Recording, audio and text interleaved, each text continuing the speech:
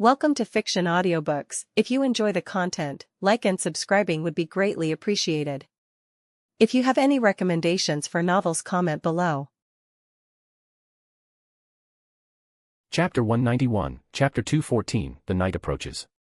Kazuya picked up Momo, who was awaiting his return by Aizen's side, and returned to the dormitory. Concealing his ryatsu, he quietly opened the door and peeked inside. Toshiro could be seen sitting on the bed, meditating with his zanpakuto on his lap. He'd have looked cool if not for the specks of rice around his mouth. The silver prodigy had a feast in the absence of Kazuya and Momo. A growl from his stomach made him aware of his nutrition deficiency. He hadn't eaten anything after the meal he took with Momo and the rest in the cafeteria. What's worse, he exerted himself beyond his limits. He could eat like Goku today. Hold up, partner. That's Rukia at the window. He turned his gaze, noticing the petite black-haired girl standing at the window. From what he could see from her back profile, she seemed disheveled, her hair looking messier than usual. Either Rinji or Toshiro told her about the hollows at the living world and made her worried sick about Kazuya and Momo's safety. Or perhaps she felt lost at the thought of never seeing Kazuya again. He had told them he wouldn't return from the field trip and stay at the Godai 13 from now on. Kazuya pushed open the door with a casual greeting, "I'm back." Rukia and Toshiro turned to the door, their expression brightening immediately upon noticing Kazuya and Momo. The apparent relief on Rukia and Toshiro's faces filled Kazuya with warmth. The two truly cherished him as a friend. Then again, he had done quite a lot to solidify his place in their hearts. Will that stay the same if they discover your hollow nature? Ignoring the chaotic voice in his head, he ruffled Toshiro's hair. Don't you remember what Yoruichi said? Meditating to merge your thoughts with zanpakuto is only good in moderation. Give Hyarinmaru time to rest and gather energy. Toshiro clenched his fist, veins popping on his slender wrist. I'm frustrated how weak I am compared to Aaronkar's. Hyarinmaru is also angry at his weakness and wants to grow strong as quickly as possible. Hyarinmaru was a fierce and proud dragon. Getting his frost powers almost nullified by Aaronkar's motivated the dragon to reach new heights, for the sake of his pride as well as protecting the people around his partner. Forget about that. Rukia almost yelled. All my class 1 friends look like they went through hell. Rennie looks traumatized whenever I bring up the topic of a field trip. Just what the heck happened out there? She had tried asking Toshiro but he simply shut her off with a, "I must train more," excuse. The silver-haired boy hadn't moved a muscle after dinner. Rukia was dying to know the things that traumatized her friends to help them. Kazuya rubbed the back of his neck. It's a long story. Why don't we talk about it during dinner? You can go without me, Toshiro said. I already filled my belly with some rice cakes. Momo took out a handkerchief from her pocket and cleaned Toshiro's face. We can see what you ate. Just don't overdo it like Kazuya-kun said. You shouldn't be the one saying that to me, Toshiro whispered, hinting at the times Momo went overboard for Kazuya. Since you requested it I'll only train for 6 more hours. Momo crossed her arms, looking displeased. Kazuya-kun, let him train. You can sleep in my room tonight. This sly little slut, Nami said with a giggle. How can someone not adore this creature? Kazuya just shrugged. Sure. He had noticed the wide-eyed look on Rukia's face but he didn't really care. Rukia and Momo, after all, shared one room. He'd be sleeping in the same bed with them. Plenty of opportunities to tease her. Rukia's red face gave him a twisted sense of pleasure. The same twisted pleasure he got from teasing Mila Rose. A yandere and a sadist. My man is becoming a unique abomination, and I'm all for it. Momo took Rukia and his hand with a bright smile and dragged them to the cafeteria. Of course Rukia didn't allow him to eat in peace, so he had to tell her about the events while stuffing his mouth. Momo too asked some questions since she was pretty much disconnected from the whole action. After listening to the whole ordeal, Momo, as expected, had stars in her eyes. Rukia looked awestruck. Born in the Rakangai district, Rukia's first exposure to quality storytelling came in the form of his own. The story made her pound with a newfound sense of thrill. Momo leaned her face in her hands, smiling with a dazed expression. I fell in love with the right man. Rukia slid her chair a step away from Momo and cleared her throat. You saved the day for everyone. I thought you were only good for bullying others. Kazuya gave her a mean stare. I guess it was my twin who helped you with the kuchikas. Rukia paused, looking a little embarrassed. Okay, that was also a thing. It feels like I was always a part of the kuchikis. In just a few weeks, she had become accustomed to meeting her sister and her somewhat stoic brother-in-law. Just goes to show the exceptional love of your sister, he said, letting out a yawn. I feel tired. Can we go to sleep now? In my room, Momo whispered. To a night of passion. Rukia's excitement faded, replaced by a flushed look. Damn. She muttered under her breath. Momo, you didn't ask for my permission. We're roommates, right? Momo beamed a smile. It's his last day with the academy. I want to make more memories with him here. I know my best friend won't deny me the chance. Rukia couldn't help but smile sheepishly at being called best friend. My heart isn't made of stone, you know. You guys do whatever you want. I'll have my peaceful sleep in the corner. Thanks, Rukia. From being manipulated to manipulating her best friend, this is the evolution my Yandere-loving partner wanted to see. Rukia sharing giggles with Momo, despite the latter manipulating her, just showed her simpleton mind. Wait, where did Yoruichi go? Recalling her promise to meet him at the dorm room, he expanded his senses in search of her Ryatsu. He couldn't find her Ryatsu anywhere in the Soul Society. What's your gut feeling saying? As an almost perfect being, your instincts are unparalleled. You can rely on them even outside of the battle. He closed his eyes, his concentration making his brows furrowed. While he couldn't find the so-called gut feeling, he found something far more significant for the moment, Yoruichi's Ryatsu. He only sensed it for one moment before it disappeared. Either she suppressed her Ryatsu. It's changing. Yoruichi's final form, Shunko, Reiju Senki, Shunryu Kakubyo Senki, rendered her Ryatsu fickle and unstable like a cat's mood, changing its signature 48 times in 1 second. Did she turn into her hollow form? I'll have to see it for myself. You can read 20 chapters in advance on my Patreon. https://www.patreon.com/lordheaven. Chapter 192, Chapter 215, An Undesired Reunion. Due to recent events, Yoruichi became more cautious when returning to the dormitory. Even without the Kyoka Soijetsu, Aizen had a stronghold on the Soul Society, not to mention he knew her secret identity. The former assassin had first-hand witnessed the results of carelessness. Another mistake might just lead to the death of everyone around her. In the past, she wouldn't have particularly cared about this outcome. However, after making many bonds with Kazuya, Momo, Toshiro, and many nice Arankar ladies. Nope, the cat-loving Shinigami didn't plan to leave numerous sad faces in her wake. Heh. I'm becoming more like him. She found the prospect of one event having such a drastic effect both strange and amusing. Then again, the event altered her life, giving her the powers of beings she used to purify, as well as a second entity inside her soul. A massive bear-like aggression packed in the form of raw feline instincts. Having such thoughts in her mind, she safely returned to the dorm room, which was practically vacant for the time being. Shiro is having himself some nice dinner. The thought of dinner made her crave the milky white elixir. Knowing that Kazuya would visit Aizen and Ranjaku before returning, Yoruichi decided to go out to get some milk. Or I can take some from the cafeteria. Every cat had undeniable sovereignty over milk in 3 realms, and her cat form was no exception. Nobody could stop her from taking what was rightfully hers.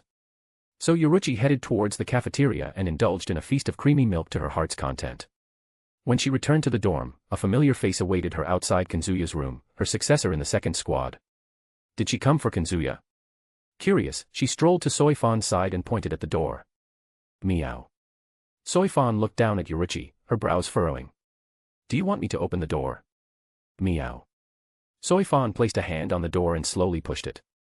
Just as Yoruichi was about to enter, Soi Fon pulled her hand back and kneeled down, reaching for Yoruichi's cat ears. Yoruichi darted back and hissed, unwilling to let even her former disciple touch her. Soi Fon chuckled. From mastering the art of assassination to mastering the art of shape-shifting into a cat, you are really something, Yoruichi-sama. Yoruichi's golden eyes widened. Lowering her head, she cursed Kazuya for giving Soi Fon such a massive hint about her presence in the Soul Society. Meow. I wasn't completely sure it was you until I saw you and Kazuya's interactions in the assembly hall. Your form may have changed but your black pupils, they dilated to the same degree whenever you were happy. Your disguise can fool everyone in this world but not me. Yoruichi couldn't help but feel goosebumps. Kazuya wasn't lying about Soi Fon's unfettered obsession with her. It was unsettling, far worse than the thing Momo had for Kazuya. Soi Fon, what the hell do you want from me? Unwilling to hear more strange details about herself, Yoruichi practically confessed her identity. Hearing Yoruichi's smooth voice made Soi Fon's eyes glisten with moisture. Yoruichi-sama. Yoruichi pushed open the door and hopped on the bed. Soi Fon followed her inside and locked the door shut, keeping everyone from the upcoming discussion. Yoruichi narrowed her eyes. Soi Fon, I'm tagging along with Kazuya to see his true potential. Can you keep my identity secret? Yoruichi hadn't lied to Soi Fon, she had made the decision to stay and witness the extraordinary heights Kazuya could achieve under her guidance, even after her mission in the Soul Society was complete. Soi Fon crossed her arms, her passion igniting in her gaze. Yoruichi-sama, you are an exile. You being here gives every Shinigami the right to apprehend you. It's up to you whether you want to die as a warrior or rot in Central Great Underground Prison for centuries. The once timid little girl who always followed Yoruichi now stood up against her master, determined to fulfill her duty. Yoruichi frowned and took a good look at Soi Fon. Her previous interpretation of Soi Fon's motive changed upon noticing the burning fire in Soi Fon's eyes.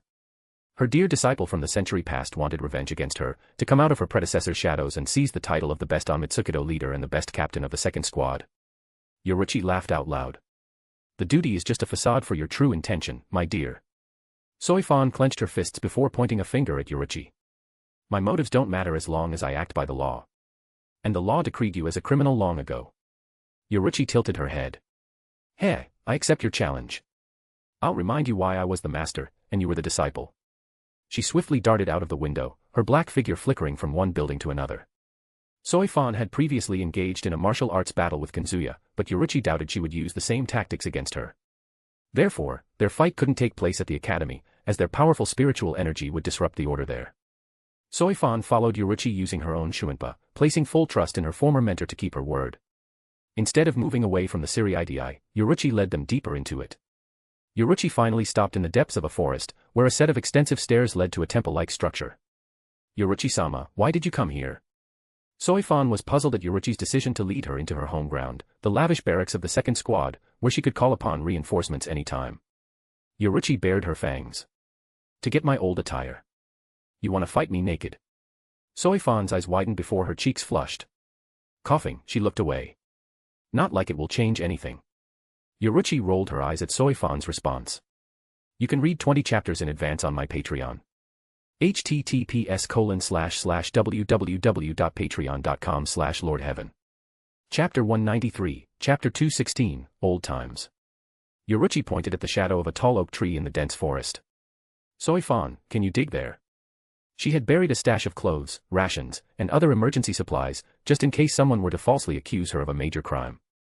It wasn't uncommon for people in her line of work to unabashedly shift blame onto others. She wanted to be prepared if things took a turn for the worse. And unfortunately, that framing did happen. The victim wasn't her but her childhood friend. At the time, she didn't have the opportunity to retrieve her belongings as she had to hastily flee the Soul Society. Soi Fon's brows twitched at the request, looking visibly annoyed. I'll not do your bidding. Yoruichi was supposed to fight Soi Fon for her life, yet she acted carefree, clearly not taking the challenge seriously. Although she yearned to meet Yoruichi, she could barely endure Yoruichi's disregard for everything. The captain of second squad drew dangerously close to her limits. Yoruichi seemed completely unfazed by Soi Fon's growing agitation. Soi Fon, Kazuya is a talented lad. It won't be hard for him to write a story detailing the most embarrassing scenes of your life. Yoruichi blatantly and shamelessly threatened her former disciple, a clear sign of Kazuya's company rubbing off on her. She was quite unaware about the change Kazuya's influence had brought in her. Soi Fon, on the other hand, could clearly see the resemblance between her former mentor and the men who had nonchalantly threatened to kill her before. Gritting her teeth, Soi Fon said, I have nothing to be ashamed of. Yoruichi chuckled, her eyes narrowing dangerously. Did you forget the time you ate your... I get it. Soi Fon stopped Yoruichi from revealing her deepest and darkest memory, the only memory that Soi Fon intended to take to her grave. It's just digging. I'll do it for you. Soi Fon was thick-headed, brash, and unyielding in her beliefs. But even she wasn't shameless enough to let the whole Soul Society know about her most vulnerable and embarrassing moments. She couldn't maintain her dignity if no one respected her character. Yoruichi licked her lips, baring her fangs. Thanks. I can't transform right now, or I'd absolutely help you in digging. Keep your excuses to yourself, Soi Fon replied with a snort. How deep do I need to dig? 6 feet probably. After this, I'll bury you 6 feet under, Soi Fon muttered under her breath. I swear. Yoruichi giggled. We shall see about that. Soi Fon, the captain of the second squad and leader of Mitsukido, clenched her fist and brought it down on the ground. Instead of traditional digging, she pounded the earth, creating small craters. The physical exertion momentarily distracted her from the mixture of frustration, annoyance, and lingering affection that churned within her. Her heart beat steadily in her chest, matching the rhythmic thuds of her fists against the ground. Despite her previous reservations, Soi Fon didn't feel any shred of humiliation.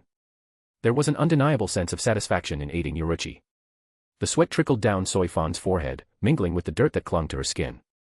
Lost in the sweet past, she absent-mindedly carved a hole that grew larger and larger, reaching a depth of over 10 meters. Take it easy, tiger, Yoruichi warned. I don't want my bags to get torn. Soi Fon acknowledged with a nod and then loosened her grip, shaping her hands into claws to skillfully excavate the earth. In no time, she discovered a black piece of cloth sticking out of the dirt.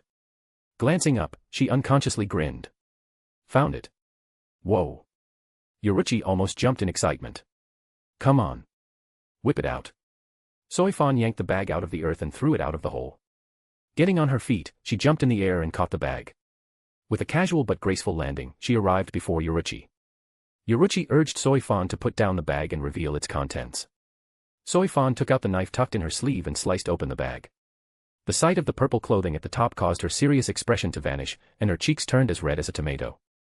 Yoruichi couldn't help but laugh at Soi Fon's innocent reaction. My old panties. They were an article of luxury when everyone used to wear loincloths. Why would you put it on top? To tease innocent people like you, Yoruichi said. Take the bag. There is a hot spring nearby. We'll get a quick dip before starting our match. Yoruichi's invitation to Soi Fon was heartfelt, as she desired Soi Fon to be in her prime during the duel. Martial artists of their level often had 1 or 2 undiagnosed injuries. The special hot springs would alleviate Soi Fon's fatigue and help her with any injury. However, Soi Fon showed a completely unexpected reaction. Her cheeks turned so red that Yoruichi could almost imagine steam coming from her head. You little pervert, Yoruichi remarked, accompanied by a roll of her eyes. What were you fantasizing now? Soi Fon stomped her feet, frustrated at her uncontrollable embarrassment. It was no fantasy. I was recollecting my first time visiting the hot springs.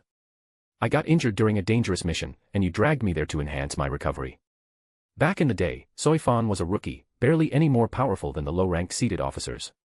Despite her inferior status, Yoruichi had treated her kindly and made her feel like a friend.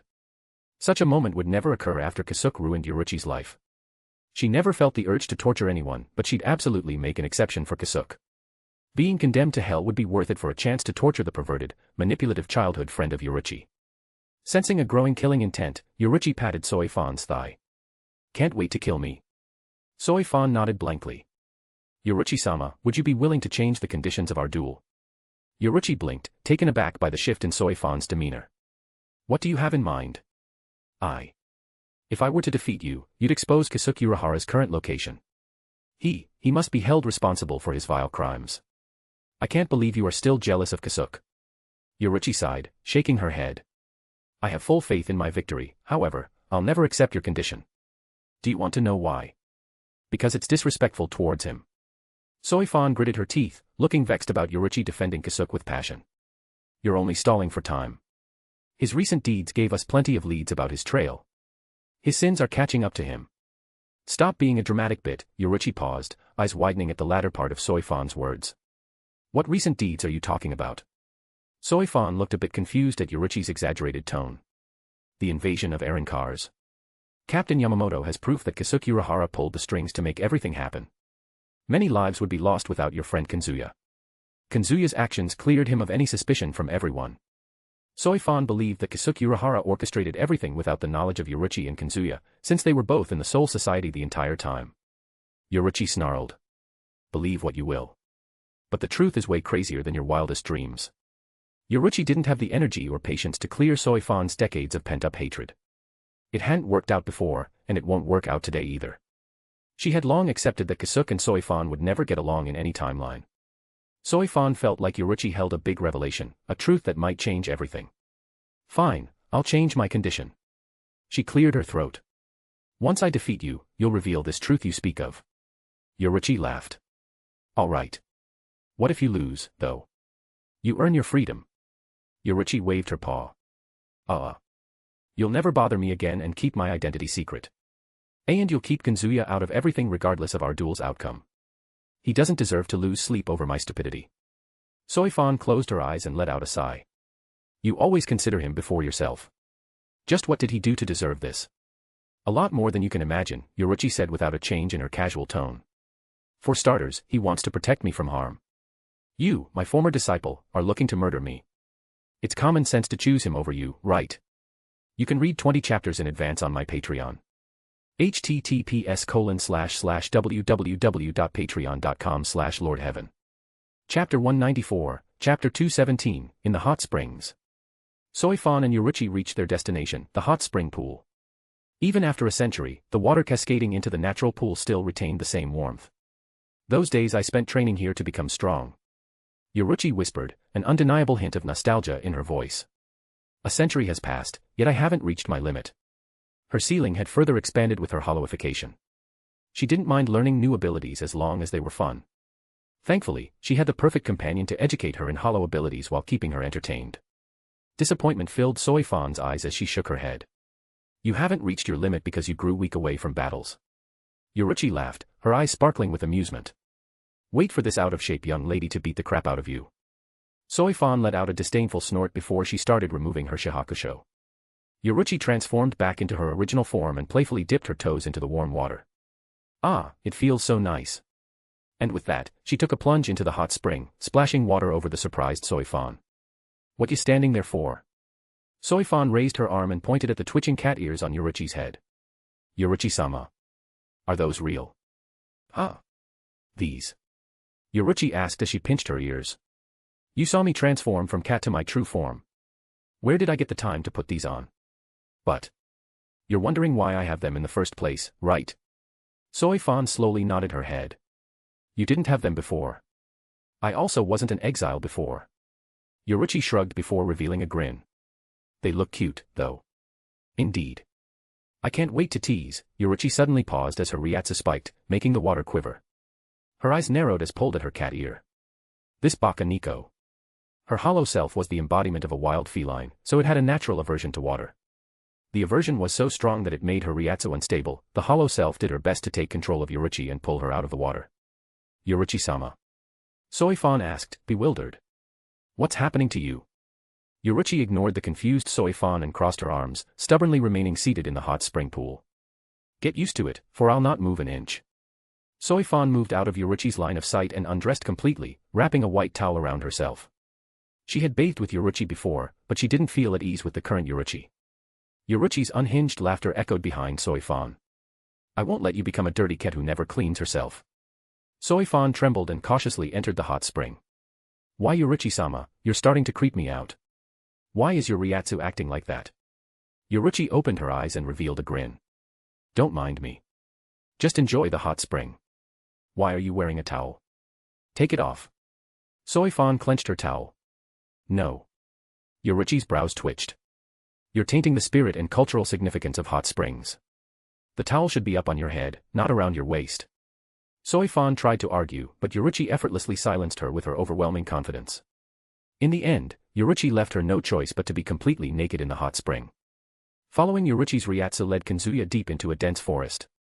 He started to grow worried. For one, he couldn't sense any other Ryatsu on the same level as his favorite black cat. If she was having a battle, her opponent couldn't hide her Ryatsu to the point of becoming invisible to his spiritual senses.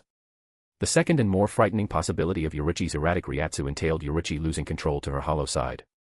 Skeptical and concerned, he walked into a hidden cave. As he ventured further, the darkness gave way to a cavernous space, revealing a towering wall adorned with a single sliding door. His heart raced as he sensed Yoruichi's familiar Ryatsu emanating from the other side. Without hesitation, he pushed the door aside, only to be greeted by a room enveloped in a misty haze, the steam rising from the natural hot springs that surrounded him. Not too far from the door he could see the dark-skinned cat girl relaxing in the hot spring. Her back was turned against him, but he wouldn't mistake her skin color and cat ears for anyone else. His gaze fell upon the familiar toned back of the dark-skinned woman relaxing not far from the entrance. Yoruichi. He had been tirelessly searching for her, expecting her to be engaged in a wild battle against Aizen or some other captain. Yet here she was enjoying her time in a hot spring. What caught him off guard was the presence of another woman in the steamy waters. Kazuya. The naked assassin hurriedly covered her modest breasts and glared at him with an unmistakable killing intent. Leave before I. Yoruichi kicked the pool, sending a splash of water at Soi Fon's face. Relax, little pup. Leaning back against the warm stones, Yoruichi looked over her shoulder. Take off your clothes and join us. This water has the power to heal both your body and mind. Such an opportunity may not come again. Soi Fon didn't speak against Yoruichi's wishes, but her eyes made her intentions known to him. I will kill you if you step inside with me, was more or less the message behind her deathly glare. A sly smirk formed on Kazuya's lips as he reached for his belt, swiftly unfastening it in one fluid motion. Against Soi Fon's wishes, he began to undress, much to her chagrin. Partner, being a massive S is turning me on. He wasn't that big of a sadist, but inflicting emotional damage to a bully like Soi Fon would never stop pleasing him. He simply loved oppressing those oppressed others. Partner, kiss Yoruichi. The simp would literally explode. Not now. After taking off all his clothes, he reclined in the position beside Yoruichi, who proudly and unabashedly revealed everything to him. He revealed a faint smile. One of these days you'll pay for your seduction. The side of her eyes crinkled, an unmistakable sign of joy. You couldn't sleep without checking on me. Kazuya sighed. I thought you were caught by him, and were fighting for your life. Yoruichi paused, her expression turning solemn. She yanked him closer, sandwiching his arm between her soft, jiggling tits. My other self was throwing a tantrum over water. She became calm when you came. It's as if she likes having you by her side. Kazuya blinked in surprise. His last interactions with Yoruichi's hollow weren't the brightest, as he had brainwashed her to sleep and let Yoruichi take control of her body. Somehow he became the hollow's favorite person. It's simple, partner. She likes strong, dominating men. He couldn't argue with Nami's logic when proof was before him. Yoruichi's Ryatsu had indeed returned to its normalcy now that he joined her in the hot spring. The hollow cat truly found his company pleasant. Did you seduce her when I was sleeping? Yoruichi whispered in a honeyed, almost sensual voice. You can say it to me. I won't judge you. The alluring former assassin devised her first honey trap to extract his secret. She, however, forgot she was dealing with a man who had plentiful experience with women of 3 realms. I prefer you over a kitten, he whispered, his voice captivating the cat girl, and pressed his lips against her wet neck. Because I adore you. Yoruichi took a shuddering breath, gripping his arm tightly. Her breath hiked, her heart pounding in her chest. Kazuya, I have something to tell you. He swallowed hard, feeling a sense of anticipation building in his mind. The excitement she displayed gave him a kindling of hope that Yoruichi was ready to confess her love for him. The chances of everything being a playful attempt to tease him were considerable, but he was willing to take the chance. With glazed eyes, she glanced up, her gaze unfocused and distant. Kazuya, I want you. A/N, Soi Fon in the background. Meanwhile Yoruichi. You can read 20 chapters in advance on my Patreon. https://www.patreon.com/lordheaven. Chapter 195, Chapter 218 to 220, Warmth in the Cold, R18. I want you to. Wait one bloody second, Soi Fon cut into the pink bubble around Yoruichi and Kazuya after losing her last shred of patience in the face of their shameless flirting. I want you to be the judge of my duel against Soi Fon. Yoruichi finished her proposal with a smile. Can you do that? Kazuya's lips contorted into a grimace. The icy gaze emanating from his eyes sent chills down Yoruichi's spine, freezing her heart in its tracks. Yoruichi, never talk to me again. Yoruichi's eyes widened. Oh oi, you're overreacting. He silently shook his head and moved away from Yoruichi. Taking a comfortable position in the pool, he closed his eyes, preparing to take a nap in the cozy water. Show her the consequences of playing with your heart, then guilt trip her into marrying you. Nami, please don't use your brain. He wasn't giving her the cold shoulder to guilt trip her, but giving her a little taste of the emotional damage she gave him. Humph. Meanwhile, Yoruichi stared at him in utter surprise. Drawing closer, she tugged at his arm for attention, but he completely ignored her. Overwhelmed with defeat, she withdrew and massaged the back of her head, racking her brain for a way to fix the situation. I'll give him some time to cool his head. Her fight with Soi Fon was a big deal, but he didn't even bother asking her about it. From this alone she could sense the depth of his anger. He was truly upset with her, and it was somewhat justified. She had gone too far in giving him hope and then taking it away. He might just forget about me. The thought of ending his somewhat childish yet intimate relationship made her heart ache. Kazuya had many lovers to fall back on, but she only had him. Hiss, you bad, came the cold voice of her hollow from her inner world. Go close to pet. Yoruichi's sinking mood was brought back by the childish scolding of her hollow. She didn't know whether to laugh or cry at her hollow for treating Kazuya like a pet. When did you learn to communicate? Communicate. Forget it. She shook her head. Soi Fon, mind if we delay our duel for another day? I'm not feeling like fighting right now. Soi Fon shook her head. Let's settle it later. She wanted to crush Yoruichi, who was giving her all in the battle. The Yoruichi before her was distracted and torn between multiple thoughts. She wouldn't feel any satisfaction in defeating Yoruichi in her current state. Yoruichi nodded and glanced at Kazuya. When will you return? Later. How long though? Half an hour. Okay. The silence hung heavy for a moment as Soi Fon stared at him, her eyes searching for something. Finally, she rose from the hot spring, water droplets cascading down her skin, and stepped out of the pool. After wearing her clothes, she said goodbye to Yoruichi and left the premises. Kazuya peered at Yoruichi through his left eye. She was lying in the pool with only her head poking out of the water. Yup, that's the look of remorse. Let's leave her alone. He spent a few more minutes then stepped out of the pool to wear his clothes. Yoruichi emerged from the water, her sleek figure glistening in the dim light. She grabbed a towel and began to meticulously clean herself, paying extra attention to clean her cat ears and tail. Wait for me. She quickly dried herself and turned into her cat form. Can you take this bag?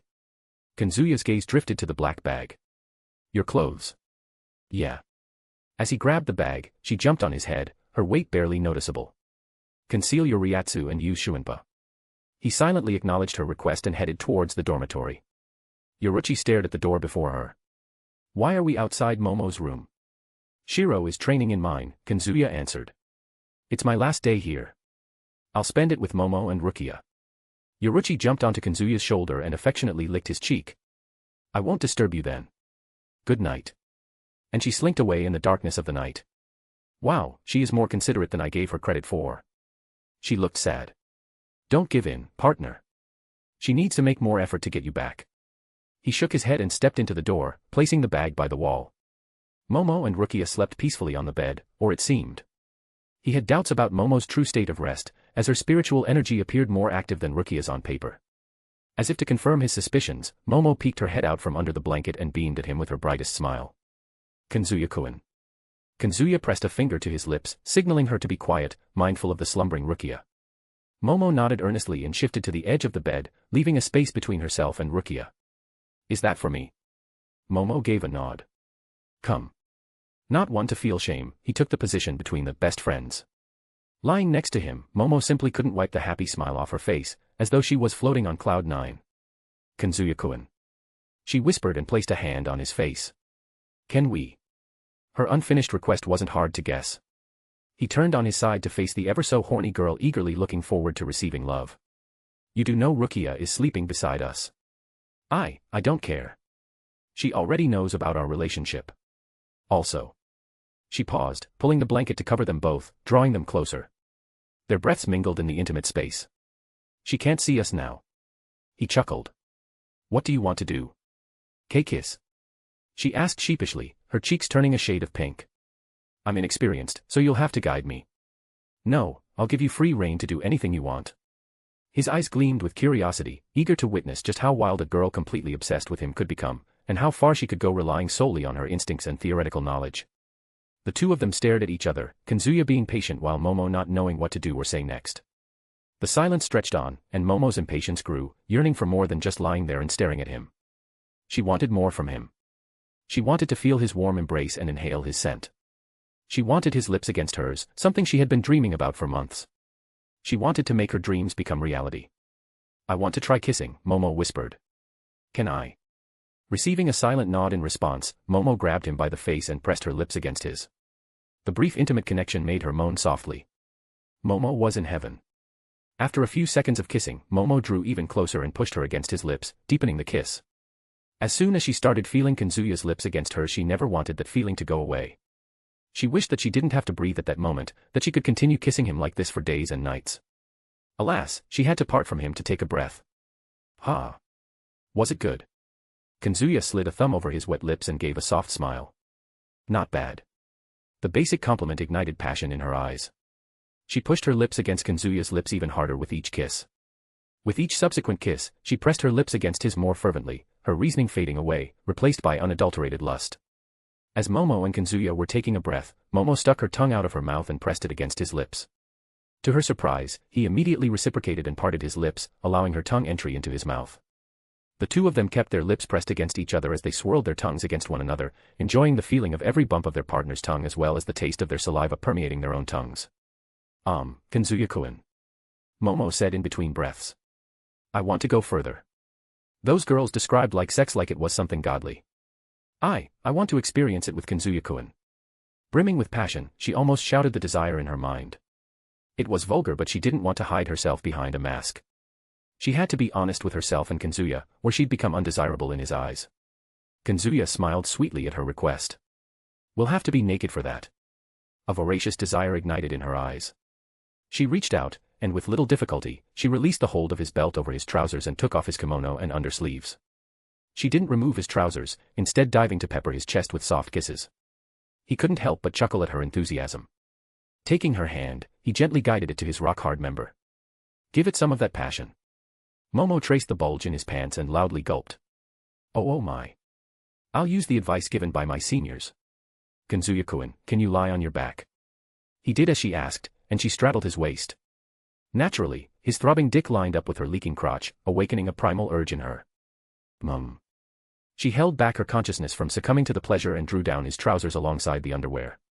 With nothing to conceal it, his proud member sprang up, throbbing with desire to mate. Momo crawled a step lower and leaned down, immediately becoming drunk on his natural scent.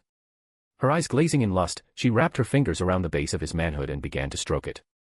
The sheer thickness of the pulsating cock completely filled her hand. Kazuya-kun, I am going to use my mouth. She had learnt the technique from her friends, some of whom were already involved with Kazuya before. Still, it would be her first time putting her knowledge to use, and she wanted to please him, no matter how little skill she had. Sure. With his permission, she licked her lips wet and pressed a gentle kiss over the bulbous crown. The taste motivated her to crave more, her tongue lapping at the tip again, and again. Feeling the cock shiver against her lips motivated her to pour more passion into her movements. But it wasn't enough. She needed to do more, and growing bolder, she began to lick his length before finally she pushed his manhood into her mouth, sliding it up and down. Kazuya-kun, my beloved's cock is delicious. Kazuya brought a hand over her head, giving her head pats. You're doing so well.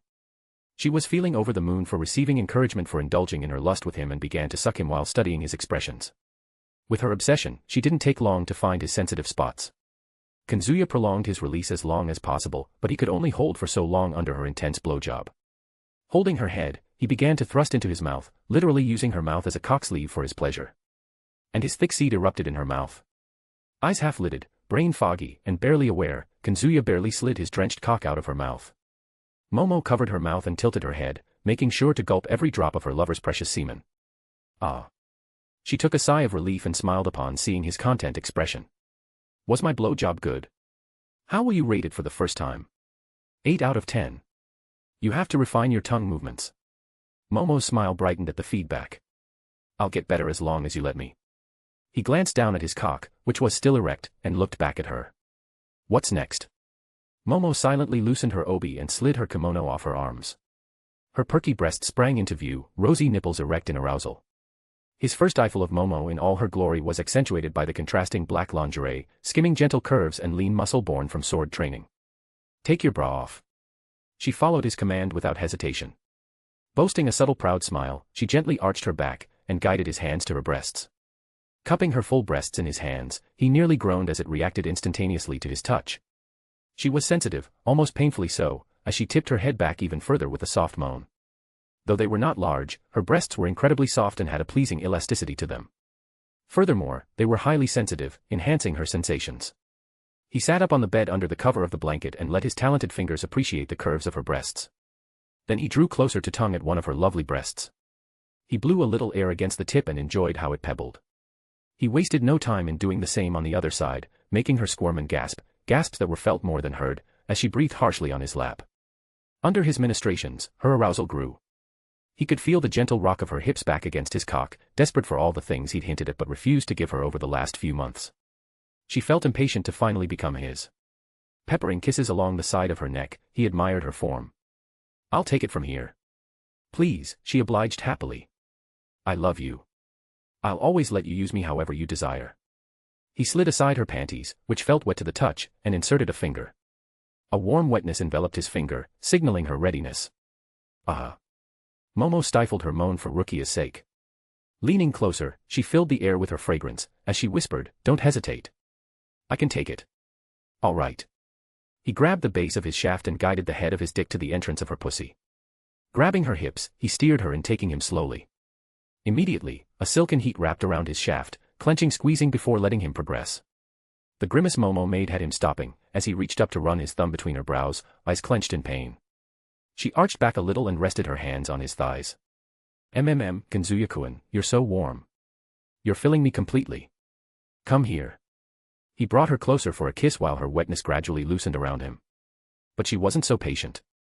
Drawing away from him, she slammed her hips against her thigh, the contact of their flesh resounding through the room. A gasp made it out of her, but she pushed aside the pain and fell into his embrace. I'm the happiest woman in the world, Kazuya-kun. Although the pain danced at the edges of her vision, Momo had never felt more at ease than under Kazuya's knowing stare. His wisdom, his care, his kindness, she never felt more compelled to become anyone's than his. He brushed her hair. I'm glad you feel that way. Kazuya-kun. Don't stop now. Continue making me the happiest woman. Her innocent yet sultry voice loosened his grip on his desire. He let his finger sink into her plump rear, and raised it before slowly bringing it down. The careful approach to lovemaking was to help her adjust. The pleasure, the warmth, the wetness, and the tightness he was feeling from her pussy against his cock urged him to fuck her as fast as he could, but he held himself back, for her sake. But as the seconds passed by, Kazuya could feel his rationality slipping away and the lust to breed her taking over.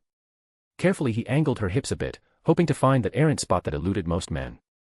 He was careful in his search for it, adjusting his own pelvis until he found what he was looking for. The sudden jump of Momo's hips into his hands and her moan was his cue. That was amazing. His expression turned roguish before he captured her in another head-spinning kiss. And then he cocked his hips back and sought that spot again, feeling her shudder as she sank even further into her embrace. Moans, sensual and pleasing, continuously left her lips as he thrust into her weak spots. She was starting to catch on and helping him in hitting her pleasure spots. Eventually her pain melted away completely, leaving ardent moans against his lips and his own fervor to bring his lover to her peak. They moved in sync, as if they'd shared a bed many times before now. With his face buried in the crook of her shoulder, Kazuya did his best to stave off his own climax, concentrating on pushing Momo over the edge first. The earlier blowjob made it easy for him to hold on long enough. What he didn't count on was Momo's own need to push back, give just as much as he did. It would explain the wrapping of her legs around his waist, drawing him impossibly deep at a particularly strong thrust, making them both cry out as he thrust into her in earnest. When she pulled him into another tender kiss, she purposely tightened around him in hopes of catching him off guard. My friend said we have to do it together, Momo explained between moans, slowing him down and dodging his thrusts into her weak spot. It strengthens the bond. She was willing to do anything to prolong her stay by his side. As you wish. He accepted her request before stabbing none too gently back into her. Losing his desire, he chased the release, which arrived sooner than he expected. Momo didn't expect the wave that hit her, engulfing her body and drowning her by stealing the air from her lungs. Kazuya went through a strong climax of his own. Paralyzed muscles shook as his grip tightened on her round butt, muffling a growl into her soft skin. All the while Momo clasped her limbs completely around him, neck arching as she accepted his seat into her womb. Deep breaths passed under the blanket as the couple enjoyed the post-coitus moment. After a few moments, Momo raised her head, eyes glimmering with affection. Kazuya-kun, you're still hard. Momo wiggled her hips to clench around him. And holding his shoulders, she guided him to lie on the bed and kissed his face. Let me try it once. He rested his arms under his head as a pillow. Go ahead. Momo pressed her hands on his chest and slammed her hips down on him with an echoing slap. Before she could move again, the intimate air under the blanket was taken. They both turned to the black-haired girl who had seized their blanket in the middle of lovemaking. A look of disapproval crossed Momo's face. Rukia, why did you do that? A/N, threesome with Rukia next. You can read 20 chapters in advance on my Patreon. https://www.patreon.com/lordheaven. Chapter 196, Chapter 221, Lies of M. Blood rushed to Rukia's head, her body giving her ample fuel to brainstorm her way out of this tricky situation. As a result, her face was completely flushed. I didn't, she stammered, her voice hoarse with nerves. But then, a sudden realization struck her, and she quickly assumed a stern expression. I am trying to sleep. Why are you two being noisy in the middle of the night? Momo, unamused, turned her gaze to Kazuya. Don't buy her tough girl act. She is scared like a rabbit. Kazuya remained silent, maintaining a neutral stance in front of the best friends. No, I am not. Rukia retorted. Why are you guys having sex on the same bed I'm sleeping on? I am desperate, Momo said with a sigh. Rukia, this is my last day with Kazuya-kun as my classmate. This is a memory I can hold on to for the time I'll be staying in the academy. This opportunity will never return once he graduates. The heartfelt words softened Rukia's gaze. Sorry for not considering your situation. I'll do anything to make it up for you. Anything. Momo's black eyes gleamed with a mischievous intent as she sought confirmation. I want you to do something, but I'm not sure you'll be willing to. Rukia nodded resolutely. Just say the words. I'll cross the 320 Rukon districts to fulfill your request. She seemed so focused and determined that the presence of the naked couple in her room didn't even register in her mind. Momo pulled herself away from Kazuya, causing Rukia's gaze to widen in surprise. Her eyes were drawn to the sight of the overflowing bodily fluids from Momo's slit and the imposing, veiny cock before her. No way. How did it even fit in there? It stretched me from inside, Momo whispered and faced Rukia in earnest. My request, I want you to join us. What the heck do you mean by join us? Is there some membership I'm unaware of? It's nothing major. I simply want you to have sex with Kazuya-kun. How the hell is that not major? Rukia raised her voice in a stupor, completely caught off guard by Momo's request. Why? Just why would you suggest that I become intimate with your lover?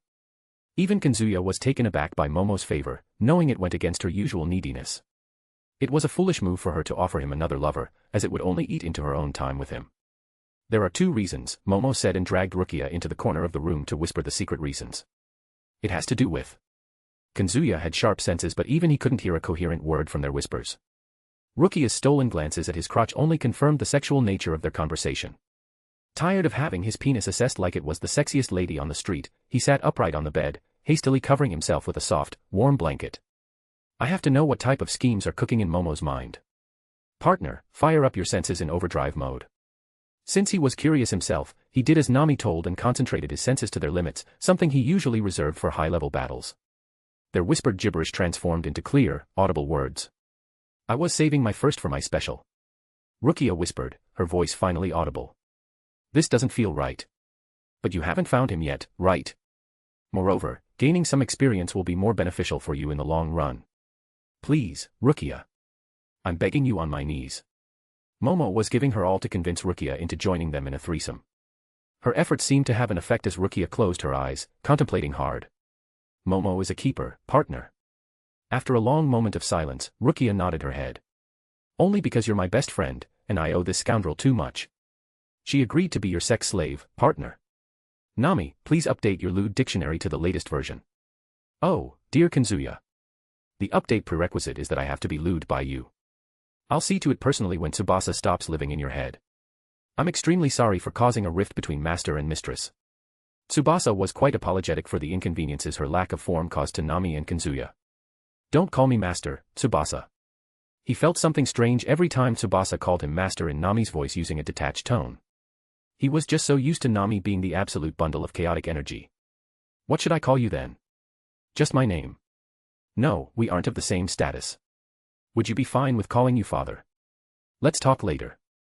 Rukia approaching him while holding Momo's hand forced him to end the discussion with his Zanpakuto spirit. Seeing Rukia standing in a loose kimono and messy bed hair just reminded him of the sheer tomboy charm of the petite bunny lover. Wanna say something? Meeting his gaze overwhelmed her, causing her to avert her eyes and fidget with adorable nervousness. Kazuya, I am. Her cheeks flushed red, and she turned to Momo. I can't say it with a straight face. It was already a miracle she hadn't fled the room out of sheer embarrassment.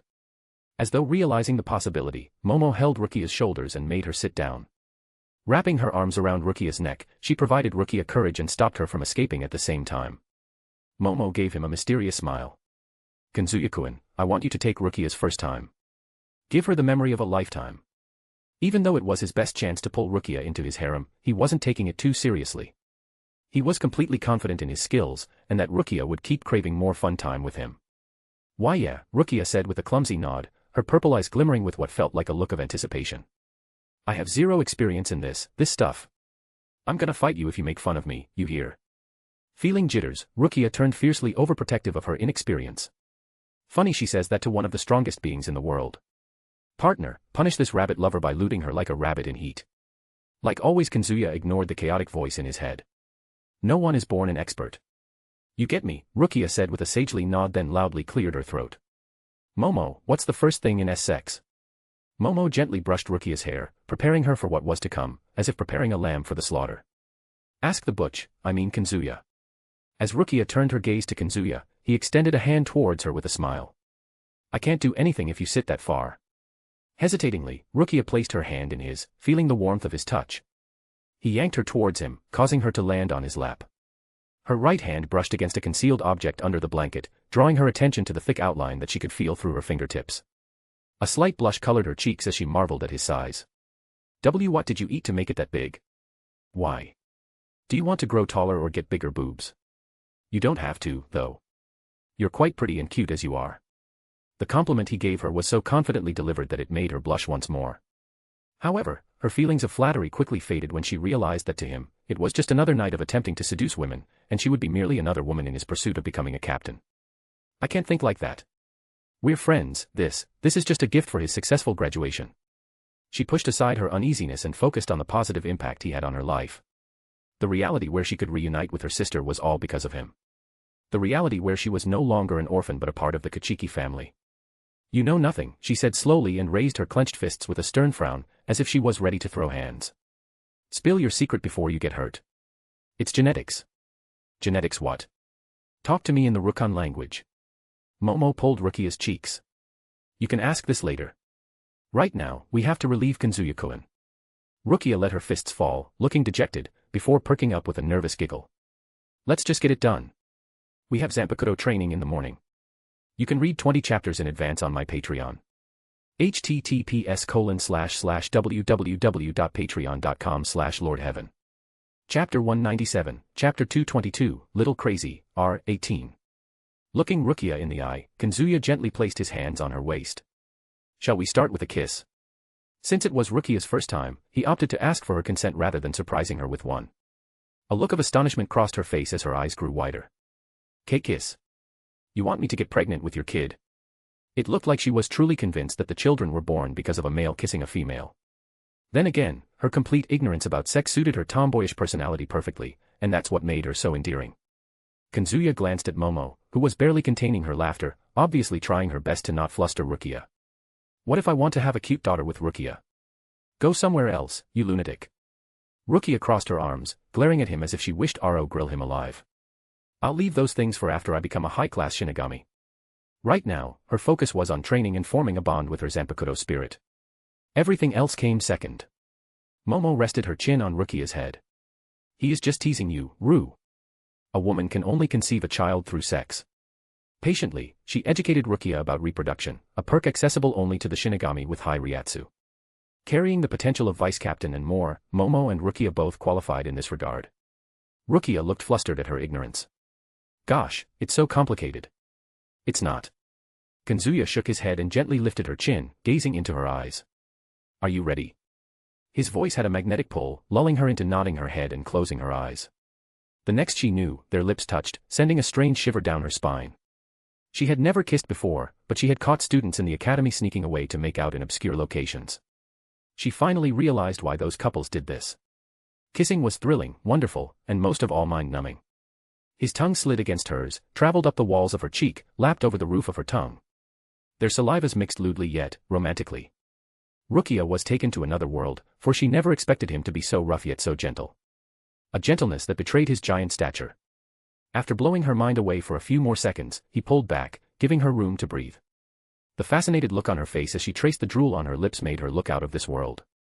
Kazuya. Without bothering to reply, he dove back in, eagerly kissing her. She trembled with fervency, releasing a shuddering moan against his mouth. But she didn't fight against him, letting his large fingers grip her face and letting his tongue dominate her. The searing heat and the electrifying sensations left her breathless and an utter mess of a spiritual being. She didn't hate it, if anything she wanted more of it, much more of it. Yes, she had utterly fallen in love with kissing. When he tried to draw away, she hurriedly wrapped her arms around his neck and pulled him in for another passionate kiss. This time she took the initiative and explored his mouth, enjoying his pleasant taste. Then she did the unthinkable, with her hands busy around his neck, she unconsciously pressed her crotch against his raging penis, as though the kiss had awakened her natural instincts to breed. While having a sloppy kiss, her slow rubbing turned into hardcore grinding as she wantonly and greedily sought the wonderful bliss of her first orgasm. Kazuya's breath also hiked in his arousal. After all, Rukia had interrupted him during sex. And with the tomboy hungrily grinding herself against his cock, he simply couldn't hold back. Pulling away the blanket from his lower body, he brought Rukia's thighs together and sandwiched his member. He held her thighs closed and raised his hips off the bed, thrusting his fat cock between her thighs and against her clothed pussy. The smooth sensation of her supple thighs paired extremely well with the slightly wet fabric of her panty. The black-haired Shinigami was too lost in her own pleasure to pay any attention to him. Or perhaps she wanted it from him that she began moaning with more intensity. Kazuya didn't hold back. A few more thrusts between her soft thighs turned Rukia's panties wetter, as she squirted a little, experiencing micro-orgasms from his dominating kiss and the growing friction against her crotch. Realizing Rukia's lewdness, he reached out and brushed her clothed clit with his fingers. Her eyes suddenly widened, causing her to break the teasing union of their kiss. Wait, Kazuya. She threw her head back and gripped his neck, her eyes shut and her teeth clenched. A hoarse, throaty moan escaped her. Nghhhhh. Kazuya's dick didn't stop thrusting nor did his fingers stop playing with her clit. Her senses fired up in overdrive as she grew closer and closer to the biggest release of her life. And then it happened. She let out a pleasurable scream. It was loud, so loud that even Kazuya had to cover her mouth with his own. The intense pleasure drove her crazy. Her back arched, her hips bucking wildly and rubbing her wet core against his rock-hard cock. A rush of fluid slipped from her as she squirted a ton against her panty, leaving a visible stain on her bunny-themed pair of pink panties. Watching her intense orgasm before him also triggered his own. Clenching her knees together, he closed them ever so slightly and lifted his hips off the bed with a powerful thrust.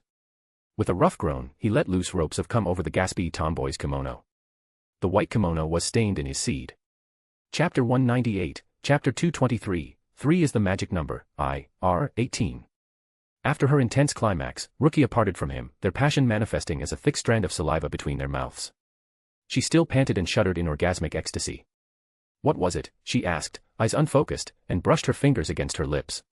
Why is it so good? Connection of two mouths should be dirty and unhealthy, so why do I feel like this? The seemingly innocent curiosity behind her question was betrayed by the look of arousal in the shimmering purple hues of her eyes. She wanted more. Kazuya let out a heated sigh.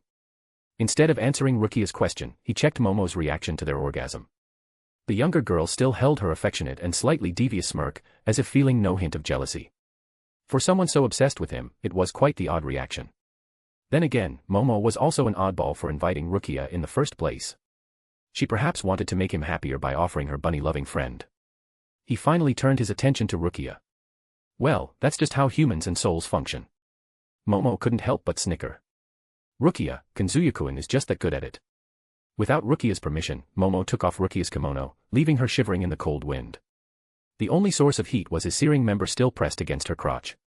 It was Momo's turn to do the unexpected. She began scooping Kazuya's spunk from Rukia's kimono before putting it in her mouth. Aha, Kazuya-kun's taste is amazing. It'd be a lie to say he wasn't turned on by a woman greedily seeking his cum. Rukia, on the other hand, was baffled by the weirdness of her best friend.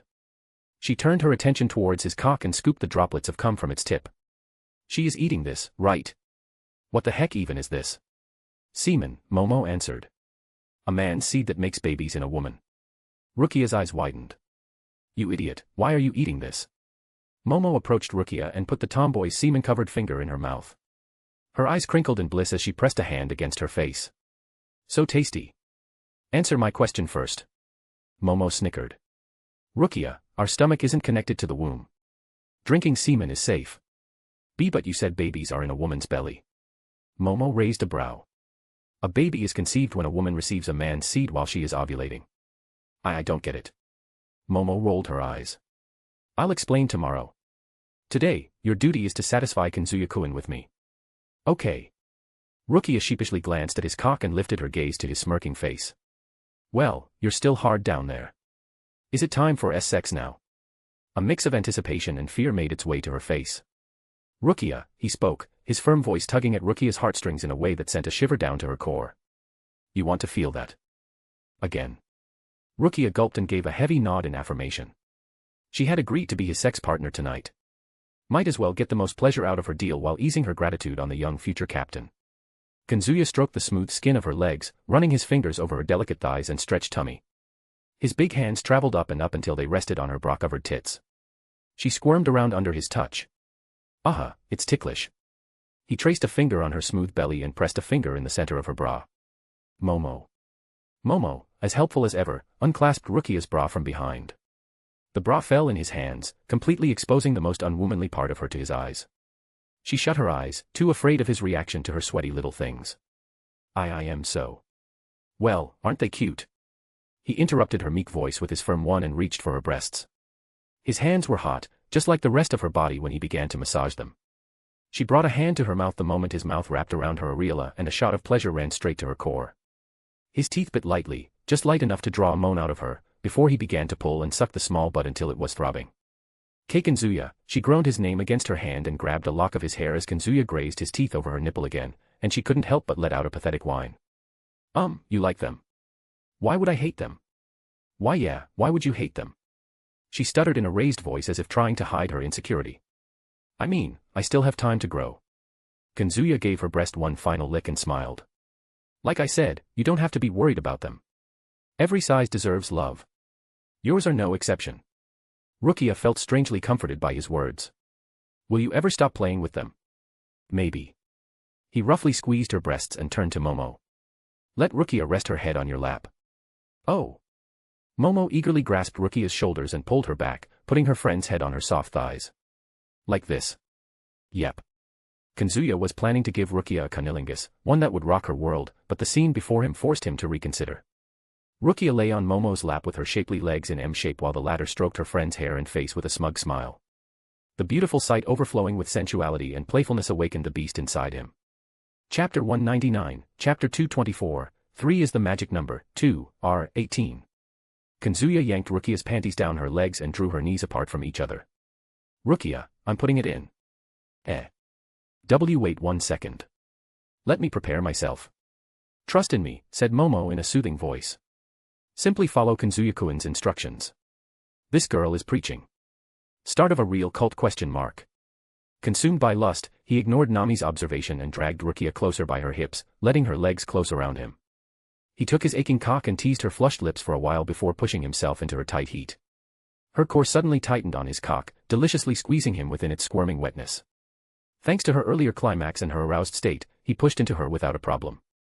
A loud and altogether lewd moan left Rukia's mouth as Kazuya penetrated her for the first time. It's hot. Kazuya paused and looked over at Rukia's face. Does it hurt? Rukia shook her head. Looking down at her crotch, she saw their intimate connection and blushed. Just numb. Giving her a nod, he pushed up her legs in the air and found a comfortable spot by hovering over her. Rukia immediately grabbed a fistful of the young man's silver hair and unabashedly pulled him down for a deep, tongue-filled kiss. While sloppily kissing her, he teased her breasts and continued his slow and steady thrusts into her. Soon, she was stretched around him, completely becoming used to his length. That was when he folded up her slender legs until they went past her shoulders. He went to town plowing her right on Momo's lap. She loudly cried out under his glorious pistoning member, even as her pussy experienced one micro-orgasm after another. Oh fuck. Kazuya, Don't stop kissing me, damn you. Rukia squealed as his cock speared into her squelching depths again and again and again. Even as she moaned up a storm and even as she got plowed senseless under him, she demanded to be kissed, as if it was her right. Kazuya, of course, gave her his lips, his tongue, his mouth, and his best kissing techniques to keep her entertained while he pounded her lithe body under him. Soon, he could feel a searing sensation running up his core. He picked up the pace and a few thrusts more made Rukia arch her back and spasm as she felt his seed pouring into her, painting her insides white and hot. The bunny lover nearly squealed from orgasmic bliss as he emptied his balls inside her. She laid hot in his bed, an arm slung over forehead as she tried to catch her breath. Ha, ha. He pulled out of her with a contented sigh and sat down on his naked butt, watching the mixture of their fluids sexily dribble down Rukia's entrance. What if she gets pregnant? He shook his head at Nami's question and let out another sigh. Momo, you're up next. Momo glanced at Rukia's blissful expression and nodded. Let's wait for her to recover. I want to try something fun. When the tomboy came out of her pleasure coma, Momo put a pillow under Rukia's head and straddled Rukia's waist. After a bit crawling around on top of Rukia, Kazuya saw the ladies brushing their nipples with each other as Momo had perfectly aligned her entrance right above Rukia's. Momo's idea of fun was giving Kazuya easy access to slickly penetrate them one after another in a true threesome experience. He absolutely adored her devotion. Oh oi, Rukia said with wide eyes, trying to make sense of Momo's intentions. Momo, what is this? Why am I under you? Shoo. Momo placed a finger on Rukia's lips before she looked over her shoulder and reached behind with one hand to stretch her outer lips. Kazuya-kun, put it in. He didn't need to be told twice. Moving behind her form, he dug his hands into her ass cheeks and separated them. To nobody's surprise, she was drooling out of her slit, her walls quivering as if pleading to be plowed. Hurry, Kazuya-kun. Give me the reward for being a good girl. He chuckled and slid his cock up and down for a few moments before he slowly sank into Momo's needy depths, going ever slower than the first time he penetrated her. Momo realized his teasing, but she was powerless against her desires, her love, her undying obsession with him. Kazuya-kun, please. I'm beg, oh. Before she could finish begging him, he shoved his cock all the way with one jerk of his hips, sheathing every inch of throbbing warmth inside her. The sudden penetration raised a loud cry out of Momo as she began to spasm all over while her insides coated him with even more fluids. Kazuya smirked and began to fuck her, contrasting his earlier gentleness and caring disposition with powerful, domineering thrusts. Momo's eyes turned wet, tongue sticking straight out of her mouth, and her eyes crossed. She squealed, shook, and shuddered through orgasm after orgasm. The waves of pleasure continuously tormented her. Then it suddenly stopped as he pulled out of Momo and sheathed himself inside Rukia. Kazuya. Rukia's cry was assuredly heard throughout the dormitory, but she was too deep into pleasure to care. Not that Kazuya would ever care about those trivial matters. He had already marked Rukia as his woman. Letting the whole academy know about their debauchery in midnight would only help in preventing anyone from attempting to flirt with her. Tossing the idea of future aside, Kazuya indulged in the present, in the lithe bodies offering their everything to him.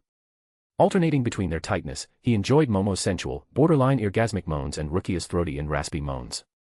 Hearing noises outside, Kazuya looked toward the door and shook his head. The cries of young ladies had gathered a crowd of female students in the hallway, all keenly listening to the sopping wet flesh's sound and the moans. Degenerates. He slapped Momo's ass and gripped it tightly before delivering a powerful thrust. Ropes and ropes of cum flooded inside her, making her climax once again. Momo collapsed on top of Rukia, heaving for air as pleasure wrecked her body. Rukia's eyes gleamed at the opportunity presented before her. She mustered her strength and flipped her position with Momo.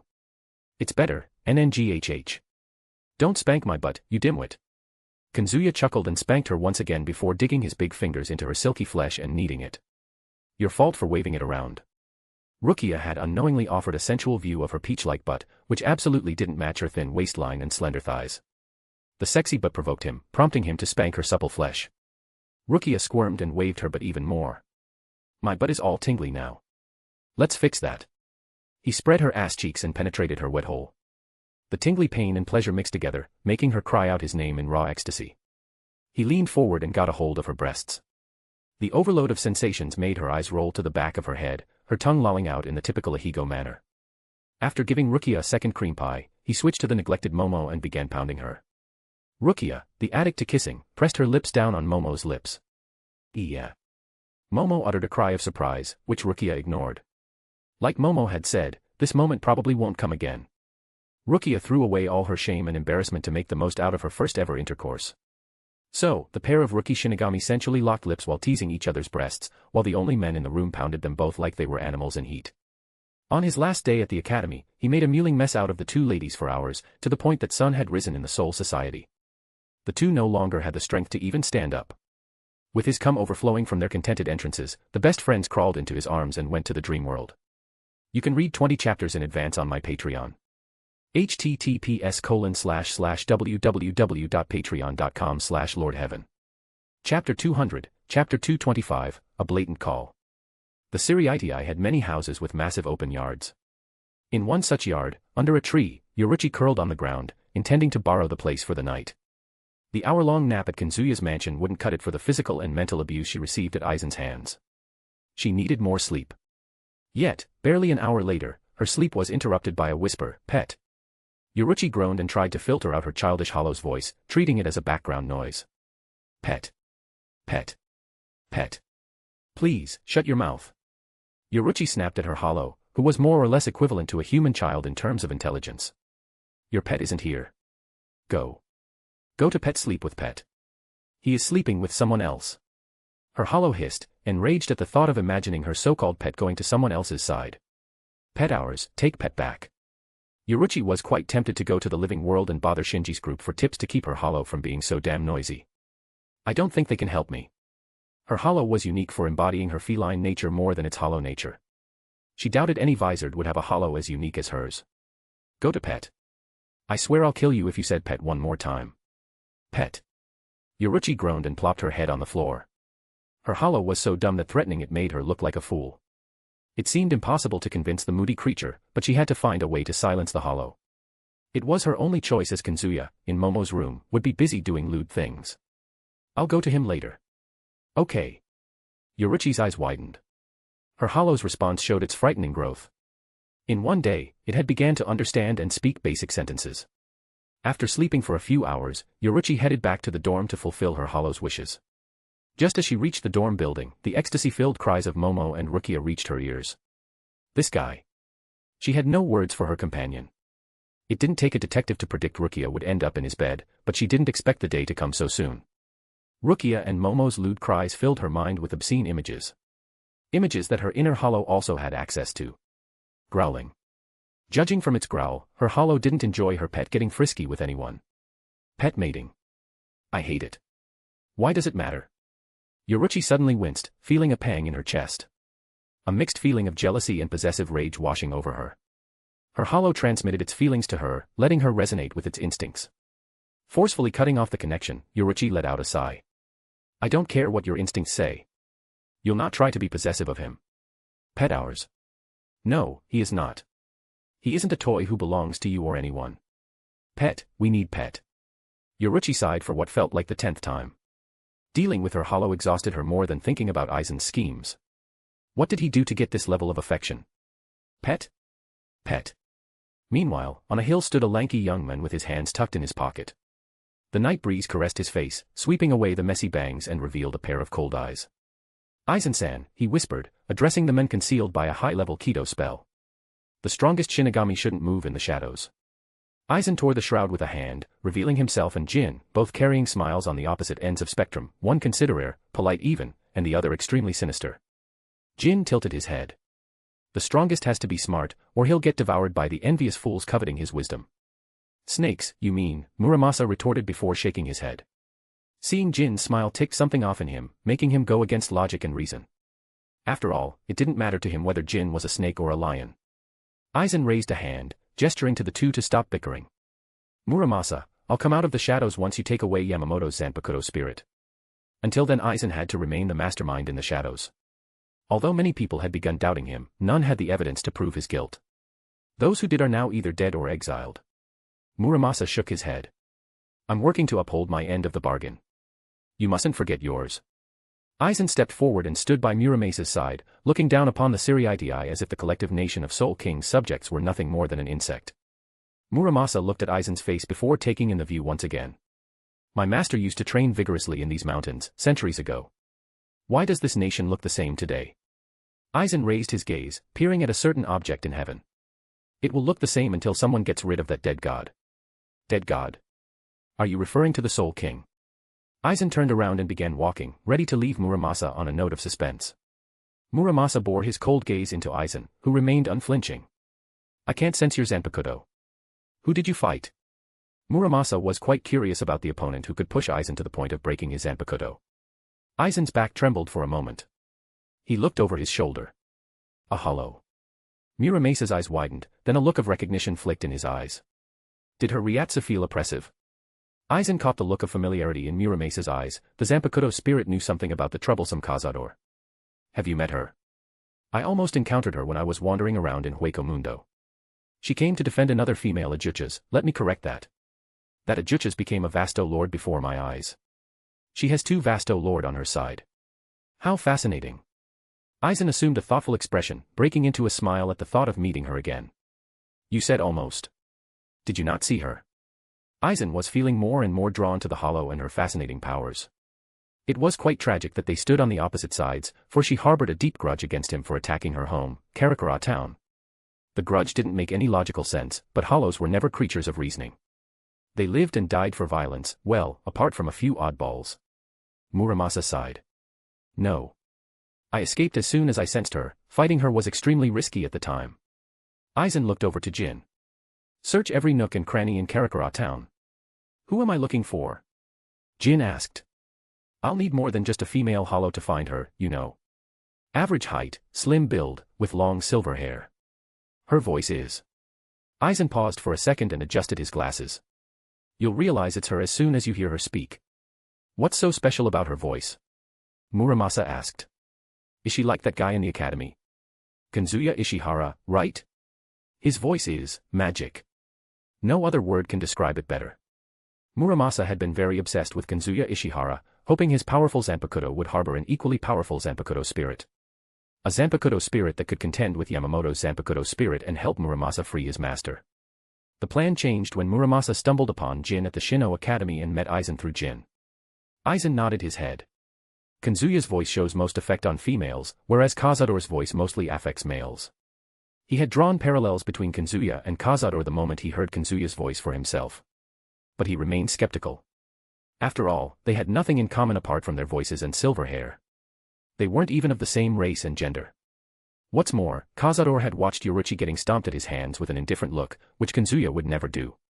Kazuya, after all, had a deep relationship with Yoruichi, from the information his spies had gathered. They must have inherited the same type of Soul King's fragment. This was the conclusion Aizen had drawn after meeting Kazuya. If Kazuya hadn't received such honor from the Godi 13, Aizen would have snatched the young prodigy for experimentation. Alas, everyone's eyes were on the student for making such a big splash against the invading Arankars. Meanwhile, Jin smirked, looking so clearly tempted to stab Aizen's heart in his moment of reflection. He suppressed the urge since he couldn't observe any opening. I'll depart as soon as I take a hollow bounty. Muramasa hunched low and sat on the edge of the hill. Zanpakuto spirits are getting restless because of your Ryatsu. Can you two leave now? Heh. Aizen threw a glance past Jin, towards the series of caves behind him. Muramasa, don't wait for an opportunity. Make it yourself.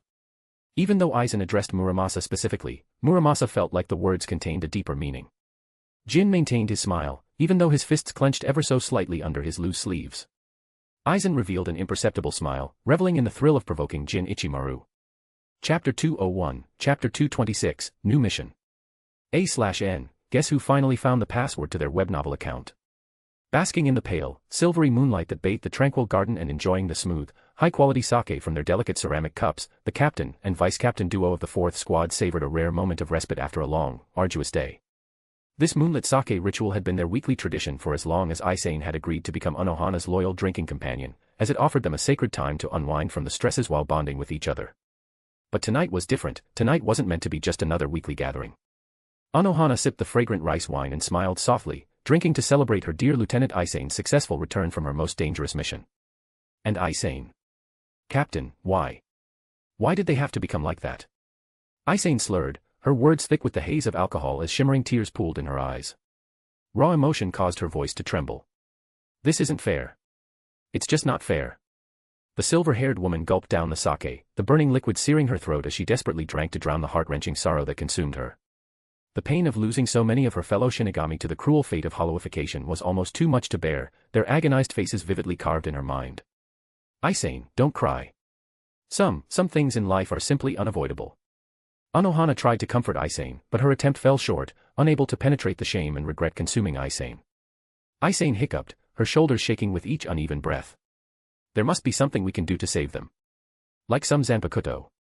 Anohana's eyes flickered with a hint of inspiration, a sudden realization dawning upon her. There is a way. Kazuya's shikai. Aizen's eyes widened, the revelation cutting through the fog of alcohol and sobering her up. Why didn't I think about that? Anyways, Captain. Stay here. I'll go get him. Anohana rolled her eyes at Aizen's impulsiveness, reaching out to grab her lieutenant before she could run off to Kazuya's house in her intoxicated state. It's not that simple. Captain Kuratsuchi took the hollowified Shinigami. He will not part with his experiment subjects without a fight. Those men, they went out there with the confidence that the vice-captain of the 4th Squad would not let them die. I let them down, Captain. I let them die on my watch. I want to say it wasn't your fault, but your stubbornness won't accept that. It didn't take a detective to know how thoroughly Anohana understood Aizen. I want to help them regardless, Aizen spoke with unwavering conviction, her eyes blazing with resolve. I'll do everything to make things right. Anohana nodded, her expression pensive yet approving. I'll get Kazuya to cooperate with you. It'll be his first task here. You shouldn't. Aizen, don't be overly concerned. Even if he is more powerful than most captains, he is still a lower seat member in the 4th Squad. You're to order him on missions as you see fit, and he will follow your lead. Aizen still looked unconvinced. After all, Kazuya simply had far more value to the Godi 13 than a healer like her. Going from his charisma, he'd become a better leader than her. I'll try.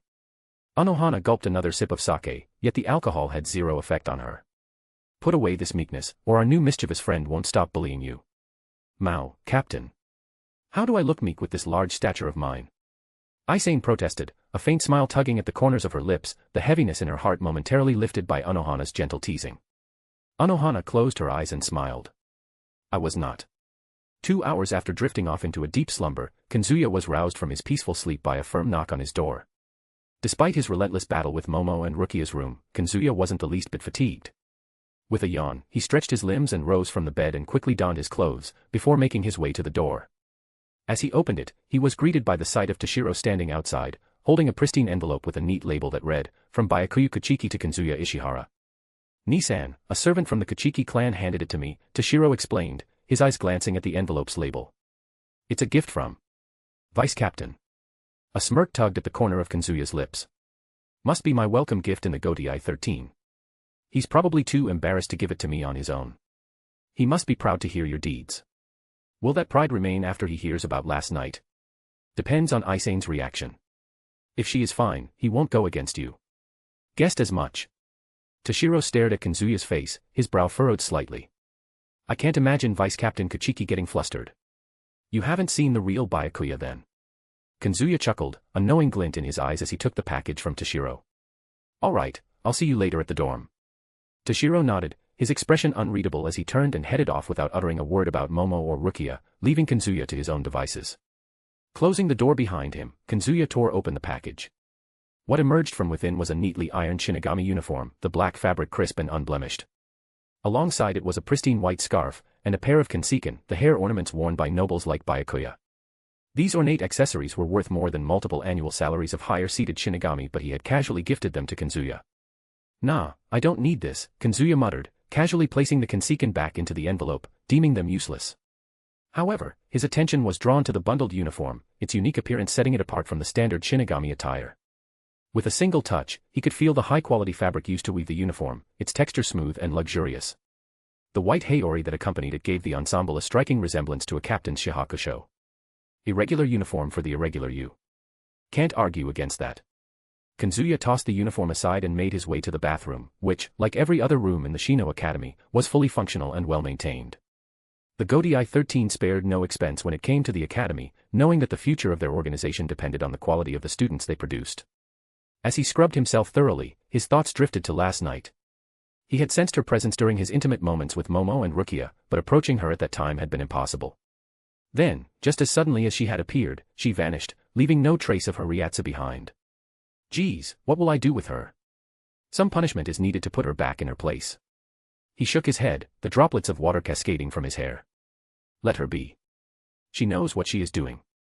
After drying himself off and donning his new uniform, Kazuya cast a final glance at the sleeping beauties, their faces serene and peaceful in their slumber. They most likely wouldn't wake up before afternoon. Leaving them to enjoy their rest, he walked out of the room. Chapter 202, Chapter 227-228, A Mission of All Time. Aizen had completely sobered up by now, courtesy of Anohana's own formula for curing hangovers, meticulously formulated from herbs gathered from mountains. After a swift shower and a change into a fresh, crisp uniform, Aizen was absolutely ready to welcome Kazuya to their ranks. As she waited outside the barracks, Aizen hummed a tune. She was positively bubbling with an exceptionally good mood, partially from receiving a golden opportunity to redeem her failure and partially from the prospect of working alongside Kazuya. Captain Kuratsuchi may have been an unhinged researcher, but Aizen had unwavering faith in Kazuya. If there was one man who could persuade Captain Kuratsuchi, it was undoubtedly Kazuya. Telling him about it will be very awkward. After all, they were essentially strong-arming him, however politely, to take a task that was galaxies outside the usual mundane duties of a fourth squad Shinigami. Even though she knew in her bones that he would accept her bold request, she couldn't shake the nagging feeling that she was somehow taking advantage of him, that she was abusing his kindness. I'll do something nice to make up for it. As she was lost in her musings, Kazuya showed up in the distance, impeccably on time. He was adorned in a tweaked version of Shinigami uniform that looked refined, noble even. Aizen had to admit how good he looked in his new attire. It was just one more reason for women to fall madly, hopelessly in love with him. Morning, Vice Captain, Kazuya greeted her with a charming, heart-melting smile, accompanied by a slight, gentlemanly incline of his head. Oh, someone was drinking last night. The sharp comment caught Aizen completely off guard, and she visibly flinched, her eyes widening in stunned surprise. How did you know? Kazuya stepped closer, boldly reaching up and sensually swiping a thumb over her plush lips. Your eyes are slightly redder than usual. Your skin and lips are also dry. Those are clear signs of a hangover. To be perfectly honest, he had made an audacious guess that fortunately turned out to be true. But he carried it off with such confidence that it seemed like a keen observation. Aizen reflexively stepped back, unconsciously covering her mouth, her heart hammering, threatening to leap out of her chest. Why do you pay so much attention to me? She was truly baffled by Kazuya's intense interest in her. In her own critical eyes, someone of her height could never be considered attractive or feminine. She simply couldn't bring herself to believe his claims about her being a cool and captivating woman. Such honeyed words seemed like impossible flattery to her own ears. Kazuya tilted his head slightly, studying her with a sharp yet gentle gaze that seemed to pierce right through to her very soul. "Isn't it natural for guys to appreciate a beautiful woman?" he casually inquired, quirking a brow. "Are you still clinging on to the belief that you're somehow not good enough?" Charmingly flustered, Aizen's eyes timidly darted away from him, desperately seeking a distraction to escape the awkward topic. Her gaze landed on his striking Shinigami uniform. "We didn't issue you any uniform," she stammered, latching onto the welcome change of subject like a drowning woman. "Where did you get it?" Kazuya didn't pursue the sensitive matter of her crippling inferiority complex, perceiving that she wasn't in the right headspace to have such a raw, vulnerable conversation about it at present. "It's a gift from Kuya." "Oh. You are close to him as well," Aizen marveled, eyes glittering in wonderment. "At this point, you'll become the person with the most connections here. What makes you think I'm not that guy already?" He had an almost familial bond with the Shiba clan, the complete and unwavering support of Captains Shunsui and Kuya, and he effortlessly maintained relations with multiple vice-captains and even Anohana herself. His growing importance was on par if not more than the lower-ranking captains. In the span of a mere 4 months, he had amassed quite the formidable web of influence in the Soul Society, most of which could be attributed to his timely displays of skills and a series of fortuitous encounters. "You got the plot armor." Aizen pensively rubbed the back of her messy hair, a deeply thoughtful expression on her lovely face. "Yeah, you might be." She timidly lowered her gaze to the ground, internally debating how to bring up her request. "Kazuya, can you, no, never mind me." She abruptly backpedaled on her decision, losing her nerve to an impulsive thought that she shouldn't burden him with such a task when he had yet to even formally introduce himself to the division. Mentally berating herself, Aizen resolved to find a better time for the discussion, perhaps after Kazuya had a chance to properly settle into his new role. Kazuya waved a hand before her face. "Something weighing on your pretty mind, Aizen?" No, it's nothing," she whispered, shaking her head and glancing over her slender shoulder. "We really must check in for the morning assembly. Our fellow Shinigami are very interested in knowing more about you." As she gracefully turned to leave, Kazuya boldly grabbed her hand, his fingers curling around her wrist. "I'm not letting you leave me in suspense." We can surely discuss it later," Aizen stammered, a blush staining her cheeks. "Right. No. Please." She slowly turned back to face him, her eyes upturned and pleading like an adorable puppy. "I'd hate for you to be late to your first assembly." "Frankly, my dear, I don't give a damn," he declared with a grin. "Call me a bully if you must, but I'm not letting you get away." Aizen sniffed, her shoulders trembling. "Okay." Reluctantly, she gave him a brief of her meeting with Captain Anohana the previous night, wisely omitting the drinking and crying portions, of course. She won't have any dignity left if anyone in her division saw her crying like a literal child. Kazuya was both pleasantly surprised and deeply gratified to receive such a vital mission on the very day he joined the 4th Squad. It clearly demonstrated that Anohana regarded him as one of her trusted people rather than an outsider. He expected nothing less from the elegant but crazy lass. "Kazuya," Aizen muttered, biting her bottom lip. "I will completely understand if you don't want." He firmly clasped her wrist and gestured to the exit with his free hand. "Let's go then." "Wait just a moment. Everything else can wait," he said with a firm tone that tolerated no argument. "This mission is our priority." Mayuri was a scientist unrestricted by the shackles of trivial things like ethics or conscience, unlike his more principled predecessor Kasukirahara. Once his interest in the phenomenon of hollowification and the hollowified Shinigami waned, he would likely destroy his research subjects. After all, they would be nothing more than a reminder of his failure. Alternatively, Mayuri might become obsessed with the hollowified Shinigami and relentlessly pursue the secret of hollowification and a method to undo its effects on a Shinigami. Regardless of which dark path the deranged scientist's whims led him down, the outcome would be terrible for Aizen. While Kazuya had no particular moral obligation towards the hollowified Shinigami, he could plainly see the immense importance Aizen attached to their well-being. As the most skilled healer present during the Arrancar invasion, she clearly took the hollowification of her fellow Shinigami as a personal failure. Failing to save them now might just carve a deep, lasting scar on her heart, an unacceptable outcome that neither he nor Anohana wished to see befall her under any circumstances. Aizen is our cinnamon roll partner. She must be protected at any cost. Aizen took a deep breath and bowed her head, loose strands of gray hair falling to frame her face. "Thanks for helping me." His eagerness to assist her spoke volumes about his genuine care for both her and the 4th Squad as a whole. For that, she had nothing but admiration for him. Kazuya flicked her forehead, making her nearly jump in surprise. "Save that stuff for after I do something." "No, you agreeing to help me is very..." "Oh, sheesh." Stop treating me like some outsider already. It hurts me, truly, he said with a cheeky grin. My vice-captain. Aizen's eyes widened at his playful words. Closing her eyes, she giggled. Got it. Meanwhile, in Rikongai's first district. Arms crossed beneath her ample bosom, a deeply perplexed Kakaku stared down at the napping black cat currently occupying the cramped room reserved for drinking sake under the moonlight. Her friend had mysteriously arrived on her doorstep right around the sunrise. Without offering an explanation whatsoever, she had proceeded to drink every last drop of milk in the house before plopping down here for a comfy sleep. Everything was so reminiscent of Yoruichi's behavior back when she used to sneak into the Soul Society in her cat form.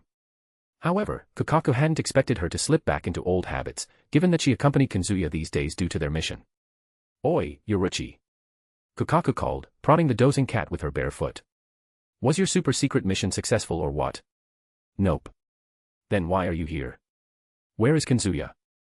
At that, Yoruichi languidly raised her head, golden eyes narrowed with an uncharacteristic seriousness. Am I not invited here anymore? Kakaku's brows twitched. Don't make me punch your stupid mug. What did I do to warrant such hostility? Playing dumb doesn't suit you. You damn well know why I'm asking about Kazuya's whereabouts. Heh. You're worried about him, Yoruichi said, sarcasm dripping from her voice. Like the several dozen women who have a crush on him. In Yoruichi's very humble opinion, if Kazuya wasn't widely known to be as powerful as a captain, his admirers would have already taken him away against his will, probably trapping him in some dark basement for all eternity. Of that, she harbored no doubt. It was Kakaku's turn to narrow her eyes, a suspicious glint flickering in their depths. Is that the stench of jealousy, old friend? Spare me. I was merely stating objective facts, Yoruichi scoffed. And if we're talking cold, hard facts. I've seen you blushing like a love-struck maiden in his presence. You need to get your eyes checked, Kakaku snorted mockingly, barely restraining herself from pummeling the insufferable cat. And if we're being honest here, you shamelessly flirted with him the entire time he lived here. I won't be shocked to receive an invitation to your and Kazuya's wedding. As if. Yoruichi retorted. One of these days your uncle is gonna marry your ass to him. What? Why would he do that? To make Kazuya his successor. That won't happen. The two bickered back and forth with increasing intensity, hurling insults at each other in a manner more befitting bitter love rivals than long-time friends.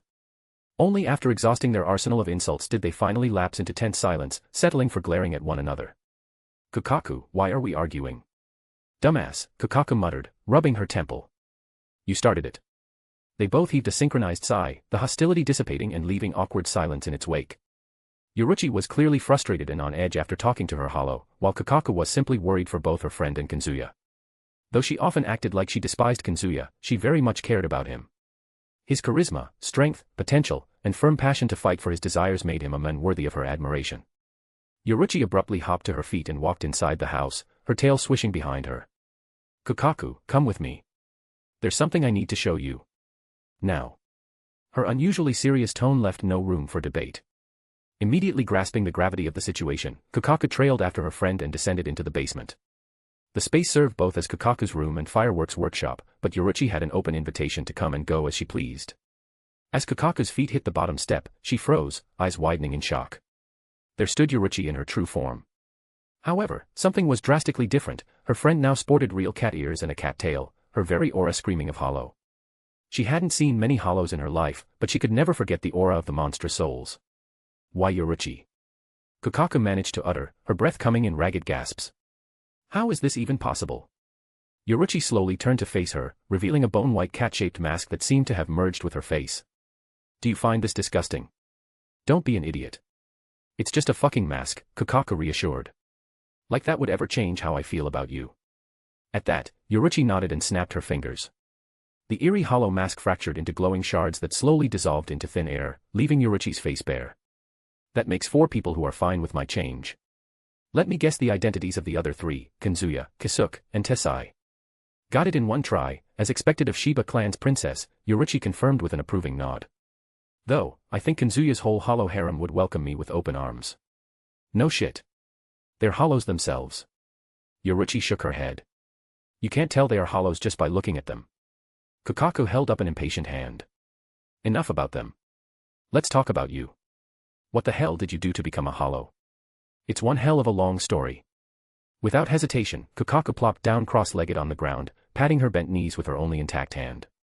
Time is the only thing I don't lack. Usually Kakaku would have forced Yoruichi to wear some clothes, but she had different priorities at the moment. Yoruichi gave a playful laugh before settling in to relay yesterday's events. You can read 20 chapters in advance on my Patreon. https://www.patreon.com/lordheaven. Chapter 203, Chapter 229 to 231, Discoveries. Izumi found herself grappling with a sight that she never would have expected.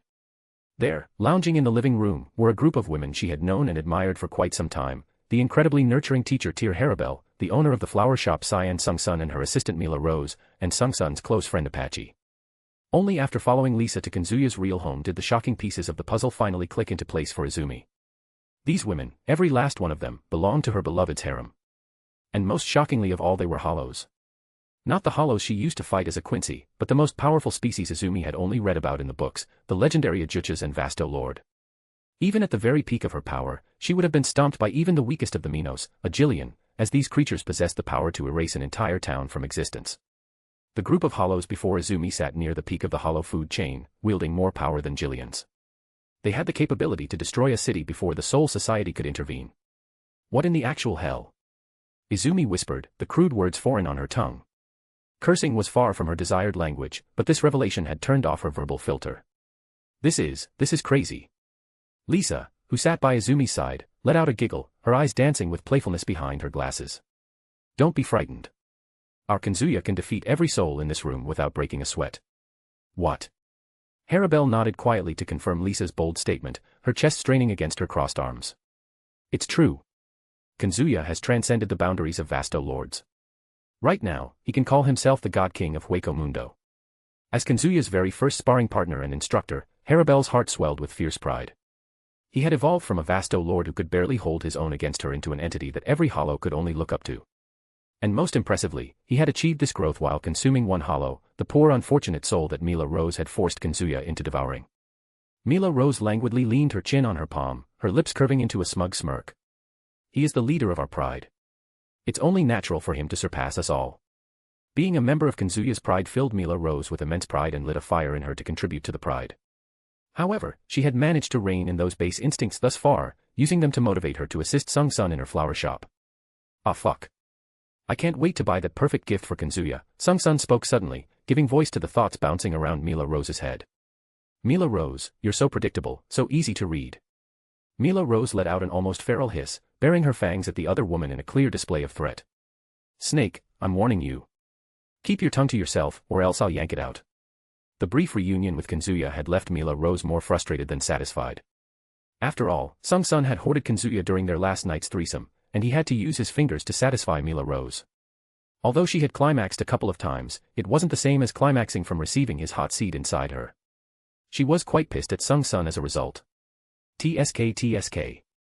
For that threat, I'll delay your pay by a week, Sung-sun retorted breezily, examining her manicured nails covered in a fresh coat of black paint. Take it as a lesson to always respect the higher-ups. Mila Rose smashed her fist on the table, rattling the finely built furniture. Why, you little Rose, what have I said about resorting to violence in this house? Harabel cut in sternly.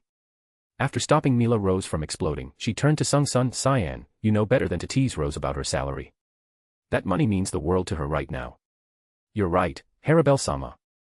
I won't let her take that away from me, Mila Rose growled, still glaring daggers at a seemingly calm Sung-sun. Snake, don't mess with my dream and I won't hesitate to spank the pancake you call ass. Apache threw her head back and cackled. Pancake, ha ha ha ha.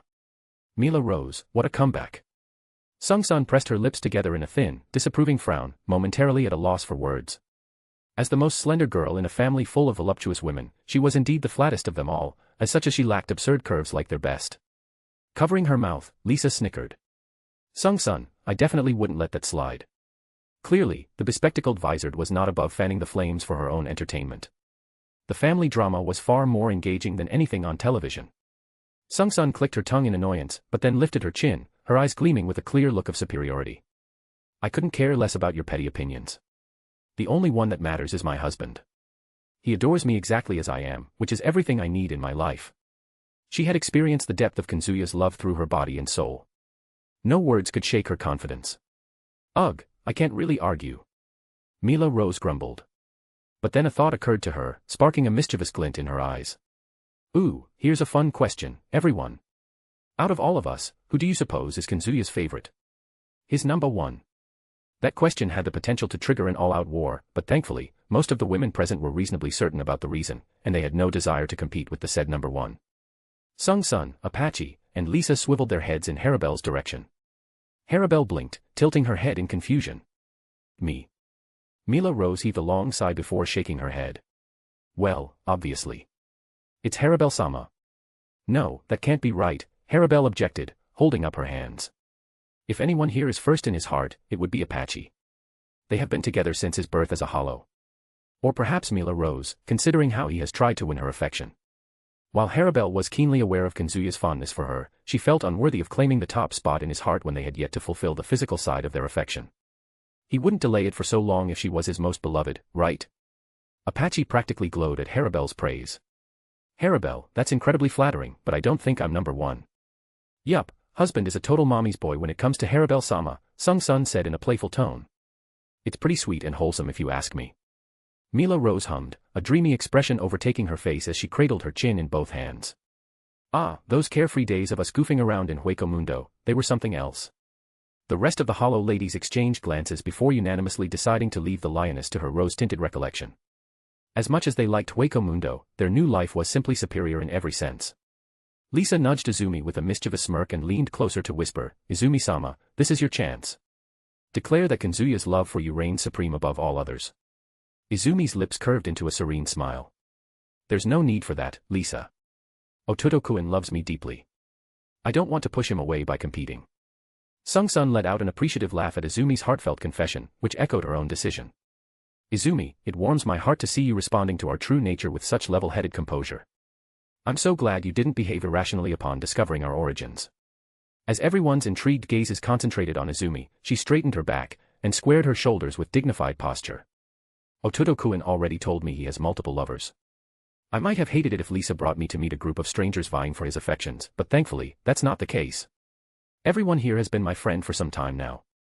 Before coming here, Izumi had steeled her nerves. She had fully expected to come face to face with monstrous creatures that only superficially resemble people. Instead, she met the people who had rallied her during the darkest chapter of her life. Clap. Clap. Clap. Izumi's brutally honest confession earned everyone's applause. Ah, speaking of dear friends. Sung-sun turned to Lisa with a sly grin. Correct me if I'm wrong, but I do believe Lisa here has quite the crush on darling husband. Izumi let out a warm chuckle, her eyes crinkling at the corners. I told her to reveal her feelings to Ototo-kun. But she decided to figure her heart out before taking the final step. Wait just a damn minute. Why are you two dragging me out like this? Lisa uttered, her wide eyes darting back and forth between Sung-sun and Izumi. She pointed an accusing finger at Izumi, puffing her cheeks as if she was mad. Izumi, you said you'll keep it a secret. Lisa, no one here is clueless to your obvious affections. It's plain as day, Izumi explained patiently, reaching over to pat the flustered vizard's clenched fist. Everyone here is practically family. You have nothing to be embarrassed about. Heaving a weary sigh of defeat, Lisa sank back into the sofa. Her sharp, witty demeanor deserted her the moment the conversation steered towards her crush on Kazuya. I'm not embarrassed, per se. I'm just not ready to bare my silly feelings to the world just yet. What I'm saying is, I want to go at my own pace. Izumi's expression softened in the face of Lisa's request. She reached out to caress Lisa's hair, treating Lisa as her younger sister, despite the fact Lisa might be the oldest woman in the room. Please, take all the time you need to search your heart. Make your move when you feel absolutely confident. Lisa mustered a nod of gratitude, the tension gradually leaving from her stiff shoulders. Thank you for understanding, truly. After a moment of silence, Apache and Sung-sun moved toward the kitchen, only to return carrying trays filled with tea and an array of refreshments. Eyes lighting up with surprise and pleasure, Lisa took the steaming cup in her hands, breathing in the heady aroma with a blissful sigh. My, how lovely it is to be on the receiving end of service for once. I could get used to this treatment. Sung-sun's lips curved as she let out a laugh. She turned to their resident mother figure. Harabelle-sama, we should let Lisa and Izumi move in here. The mansion has so many empty rooms, and it would be so nice to have the whole family under one roof. Her sudden suggestion was fueled in equal parts by a genuine concern for Lisa and Izumi's safety and emotional well-being, and a desire to spend more quality time with Lisa who had so effortlessly become her best friend. Harabelle nodded her head. I don't mind.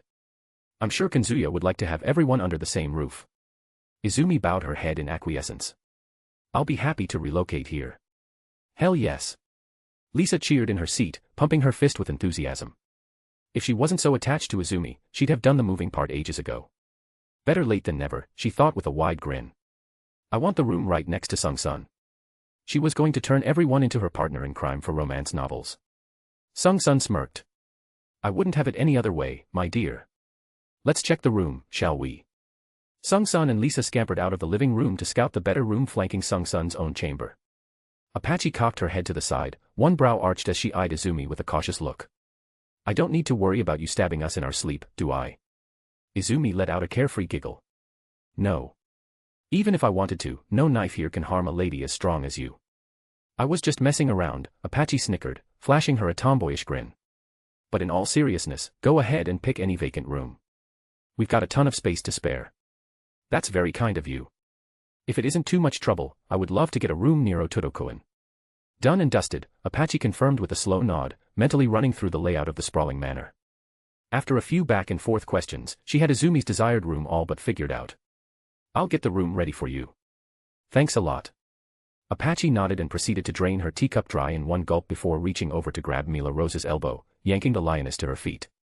All right, let's get Minoli to help us. Way in it, why me?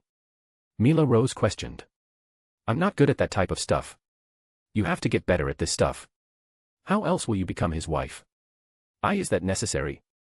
Apache nodded with a serious look. Very much is. You see, I have this arrangement in mind. When Kazuya permanently returns, every one of his wives will take turns doing household chores. This way, no one person will be overworked. Is that suggestion good, Harabelle? Apache did her best to keep things clean in her free time. However, the mansion was too big for Apache to clean alone, and some rooms became covered in dust as a result. This is an excellent arrangement, Harabelle said. I'll try to fill in for anyone who can't do their part. Mila Rose clenched her fist. I'll do my best to learn. Yes, that's the spirit. With that, the odd pair made their exit to tackle the task of room cleaning, leaving Harabelle and Izumi alone in the living room. A comfortable silence settled over the space, disturbed only by the clink of teacups and the occasional crunch of cookies. As Harabelle finished her tea, she turned to regard Izumi with an earnest gaze. I hope you can find it in your heart to forgive me for deceiving you. Back then, we had no other choice but to conceal our true nature. Izumi hastily shook her head. Please, Harabelle, there's no need for apologies or explanations. I would have done much the same in your position. Harabelle responded with a slow nod, a flicker of relief and gratitude softening her usually stoic features. Her gaze drifted toward the window, her true focus in some distant memory. There was a time when we were little more than beasts trying to survive the wastelands of Hueco Mundo. Never in my wildest dreams did I imagine our peaceful days to be in the living world, by integrating into human society as one of them, she mused, her expression deeply contemplative. Kazuya was right, fate truly works in mysterious ways. Izumi inclined her head, her soft smile brimming with wonder and appreciation for the whims of fate that had brought them all together. I couldn't agree more. After a time, Harabelle turned to Izumi. Kazuya might be one of the strongest peoples in this world. I fear his heart is not nearly as strong as his Ryatsu. He never revealed it, but I feel like he has had his fair share of suffering. I know. No man can be so understanding without suffering himself. Harabelle leaned forward to clasp Izumi's hands in her own. Let's make sure he doesn't suffer anymore.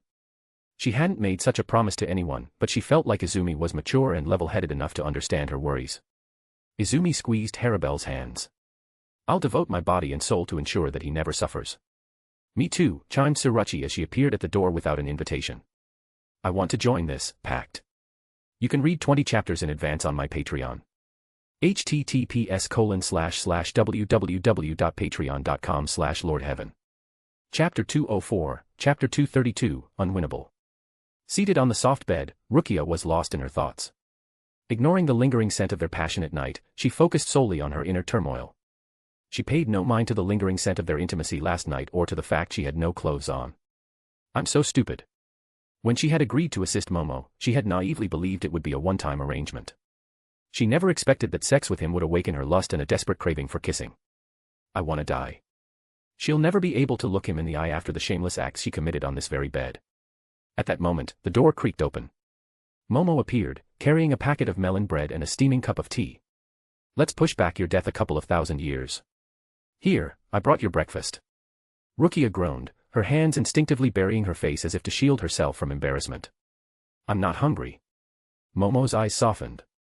I refuse to believe you have no appetite after all the jumping you did last night. You were like a rabbit. Rukia's ears turned red in embarrassment. Worst of all, she found herself unable to retort against Momo's words. So, she did something she had never done before. She remained silent, her lips sealed in the face of humiliation. Rukia. Why are you speaking like him? Momo tilted her head. I don't know. Didn't our teacher say something about people unconsciously mimicking the person they admire the most? Hee, my most admired person is Kazuya-kun. Figures. Momo giggled and brought the breakfast tray close to Rukia, making the tomboy inhale the tea's inviting fragrance. Still not hungry. Rukia removed her hands from her face and snatched the tray from Momo. Just leave it here. As Rukia made her way to the bathroom, Momo reluctantly began tidying up the room and changing the sheets. Although Kazuya's scent lingered, it was not as strong as before. He is gone. I must work hard and return to his side. She had to graduate as soon as humanly possible, even if she had to sleep-deprive herself. I also have to help Rukia find her feelings for Kazuya-kun. She was certain that Kazuya held a special place in his heart for her, at least for now. However, she couldn't guarantee that it would remain the same in a year or even a decade.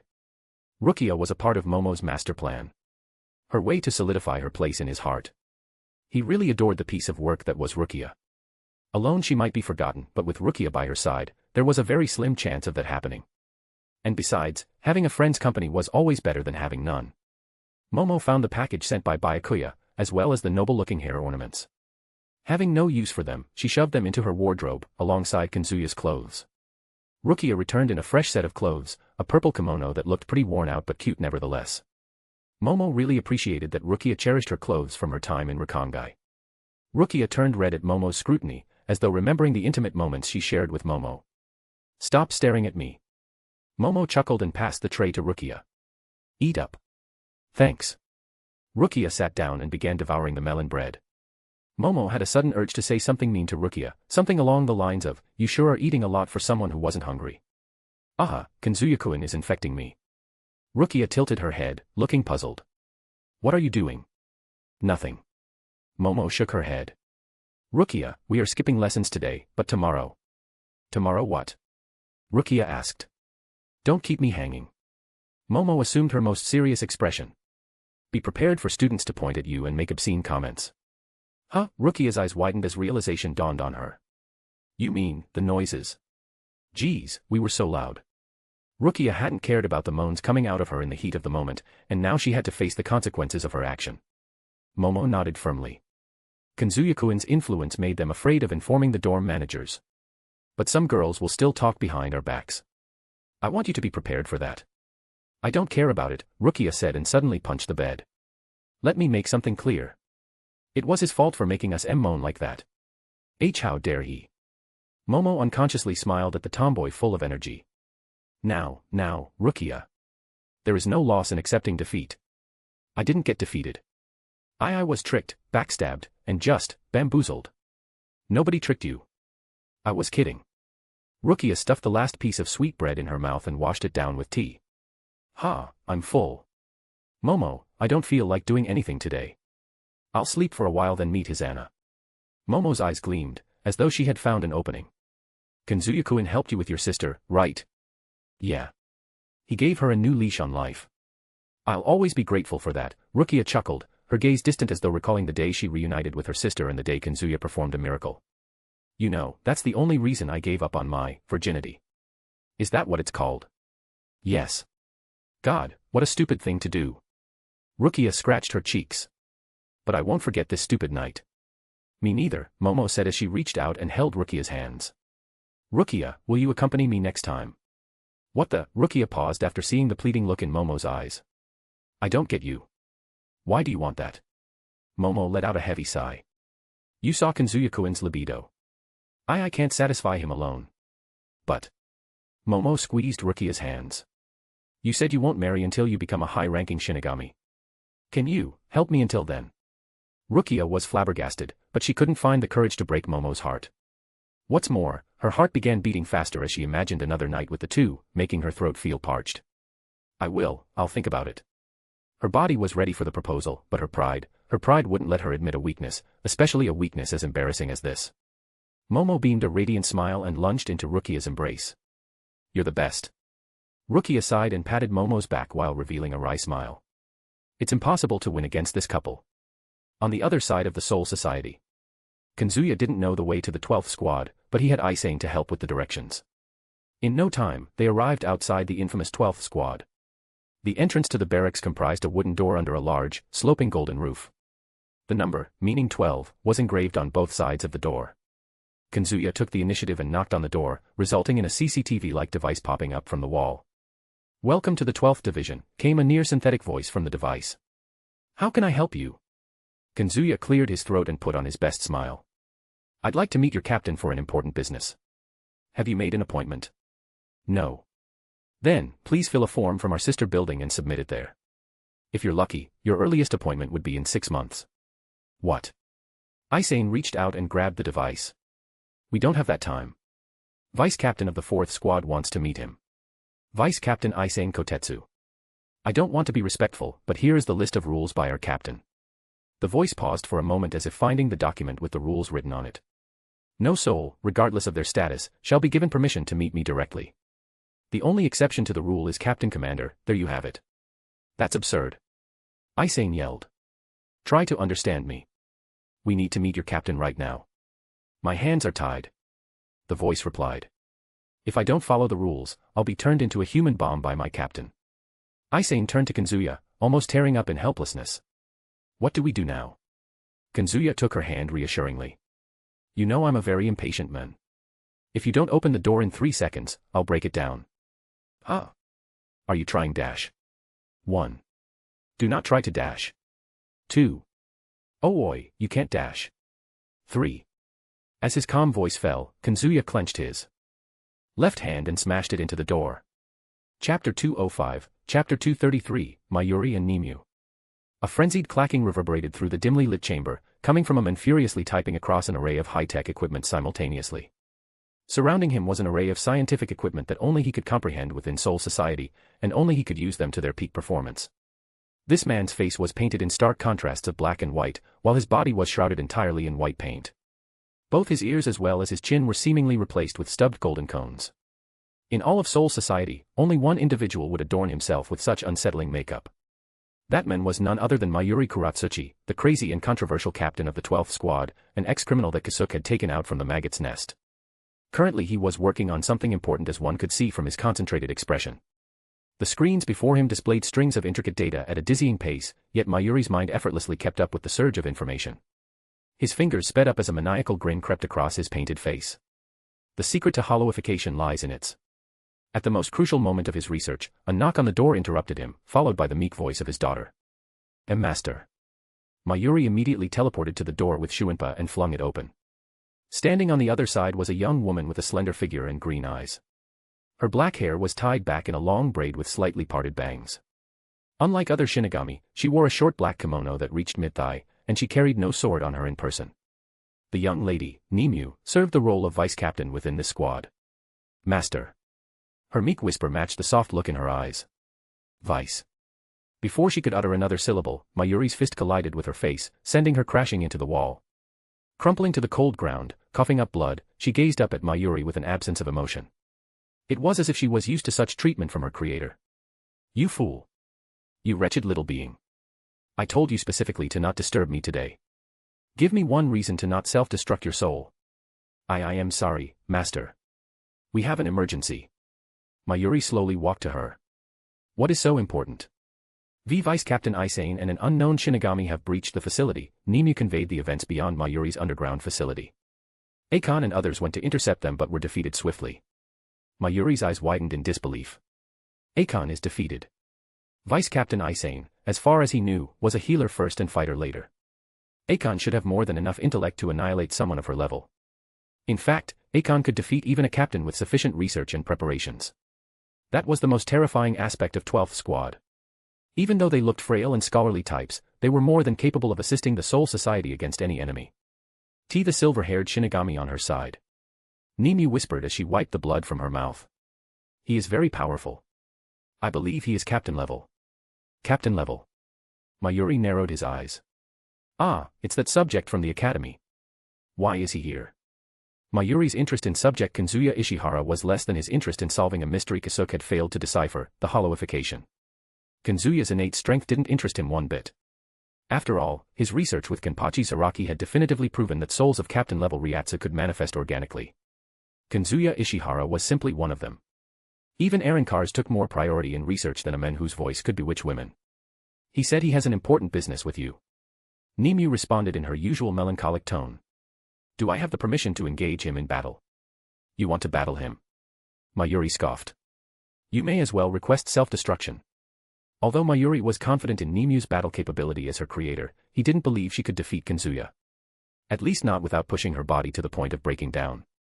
Nimue remained silent, waiting for Mayuri to cast his verdict. There is a way you defeat him without much destruction involved.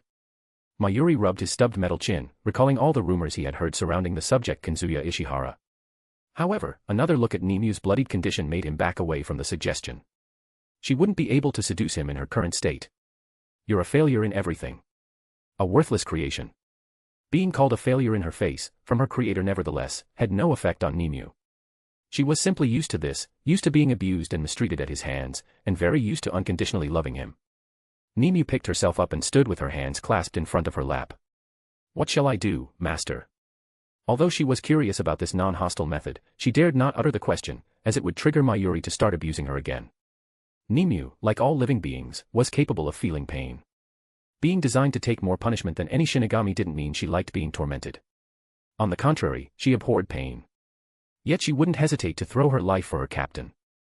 Mayuri pointed Nimue out of the facility. Bring them to me. I'll deal with them personally.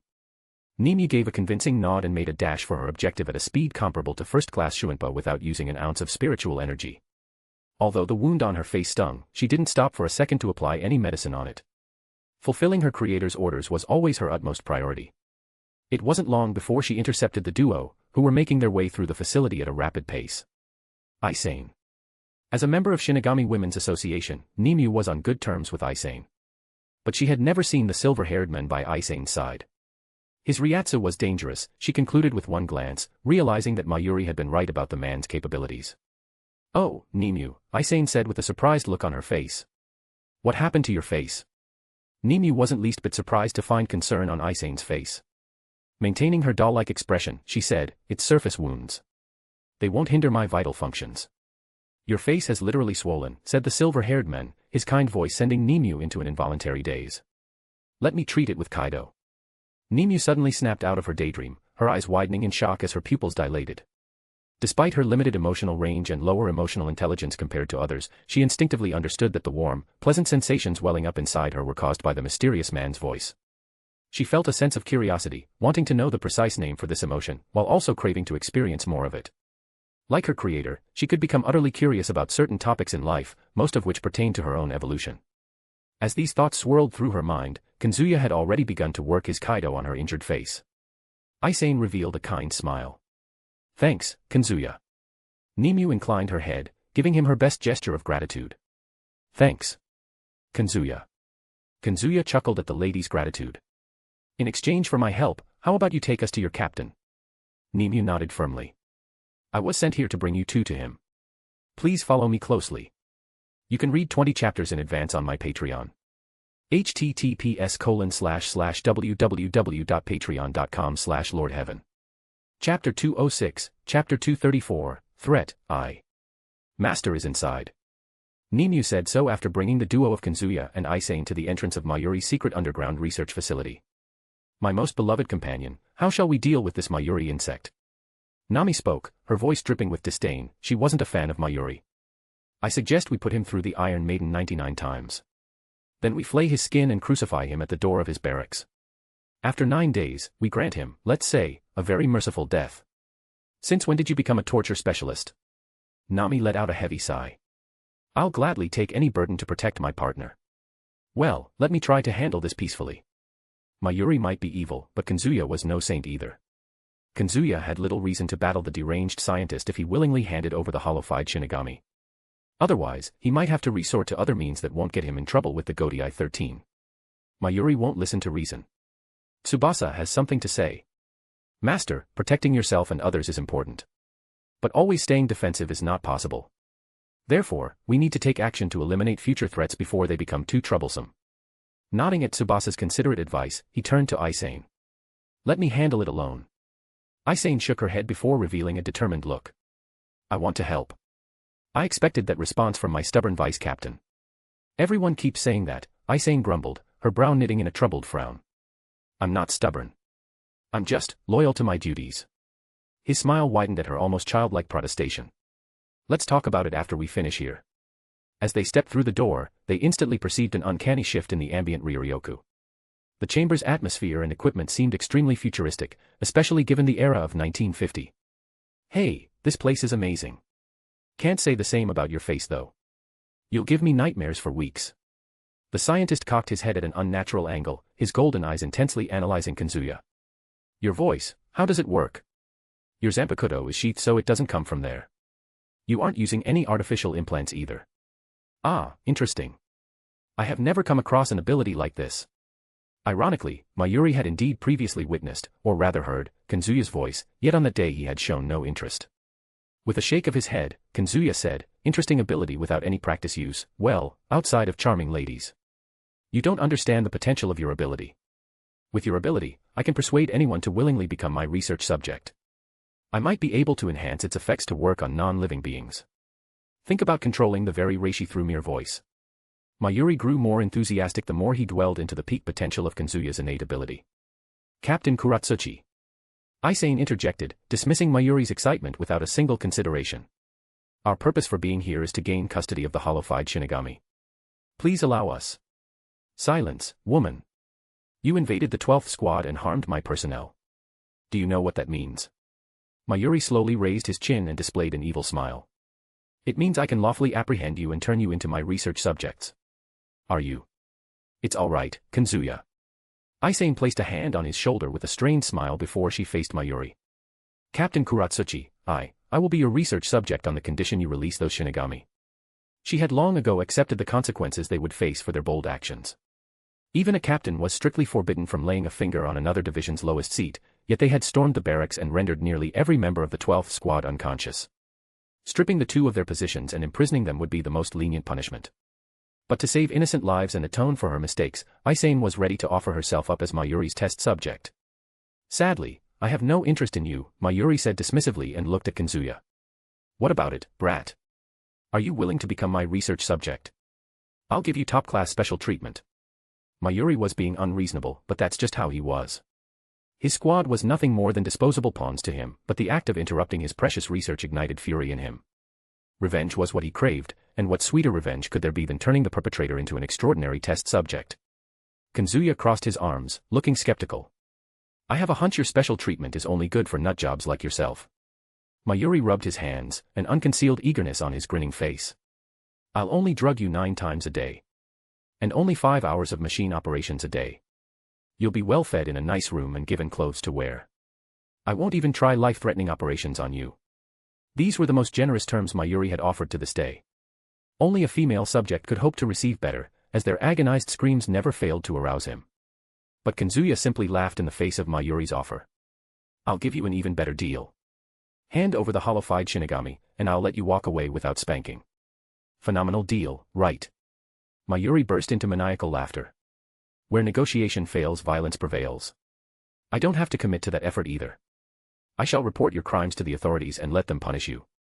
The last Shinigami who laid his hands on his comrades, he was imprisoned, his zanpakuto confiscated. You both will suffer the same fate. Mayuri knew he required weeks of preparation to have any hope of subduing one of Kazuya's caliber. But they had practically gifted him the leverage to bend them to his whims. Aizen couldn't help but tremble imagining Kazuya in such a future. No, you can't. It was me who brought him here. If you want to report. Kazuya gently pinched Aizen's cheeks, saving her from falling further into despair. Have faith in me. I won't let anything happen to either of us. Kazuya had defied her constant pleas to avoid violence, only because he was up against Mayuri Kuratsuchi. Kazuya understood Mayuri's depraved mind and precisely which buttons to push to get Mayuri dancing on his palm. Unaware of Kazuya's thoughts, Mayuri laughed. I have physical evidence for your crimes in the form of surveillance footage. However strong you may be, you can't weasel out of this situation. Accept my terms, and you will survive. Mayuri's smug confidence made his beliefs obvious. He was assured of his victory, that he had Kazuya firmly in his grasp. You can read 20 chapters in advance on my Patreon. https://www.patreon.com/lordheaven. Chapter 207, Chapter 235, The Threat, 2. Kazuya didn't even bat an eye at Mayuri's blatant threats. Mayuri, be honest with me. How much time do you think I'll need to kill you? Mayuri raised his brows in surprise and then stared blankly, the gears of his mind shifting in calculations. I have 33 methods to escape this place. Because, you see, I value my life. There's no amusement to be found in my knowledge if I am but a lifeless corpse. While Mayuri wasn't as cautious as Kasuke, he had multiple contingencies to survive nearly every predicament. Kazuya smiled. Let's test that, shall we? He snapped his fingers. In the infinitesimal fraction of a moment it took for the sound to reach Mayuri, the scientist felt a cold blade pressed against his throat. All it had taken was a single snap to get Mayuri's neck at the tip of his sword. Mayuri's eyes widened in shock. That was Quincy's movement technique Hirenkyaku. Mayuri's assessment had been only partially correct. The technique Kazuya had used was a fusion of Shuinpa and Hirenkyaku, granting him speed that surpassed both added with the stealthy nature of Hirenkyaku. Let's just say you aren't the only one who studied Quincy for their techniques. A twisted grin spread across Mayuri's features. He seemed completely unafraid of the sword at his throat. Ah, Quincy. Those deluded, idealistic imbeciles. I had so much fun making them burn their own children. I mentally broke them by dismembering their limbs. Unfortunately, their scarce numbers made me put the project on hold. Such a pity. Aizen shuddered from hearing Mayuri boast about his cruel actions. You are a sadist, a monster. Very rich coming from you, Mayuri sneered.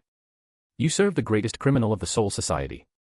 She cut down hundreds for no reason, whereas my purpose is to research. It's a purpose higher than you uneducated lot can understand. Aizen clenched her fists, her body shaking with barely restrained anger. Captain Anohana has changed. All she wants now is to help others. I know. Aizen, don't waste your breath trying to explain anything to this dumbass. Kazuya cut her off, pressing the sword's edge into Mayuri's throat, which drew a crimson smile across his neck. Captain Mayuri, you are quite fearless. Does this confidence come from your ability to abandon your body and escape in another form? Mayuri's eyes widened, a glimmer of begrudging appreciation shining through. It appears you came well prepared. I seem to be at a disadvantage. You can't kill me even if you had months to prepare. Kazuya unsheathed the top of his blade back, and immediately, searing flames came pouring forth. And I don't care what form you take. I can track you down and incinerate you whenever I want, however I want. Murdering a captain will get you in trouble. Kazuya pulled back his blade and grabbed Mayuri by the throat. Eyes narrowing with murderous intent, he said, if you want to report me to the higher-ups, consider this, I will burn down your entire squad before they can catch me. This trouble you mentioned won't mean much if I just escape to the living world. Mayuri never feared anyone to this day, but the sheer conviction in Kazuya's gave him shivers. He understood one thing, the men before him would risk everything to destroy one person. He was, insane, no less than himself. Kazuya loosened his grip on Mayuri's throat. I can live a cozy life in the living world. But you, can you continue your research after I kill you? Is the satisfaction of imprisoning me worth gambling your life's work? Mayuri rubbed his neck. Crazy brat. He responded with a smile before turning to Nimue. Take me to the hollow-fied Shinigami. I'm going to help them recover. Nimue nodded mechanically, then abruptly shook her head as if to clear it. She had very nearly succumbed to his charm and betrayed her father. Master, should I? Mayuri assumed a serious expression. Did you just say you can help them recover? Are you going to put them down or reverse their hollowification? Our squad members are paid to heal others. Not kill them. And how will you do that?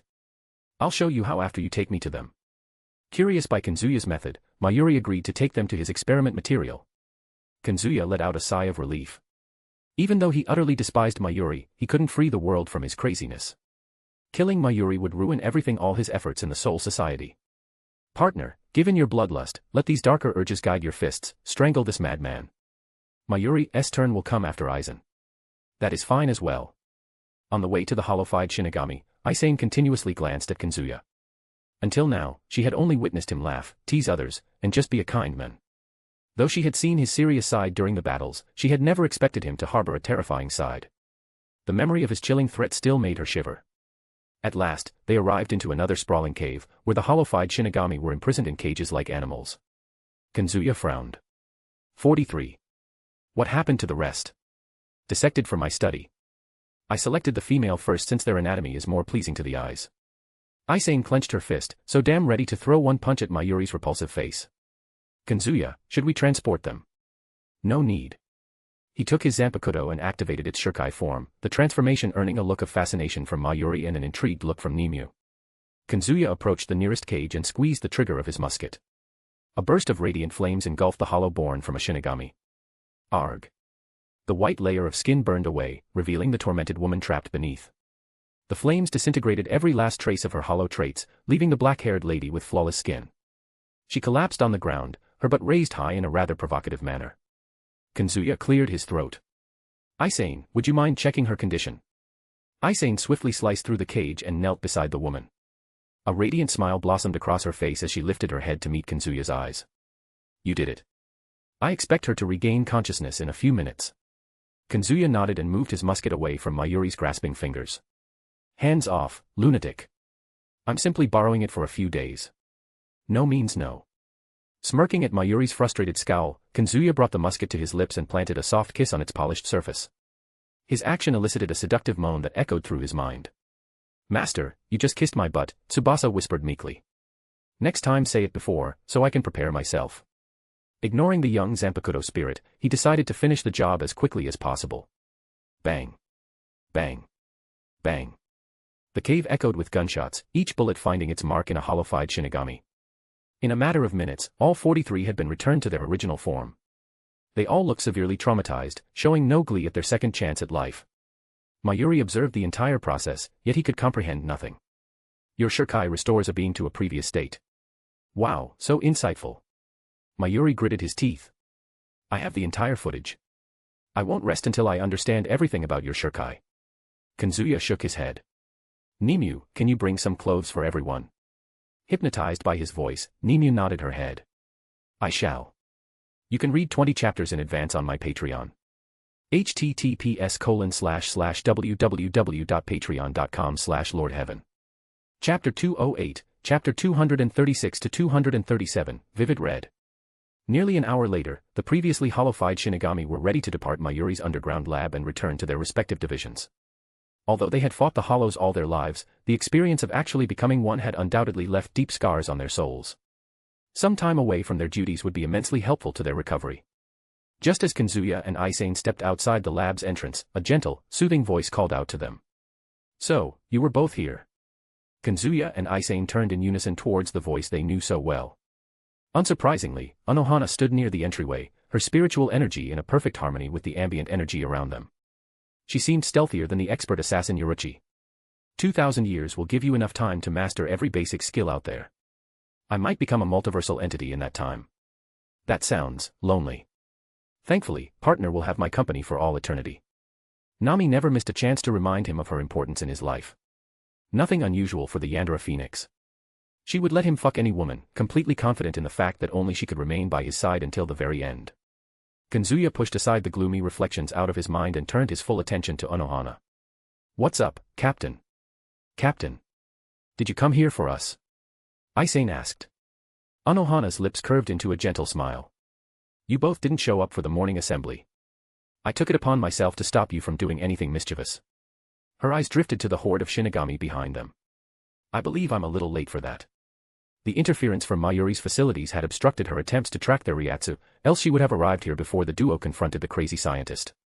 Aizen reached up to rub the back of her head, chuckling sheepishly. Everything went fine. Kazuya managed to persuade Captain Kuratsuchi. 47 of the 50 are now normal Shinigami. As tragic as it was to lose 3 of their number, the fact that the vast majority had been saved filled her with pure relief and joy. Anohana acknowledged the good news with a calm smile. Let's return to the division. We have much to discuss. Kazuya placed his hand on his chest. Captain, don't look at me like that. It makes my heart jittery. Anohana's gaze sharpened. Perhaps your heart needs surgery. Shall I cut it open with my blade? Cut me down if it means I'll no longer feel like this when I'm with you. I can't endure it anymore. Kazuya, are you really sick? Aizen asked, brow furrowed in innocent confusion. Captain and I can fix most common diseases. The two shared a chuckle at Aizen's charming cluelessness. Afternoon. Kazuya and Aizen sat down before Anohana in her room. Freshly brewed tea and snacks placed within their arm's reach, beckoning the two with its aroma. Anohana smiled, yet her eyes didn't crinkle, she wore a fake smile. Please, begin. Kazuya had a sinking feeling in his guts that Anohana planned something sinister, that they were like lambs being fattened up before the slaughter. Thanks for the tea. Aizen cheerfully took the tea and began savoring it. Delicious as always. Anohana tilted her head. Is something wrong? Aizen nudged him. Come on. Captain's tea is pure perfection. You won't find its equal anywhere in Soul Society. Kazuya cleared his throat and took the cup before sipping it. He wasn't worried about Anohana poisoning him, as such insidious tricks were against her battle-maniac nature. If she intended to end someone, it would be decisively, with her blade in hand. Anohana's smile softened into something small but genuine. Kazuya, let me thank you for helping Aizen. This child would have been devastated if nobody saved those Shinigami. Aizen glanced over at him with an awkwardly sweet smile. Kazuya, that scary act you put on just worked on Captain Kuratsuchi. What scary act? Anohana inquired, arching a brow. While we're on the subject, I'd like to hear the full tale of everything that transpired at the 12th Squad. Aizen gladly retold everything, including the chaos they unleashed on the 12th Division as well as Kazuya's confrontation with Mayuri. For a second I thought he was serious. Thank goodness, it was just an act to intimidate Captain Kuratsuchi. Anohana nodded thoughtfully. Having Kazuya with us is already paying dividends. His shikai is an absolute treasure for our division. Kazuya chuckled. It better be overpowered after the absurd lengths I went to attain it. I am the best Zanpakuto in the world. No, we are the best Zanpakuto in the world. Tsubasa took a hold of Nami's voice to correct her arrogant fellow Zanpakuto spirit. Isn't that right, master? Absolutely. Anohana gave her signature close-eyed smile. A healer's truest reward is the fulfillment that comes from easing the suffering of others, but your contribution should be rewarded properly. Kazuya regarded her with a look of startled surprise. I only want one reward in my life, you. Anohana's eyes narrowed to razor-sharp slits in an instant, a chilling murderous intent oozing from her very being. Kazuya Ishihara, she spoke in an emotionless voice. Would you be so kind as to explain the meaning of your request? Kazuya cleared his throat. I mean, I want your training as my reward. Surely you haven't forgotten about our first meeting. Not so fast, young man. In our previous discussion, I told you to learn Kaido under Aizen. Anohana paused, her piercing gaze studying his smirk intently. Aizen, has he? A sheepish chuckle escaped Aizen's lips. Ahaha. He has surpassed me. I'm not even embarrassed to admit it. His efficiency in flowing spiritual energy through another person is, well, it should not be possible for a Shinigami with half a year experience in Kaido. Anohana heaved a soft sigh. You keep surprising me. Very well, I'll commence your training next week. Take this week to get used to mine and Captain Shiba's division. I'll be in your care, Captain. Aizen tugged at his kimono, a puzzled look on her face. What training do you want? Her curiosity was piqued, considering Kazuya had already reached captain-level prowess. What could he possibly need training for, and why would he specifically choose Captain Anohana? Just some long-lost techniques, he replied vaguely. When one wants to be the absolute best, even the smallest advantages can't be overlooked. Oh. I wish you the best of luck. Never hesitate to tell me if you need any help. People often bandied about such offers for the sake of, but Aizen's words came straight from her heart. After the earlier events, she was prepared to move heaven and earth to help him. I absolutely will. Anohana smiled mysteriously as she observed their interactions. I still haven't punished you two for missing the morning assembly. Oh no. Aizen, save me. Aizen giggled. Captain, I'll accept his share of punishment as well. She had been so giddy, feeling like she could conquer any problem in the world. Anohana crossed her arms. Then you alone shall do the weekly 4th Squad's cleanup duty. Aizen's joyful expression melted in the face of Anohana's punishment. See Captain, you do know how big our division is. The barracks of the 4th Squad included the relief stations where injured/diseased Shinigami were treated. To clean everything alone would take multiple days. It wouldn't be a punishment otherwise. As for Kazuya, Anohana trailed her words with an imperceptible glimmer of mischief in her eyes. Tomorrow, you will accompany me on my next outing to gather medicinal herbs. All right. He'd gladly take the opportunity to spend more time with Anohana. Aizen gaped at her captain, her mouth forming a perfect O of stunned disbelief. I understand. I will carry out my duties to the best of my ability. Under normal circumstances, Aizen accompanied Anohana on the weekly herb-gathering excursions. But this time, she would be stuck picking trash and cleaning hallways. She was about to get the definite experience of being a low-ranking member of her squad but 10 times worse. Aizen, it's time for your routine relief station patrol. It was a reminder to send the vice captain out and give her a moment alone with Kazuya. Oh. I'll attend to that right away. Aizen rose to her feet and walked to the door. Pausing at the threshold, she glanced over her shoulder and beamed at Kazuya. I'll see you later. Don't miss me too much, sweetheart. I'll come to you if that happens. Kazuya expected the room's temperature to drop by at least 10 degrees the very moment Aizen closed the door. After all, he'd been shamelessly flirting with Aizen right before Anohana's eyes. It was a well-known fact that Anohana treated Aizen as her daughter. As he turned to the front, he found the elegant lady looking rather calm and relaxed, as if unbothered by his playful antics. For a moment they stared at each other. He met her unblinking gaze, keeping his thoughts a mystery. Anohana studied him, her blue eyes boring into his as if she could see straight through to his soul. He maintained his calm expression, refusing to so much as twitch under her scrutiny. Captain, got something on your mind? You lied to Aizen, she spoke in a soft voice. Everything you said to Captain Kuratsuchi, you planned to carry out if he reported you to Central 46. You were ready to slaughter him. His eyes widened briefly before he closed them. Eyes were the keys to a person's soul, and he wasn't quite ready to hand them over to Anohana. Captain, what gave you that idea? First of all, Captain Kuratsuchi isn't a man who will fall for lies. He'll see right through a rubbish act. Anohana lifted a finger and tapped her pursed lips. You specifically mentioned everything being an act to conceal your true nature from Aizen. That girl is gullible enough to believe anything, especially if it comes from the men she admires the most. Well, damn. I got caught lying. He sighed. Will I be punished? Perhaps a battle between us until only one is left standing. Anohana's throat moved as she swallowed hard, the battle-hungry beast within her stirring to life at the very mention of a death match. She wouldn't have felt this longing before. But after knowing his strength and knowing their Zanpakuto's resemblances, she could no longer suppress her fervor. The thrill to cut down his flesh again and again began consuming her. She shut her eyes forcefully, her nails digging into her palms where they rested clenched on her thighs. No. I have no intention of punishing you. Kazuya watched her internal struggle play out on her face, marveling at the sheer determination required to rein in her crazy bloodlust. Her fortitude very much impressed him. Partner, isn't it exciting to be with a woman who can kill you any moment? To be with a woman who wants to kill you so badly, yet she madly wants to embrace you and feel your warmth.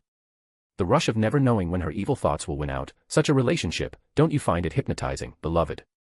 Nami, don't go crazy now, he commented, equal parts amused and alarmed by her fetishes. I promise I'll cuddle with you later. Ha. I shall stay quiet then. Returning his attention to Anohana, he laughed. I guess I'm too weak to fight you. I'm going to train. Just you wait for the day I defeat you. Exerting the power of his voice, he tried to calm her mind and distract her from her bloodlust at the same time. Her trembling brows came to peace, and her lips curved into a smile. What will your plans be after killing me? The very thought of a rookie defeating her would have been utterly nonsensical before she met him. Right now though she knew for a fact he'd surpass her in no time. Kazuya tilted his head, his eyes widening in exaggerated bewilderment. Why in the world will I kill you? The Soul Society already lacks good women. What kind of man will I be to make the list even shorter? Genuine surprise flickered across her eyes, disappearing as quickly as it appeared.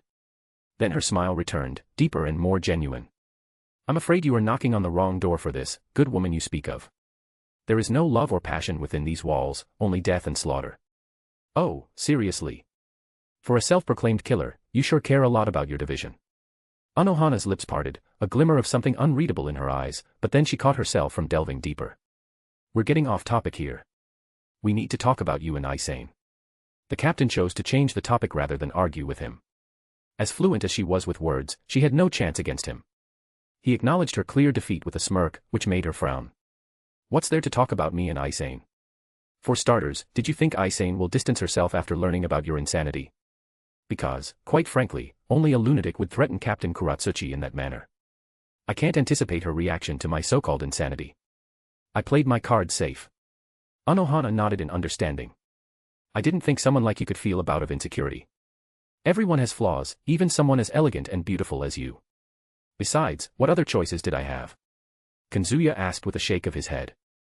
I didn't want to become Mayuri's research subject, and I also didn't want Aizen to end up in a prison.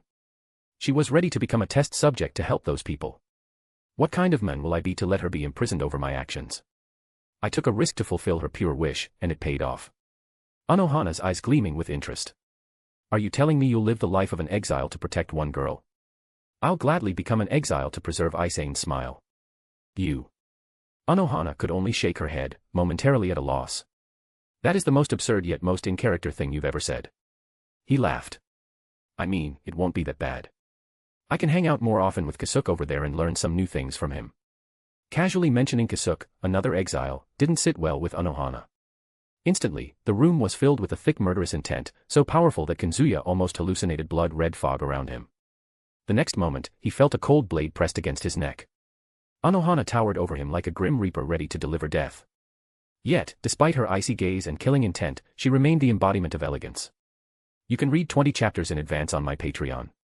https://www.patreon.com/lordheaven. Chapter 209, Chapter 238, Confident, Not Arrogant. Kazuya. Anohana spoke coldly. You joined the academy, fought Captain Soi Fon on your first day, befriended many influential figures, and helped us out with the Arrancar situation. You did everything to win favors on behalf of Kasuke. You and him are deeply involved. From their initial encounter, Anohana had an alarming sense that the charismatic youth concealed ulterior motives behind his nonchalant, womanizer demeanor. This foreboding feeling now rang true.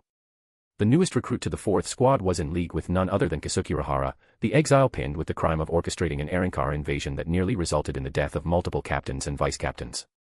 Well, I know that guy, Kazuya answered without hesitation, confirming her thoughts with a nod. But we. You betrayed us, Anohana interrupted him with a decisive tone. After Aizen treated you like family. After I gave you. She trailed off as a disappointing expression clouded her face, startling even herself. From the very beginning, you exploited our trust. For what reason did you infiltrate our ranks? She had come to appreciate the cheeky young man for his daringness, so his betrayal stung harder than the tip of a blade through her body. If it happened before she became the captain of the 4th Squad, she'd have cut him down without hesitation. Even 10 betrayals wouldn't have mattered back in those days. She had lost that edge, healing others and saving lives had made her soft. You are right about one thing. Kazuya gripped the sharp edge of her sword with his hand and pushed it back. Even as blood flowed out from his lacerated palm, he met her gaze steadily and rose to his feet. I did infiltrate your ranks for a purpose. I knew it. You. Anohana paused and drew back her zanpakuto, returning it to its sheathed. With an odd look, she gazed at the thick red fluid oozing out of his wound. We'll talk after I use Kaido. The sight of blood had strangely cooled her head, allowing her to rethink the situation. Probing Kazuya's sincere gaze, she felt compelled to hear out his side of the story. There had to be a reason for everything. I want to know his story. After the genuine joy he had brought Aizen, a happiness Anohana herself could never provide, he deserved the benefit of the doubt. She clung to the sliver of hope that he wouldn't be guilty. He could be coerced into following Kasuke's orders, or perhaps, there was a chance Kasuke wasn't the bad guy here. Kazuya raised his hand, revealing unblemished skin where the previous cut had been mere moments before. Accelerated self-regeneration? Anohana asked with a surprised look. Impossible. Shinigami can't have this ability. Anohana had not witnessed Kazuya unsheath his zanpakuto, as such the regeneration couldn't have come from his zanpakuto. Just a little talent of mine, he replied vaguely. Well, aren't you going to ask about this purpose of mine? I was just getting to that, Anohana murmured. So tell me, what exactly? All will be revealed in due time, he interrupted her again with a cheeky grin, making it the most someone had ever done in one day and lived to tell the story with their head intact. Let me eat these delicious cookies.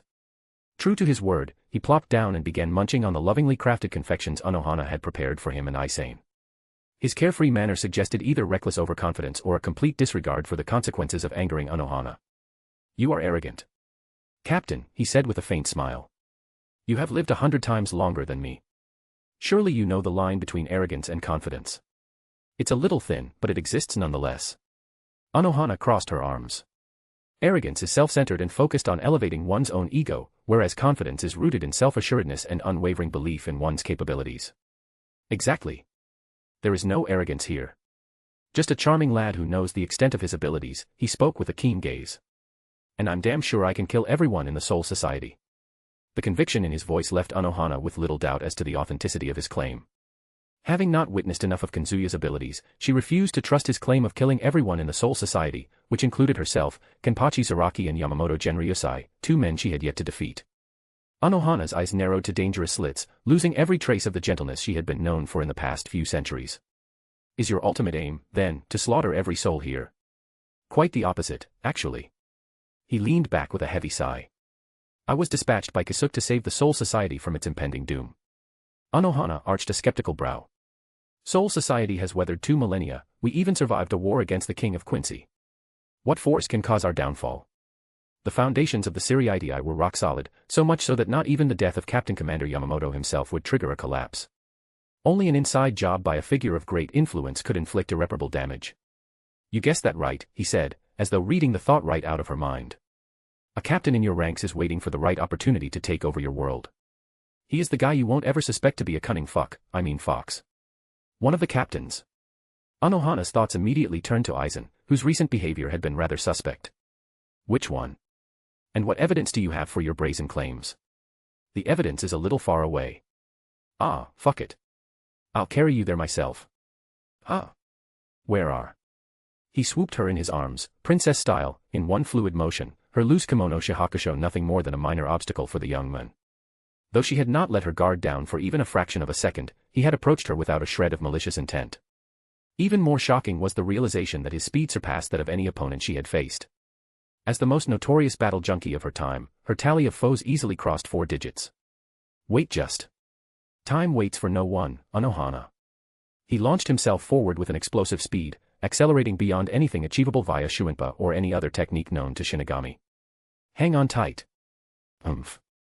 With a sigh, Anohana wrapped her arms around his neck, still annoyed about being carried like a damsel in distress.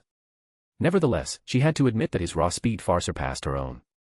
Wherever their destination lay, there was little doubt they would arrive in record time. Indeed, only a few moments later, they reached their destination, the 8th Squad's barracks. Chapter 210, Chapter 239-240, Persuasion.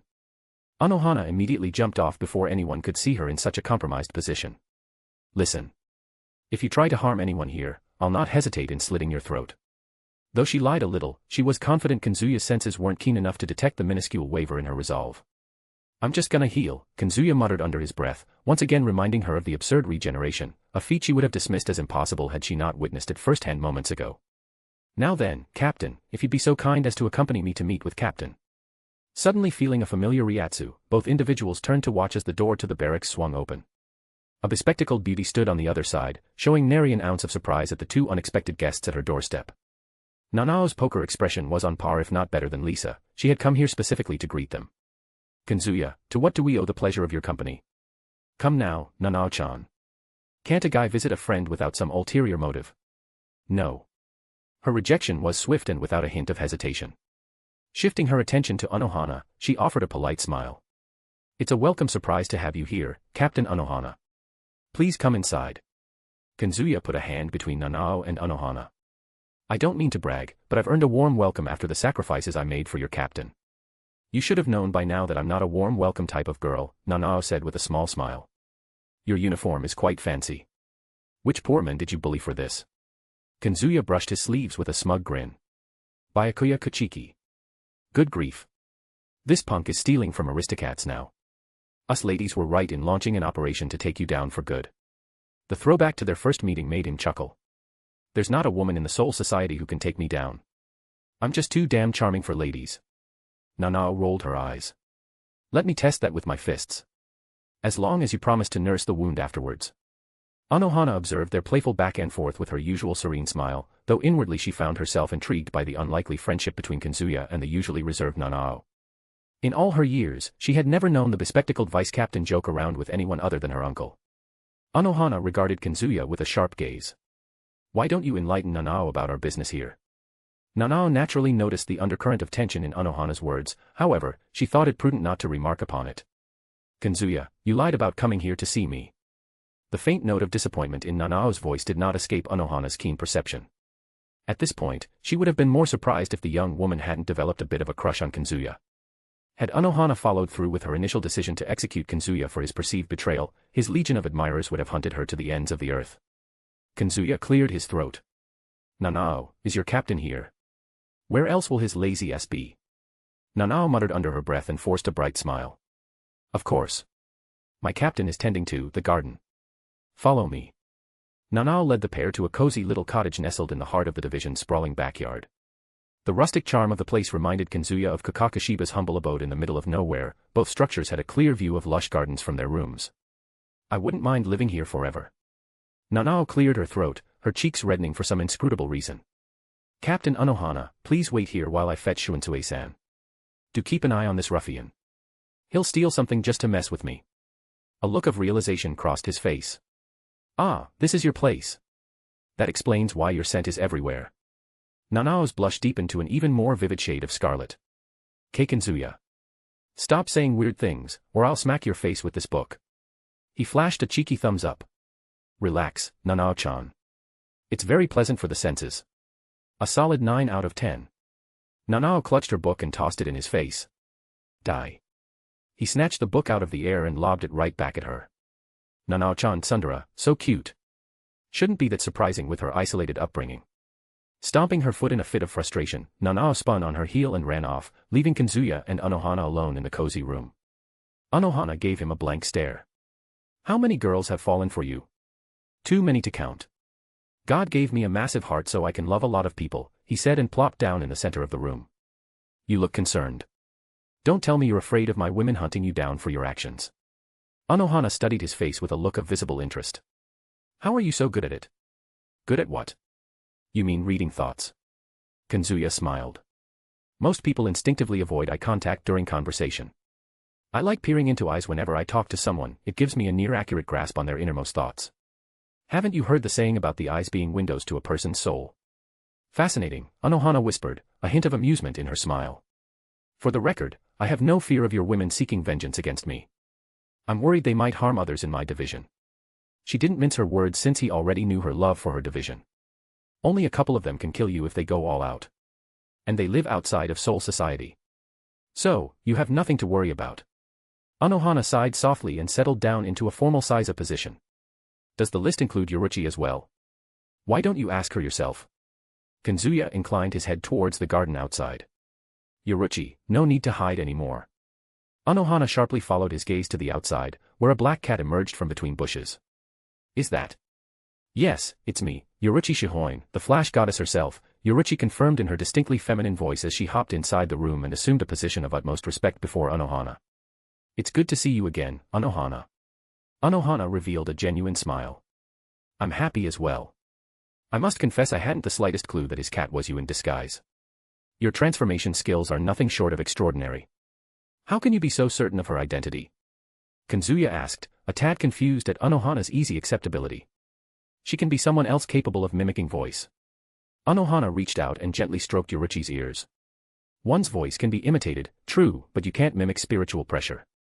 I tend to remember spiritual pressures better than most. While her Ryatsu has evolved over the years, I can still feel the essence of her aura here. A fair point, Yoruichi said with a nod before turning to Kazuya. Are you going to tell her everything? Yup. It's as good a time as any to get her on our side, he said, rubbing the back of his head. That said, she'll need a bit of persuasion. Captain Shunsui should be enough for the job. Yoruichi chuckled at his out-of-place cat pun. It never won't be bad to have Anohana's support. Anohana looked at the two with anticipation in her eyes. She found herself eager to know the facts that would convince her of Kazuya and Kasuke's innocence, the chances of which grew marginally with Yoruichi's unexpected appearance. As they waited for Shunsui, silence flowed in the room, the type of calm anyone would appreciate every now and then. Yoruichi slinked onto Kazuya's lap and rubbed her face against him. Seeing him keep his hands raised to avoid contact brought to mind her most recent prank. About last night. I'm sorry, Kazuya. I don't know what got into my head. Apologies were a rarity from the mischievous cat, but even she could acknowledge when she had gone too far in her teasing. He relented and placed his hands on her back, caressing her the way she enjoyed. You won't get off the hook that easily. Even though he never took her teasing seriously, he wouldn't mind getting some compensation out of the whole thing. I'll make it up to you, she purred, her form melting into his lap. We'll discuss the specifics later. For now, you have Shunsui-san to worry about. As the words fell, the footsteps of the captain and vice-captain could be heard. Kazuya gently set Yoruichi aside and rose to his feet, adjusting his posture to one of proper decorum. He greeted the laid-back captain with an amiable smile. You took your sweet time coming here. Shunsui took off his straw hat with a sad smile. It took everything to escape the gentle embrace of afternoon slumber. But it was worth it for the rare arrival of Dai-senpai. Anohana didn't bat an eye at his flattery, which made his eyebrows twitch. I was brought here by Kazuya. Oh. Do you need something? Kazuya put aside Yoruichi and rose to his feet. Shunsui-san, Captain Anohana believes I'm some sort of villain, hell-bent on using her squad to destroy the Soul Society at Kasuke's orders. Can you kindly set the record straight? Shunsui's eyes widened in surprise before narrowing in understanding. I see. Dai-senpai, Kazuya is here to rid the Soul Society of a great evil. His name is Aizen Sōsuke, the mastermind behind the Arrancar's incursion to the living world. Anohana cocked her head slightly, showing barely any surprise at the revelation. I see. That's it. That's all you have to say. Shunsui almost yelled, clearly taken aback by her nonchalance. I lost a day of sleep when I learned about it. How can you take it so easily? Anohana shook her head. You simply confirmed the suspicions I had about Captain Sōsuke. I assume his treachery dates back to centuries. He also played a pivotal role in the first holification incident.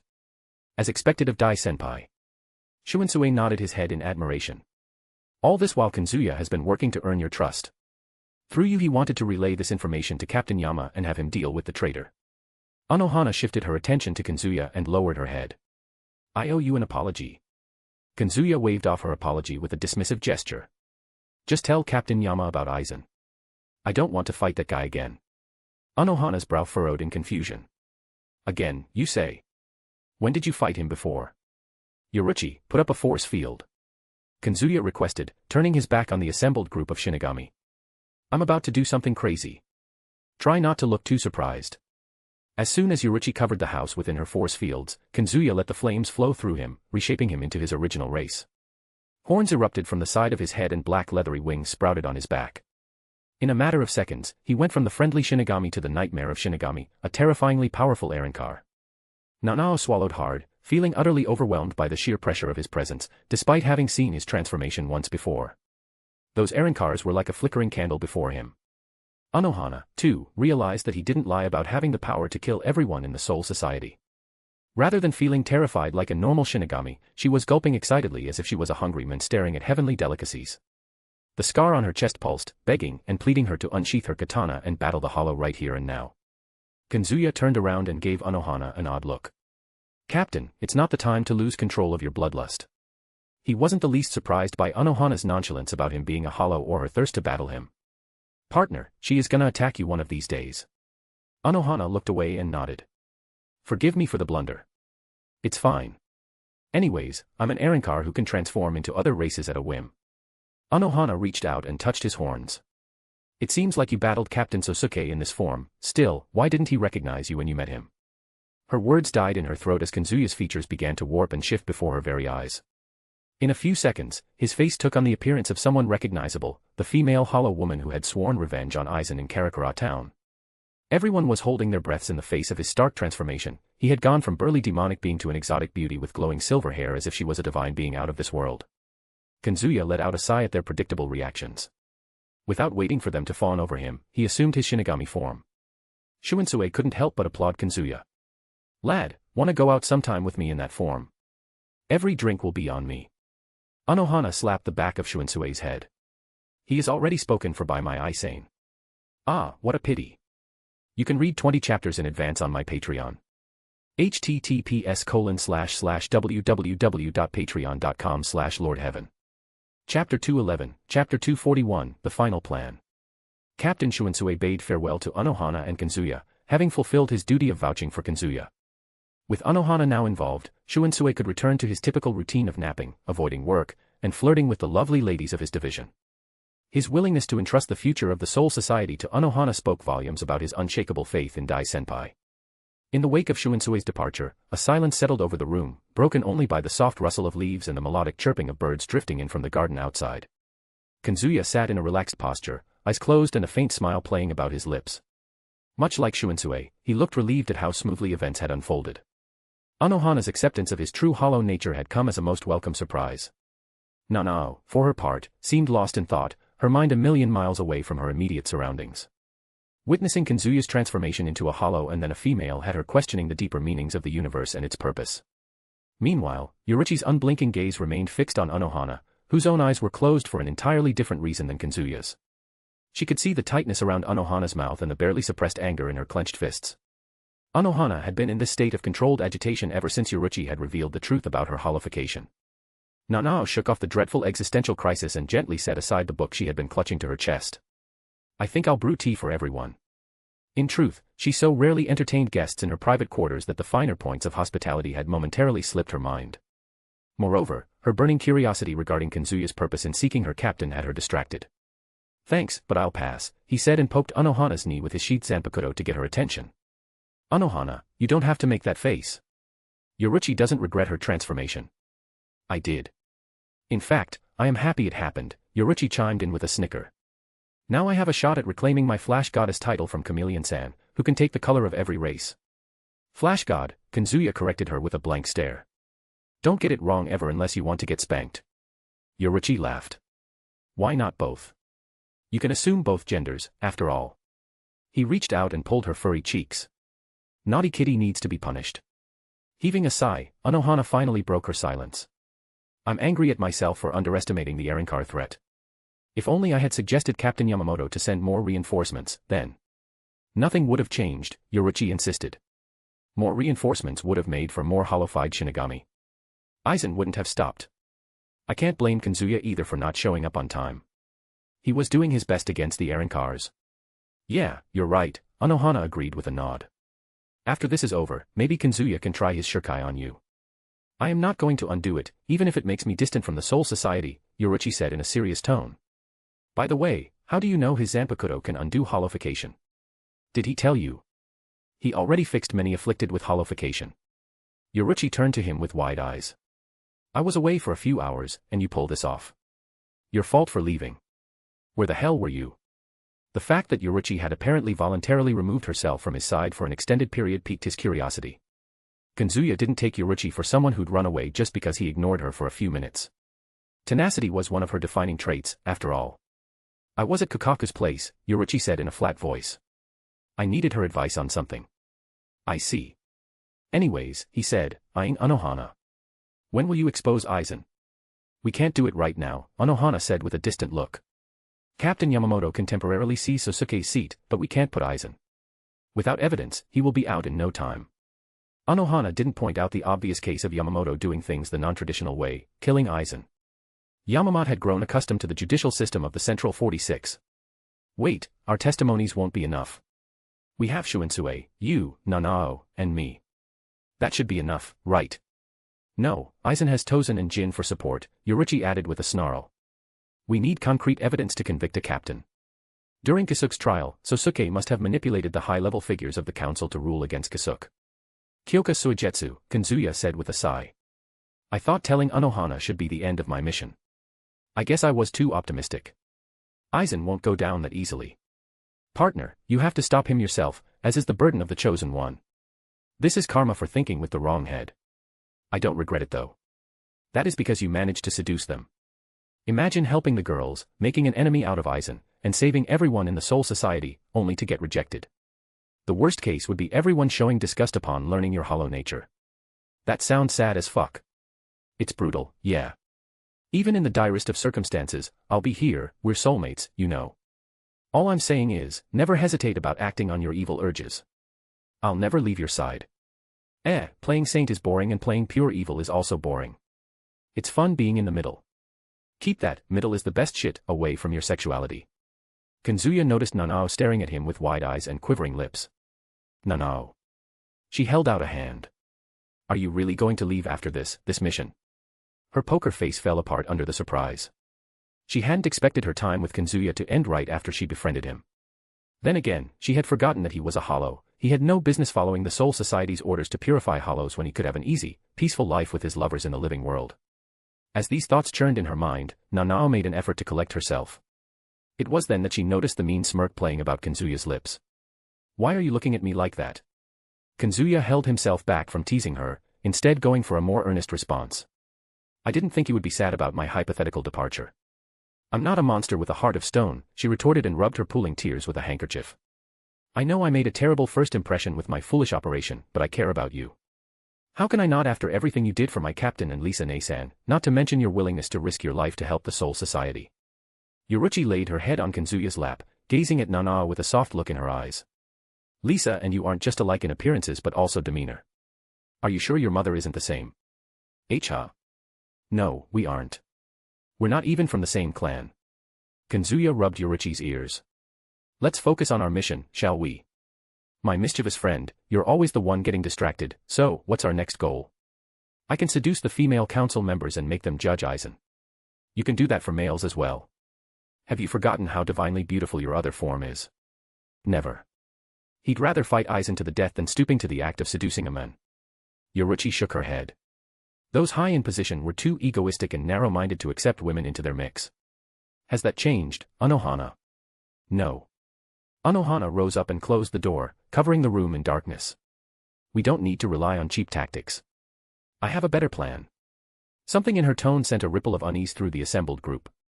Kazuya could feel it in her voice, that her plan was violence or very closely related to it. She turned around, her blue eyes gleaming and a cold smile dancing on her lips. Kazuya, I'll train you to bring out 100% of your strength. Afterwards, I'll use my position and power to create a scenario where you and Sōsuke are alone outside of the Soul Society, preferably Hueco Mundo. She paused, letting the gravity of her words settle in before continuing. When that happens, you'll finish what you couldn't because of external interference, remove his poisonous existence once and for all. Slaughter him. You can read 20 chapters in advance on my Patreon. https://www.patreon.com/lordheaven. Chapter 212, Chapter 242, Unwell Wishes. After the strangest meeting of Kazuya's life concluded in unanimous agreement to Anohana's crazy plan, Kazuya took his time strolling back to the 4th Division's barracks, content to let Yoruichi and Anohana catch up along the way. Yoruichi entertained her old friend with tales of her crazy adventures, most of which included him, while Anohana could only offer tidbits of the Soul Society's mundane recent history in return. Nothing of importance had happened in Yoruichi's absence. The black cat suddenly jumped off his shoulder and faced him with an uncharacteristic serious glint in her eyes. Listen, I have to go to the 2nd Division. Soi Fon? Kazuya asked with a frown. Is she giving you too much trouble? She shook her head at his probing inquiry. It has nothing to do with Soi Fon. I must retrieve something important. Why don't I fill in on the details later? He shrugged nonchalantly. Run along then. You have your husband's permission. Yoruichi rolled her eyes exasperatedly that conveyed fondness more than annoyance. Thank you, my gracious husband. You're the best. I sure am, he agreed with a shameless grin, which prompted Yoruichi to shake her head. Off you go. As Yoruichi dashed to the roof, Kazuya turned to check on Anohana's reaction. The battle-maniac healer wore an expression of utter incredulity, as if she couldn't quite believe the exchange she had just witnessed. Did that really just happen, she muttered, more to herself than to Kazuya. Kazuya had to bite the inside of his cheek to keep from bursting into laughter at her flabbergasted look. What, you don't think I'm husband material? Far from it, Anohana said, shaking her head. Was that real, or were you just fooling around? What do you think it is? I think it's both, Anohana slowly said. She is always laid back and carefree about most things, but she is also quite aloof and proud to call any man her husband. It's simply unprecedented. Even as a joke. Even as a joke, she repeated in a solemn voice. Her teasing doesn't extend to these lengths. I know she isn't the same woman I used to know. She couldn't have changed to that extent. They might not have been the closest, but Anohana had worked together with Yoruichi ever since her introduction by the Shihoin family. She didn't change much, Kazuya said, stroking his chin in contemplation. I just managed to domesticate the stray kitty. An impressive feat, to be sure. Aizen is here. Their conversation was abruptly interrupted by the hurried arrival of a familiar figure, the endearingly awkward Aizen Kotetsu. A slight frown marred her delicate features, hinting at her displeasure at being left out of her captain's latest excursion outside the division. Captain, Kazuya, where did you two sneak off without me? Chuckling, Kazuya waved off her question with a dismissive gesture. Anohana had some business with Shunsui. I just tagged along with her. Calmed by his explanation, Aizen started to nod in understanding, only to pause mid-motion, a look of confusion clouding her features. Wait, you addressed our captain by her name. Anohana glared at him, the glee in her eyes refuting any real anger. Yeah, who told you to use my last name? Did you forget I gave you the permission to call me Retsu? Poor Aizen could only gape at the exchange, her mind reeling at the notion of someone addressing her captain so intimately. Only a handful among the senior officers of the Godai 13 would dare to use Anohana's given name so freely, even though the person couldn't care less about these things. What just happened between them? Aizen wondered, her imagination running wild with possibilities. It's like how he and Nanao became a lot closer when they returned from the living world. As if sensing the direction of her thoughts, Kazuya reached out to give Aizen's shoulder a reassuring pat. Don't worry, Aizen. It's just a one-time thing. I promise I won't steal your job of shadowing Retsu everywhere. He had a much better idea in mind. As if I'll let it happen, Anohana scoffed, a playful smirk tugging at the corners of her mouth. Although, I must say, Kazuya, you are overqualified to be a mere lieutenant. That's true, Aizen agreed readily, her momentary curiosity about Anohana and Kazuya forgotten in the face of Kazuya's undeniable talent. He will be a captain for certain. At that, Anohana's expression grew pensive. She glanced over at Kazuya, a flicker of something unreadable in her eyes. He won't stay long enough to be a captain. As much as it pained her to admit, Anohana knew that Kazuya's path lay elsewhere. For all his prodigious skill and leadership qualities, she could envision no future in which he remained bound to the Soul Society as a Shinigami. Aizen glanced in his direction. He's going to leave for the 10th squad. Captain Shiba wants to promote him to his seat one day. Anohana simply smiled, making no attempt to correct Aizen's innocent assumptions. Aizen, show him to his new home. Of course, Captain. Aizen cheerfully saluted before turning her attention to him. Right his way. Sure. As Kazuya followed the steps of the tall, silver-haired girl, Anohana caught hold of his sleeve, forcing him to pause. Make sure you get plenty of rest tonight. I need you at your best tomorrow. He nodded at her. It's not like I have anything to do in my room. Beyond the occasional drinking session or casual chat with fellow Shinigami and friends, the Soul Society offered precious little in the way of leisure activities to occupy anyone's free time. And today, he didn't even have Yoruichi or Momo to mess around with. It's 1950 outside, mate. They don't have smartphones or gaming rigs. Fuck. I gotta wait another 5 decades for good games. On the bright side, you'll be watching the old classic anime as they air. Maybe the shows in this reality will be completely different from the ones you grew up with. I hadn't thought of that. Can't wait to turn Mila Rose into an anime addict. Putting his musings aside for the moment, Kazuya trailed after Aizen as she led him to his newly assigned living quarters. Truth be told, he would have been perfectly content with a simple bedroom. After all, he really only required a place to lay his head at night. Anohana, it seemed, had other ideas. The residence she had set aside for Kazuya was nearly a mini-sized mansion by Soul Society standards. Boasting 2 sprawling floors and more rooms than he could ever need, the place was neatly furnished and equipped with every convenience possible. You can read 20 chapters in advance on my Patreon. https://www.patreon.com/lordheaven. Chapter 213, Chapter 243, Startled. After a tour of his new accommodations, Kazuya and Aizen found themselves sitting across from each other in the spacious living room, a low table separating them. Kazuya let out a low whistle of appreciation. Does every starting Shinigami get this level of treatment? Aizen couldn't help but giggle at his odd reaction. Don't be silly, Kazuya. Surely you realize this is Captain's way of acknowledging your contributions to the division, and to the Seriitii as a whole. She paused, a melancholic look entering her warm amber eyes. You know, for all our division's reputation as the most welcoming and nurturing of the Godii 13. We're still most recruits' absolute last choice for squad assignment. Not everyone is interested in tending to the sick and injured and cleaning and maintenance of the Godii 13. Shinigami who came to the 4th squad were rejected by other divisions, those not suitable for violence, or those who pursued serenity amidst the grim nature of a Shinigami's job. Their loss, Kazuya said and leaned back in a more relaxed posture.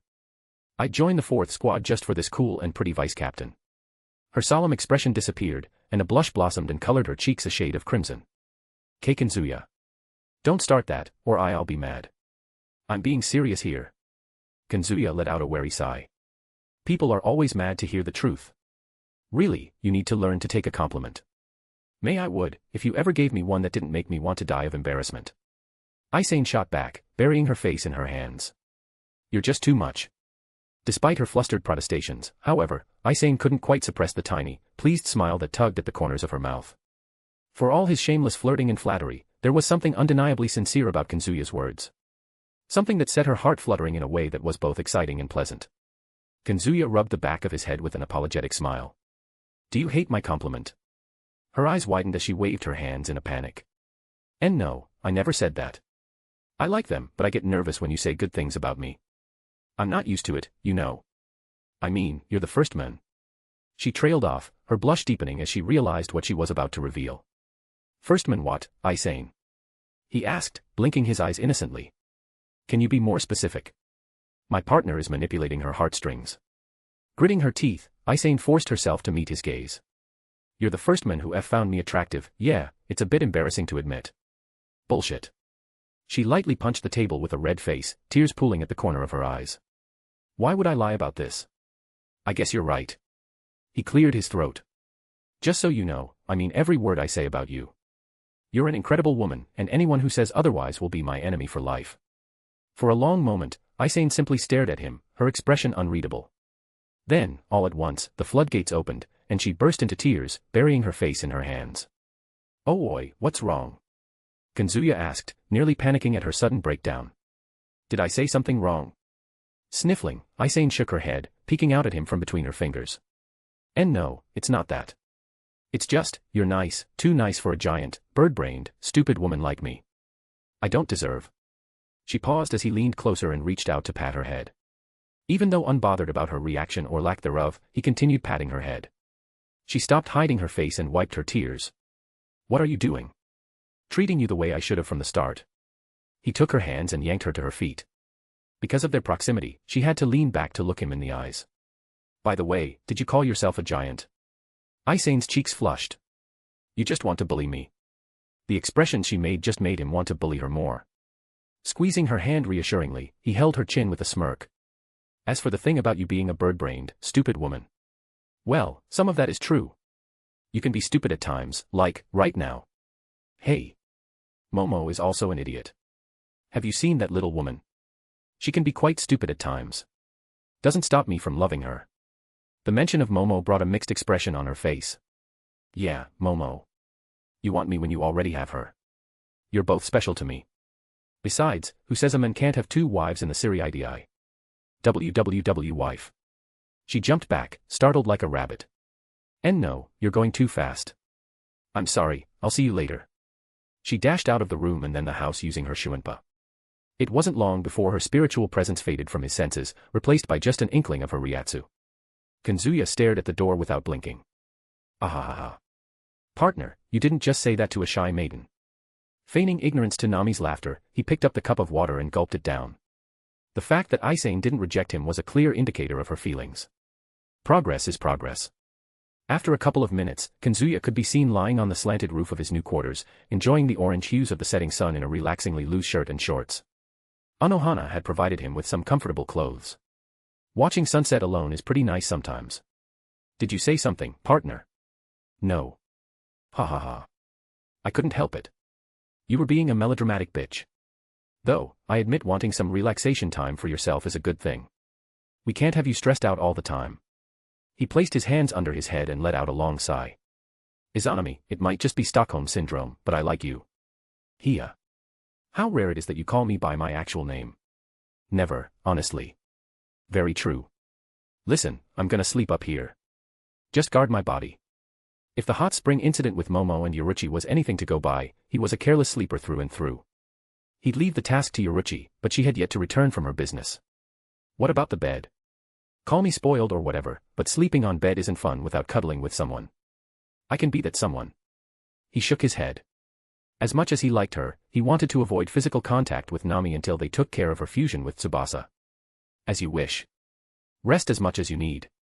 You'll need it for tomorrow. Something tells me Anohana isn't so gentle in her training. If Kenpachi Zaraki's training is anything to go by. Yes. I can endure it, probably. Anyways, good night. Trusting Nami to be a proficient guardian, Kazuya closed his eyes for a deep slumber. You can read 20 chapters in advance on my Patreon. https://www.patreon.com/lordheaven. Chapter 214, Chapter 244, Disillusioned, I. Heading out at this late hour, Harabelle. The soft voice drew Harabelle's attention, and she turned to find Izumi clad in a loose t-shirt and denim shorts, looking awfully cozy in the rather warm environment. The former Quincy had settled in as if she'd always belonged here. And despite her clear yearning for Kazuya's affection, Izumi seemed untroubled by his roster of other lovers, an attitude that Harabelle found both admirable and refreshing. Less conflicts among them meant fewer headaches for Kazuya, after all. My mind wanders every time I sit idly. I need a walk to cool my head. Izumi nodded in understanding. I can relate to that. I also can't stop thinking about Ototo, which happens every other minute. I miss being in her warm arms. The raw longing in Izumi's expression softened Harabelle's gaze. Izumi, it's only been a day. Be more patient. It feels like forever. Izumi said with a sigh before shaking her head. In any case, try to come back before dinner. That is my intention. With a parting nod, Harabelle took her leave, setting out for her favorite spot to quiet her restless mind, the bridge overlooking the gently flowing river, the only one in the town.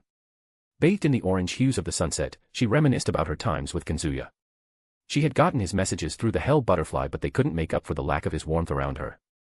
This mission will come to pass soon. And we'll be together again. Lost as she was in wistful remembrance, Harabelle almost failed to notice the approaching spiritual pressure until its owner was nearly upon her. My, you look really sad out here, Harabelle. Is your companion not around to keep you company? Her solitude thoroughly shattered, Harabelle glanced up to find a familiar silver-haired Shinigami hovering above her, his smile no less unsettling in the fading sunlight. He was the only man capable of setting her on edge with his mere smile. Did you have a fallout? Jin asked, his grin widening a tad. I'm usually good for relationship advice, but lesbians are outside of my expertise. Harabelle narrowed her eyes. I do not need your advice on anything. Nor do I recall extending an invitation for your company. She had little reason to believe the captain's presence signaled a purification attempt on her. Kazuya would have informed her of the Soul Society assembling an expedition. No, Ikimara's motives were more personal in nature and likely tied to Kazuya in some fashion. You look calm in the presence of a captain. Do you not fear me ratting out your location to the Soul Society? Your organization has nothing to gain from expending resources for a harmless Vasto Lord, which will severely affect the balance of souls in 3 realms. Kazuya had answered many of her questions. Among these was the question every Vasto Lord had in mind: what stopped the Shinigami from invading Hueco Mundo and hunting down the most powerful hollows? Jin raised his brows, smiling. You're more educated than I, we assumed. Did Kasuke tell you about the balance? Harabelle maintained her disinterested expression. If you have no pressing business with me, I'll take my leave. I was getting to that, geez. Jin jumped down and landed on the bridge, facing her squarely. Let's say there have been circumstances that require me to meet your beloved. Could you please direct me to her? Pretty please. No, Kaz, Harabelle caught herself before calling her beloved's name. Has no intention of meeting you. She made that clear when we met in Hueco Mundo. Jin turned to lean against the railing, his gaze trained on the sluggish flow of the river below. My reason for coming here benefits her as well. The Shinigami she wishes to kill is my mortal enemy. I want to see him trampled, his arrogance smashed. The sudden spike of bloodlust in Jin's aura nearly stole Harabelle's breath. The men before her craved revenge. A revenge so thirsty that he would sacrifice his life to fulfill it. Aizen. Jin muttered the name, his jaw clenched. Right now is the best chance to kill him, when he is vulnerable. Your friend and I can put an end to his mad reign once and for all.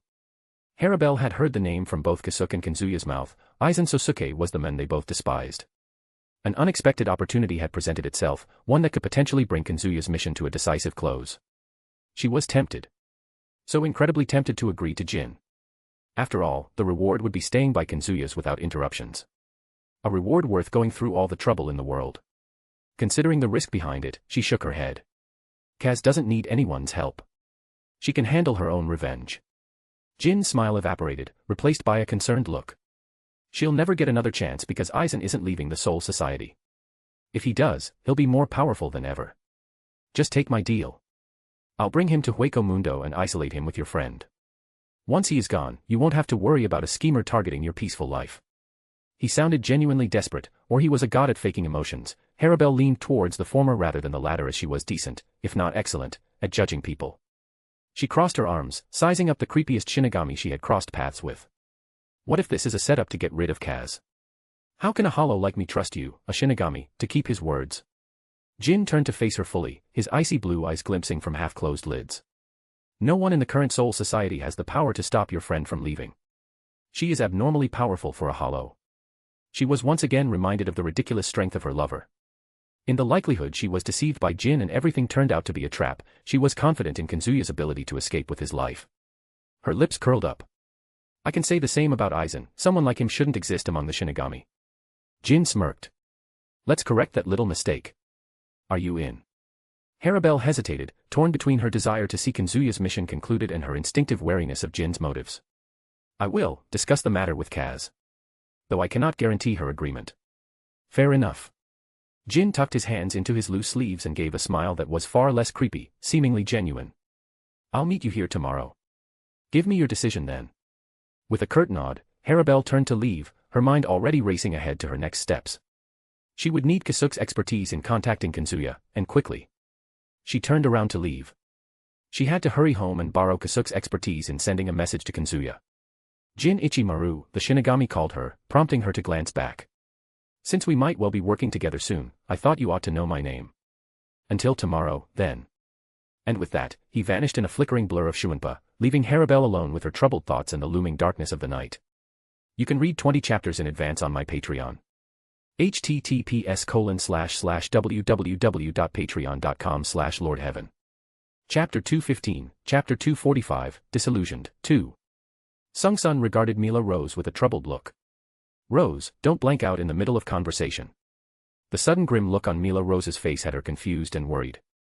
Someone was up there on the roof, Mila Rose spat. I don't sense them anymore. They fled pretty quickly. Sung-sun frowned, a worry creasing her brow. A Shinigami, you think? Mila Rose's instincts were seldom wrong, and the rest of their little family had learned to trust her uncanny perceptiveness without question. But the idea of a Shinigami skulking about, spying on them from the shadows, was deeply troubling. The entire house, including Sung-sun, never doubted Mila Rose's senses and instincts. What bothered Sung-sun was the identity of their stalker. Mila Rose crossed her arms, keeping vigilance. Why will a Shinigami eavesdrop on us? Because we don't look like the locals. Sung-sun shrugged. Maybe they were just on a routine patrol and got curious about us. I don't know. I'm throwing guesses here. Mila Rose slowly nodded, processing the different scenarios that could be connected to a Shinigami looking for them. Let's just tell everything to Haribel-sama. I have a bad feeling about this stalker. My skin crawled when I was being watched. Sung-sun covered her mouth with her oversized sleeves and laughed. Your skin is thicker than a gorilla. They must have been real creepy to make your skin crawl. Mila Rose shot her a glare, clearly unamused by Sung-sun's frivolity. I'm fucking serious, Snake. I know. I'm sorry. Sung-sun waved her hands. We'll take detours in case we're being tailed. I know just the route for that. Mila Rose tossed her hair confidently. I have every street memorized. Just follow me like a duckling. Very well, kitty. Lead the way. Meanwhile, Seoul Society. The night sky was a brilliant view today, but not as brilliant as the face Izanami had her eyes on. Resting his head on her thighs, Kazuya looked nothing short of perfection. Caressing his face gently, she looked up and let out a heavy sigh. This peace isn't going to last. She had a strong hunch that this calm signaled an approaching storm, one that was bound to plunge Kazuya into a whirlwind of endless bloodshed and violence he had yet to experience. I'm a bit torn here. The conflict between the sweetness of violence and the agony of seeing her soulmate suffer was slowly ripping her apart. She, of course, endorsed the violence as passionately as the god of war himself, but this duality had grown more muted after Tsubasa merged with her. You're being moody, she spoke, words not hers but the other spirit in her soul. Father has grown stronger, he can endure the storm. I know, Tsu. I know he can endure it. It's just, he might lose something when he emerges on the other side. No, you're being disillusioned. I'll tell him myself. Tsu, have you ever noticed how we complete each other? Nami sneakily changed the topic to something she always felt curious about. Like you're the life to my death. Defense to my offense. Assertiveness to my receptivity. Pure rationality and logicality to my emotion-driven brain. Tsubasa had no reply. Rather, she wasn't intelligent enough to comprehend Nami's musings.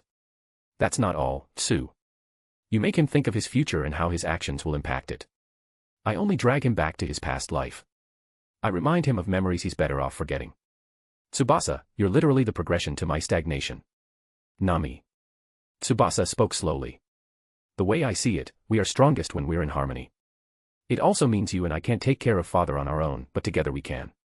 Nami couldn't help but giggle at Tsubasa's optimism. That wasn't the point of my rant. Then what was? Why are we like this? Who and what made us this way, like we're two halves of a greater whole? I want answers, and I want them now. Having the knowledge from his past life, sometimes she dreaded if she was just some pawn in a grand scheme, playing to the whims of some omnipotent entity outside of their universe. The thought made her extremely uncomfortable. You should ask father tomorrow. In any case, be on your guard. We can't let anything happen to father. Nami nodded her head. Yoruichi is approaching us. Let's act normal in front of her. After a few moments, Yoruichi appeared before them in her normal form. Now that Aizen knew her identity, she didn't bother hiding her human form, especially during night when her stealth excelled. Putting her hands on her hips, she looked at the pair. This horny rascal. He got you to coddle him when Momo and I weren't around.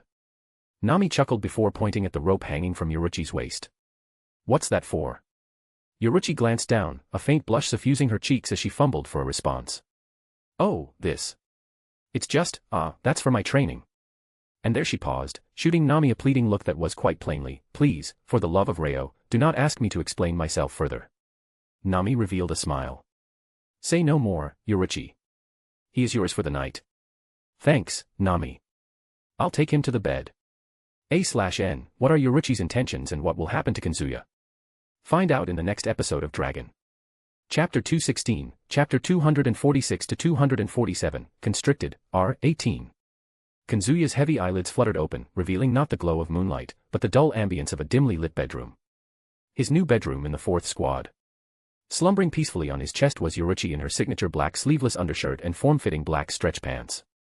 The peculiar position was perplexing enough, but the sight of his arms bound above his head by a normal-looking rope, combined with the sunlight cascading through the window, had him utterly bewildered. How in the world did he find himself in such a strange situation after dozing off on his rooftop the previous night? Even more baffling was his inability to tear through the ropes, despite possessing the strength to pulverize mountains with his bare hands. The special ropes prevented him from channeling his spiritual energy, as if the rope was freezing the flow of his Ryoryoku. Though, he was sure he could brute force through them if he tried to. As though hearing his struggle with the ropes, Yoruichi's cat ears twitched. Her eyes slowly opened, and she languidly rubbed them before sitting up. With a long stretch, she shook away the morning lethargy. This bed gave me a sore, Yoruichi's calm voice trailed off as her gaze drifted downwards, locking with his intense stare. Oh yeah. I forgot about this. Kazuya raised his knee and nudged her back with it. Did I get drugged and assaulted in my sleep? The chances of such a scenario were admittedly slim, but Yoruichi's unpredictable nature made it difficult to anticipate her actions, most of which were born from spontaneous whims. Yoruichi's eyes widened at his accusations. What gave it away? Wait, it actually happened. She covered her mouth and laughed. I didn't do anything. Then why am I? Yet, she finished her previous thought, her golden eyes glinting mischievously and her tail dancing playfully. She leaned down and traced his jaw. This is my way of making up for my mistakes. You always wanted to be sex friends. I'll fulfill your fantasy today. From the way her eyes crinkled, he could tell how much fun she was having in teasing him. He started to suspect that she had merely used her mistake as a pretext to conceal her true affection for him. You went to the 2nd Division for this special rope. Only place where one can find the rope to subjugate dangerous lawbreakers. Kazuya burst into laughter. Do these guys know their special rope is being used for some kinky bondage play by their former captain? They don't need to. Yoruichi gave a flat response and gripped his collar. Now, be quiet like a good boy and let me do my job. Honestly, you could have done that without the rope. Unless this is your kink. Hush now, Kazuya. She pressed a finger against his lip and squeezed her firm breasts against his chest, her crotch sliding sensually against the bulge in his shorts. Feeling excited in this situation. Am I that desirable, sweetheart? More than you can imagine. Despite knowing she was teasing him for fun, he gave an honest answer. The answer made her smile in satisfaction. If it makes you feel any better, you have the same effect on me sometimes. These ropes are there to restrain you just as much as they are for me. Yoruichi was very sure that he'd take this intimacy beyond her set boundaries, and she would be powerless to resist him. The binding gave her the assurance that things wouldn't escalate to that final, irreversible act. The binding would prevent them from having sex. Although she promised to be his sex friend, she was only going to use her hand and mouth to make him come over and over until he was satisfied. Restraints are for the weak, he said, throwing a thinly veiled challenge as though to provoke her. Are you weak, Yoruichi? Oh, I am. I'm just a damsel in distress before the Prince of Hollows. And his provocation had zero effect on Yoruichi. She was in the zone, and nothing could stop her. Placing her hands on the side of his waist, she crawled back until she came face to face with his crotch. With a look of anticipation, she tossed up his shirt and yanked down his shorts. His fully erect penis, partially from the morning reaction and partially from excitement, sprang free. Ah. Eyes widening, Yoruichi's gaze trailed his thick shaft all the way to the glorious crown and gulped. It's really menacing looking from up close, she whispered, her warm breath on his cock sending shivers down his spine. She wrapped her fingers around his skin and gave him a pump. Almost stiff like a rock, and it smells weird, in a good way. It's no surprise those ladies look like they will go through a battle royale for this. Tying him up like a prisoner, she was fully indulging her curiosity. A curiosity she openly displayed, yet refused to admit. She gently held up his jewels and stroked his shaft. Her fingers had the same level of dexterity as Sung Sun, but her movements were more refined. It wasn't the same refinement that came from experience. Rather, she seemed to be trialing and improving by observing his reactions through her sharp gaze. From gentle to tightly squeezing him, she was giving him what could be called a perfect handjob. Abruptly, her mouth descended to lay a feather-light kiss right on the tip, his most sensitive spot. She stuck out her tongue and licked the underside of his shaft in a long, slow, upward motion. Her dry tongue tickled and teased him in the best way possible. Fuck.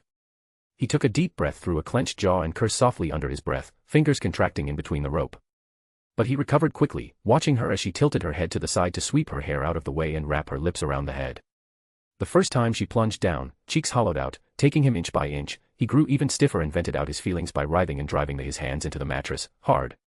Despite his experience, it didn't take long for Yoruichi to reduce him to incoherence, teasing the ridge of the head with her dry tongue, taking in the length of him slowly again and again, until half of his length was in her mouth. Her hand glided smoothly along his slick shaft, complementing the movement of her mouth. Does it feel good?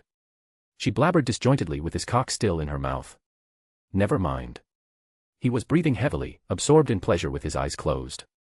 His entire torso undulated in sync with his panting, back arching and falling, and from the way his legs squirm around her, she could tell he was dying to be unrestrained. Dying to grip her face and fuck her mouth before forcefully shoving his seed down her throat. The very thought sent a shiver down her spine, and a bundle of heat gathered in her belly. Her nipples felt itchy, pleading her to undress and caress them. Oh my lord. The stupid hollow is influencing me into this. Innocently shifting the blame of her own growing mix of lust and love, she swallowed hard and sped up her movements. Even though she couldn't take him entirely, the portion that her warm mouth and rough tongue pleasured was the most sensitive. She popped his cock out of her mouth and looked up at him with a smirk. I never imagined you could make those expressions. You look so cute, though. I really want to tease you more like this. The satisfaction gained from teasing a helpless Kazuya was even more than her usual teasing and pranks. After all, the men she had restricted could annihilate her in combat and he could take control over this situation if he so wished. But it still excited her to see him helplessly writhing in pleasure under her control. Rather than answering her, Kazuya suddenly pushed himself off the bed and placed his bound hands on her head. His fingers threaded into her ponytail, and he raised his hips, scraping the back of her throat with his cock. His movement started out slow, more for her sake than his, giving her the time to relax and breathe as he slipped in deeper. Heat had filled her golden eyes, and her breathing grew ragged. Her heart began beating faster and faster, realizing that her wildest imagination was about to come true. Unaware of Yoruichi's growing lust, he increased the pace little by little. Every thrust that brushed the back of her throat punctuated with a low moan.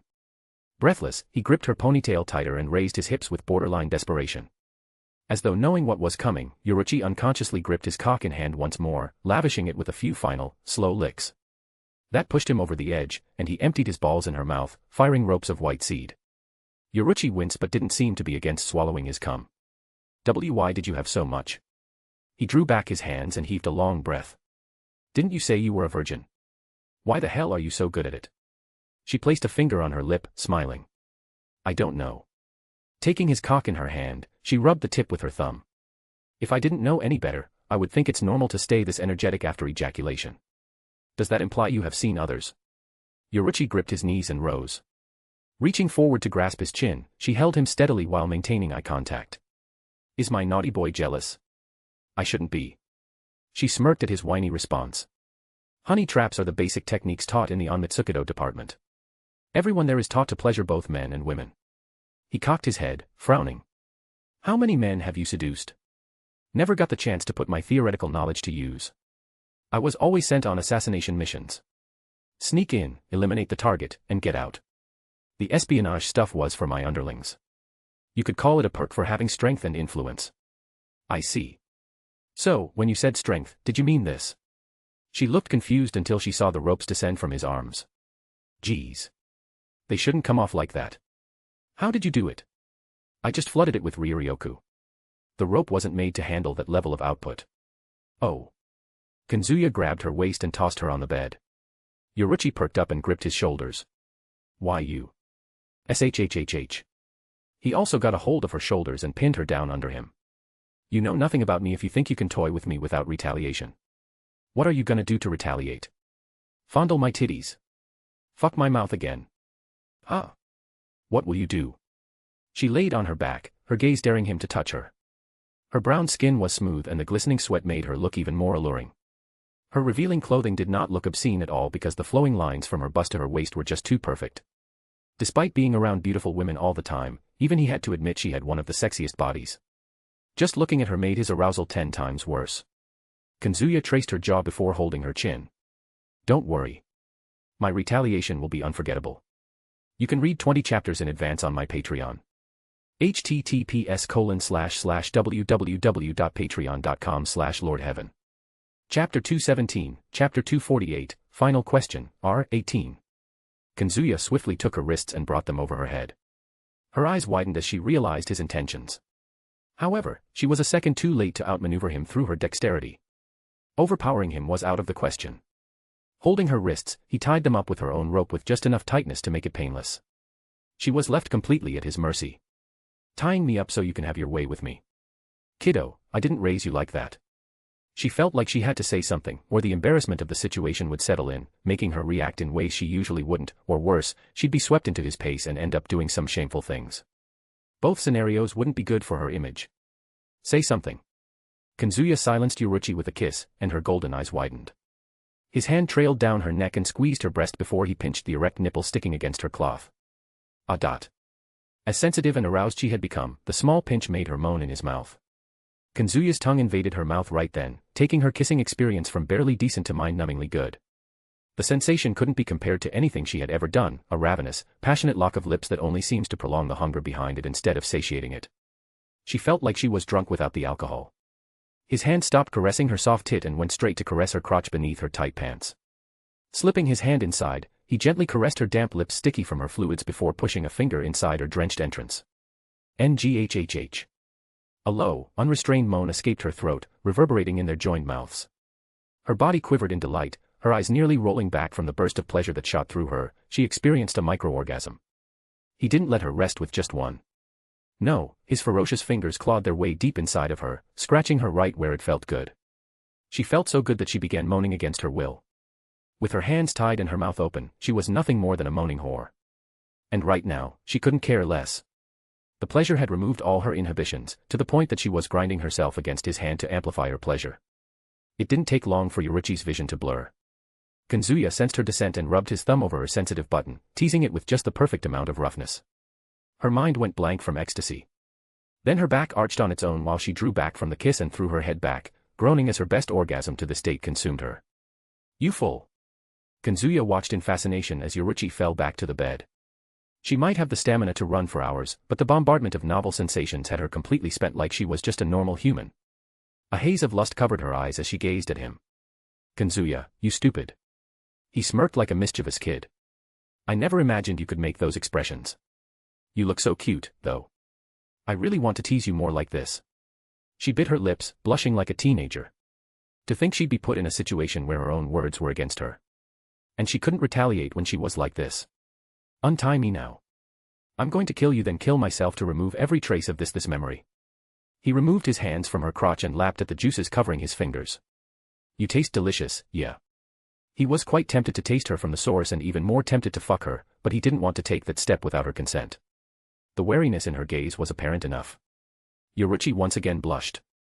When will you untie me? On one condition. Be completely honest with me. Did it feel good? You already know the answer. Stop teasing me.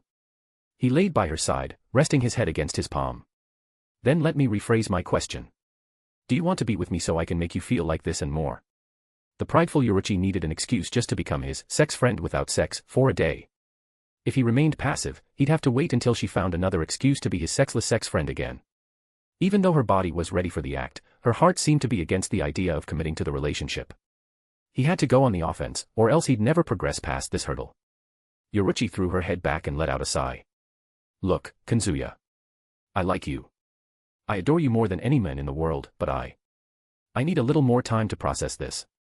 Fearing that her half-assed response earned a frosty gaze, she continued looking at the ceiling. But he held her chin and made her look into his eyes, which seemed warm and full of affection, quite unlike her expectations. You can take your time. Just don't make me wait for 100 years. Yoruichi's tense expression vanished, replaced by a cheeky smile. Oh please. I'm not that indecisive. Can you untie me now, sweetheart? How about I keep you like this until you say yes? Chapter 218, Chapter 249, Bite Me. Stop gawking. Your plate is right there. The grilled fish is getting cold. Yoruichi chided Kazuya in a firm voice, yet a blush crept up her cheeks as she caught his gaze. A warm, affectionate gaze that spoke a million words without so much as a squeak. The gaze made her utterly self-conscious after their intimate act in the bedroom. Kazuya reached out, his thumb brushing a smudge of milk from her lips. A glimpse at this golden-eyed catgirl can satiate every need in a man's life. If I had $1 for every time you lied to women, I'd have a couple $100 to my name, which is a lot in the current era. Nami's commentary fell on deaf ears as he had no interest in anything besides Yoruichi at the moment. Yoruichi narrowed her eyes sharply, a hint of annoyance in her expression. Why did you make me cook then? She had spent 30 precious minutes of her life preparing the dishes, only for Kazuya to barely touch the fruits of her labor. She wasn't hurt, just perplexed about his actions. The thought of the dishes tasting awful didn't cross her mind. She had taste-tested everything before presenting them to him. They tasted decent enough for breakfast, with plenty of nutrition. He wiped his mouth with a napkin. The meat is 3 or 4 times salter than it should have been. He had tried to eat without showing any discomfort, but his efforts had been futile. Despite all his evolution, his taste buds remained the same as humans. The food on the plate wasn't made for humans. Yoruichi knitted her brow, looking even more perplexed. It wasn't salty when I tasted it. Strange. Yoruichi, did you consume anything other than milk in the past few days? Ah. Her eyes snapped wide in realization. Sticking out her tongue, she rubbed a thumb across the dry, sandpapery surface. Whoa. My tongue also changed. He chuckled, seeing the usually wise and proud Yoruichi playing with her tongue. The hollowification affected your whole anatomy. You're the first Shinigami to not only have a tail and cat ears but also their tongue. I'm so proud of you. Well, you know what? I'm also proud. I always found cats cute. I'd have taken your Zanpakuto's bullet if hollowification gave me something like a dog's ears. Yuck. Dogs aren't that bad. Yoruichi leaned closer, narrowed eyes gleaming with a murderous glint. Did you say something? He licked his lips. I said dogs are better than cats. The bold remark earned him a glare from the golden-eyed former captain. Unfazed, he pushed back his chair and walked towards the door. Yoruichi smacked the table. I hate you. Kazuya made his way to the 4th squad. Rather than dawdling around the premises, he made a beeline for Anohana's office. His only business was with Anohana. A bloody and violent business that made him equal parts exhilarated and apprehensive. Strangely, Aizen's Ryatsu retreated from Anohana's office as soon as he stepped foot into the barracks. She still can't face you. Gosh, how can she be so cute? Don't talk to me, you traitor. What did I do to deserve that title? Partner, I need answers, or Tsubasa and I are going on a Zanpakuto strike. You sold me out to Yoruichi. About that. When I saw her rope, I became a victim of my morbid curiosity. Never in my wildest dreams did I imagine Yoruichi becoming your sexless sex friend. But all's well that ends well, right? Right. Does sex feel good, father? Asked Tsubasa curiously. It must feel heavenly if father engages in it all the time. Even Izanami wishes to partake in it with such fervor. Let's talk later. I'm busy now. Okay. Anohana was already waiting for him at her door, a half-amused smile playing on her lips. Aizen didn't want to see you. What happened at your place to make my poor girl even more shy? I just asked her out. Before you say anything, I was very nice and polite. That silly girl. Anohana let out a sigh. She has to be more assertive, else a delinquent like you will continue taking advantage of her. If you're worried, why don't you date me as well? That way you can make sure Aizen is treated fairly. You'll be the balancer of power dynamic between us. Anohana brushed off his smooth proposal with a calm smile. The insignificant passion I have in my heart is reserved for. Forget about Aizen. You're here for training. Let us proceed to a more suitable location, to the hills where flowers bloom. Huh. Without waiting for his response, she strode down the stairs. Emerging in the open area, she drew her katana and plunged it into the earth. Mend the broken flesh, Minazuki, flesh drops gorge. The blade quivered as viscous, green fluid burst forth from the hilt, coalescing into a massive silhouette. As her katana vanished, the gurgling flesh sprang to life. Anohana's shikai took the form of an immense, manta ray-like creature, its slick body supported by 2 talon-like feet. A single, unblinking eye gazed out from its face, while countless teeth lined its grinning maw. Perhaps, it was grinning. No one except Anohana could read the creature's thoughts. Wow, Captain Shikai is cute like her, he whispered, confusing Anohana whether he was being sarcastic towards her or talking to himself. Retsu, does it bite? Minazuki's master carries enough bite for both of them. He pulled back his sleeve, baring his wrist. In that case, bite me. Silently, Anohana gave him a side glance before shaking her head and getting on top of Minazuki. Come, let's not waste more time. Completely ignoring his playful whims was less effort and time than entertaining him. If you insist so much. He hopped aboard the giant manta ray and took a relaxed seat on its back. I have to say it's pretty comfortable. Minazuki flapped its wings and took off into the sky. In the barracks, many nurses and Shinigami stopped in their duties and waved their hands at Anohana, wishing her good luck on her excursion. She returned their well wishes with a serene, close-eyed smile before taking a seat beside Kazuya. You can read 20 chapters in advance on my Patreon. https://www.patreon.com/lordheaven. Chapter 219, Chapter 250, The Challenge. Taking a seat by Kazuya's side, Anohana's face returned to her usual calm. This cold breeze feels invigorating. You won't feel the same energy when rushing towards your destination with Shuinpa. To be fair, yesterday I rushed to save my neck from you. Not exactly the best circumstances to take notice of our nature. Anohana turned to him, smiling. I remember you declaring that nobody in the Soul Society could harm you. Whatever happened to that claim? Oh, it still holds true. Not many people can kill me when I commit to defense. With his shield and ridiculous regeneration, he was the most resilient cockroach in the world. Trading his offensive abilities for defensive was very situational, but at least he had the option. Anohana, who didn't know about his Zanpakuto's defensive capabilities, attributed his confidence to his regeneration ability, a boon for her since she wouldn't have to use her bankai to heal the wounds he'd suffer in the coming days. Unaware of Anohana's designs, Kazuya lay back and gazed up at the ever-changing sky as they journeyed from the bustling Siriidii to the lush forests beyond. Retsu, I'm feeling drowsy. Can I get a lap pillow? Aizen might oblige if you stop teasing her. Just being sincere will make her accept your affectionate advances. Anohana had no qualms about Kazuya pursuing Aizen, or rather, she was in full support of them being together. As sharp as she was, she didn't know that he was serious about taking both the vice-captain and captain. But if you harm her in any way, Anohana whispered, slowly turning toward him with her narrow-eyed smile that held a sharp edge like a blade. I shall remind you why I was known as the most infamous villain in Soul Society's history. But she isn't here. You are. Anohana blinked, momentarily taken aback by his nonchalance in the face of her threat. She had yet to become used to his, I don't fear anyone, not even you, Yachiru Anohana, attitude. Shaking her head, she closed her eyes. I will not indulge any of your quirky ideas. As they crossed the forest, the aforementioned hills where flowers bloom came into view, gentle slopes blanketed in layers of white and violet flowers. He had imagined some barren hills with a few flowers, not this rich scenery.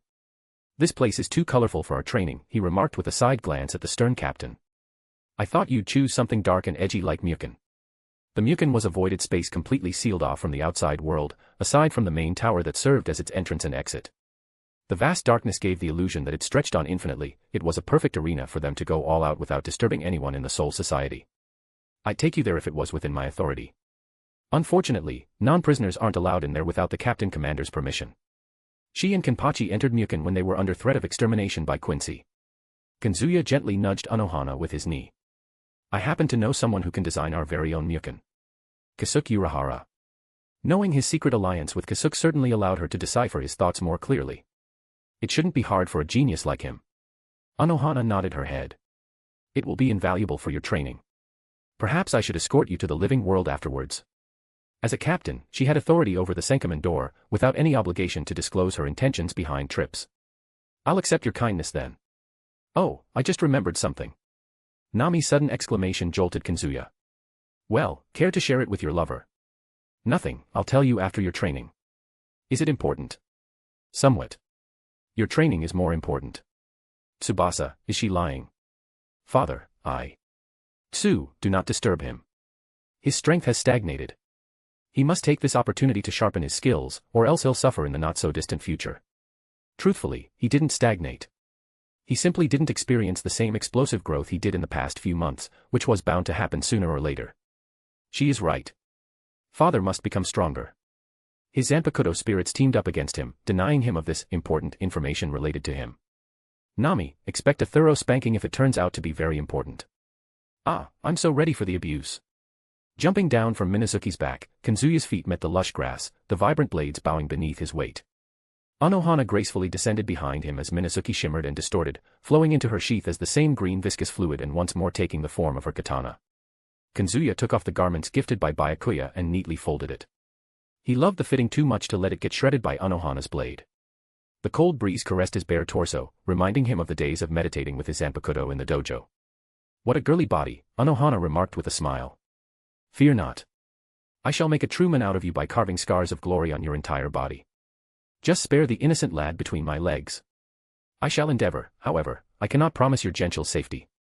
He grimaced and faced Anohana before glancing at the flower field. You chose a real contrasting place for our violent dance. The flowers will elevate your focus. I have to make sure you don't get distracted during a crucial moment. Kazuya closed his eyes, the biting failure with Hogyoku and Aizen still fresh in his mind. Had he maintained his focus, Aizen would have returned to the Soul Society not as a living soul, but as a decomposing corpse. Yeah, you're right. My focus needs a lot of work. Admitting your shortcomings is as good a start as any. Anyhow, you aren't alone in your struggle. Anohana's hands moved to the strap across her shoulder, deftly pulling it over her head. Gripping her sheath, she drew her katana with deliberate slowness, letting each section of the blade glint in the pouring sunlight. The blade, like its hilt, was unusually large, more akin to a nodachi than an ordinary katana. Her blade flashed as she severed the clips binding her braids, freeing her hair to dance wildly in the wind. The jagged scar beneath her throat stood out on her otherwise unblemished pale skin. Her cold gaze collided with him. When I sense your strength, I, too, find myself losing grasp of these dark urges. Now I'm losing for a completely different reason, he muttered under his breath, desire and anticipation warring within him at the sight of her ghostly beauty. He pinched his cheek, and the pain that washed over him purged his distracting thoughts. Well, let's lose control. Draw your sword and face me. No shikai. No shuinpa. No sonido. Fight me like you're a sheep before wolf. Fight me like you're desperate to survive. She pointed her sword at him. Prove to me that you are more than a helpless weakling when stripped of your sublime gifts. He smoothly slid his katana out of its sheath. Nami will have a field day today. Chapter 220, Chapter 251, A Lamb and Wolf. Anohana stood at ease, her stance riddled with openings. Kazuya knew better than to trust his eyes when facing an opponent of her caliber. This was undoubtedly a bait to lure him into a killing strike, only to counter and lecture him on the virtue of patience. Did you not hear me? She questioned, her voice cold and emotionless. Plunge your blade through my heart like you do with Aizen. Narrowing his eyes, Kazuya lunged forward, his sword aimed at her chest. There was no hesitation in his movements, as if he truly sought to end her life. Anohana's lips curved up in a subtle smile as her hand twitched. Clang. Her sword intercepted his with blinding speed, and despite keeping his eyes trained on her hand, he could only perceive a blur of motion. Instinctively, he blocked, relying on reflex rather than sight. The attacks that struck his sword were lightning fast, he managed to keep pace. The moment the thought crossed his mind, a sharp pain hit his right palm. He looked down to see blood pouring from the back of his hand. Meanwhile, his sword arced through the air and plunged into the hill behind him. Wow. He muttered, feeling speechless from witnessing a short sword in her left hand. She walked towards his katana and tossed it at him. Don't get too fixated on your opponent's blade that you lose sight of everything else. I just didn't expect you to resort to cheap tricks, given the massive disparity in our skills. Always expect the unexpected on the battlefield. The price of unpreparedness is your life. I know. I know. Let's start again. He shook his hand, scattering droplets of blood on the white flowers. The wound began to knit itself back together. You won't catch me off guard this easily again. I'll even let you take the first strike. Anohana gleefully took the chance and lunged at him like a predator rushing at its harmless prey. As their swords locked, she drew back and launched a follow-up slash at his torso, intending to carve her first mark on his body. He emulated her defensive technique to parry her diagonal slash. Just a heartbeat later, her sword flashed once more. Against his expectations, she had retraced her attack to launch yet another slash with scarcely a pause between them. He instinctively repeated the block, which was the right move. Clang. A massive impact sent him skidding backward, his feet gouging a devastating trail in the flowery field. You're disappointing me. Look, I'm not the best with a sword. I fight better with my fists. Wearing a mildly disappointed expression, Anohana rushed forward and immediately launched more attacks. Her gaze was distant, almost bored, yet her sword movements flowed like a river, each slash carrying mind-blowing power behind it. Sparkles erupted as their swords clashed, the ringing of steel echoing across the serene hills. Be it the rhythm of their swords, the way they moved around each other, it was as if they were two dancers engaged in a beautiful, deadly dance. Despite holding his own against Anohana, Kazuya couldn't help but feel awe for the fourth squad's captain. The way she parried him with ease made it seem like every tiny motion of her body was predetermined. She had dueled so many katana wielders that her body unconsciously countered attacks based on where her opponent's sword touched hers. Her mastery of the sword was both sublime and graceful. What's more, she seemed barely focused on the fight, while he pushed every muscle to its limit just to keep pace. Put more intent in your strikes. Make every strike count, but never be too predictable with your attacks. That is, if you're fighting an equal. Against lesser opponents, you simply cut them down. And still, she had the leisure to lecture him in between the battle. I will stop going easy on you. Clang. A shockwave rippled through him as he blocked her strike, the force of the impact reverberating in his bones. He was granted no reprieve, no opportunity to counter as a barrage of slashes assailed him. Left, right, up, down, her blade slashed him from all sides with no respite. Her attacks were faster than Yoruichi, and her slender hands exerted nearly the same power as Aizen. When combined with her unparalleled swordsmanship, she was a monstrous opponent that he simply couldn't beat without his abilities. Under the onslaught of her attacks, he found himself overwhelmed, unable to find a moment to breathe, let alone mount an offense. It was then that Anohana's sword found a crack in his defense, leaving a deep gash across his waist. Blood sprayed forth, painting her blade a vivid crimson.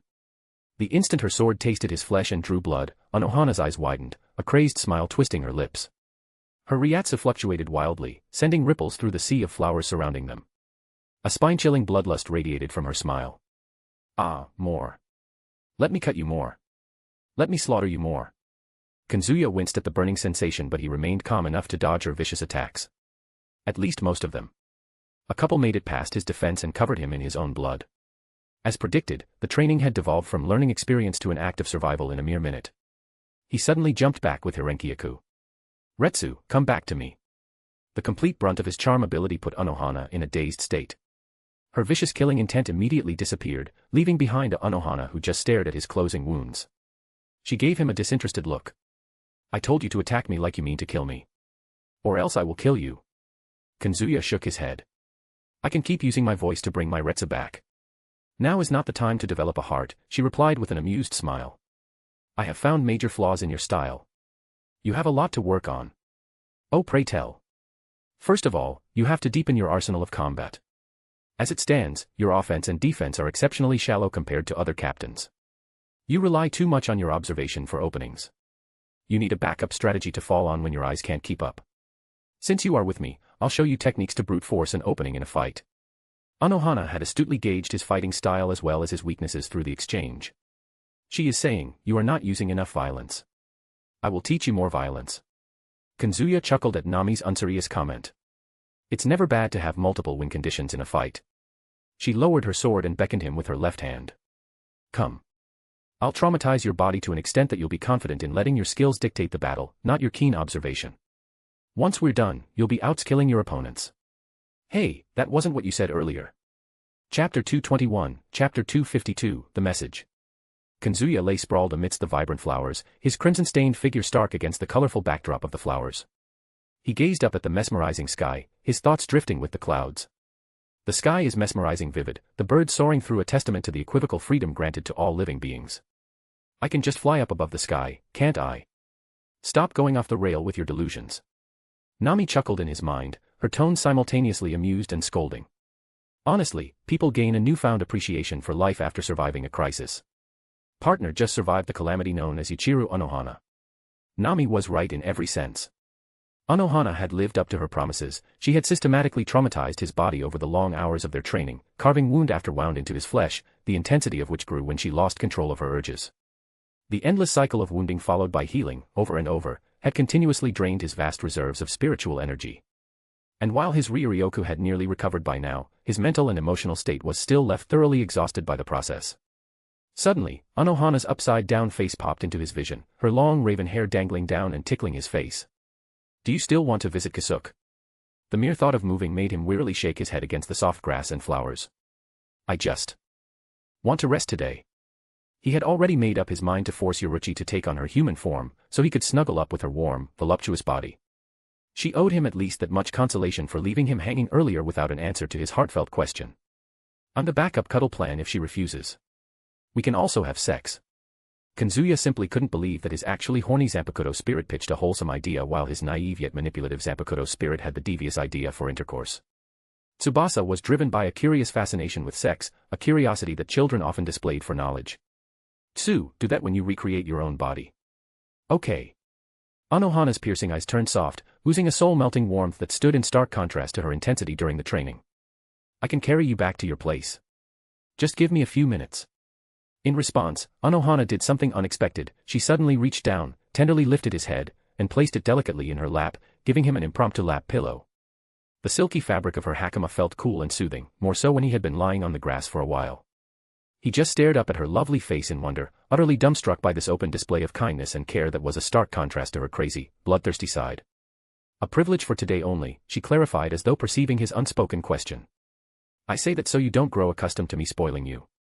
I am, after all, not one of your mistresses. Despite her blunt words, a small, quite pleased smile graced her lips. She was feeling an even greater sense of fluttering satisfaction deep within her soul.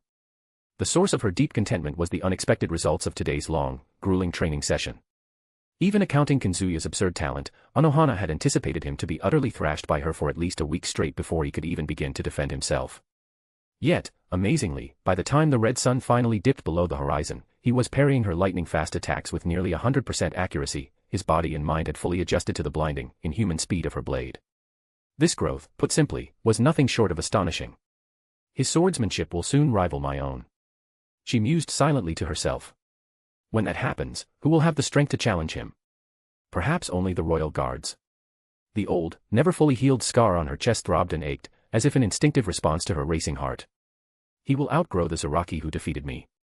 Her scar pulsed harder at the exciting thought. Yet Kazuya's strength and potential alone were not the only things that had Anohana so thrilled. She had also gained some invaluable new insights during their intense duel today, insights that would allow her to further refine and perfect her own nearly peerless sword techniques.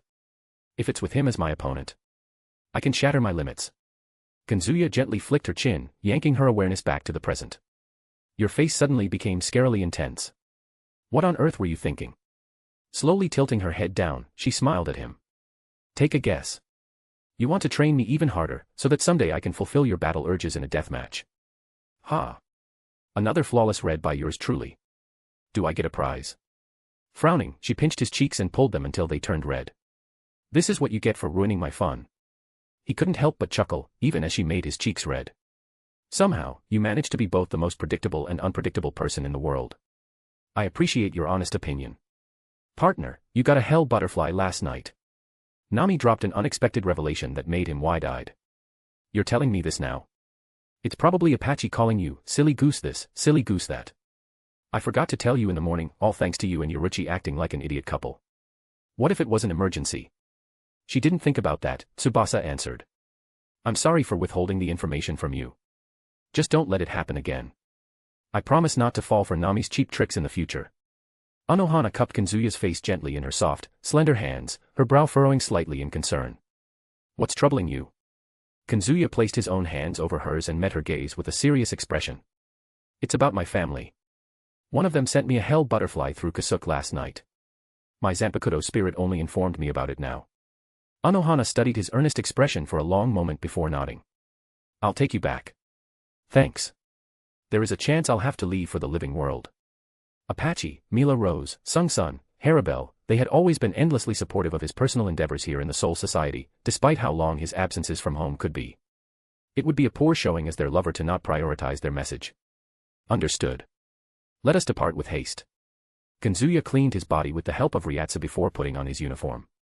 On the back of Minazuki, they departed the flower field, now partially devastated by the aftermath of their fierce battle. The wind whipped at their hair and clothes as they cruised through the air. Thanks to Minazuki's speed, they arrived at Kazuya's quarters in practically no time at all. As Kazuya entered the main hall, he spotted Yoruichi leaning casually against the wall, her arms crossed under her ample chest. Done with the training? Nah, I actually left early so I could spend more quality time with you like we did in the morning. He reached out to pull her into a hug, but she playfully dodged his grasp. Like I'll fall for that. What really happened?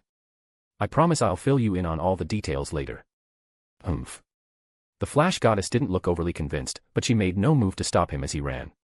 Taking the stairs 2 and 3 at a time, Kazuya burst into the empty room beside his main bedroom.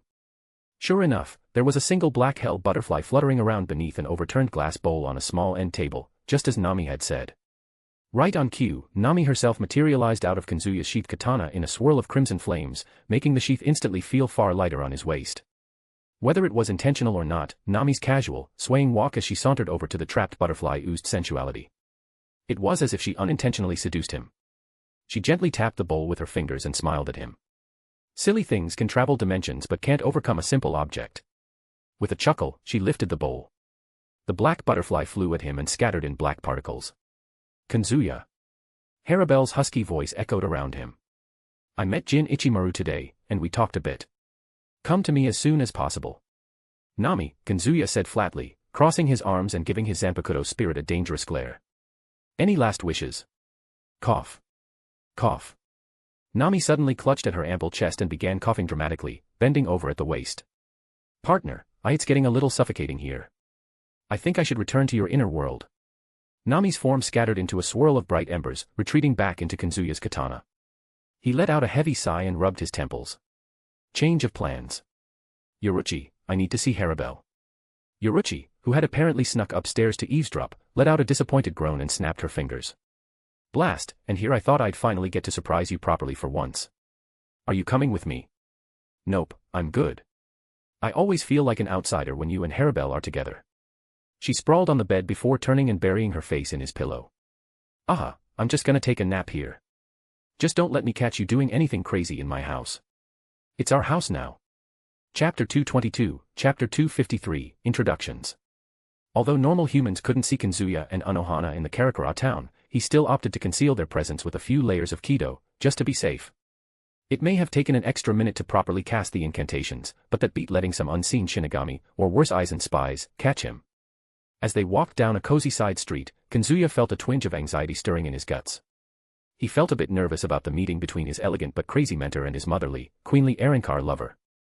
He could have made Anohana stay behind, he supposed, but that would only delay their inevitable first encounter. Better she met with Harabelle and the rest today than a month down the line. Just relax, partner. Harabelle knows not to offend your Shinigami allies and love interests, aren't they the same like 90% of the time? I'm afraid of it happening the other way. Oh. Yeah, I don't expect Anohana to react to your lovers the same way she reacted to you. Father, look at Anohana. Tsubasa said. This woman shouldn't harm your lovers, right? Kazuya glanced sidelong at Anohana as they walked. The elegant Shinigami was humming pleasantly to herself, seemingly absorbed in her own little world, paying him no mind. It was almost impossible to mentally connect her to the laughing, blood-drenched devil he'd faced in the flower fields mere hours before. She tilted her head towards him with a confused look. Are we there yet? Just a little more. Ah, excellent. Chill all the time, but violent as fuck when the situation demands. Partner, she is just like me. Weren't you having a depression episode yesterday? You aren't exactly like her. Tsubasa brought up an intriguing piece of information that shed light on a new side of Nami. The side he rarely got to see. Shush, Tsu. We don't talk about that here. Nami shushed Tsubasa from revealing anything. Don't leave me in the dark. What's this depression episode? Just girls talk, partner. You really don't need to concern yourself with every little aspect of our lives, you know. You having a depression episode doesn't feel like girls talk to me. I mean, if you want to be technical, it was still private girl talk since it was strictly between us girls, yes. Nami was being suspicious. However, he wasn't in the best place to make her spit everything about this depression episode. Right now, he had to focus on the things at hand, which was making sure the meeting between his lovers and Anohana went smoothly. Soon, he could see the high wall surrounding the mansion grounds just ahead. He took a deep, calming breath, held it for a count of 3, then slowly let it out. Nothing will go wrong between Harabelle and Retsu. Kazuya placed his hand on the iron gate and gently pushed it open. Anohana looked at him with a suspicion glint in her eyes. How did you come into possession of this lavish property? I worked my ass off. That's how I became the owner of this mansion. You did good by not backing down. One day of hard work is still hard work. Anohana's lips curled into a cheeky smile. I was wrong to assume you murdered someone and claimed their place as your own. His brow twitched at the accusation. I don't kill people when the alternative requires barely any effort. Barely any effort, you say? You must have convinced the human with your voice. I still think it's too eye-catching a place for your family to stay. Anohana paused when she saw a figure emerge from the distant door. The housemaid. I feel something is off right about her Ryatsu. I don't know how to exactly describe her, it's like something is concealing her Ryatsu from my senses. Yep, she is using the Ryatsu concealing jigai made by Kisuke. The maid in question was of course a pack. Despite looking filled to bursting with excited energy at his visit, the heterochromatic beauty was clearly holding herself back from sprinting into his arms, likely due to Anohana's unfamiliar presence. Her adorably grumpy pout said it all. Kazuya quickly strode over to Apache and gently took her small hand in his, leaning down to whisper in her ear. Can you do it? Apache nodded her head, while keeping her gaze focused on Anohana, and then kissed his cheeks. Just give me 1 minute. Saying so, she walked back into the mansion. Anohana watched the intimate interaction with a strange half-lidded gaze, head tilted slightly. What are you scheming now, boy? Despite calling him out, she didn't seem the least bit worried. Overthinking things led her to have trust issues, and she'd much prefer history to not repeat itself in this case. He revealed a faint, almost mysterious smile. You'll see. She shook her head before turning her gaze up to the moon. Japan. Karakura town is filled with souls of the undeparted. Normal Shinigami would feel very uncomfortable living here. I'm not a Shinigami. Besides, I haven't seen more than 2. They instinctively avoid you. You're leagues above them, Anohana said softly. It does make me wonder though, what are the odds that Shin-O Academy selected your hometown for the rookies training? I was spooked out when I heard that from Momo. In the end, everything turned out to be a big fat coincidence. Right. He narrowed his eyes. Is my allegiance under scrutiny again? A strained beat of silence fell between them as Anohana continued to gaze out past the estate's high walls, deliberately not meeting his eyes. Kazuya grabbed her hand, forcing her to face him directly. Even then, her face remained perfectly neutral, her eyes closed and lips drawn in an emotionless line. Then a small twitch at the corner of her mouth gave her away. I get it. You're just messing with me. Her eyes slid open as her lips curled into a grin. You can tease my poor Aizen, but you won't allow me to tease you. Geez, I do it as a show of affection. You're doing it just to mess with me. She giggled. Who said it wasn't a show of affection? Was it? No. Kazuya let out a long sigh. Grabbing Anohana's hand once more, he tugged her along through the hallways and entered the living room. 3 out of the 4 couches were occupied by Haribel and Apache, the unusual duo of Izumi and Surachi, and the thorny yet sweet pairing of Mila Rose and Sung Sun. The harmony between everyone made his heart swell with affection. Hollows together strong. Nami chuckled. Apache is such a dumbass. I love her. That makes the 2 of us. As one, the women rolled an appreciative gaze over Kazuya, taking in his new Shinigami attire. The sheer blatant desire in their eyes was both flattering and a little unnerving. He hadn't expected them to find his outfit so appealing.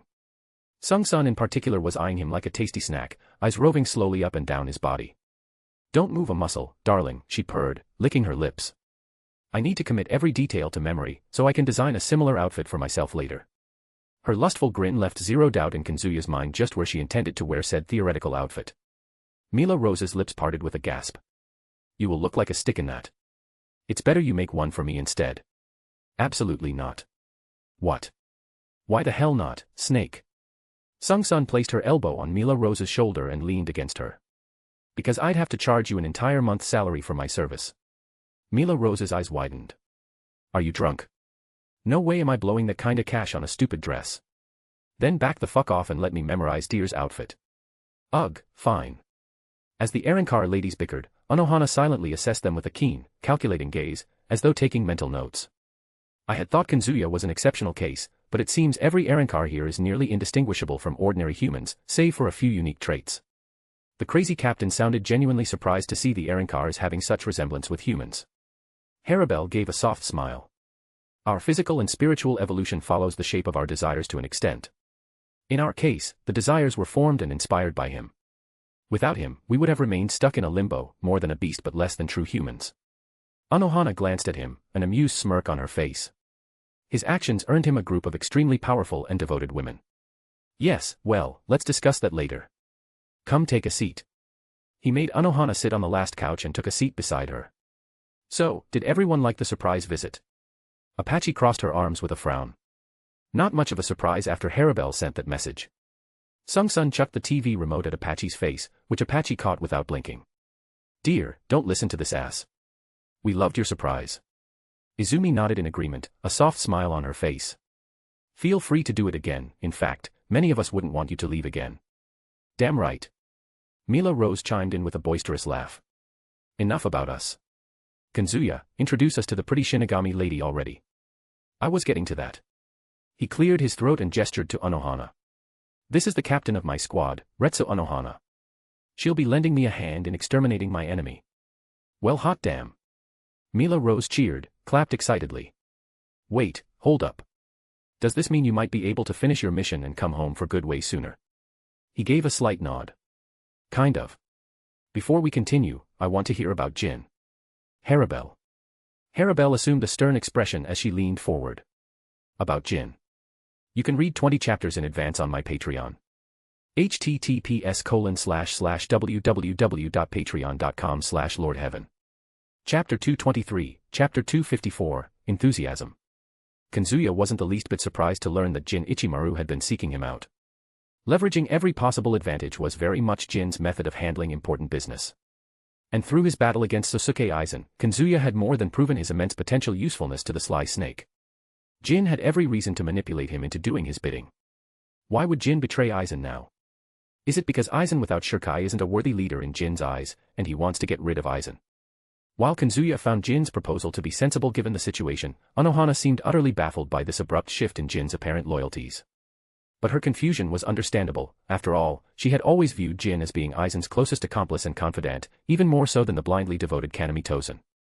For a brief moment, Kazuya considered sharing what he knew of Jin's rather tragic origin story to help Anohana grasp his true motivations, but he quickly dismissed the notion. There was simply nothing to gain by making her sympathetic towards Jin Ichimaru. Jin probably wasn't on Aizen's side from the beginning, Kazuya said. Or it could be the other way around. Their relationship is irrelevant for us. What we should focus on is Jin's promise of isolating Aizen in Hueco Mundo. Although he trusted Anohana's skills, she was from the most optimal choice for the task she volunteered for. Jin, on the other hand, would have a much easier time convincing Aizen to leave the Soul Society. One moment, Kazuya, Anohana said, holding up a hand. To his surprise, she pivoted on the couch to sit in the traditional Seiza position, as if preparing for a formal tea ceremony. Clearly, she wasn't comfortable sitting on the couch in her uniform. We don't need Ikamaru's help. The plan I had is foolproof. The confidence in her voice piqued his interest. Well, care to share your game plan? Anohana put a finger on her lips. The threat of Erankars is still fresh on everyone's minds. Captain Commander will initiate an assignment to assess the Erankars' forces in Hueco Mundo, as it'll prevent invasions in the future. Kazuya leaned forward, listening intently. And let me finish, Anohana chided with a solemn expression. At the discussion for the mission, I'll pitch Captain Kairaku and Aizen as the main leaders for the assignment, with Aizen and you providing support. If I were in Aizen's shoes, I'd jump at the opportunity to get rid of a captain as well as the most unpredictable variable in the Soul Society, you. For a battle maniac, she sure has good intellect. The saying about wisdom coming with age wasn't wrong after all. Kazuya shook his head.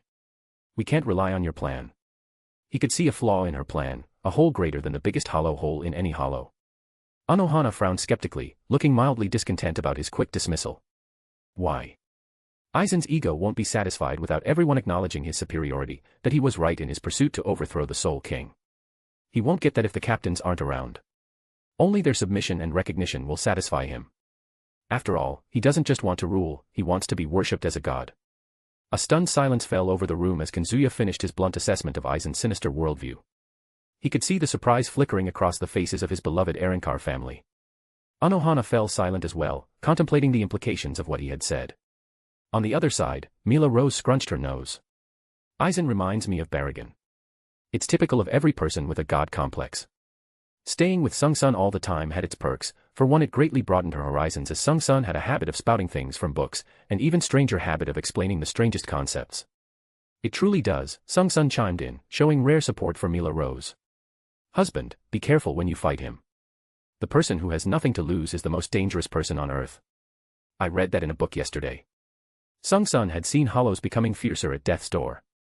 Fathoming the craziness of an unrestrained egomaniac was hard even for someone as knowledgeable as her. He who fights for others can be just as formidable, Harabelle whispered with a thoughtful look. In my eyes, Kazuya's true strength lies in protecting others. Ototo-kun will not lose. Izumi said in her most cheerful voice, her bright smile rivaling the radiance of a sun. Our love will empower him to kill even the gods. Coming out of the shadows of her Quincy duties did wonders for Izumi. She had become more cheerful and less moody. Mila Rose pumped her fist, swept by everyone's enthusiasm. Hell yeah. Kazuya, hunt your enemies and devour them. Apache couldn't help but laugh. First Baragon and then Aizen, her lover seemed to have a thing for provoking men with a god complex. Smiling, she said, silly goose will kill this guy too, just the way he annihilated Baragon. Their immense trust put pressure on Kazuya, the pressure to go to any length to protect their smiles. Right now, he felt confident enough to take on the whole world and come out on top. I like their confidence, but geez, they are jinxing the hell out of us. Anohana turned to him, regarding him with an assessing look. It's a welcome surprise to see them having this level of trust in you. I'm quite lucky to have them. She nodded slowly, then tilted her head, her eyes flashing with a fresh resolve. Kazuya, I'll double or triple the intensity of our training tomorrow. You must do everything to never let them down. He let out a dry chuckle. Yeah, I'm down. Anohana let out a hum of acknowledgement, finding his confidence to face her quite charming. Since my plan is a little flawed, I'll let you seek Jin's assistance, just be careful with him. She showed no faith in Jin, a reasonable reaction after Aizen's epic performance had her fooled for over a century. He leaned closer to her ears. Is that worry I sense in your voice? The future of the Soul Society rests on your shoulders, which includes the safety of Aizen. I will not let you fail. She prioritized Aizen's safety above everyone, above her own. Kazuya looked at Harabel. Did Jin give any way to contact him? There is no need. Jin will come to the same spot as yesterday. Harabel paused and glanced at the ticking clock on the wall. In 2 hours. Where is that? The bridge. Oh, our favorite spot. A tiny smile graced Harabel's lips, which went away in a blink. It'll be better for you to change into your other form before meeting him. I'll accompany you. Damn it. Sheesh, partner. Keep your charm in check, or Jin might end up falling for you like Aizen, Nami hummed. Beating 2 of the most powerful Shinigami by gender bending. That's one heck of a twist. Yeah, no. I'd rather not. As if sensing his inner turmoil, Harabel shifted beside him and clasped his hand in both of her own. Her skin was warm and pleasant against his. If it's any consolation, Kazuya, once Aizen is defeated, you'll never have to assume that form again. In any other case, she'd be the first to protest against killing someone, but she had judged Aizen as beyond redemption. Someone who deserved no mercy or compassion from anyone. Kazuya sighed and nodded, raising her hands to his lips to plant a kiss across her knuckles. I know, tear. I know. Harabel's eyes softened. You have 2 hours. Can you spend it with everyone? Retsu, I'll be back in 2 minutes. Taking Harabel's hand, he left the room, leaving Anohana alone with his family, who were all a bunch of strangers to Anohana. You can read 20 chapters in advance on my Patreon. https://www.patreon.com/lordheaven. Chapter 224, Chapter 255, Crucible, I. Harabel had all the time in the world, but Kazuya only had 2 hours, 120 minutes, before leaving the mansion. Instead of spending it solely with Harabel, he chose to share it with everyone. This way, Harabel, Apache, Sung-sun, Mila Rose, Izumi, and Sirachi, all of his lovers, would get to be with him. Harabel seemed genuinely pleased with the agreement. Partner, why does it feel like you're an escort for giving them limited time? Escort. You don't have to learn about it, Tsu. But I want to. Kazuya paid zero attention to the bickering idiots in his head, as he had become accustomed to ignoring them. Nothing about their talk was worth holding his attention when Harabel was by his side.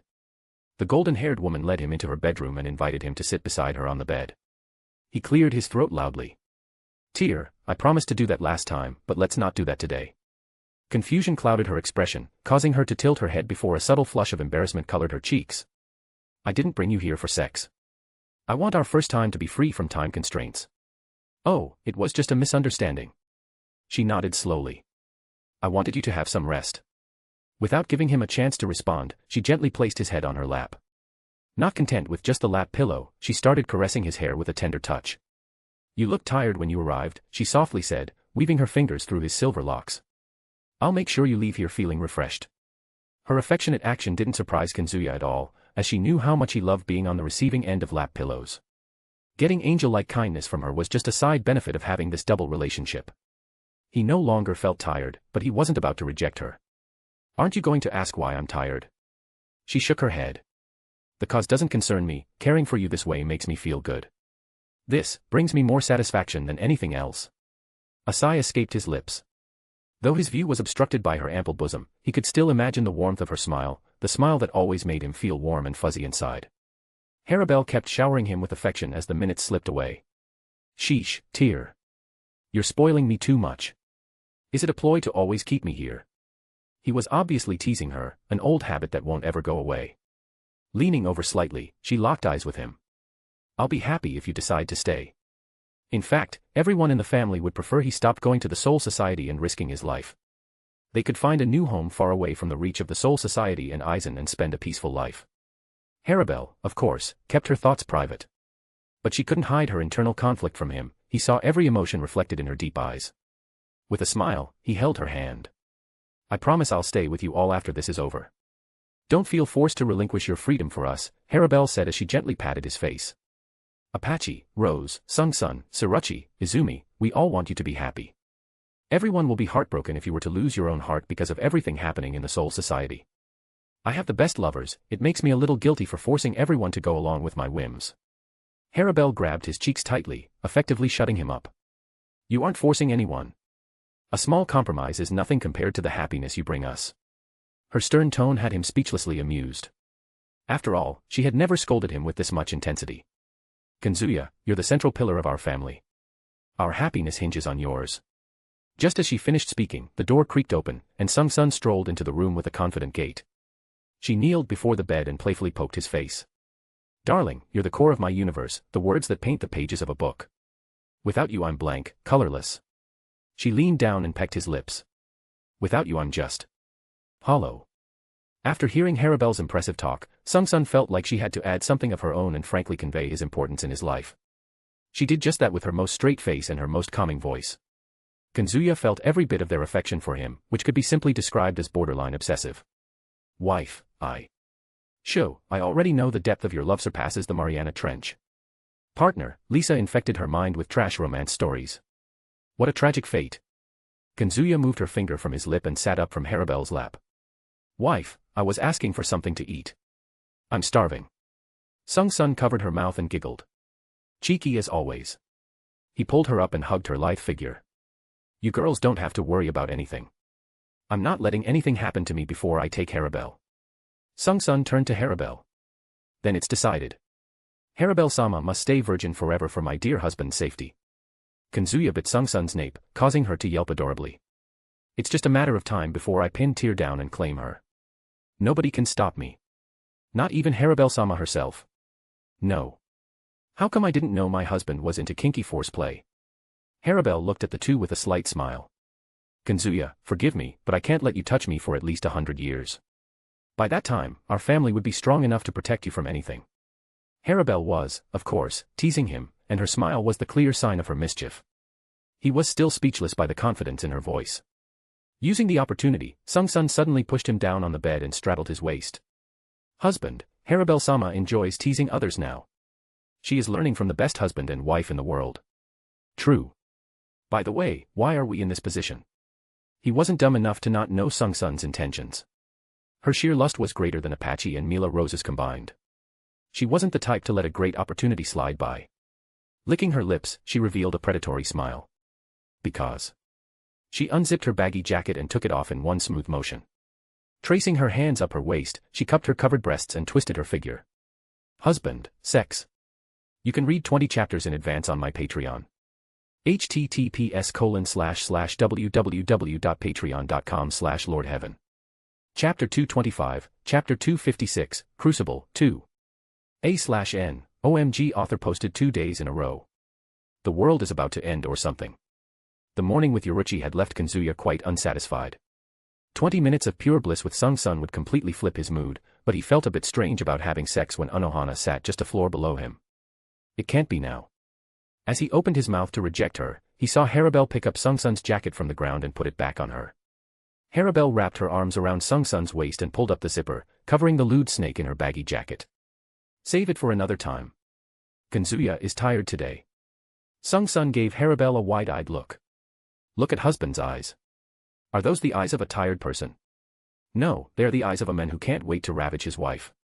Kazuya cleared his throat. Tear is right. I had a brutal training session with Retsu. Sung-sun placed a finger on her lips. I can do the moving part and the cleaning after. You just have to lie there and enjoy. Harabelle pulled at Sung-sun's ear, twisting it until Sung-sun got off him. No means no. Sung-sun faked a sob. Hick. No sex today but triple sex when you return next time. Promise. Million-yen promise. Be mindful of the time. Harabelle ruffled Sung-sun's hair before waving at him. In 20 minutes, I'll send Apache with some food. As soon as the door closed, Sung-sun returned to her previous position. She leaned down and began taking off his kimono. The lack of explanation for her aggression left him confused. Sung-sun was capable of many things, but disobeying Haribel wasn't one of them. Wife, we made a promise to tear. I'm not breaking any. Just cooperate, husband. Sung-sun peeled off his shirt and made him lie on his front. Good. I'll be back in a second. She hurriedly dashed out of the room. Keenly listening to her footsteps, he knew she headed back to her room. What is she gonna do? As he waited for her return, his heart pounded with a sense of anticipation. Is she going to perform a cosplay BJ? Unlikely. Sung-sun returned not long after, carrying a vial of greenish liquid with a higher consistency than water. She poured a good amount in her palm and rubbed her hands, approaching Kazuya with a slightly devious smirk. Wife, what is that? Grapeseed oil. It's great for soothing tired muscles and relieving fatigue. Don't worry, husband. Lisa taught me very well. With a cheerful yelp, she straddled his lower back, adjusting until she found a comfortable enough spot for her butt. Then Sung-sun's hands, slick with the oil, began to work their magic on his tense shoulders. Her touch was firm but gentle, kneading his muscles. Lisa taught you, huh? Kazuya murmured, his voice slightly muffled by the pillow beneath his head. I thought she was only capable of teaching arrow stuff. Guess I underestimated her. Sung-sun chuckled softly, her fingers dancing along his back. She has grown from her erotic obsession, she is now obsessed with you like everyone here. And admit it. Despite all her flaws, you adore that silly bitch. The warmth of the oil and the rhythmic motion of Sung-sun's hand sent waves of relaxation through Kazuya's body. The tension he didn't realize he had been holding onto began to melt away. He closed his eyes, allowing himself to fully sink into the sensation. She is a fun woman to be around. Where is she, anyway? She leaned down, pressing a kiss to the nape of his neck. Training at Kasuke's new base with her masked friends. You and Izumi sparked something in her to get stronger. It wasn't just us. She also met Nana recently. She hummed as she moved down his back, putting more pressure on his muscles using her thumbs. Lisa cares a great deal about that girl. Husband, forget everything about the world and relax your body, show me how much you trust your wife. As you wish. He did as she said, allowing himself to let go of all the tensions. Her diligent efforts ramped up. Each stroke, each press of her fingers, made him feel more and more at peace. Time seemed to slow down, the world outside the room fading into insignificance. It was just the two of them, sharing a quiet, intimate moment that required no words. Lying there on the bed, he basked in the simple pleasure of Sung-sun's touch. Kazuya and Sung-sun were brought back to reality when the door opened. As he turned his head, he caught sight of Apache, who was wearing a maid dress and holding a plate. Apache paused for a moment, as if taken aback by the sight of Sung-sun, of all people, giving him a massage. Time's up, snake. Sung-sun rubbed his back with a towel before she got off his back. She gave a firm pat on his butt and turned towards Apache. Have fun, you two. Bye, Snakey. Apache waved, holding a plate in her hand. Kazuya, let's eat. He sat up and stretched his muscles, which felt better than ever. Suddenly, he was hit with an enticing aroma. I'm guessing chicken. Apache smiled.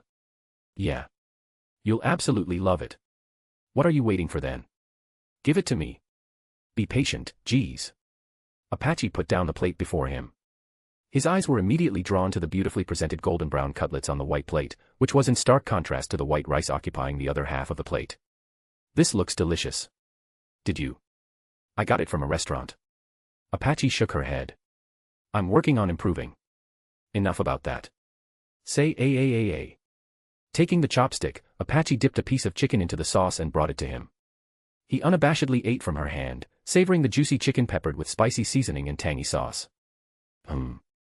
This is nice. Heh. I knew you'd like this. Apache revealed a boastful smirk and brought another piece to his mouth. Oi, Kazuya. Are most Shinigami in the Soul Society around the level of a judges? The only people she met from the Soul Society were visored, captains, or vice-captains. It had painted the wrong picture in her mind. She mistook the Soul Society as this massive organization stacked to the brim with powerful Shinigami. No, 90% can't even kill a normal hollow on their own. It's only the 10% that are a pain in the ass. Apache frowned. That's so pathetic. I expected more from them. What would happen if the hollows united and attacked the Soul Society in perfect coordination? Do hollows stand a chance? Kazuya contemplated her question for a second. It's possible if someone took out the big hitters on the Soul Society's side. Why are you asking, though?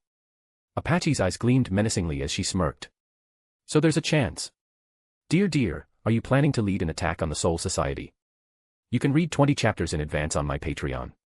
https://www.patreon.com/lordheaven. Chapter 226, Chapter 257, Crucible, 3. Apache hurriedly shook her head at Kazuya's direct question. Why will I be hostile towards the organization that took my lover away from me? I don't have any bitter resentment for sleeping alone in my bed while reminiscing about the old days. And I never feel annoyed every time I see loving couples on the street. She topped off her passive-aggressive comments with a nice, gentle shove of a spoonful of rice in his mouth. As she removed the spoon, he chuckled, despite knowing that it'd piss off Apache even more. He couldn't help it when she was acting so adorable. A deep frown formed on her face. What's so funny? Nothing. Come here. He gently took the plate from her hand, setting it aside, before pulling her close into his embrace. I know it's my fault. She buried her face in his chest, feeling the steady beat of his heart against her cheek. No, it's not. You won't go away if the Soul Society didn't exist. It's their fault. They should stop existing. Don't hate the sword, hate the hand that wields it, he whispered. I'm sorry for making you feel lonely. I'll forgive you on one condition. Apache has learned negotiation. My peaceful life is just over. She bit his chest as her arms wrapped around him tightly. Come back sooner this time, or I'll wage war on the Soul Society. I'm dead serious. I will. For the rest of his 20 minutes, he showered her with affection, making her forget every resentment. Right as the 20 minutes ended, Mila Rose showed up, wearing a blue string bikini with yellow floral patterns. Mila Rose playfully tugged at the strings of her bikini, posing in a way that highlighted her toned abs and stunning, slender legs. Honey, let's go for a dive. This kitty is thirsty. She separated from him, shaking her head in disappointment. You got to stop spoiling this weirdo. She'll get out of hand one day. The intention behind her words was crystal clear, she wanted to provoke a strong reaction from Mila Rose. Mila Rose slapped the wall, making the entire room shake from her fury. Fuck off, Apache. It's my time.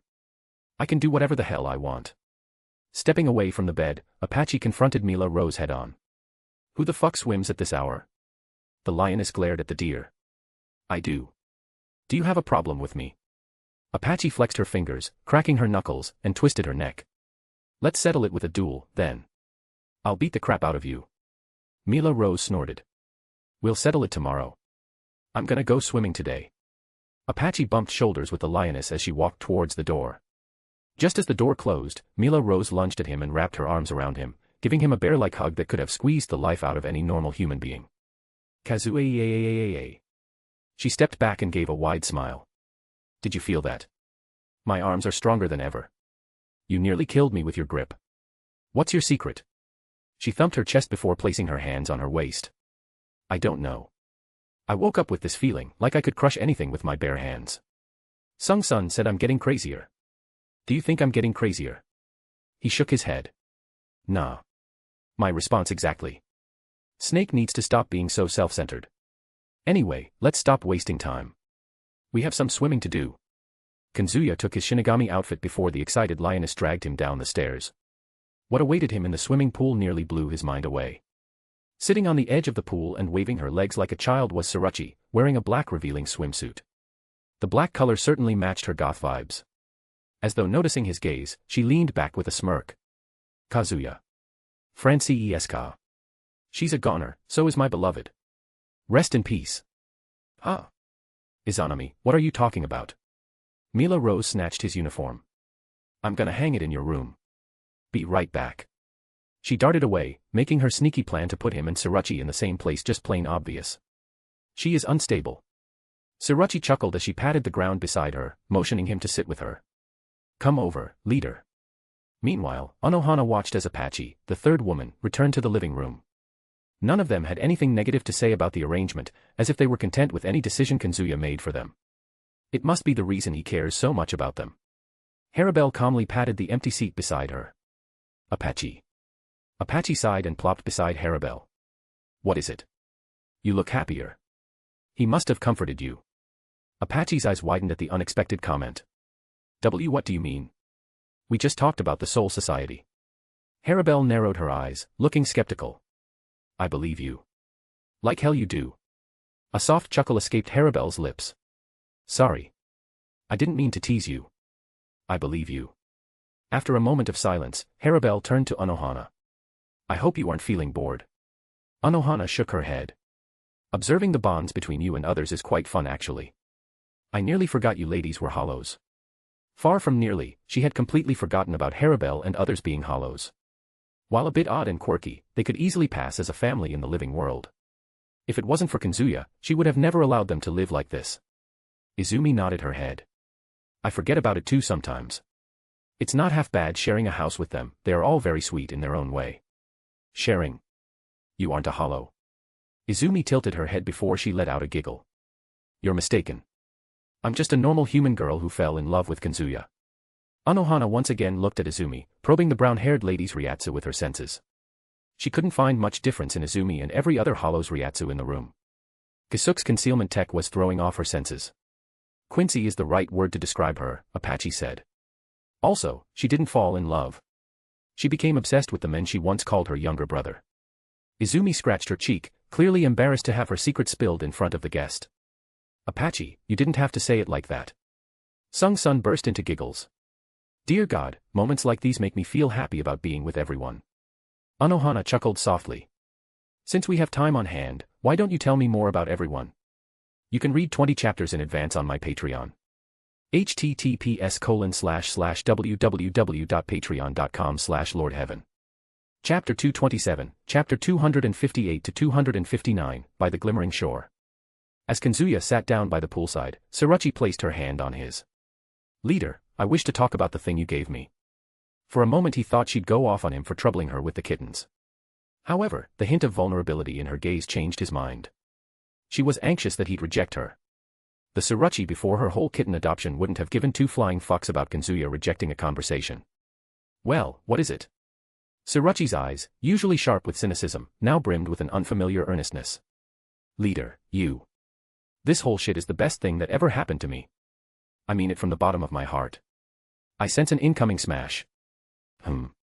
Once again ignoring the voices in his head, Kazuya redirected his gaze towards the swimming pool reflecting the lights. Me beating you to near death is the best experience of your life. Never knew Surachi is kinky like that. She gazed at him blankly, clearly unamused by his attempt to lighten the mood. I did not mention that moment. Gosh, why do you like teasing your women? Every time she was around him, he'd either tease her or someone else, as if he couldn't resist these urges. I don't know. Maybe because it's fun for me. Also, did I hear you call yourself my woman? A fleeting blush colored her cheeks as she realized her verbal misstep. Regaining her clear composure, she relaxed her shoulders with a sigh. I want you quiet for my pep talk. My thoughts scatter whenever I hear that voice. She was clearly embarrassed but tried to act serious. Kazuya decided to stop teasing her. For 15 minutes I'm all yours. Surachi nodded gratefully. Look, what I'm about to say will come as a big shock to you. Believe me, it was a shock to me too. She gazed into the rippling water, idly swinging her legs to create playful splashes. To an uninformed observer, the scene might have been mistaken for a love confession. But Kazuya knew her better. Whatever she wanted to talk about was absolutely unrelated to her slowly growing fondness for him. She drew a long breath, steeling herself for her next words. Blast it. I'll just say everything to your face. Leader, thank you for fixing my strange mindset. It's thanks to you that a winner like me has a purpose in life. I didn't do anything though. She reached out and pressed a finger against his lips, stopping him from speaking further. Stop lying. You paid more attention to me than this stupid friend. He grasped her wrist and moved her hand away. You and I both know it's not Rose's fault. She did notice your depression, but she isn't, well, bright enough to do anything about it. Besides, as the head of this family, the responsibility of ensuring everyone's well-being falls on me, not her. He tried fixing any potential misunderstanding that could ruin Mila Rose and Surachi's companionship. I wasn't blaming her, Surachi murmured. Huh. How do I say it? I was trying to highlight your consideration. If you weren't there, I really could have done something stupid. Like. His hand found its way to her hair, caressing her to ease her tense somber expression. It's no use dwelling on the past. Yeah, you're right, Surachi said, placing a hand on her heart. Let's focus on what lies ahead. Don't hesitate to call on me for anything. I'll lay down my damned life for you, if it makes you happy. A passionate declaration of loyalty from Surachi wasn't what he had in mind, but he quite welcomed the pleasant surprise. Honestly, I'm flattered by how much everyone cares about me. Heh. Just don't let it get to your head. Arrogance was Barragan's downfall. I don't want that happening to ya. Kazuya revealed a faint smile. The son of a bitch who can kill me won't be born for half a decade. Are you talking about Yuhabak or Ichigo? Both. Surachi shook her head, clearly not taking him seriously. Francesca, you can come now. The tiny whisper was all Mila Rose needed to charge back in. That was fast. I thought Surachi would skirt around the topic for 10 minutes and then take another 5 minutes to speak her mind. Surachi rolled her eyes. Blast off. I have more courage than you. All bark, no action. Mila Rose crossed her arms, shaking her head. If you had courage, you wouldn't be calling him leader. You'd call him sweetheart, my dear husband, etc., etc. Surachi stared at Mila Rose, speechless. What is wrong with you? Everything, Mila Rose declared and swiftly maneuvered onto his lap. Turning over, she gazed at him with a smile. Taking his hand, she placed it on her head. Pat me. Having come to expect such brazenness from the lioness, he barely had a change in his expression. Where did that come from? You do it to Yoruichi all the time. I want some of it too. He couldn't suppress a chuckle at her bizarre envy over such a simple gesture. His fingers brushed past her white headpiece and weaved through her dark wavy hair. As per her wish, he patted her head the same way one would pat a cat. Being with Yoruichi's company had at least taught him to discern between the right and wrong way of patting. Enjoying this? It's making me relaxed, she whispered, her eyes drooping. Kazuya. I'm sleepy. Within moments, she had drifted to deep slumber. Kazuya continued stroking her hair, albeit with negligible force. Was she up last night? I don't know. Surachi whispered absent-mindedly, shaking her head. My room is only for Yuki and Hana. The male kitten is Yuki because of his neat white fur. And the girl with vibrant orange fur is Hana. Her expression brightened as she educated the origin of her kitten's names. He couldn't help but smile. How much research did you do for these names? I just asked Sung-sun. She chose these names because of their rhyming with Yukiana. Her bizarre obsession with books can be helpful. Yukiana. You mean the spirit from Japanese folklore? Surachi nodded deliberately, recalling the details of her talk with Sung-sun. Yes, the youthful but dangerously beautiful woman with snow-white skin and a sharp, piercing gaze. She leads people astray in blizzards and does other horrible things. I feel a huge Yukiana energy from Anohana. There's something chilling about her. Am I making any sense?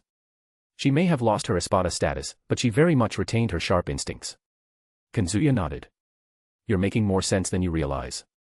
Anohana is the definition of, don't judge a book by its cover. I might not look like it now, but I used to be a competent leader. I was much more composed. Now, a few words from this dumb woman can tick me off. I have grown softer. I interpret it differently. You always had a short fuse. In your emo phase you stopped caring about anything. Mila Rose ticking you off is a sign that you care how others perceive you. You give a fuck about how I view you, which makes all my effort worth it. Do I? Yes, you do. She clicked her tongue, looking spiteful as hell. Blast, everything's because of you.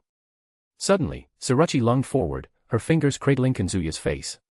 Without hesitation, she pressed her soft lips against his in a tame kiss that ended as swiftly as it began. A delicate blush colored her pale cheeks, yet she maintained their intimate position. You will take responsibility for seizing my first kiss. Hold on. That was your first. He couldn't believe an unhinged sadist like was actually inexperienced. Who else could I have kissed in Las Noches? Well, you had. Don't even suggest Barragan, she spoke in a heavy voice, her nose scrunching in disgust. I never had any intention to join his harem. Yeah, you guessed it right. I'm a virgin who never got to know the pleasure of intimacy. Don't have high expectations or any expectations. Her sarcastic tone was just a facade. She simply wanted to reveal her experience with relationships, and he might be her first and last. He shook her head. You have nothing to worry about. Everyone starts somewhere. You're damn right about that. I'll still teach you the proper way to kiss your lover. She leaned in, her breath warm against his skin as she brushed his lips with hers. As she drew back, a mischievous grin played across her lips. Pardon. I didn't quite catch that. Reminiscing about her old life seemed to have boosted her courage and confidence. I said you're a rookie at kissing. TCH. She loudly clicked her tongue. Trying to provoke me into kissing you. Still, I'll prove to you that I'm at least better than a rookie. True to her promise, she once again claimed his lips. She didn't take a swift retreat like the last time and sucked his lips. With her eyes closed and her expression melting from the kiss, she looked nothing like the menacing sadist he had first encountered in Hueco Mundo. She withdrew, her chest heaving and her half-lidded eyes filled with unfiltered desire. What about now? Her whispered question nearly escaped his notice as he was so entranced by these glimpses of her true self, but she reminded him of her reason to kiss him in the first place. She gently patted his face. Hey, would you still call me a rookie? A little. She shut her eyes and let out a sigh. Be honest with me. Am I worse than Rose? Her question drew his mind into the sweet memories of Mila Rose and her passionate kisses. Recently, she had been like a kitten, mewing and licking him during their lovemaking. Srirachi's approach was too tame to rival her friend. So that's why she wants to improve. Srirachi didn't feel worse for being bad at something, she wished to be better than Mila Rose. She cupped his face with a smile that didn't quite reach her eyes. You will help me improve from a little to great. Right. I will. But any reason to speedrun improvement in specifically kissing? There is a reason. Mila Rose has all the qualities I think a good mother needs. She is my standard, so to speak. If I become half as good as her, I'll be a good mother to my kittens and our children, that is if hollows are even capable of having children. Using Mila Rose as a standard for a good mother sounded weird. But then again, the lioness was overprotective, eager to support others, and most of all, she wanted to make her family happy. She also improved herself every day through Sung Sun's lectures and her sparring battles against the Visored and Apache. Kazuya patted Srirachi's head the same way he patted Mila Rose's. We will. Don't worry about that part. She leaned into his touch, showing no reproach against having her head patted. After a few moments, she grasped his wrist and leaned against his shoulder, moving his arm to wrap around her shoulder. When everything is over, will you take us around Japan and other countries? A family trip? I guess we can afford that. I want to push Mila Rose down some mountain and hear her screams. Oh, I also want to open a pet shop. You know, the non-profit type where people can come in and adopt pets for themselves, or leave pets they don't want or can't afford to raise anymore. I can get behind that. You have to. Fulfilling your wife's wishes is your duty, Mr. Husband. She giggled. This is the price you pay for being kind to a fucked-up, evil beauty. A fucked-up, evil beauty will never open a pet shop. A half-fucked-up, evil beauty then. He chuckled at her defensive argument. Yeah. What else does my evil wife want? A basement dungeon with an infinite supply of bastards and some fun torture machines. He spent the rest of his time talking with Srirachi and reassuring Mila Rose had a good sleep. When Izumi showed up, Srirachi picked up Mila Rose. The two women exchanged respectful nods before Srirachi departed with Mila Rose in her arms. Izumi immediately dove into his arms. Ototo, I missed you. Hugging her tightly, he stroked her hair. It's only been a day. I can't tell the difference between a day or a month. My time freezes without your warmth, she said, giggling to herself at his surprised reaction. Ototo-kun's love turned me into Shakespeare. His fingers brushed past her waist and found a grip on her butt. I haven't even loved you that way. What will happen after that, I wonder? She looked up, a faint red coloring her cheeks. My heart can't love you more without it turning poisonous. Then don't. He lifted her chin and kissed her on the lips. Let's go to my room and cuddle. Ototo, carry me. You can read 20 chapters in advance on my Patreon. https://www.patreon.com/lordheaven. Chapter 228, Chapter 260, Undeceive. A/N, took a break from my job. So I'm gonna update regularly from Monday. Throw some power stones at the story to get more chapters.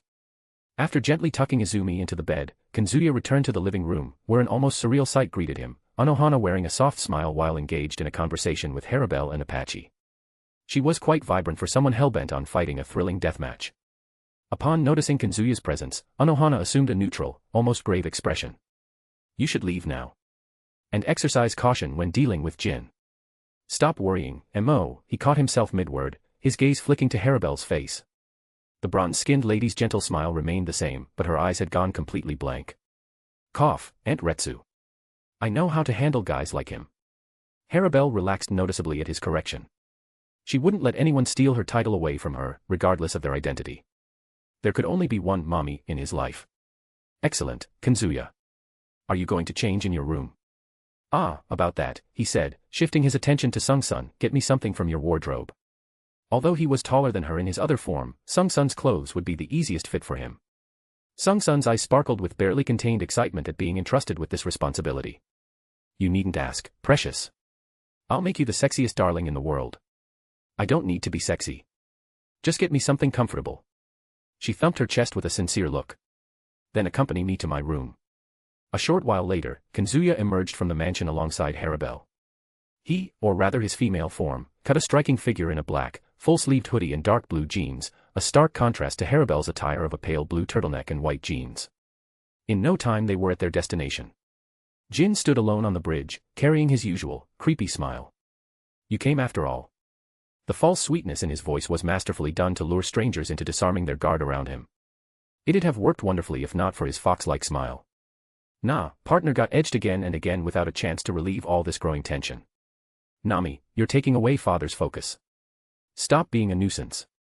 Kazuya waved Jin off, fully knowing that Jin saw him as his comrade in arm for revenge. You told Haribel you can bring Aizen to Hueco Mundo. Was that true or not? I have no reason to lie. Jin's smile vanished in his thin air, and his eyes slightly opened with an unquestionable seriousness. The real question is, how certain are you about killing him? Well, if we cut every escape route, I can guarantee his death. A straight, no-nonsense question demanded a straightforward answer, and Kazuya gave that to Jin.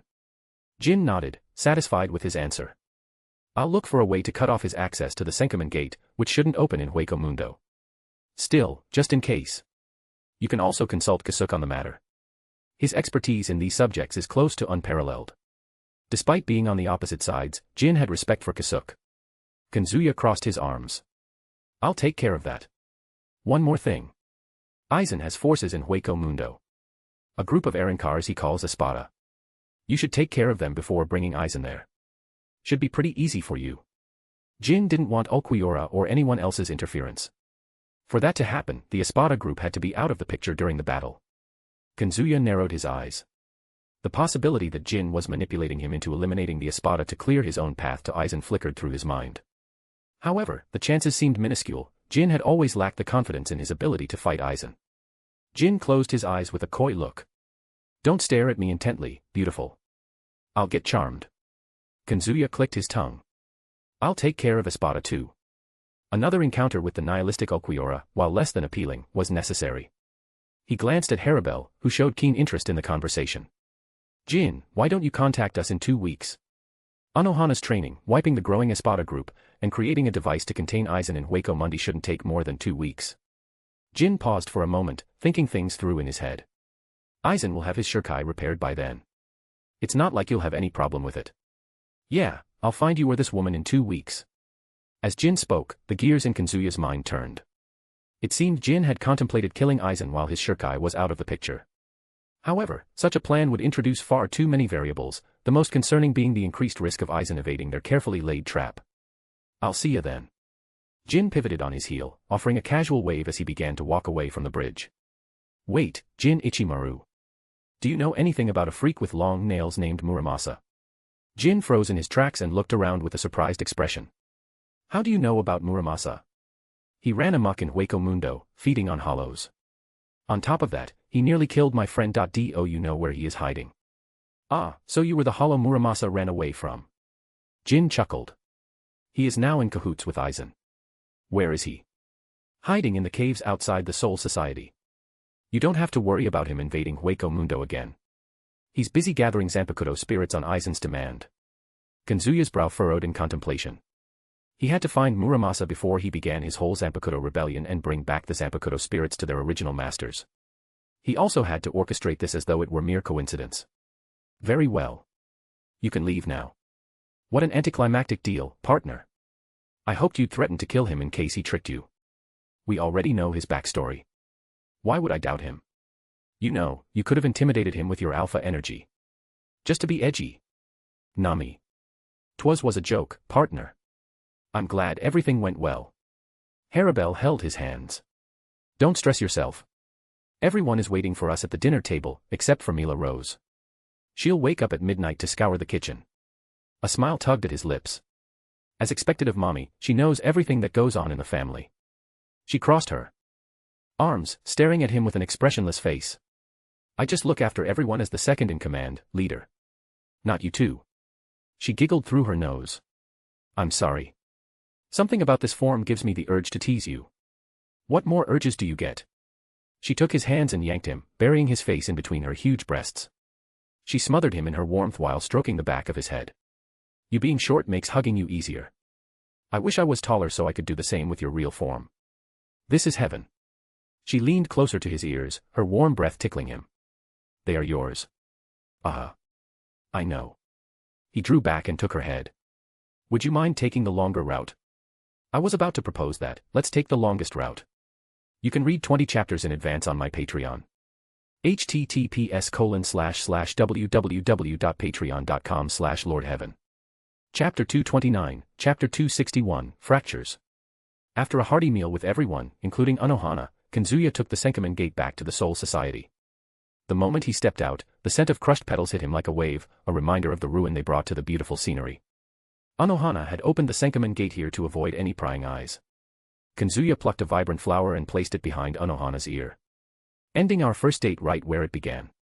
How poetic. Anohana clicked her tongue. A date where the man spends half the time with 5 other women has to be the worst date imaginable. Her sarcastic remark made him laugh. When interacting with people beyond her close circle, she put on a serene, elegant, and kind-hearted demeanor. However, in his presence, she abandoned all pretenses and showed her true colors. Well, I can make up for it now. How will you do that? He extended a hand. By inviting you to my house. Her curiosity had led him right into his carefully laid-out trap. Tricking one of the oldest women in the world wasn't that hard. Anohana rolled her eyes, looking more amused than annoyed. You're a smooth talker, I'll give you that. The begrudging compliment made him chuckle. So, what's your answer? Obviously no. You can't handle my killer instincts. She had no intentions of becoming anyone's beloved, her genuine affection lay with the 4-foot blade resting in the sheath behind her back. Even if she considered romance, she wouldn't compete for affections of the same man as Aizen. That was something she refused to do. Kazuya had his work cut out for him if he wanted to win her heart. He smiled, unfazed as if he didn't register her sarcastic remark. He gently touched her shoulder. I can't just handle your killer instincts, he said, leaning close to her ear and whispering in his most charming voice, I can tame them. His voice had her entranced, frozen in place as if trapped in a surreal dream. It took her a few moments to regain her senses and push him away. Leave now. I'll return on Minazuki. There was a tremble in her voice that Kazuya easily caught. His eyes gleamed as he suppressed a smile. The half-crazy lady seemed quite vulnerable when exposed to his voice, he had more effect on her than she let on. He shook his head. What kind of gentleman will I be if I don't escort a lady home at this hour? Kazuya-san, you needn't be concerned with my safety. I have the strength to defend myself. I'm well aware of your strength, Kazuya replied with a wry smile. I'm more concerned about any unfortunate men who might cross your path. Don't kill any more, Anohana whispered, her voice carrying a hint of sorrow. Shaking off her creeping emotions, she looked at him and her lips curved upwards into a gentle smile. Rest the night. I want you fully invigorated tomorrow morning. Good night to you too, Miss Yuichiro. Once Anohana departed, Kazuya made his way back to his residence. He noticed not 1 but 3 familiar spiritual pressures nestled within the boundary of his house. Our first guests. Not guests. Those are my wives. Right as he reached the doorstep, the door slid open by itself. Kazuya slid the door all the way, coming face to face with Momo Hinamori. Just one look at him brought a silly smile to her face. She stepped forward and meekly hugged him. Kazuya-kun, are you happy to see me? Of course. But aren't you breaking dorm rules by being here? The students weren't allowed outside the dorm at this hour. Momo coming here showed how desperate she was to see him. It was endearing in a way. Momo looked up, shaking her head. I took dorm granny's permission. In fact, the dorm master happily let Momo go when she mentioned Kazuya's name. He was like a legend at the academy. Nobody wanted to earn his wrath by provoking Momo or anyone associated with him. Kazuya ruffled her hair affectionately. You convinced Rukia to come with you. Good job, girl. He hadn't met Rukia after that night. But he knew her reactions would be an amusing sight. Of course, he would stop before she got uncomfortable. Momo leaned into his hand, looking utterly pleased by the light intimacy. As a Yandere, I'm not sure whether to feel happy or scared about your ability to tame my kind. Momo giggled softly. I had to drag Rukia with me. She was so embarrassed to see you. I've never seen anyone with that kind of blush. Kazuya-kun, I think. Kazuya. Momo. Yoruichi roared from upstairs. Get here already. He rubbed Momo's head. You is getting impatient. Using Yoruichi's nickname was the right choice as neither Momo nor Rukia were acquainted with Yoruichi's original form. Whether or not they came to know about Yoruichi solely depended on her whim. You can read 20 chapters in advance on my Patreon. https://www.patreon.com/lordheaven. Chapter 230, Chapter 262, Isolated. Shortly after, the bed was occupied by all three women, Yoruichi casually lying on it, Momo sitting quietly on the edge, and Rukia attentively observing Yoruichi from her seat next to Momo. The cat girl seemed oblivious to the subtle animosity coming from the small girl with black hair, or she simply didn't care. Yoruichi waved her hand dismissively without bothering to move from her position. Kazu, take the guests to another room. I'm sleeping here. She acted more spoiled than before, partially out of laziness and partially to tease the ticked-off Rukia. Her nonchalant behavior accomplished her goal, splendidly so. Rukia's brows furrowed, a clear sign of her increasing hostility towards Yoruichi. Kazuya, who is this lady and why is she ordering you around? Momo pointed a finger at Yoruichi's tail. Shouldn't we ask about that? Why does it move like it's real? That too, but my question is more important right now. Ah, okay. Kazuya looked at the friends with contrasting priorities. How long have you two been here? We just arrived, Momo replied before turning her gaze to Yoruichi. Rukia, she is ya. I met her on our hot spring trip. I'm not sure about their relationship. Momo would have made a connection between ya and Yoruichi if it weren't for her cat form's masculine voice. Yoruichi's choice went against common sense on so many levels. Rukia snorted, eyes glaring daggers at him. This house has one bed, and she is sleeping on it. How hard is it to guess their relationship? Rather than jealousy, she felt anger towards him for cheating on Momo. The anger had seeped into her tone, despite her previous oath to act with composure. Momo glanced at him, pleading with him to put an end to the undesired conflict. Rukia-chan, we should go to the living room. Rukia swiveled to Momo with a surprised look. He is having an affair with this woman. Girl, why am I more pissed than you? Because you like me, Kazuya said with a smile. Also, you is my future wife. It'll be better for everyone to get along. Yoruichi, who had been acting disinterested until now, hurriedly sat up. When did I agree to be your wife? Kazuya chuckled. You is just shy. Shy my foot, Yoruichi snarled before lightly kicking the back of Momo's head. I'm Yoruichi, idiot. The black cat is my alternate transformation. This is my real form, how I was born. To further illustrate her point, Yoruichi jumped into the air and transformed into her cat form with a loud poof. See. I am Yoruichi. Startled, Momo and Rukia exchanged a glance before pinching each other's cheeks. We aren't dreaming, Rukia whispered. That black cat wasn't an old man but a lady. A beautiful one at that. Yeah. Momo nodded. Yoruichi, we should have connected the dots. Yoruichi couldn't contain her laughter at the sight. Geez, you girls could have discovered sooner if you just asked yourself the question, why is a lecherous guy like Kazuya keeping an old cat? You'd have gotten your answer. Momo's eyes widened. I thought you mentored him. That's why you're important to him. The misunderstanding had prevented her from thinking too deeply about the wise talking cat. I only taught him minor things. In any case, I hope you all have a pleasant evening. I'm gonna sleep in the living room.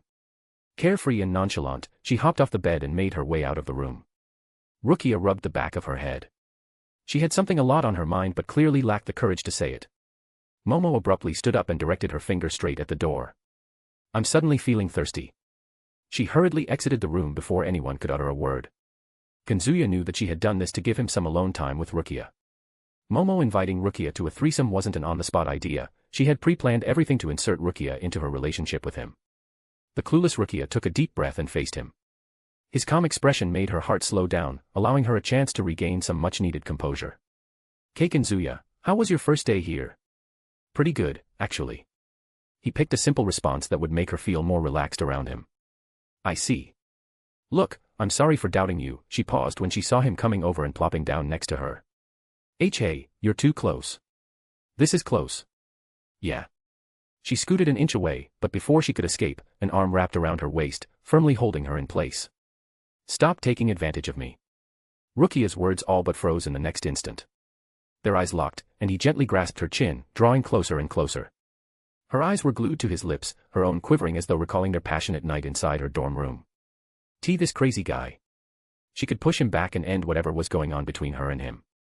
Or she could experience that incredible moment again and feel his warmth at the same time. Rukia faced a tough decision, one that might change her future for better or for worse. As her heartbeat soared, time seemed to slow down around her. She felt his lips hovering just a breath away from hers, tempting her into probably the dumbest decision of her life. He did it first. It's not my fault. From the corner of her eyes, she took a quick glance at the closed door. Relieved that nobody would come without knocking, she shut her eyes and tilted her head ever so slightly. The lips she so craved pecked her cheek. Rukia, it's done. You can open your eyes now. With a wide-eyed stare, she locked eyes with him, realizing that she had been tricked into an embarrassing situation. Why did you do that? What did I do? You know exactly what you did. He blinked his eyes at her accusations, looking like an honest-to-goodness innocent person, the opposite of his true nature. I still don't know what you're talking about. Was he being mean to her? Just a bit. The small amount of teasing was nothing compared to his fun. In addition, he was conditioning her to become more sincere with herself and him. In simple words, he wanted her to be more proactive with her desires. Rukia clenched her jaw, shooting him a menacing sideways look. His response was just as unconcerned as before. She shrugged his hand off her back and climbed on his lap. Rukia. She roughly grabbed his kimono's collars and leaned her entire weight against him. If someone like Haribel did this to him, he'd have lost his balance. However, Rukia's petite figure just wasn't enough to make him buckle under its weight. Kazuya, I hate you. Contrary to her previous statement, she couldn't resist her urges and drew him closer before locking lips with him. And contrary to her rough grip on his collars, she gave him the most vanilla kiss possible. I want more. Give me more. He rested his hands on her hips, smiling. Everything in this world is yours to take, if you put in the effort. She didn't even blink at his suggestion and immediately dove in for another kiss. The moment her lips met his, it was on. Adrenaline blazed through him. There were no light pecks, gently probing tongues, or chaste kisses. It was full-throttle passion. Her lips pressed hard against his, and their tongues were frenzied as they explored each other's mouths. Her hateful kiss allowed no opportunity to escape. Not that he wanted to escape her. Amidst their sloppy kiss, the door slowly opened, its creak barely above a whisper. So lost in her moment that Rukia paid no attention to her friend walking inside. She didn't register Momo sitting by her side and observing the two with a pleased smirk. You can read 20 chapters in advance on my Patreon. https://www.patreon.com/lordheaven. Chapter 231, Chapter 263, Reasons. After a minute or so, Rukia broke the kiss to catch her breath. Strands of silver bridged their lips as she unabashedly gazed at him. The slight flush on her cheeks and her wet eyes gave her an enamored look. She seemed to want more but restrained herself. Truth be told, she'd have kissed him for hours if they were deserted on an island. Kazuya brushed the bangs from her face and placed a hand against her cheek. Ruchan, do you still hate me? She nodded. I hate you, but I like kissing you. Hey, do you also hate having sex with me? Her cheeks flushed even more at his question. Not, really.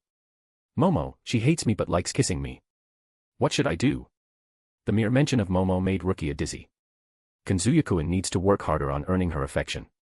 And she nearly fainted from hearing Momo's voice right by her side. Rukia fell into Kazuya's arms and buried her face, trying to hide herself from the shame and embarrassment of kissing her friend's lover. What's more, it wasn't just any kiss but one of the most intimate kisses of her life. I'm not here. I'm not here. Momo let out a soft giggle at Rukia's foolish behavior. Stop it, idiot. You already know I don't mind Kazuya-kun's relationships. She looked genuinely happy for her friend, something Kazuya had honestly expected from her. Despite all her manipulations, she wanted the best for Rukia, and being with him had to be the best choice for Rukia as it was for her. Rukia slowly turned her head and faced Momo, who had an encouraging smile on her face. Momo.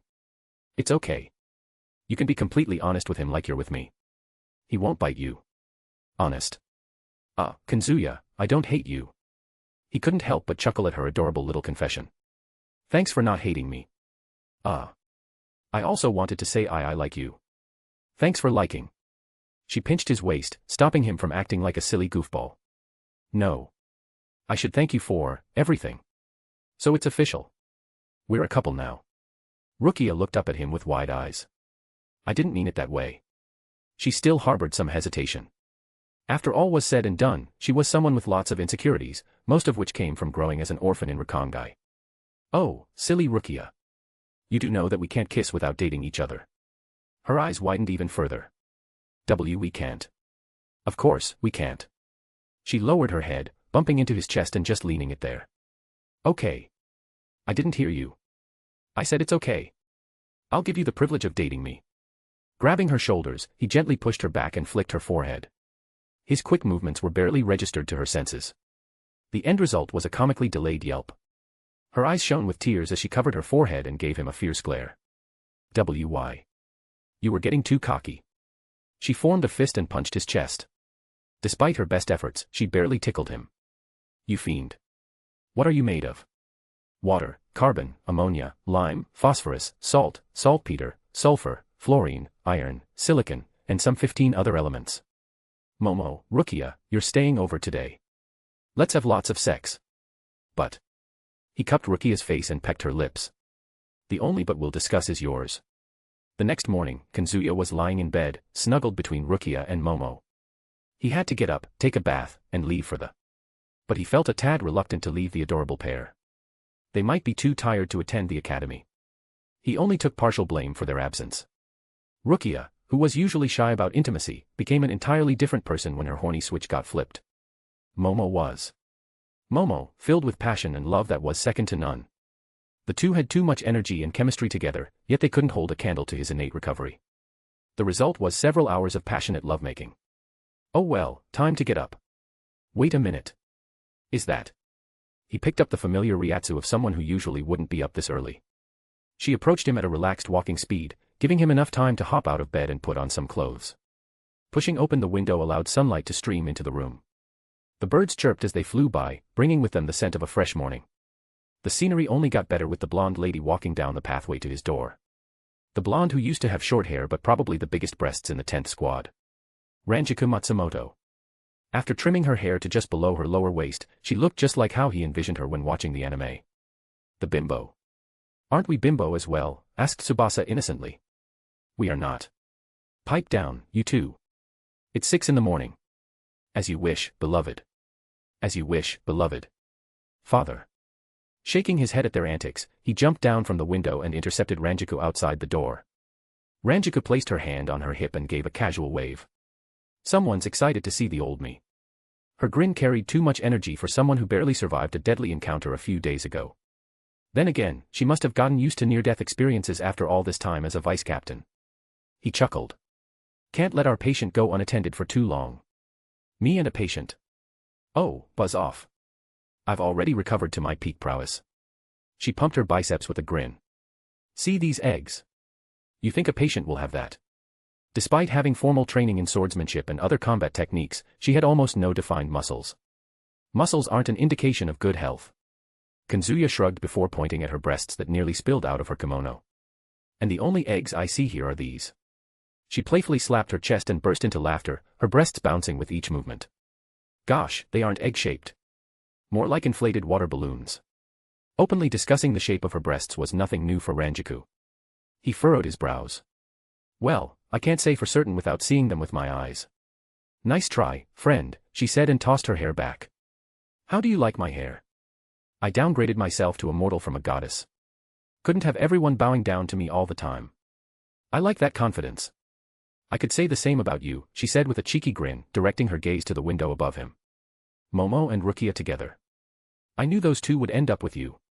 I feel sad for Aizen though. Poor girl really liked you." It was probably the first time Ranjiku had seen Aizen interested in a man. What made her even more regretful was her choice to take a passive approach instead of proactively helping Aizen. If she had acted sooner in bringing him together with Aizen, she could have stopped him from tying knots with Rukia and Momo. Kazuya revealed a faint smile, completely clueless to Ranjiku's regrets. "I confessed to her yesterday. She isn't against my relationship with Momo or anyone else for that matter. Such a sweet woman." Ranjiku raised a brow, clearly skeptical. "You can't be serious." "No, you are serious. What the heck is Aizen thinking?" She couldn't make sense of Aizen's decision to be with him when he already had Momo and Rukia. He stretched his arms before letting out a long yawn. I get where you are coming from. But Aizen didn't think about matters of the heart with her mind." Ranjiku let out a sigh. "Damn it. I can't do anything if this is her final decision." Still, she was determined to drop by the 4th squad later to make sure Aizen wasn't making a hasty decision. Kazuya suddenly narrowed his eyes. "Someone's stalking us. You can read 20 chapters in advance on my Patreon. https://www.patreon.com/lordheaven. Chapter 232, Chapter 264, Fabulous Tea. Even with his senses, Kazuya couldn't pinpoint the exact direction of this stalker.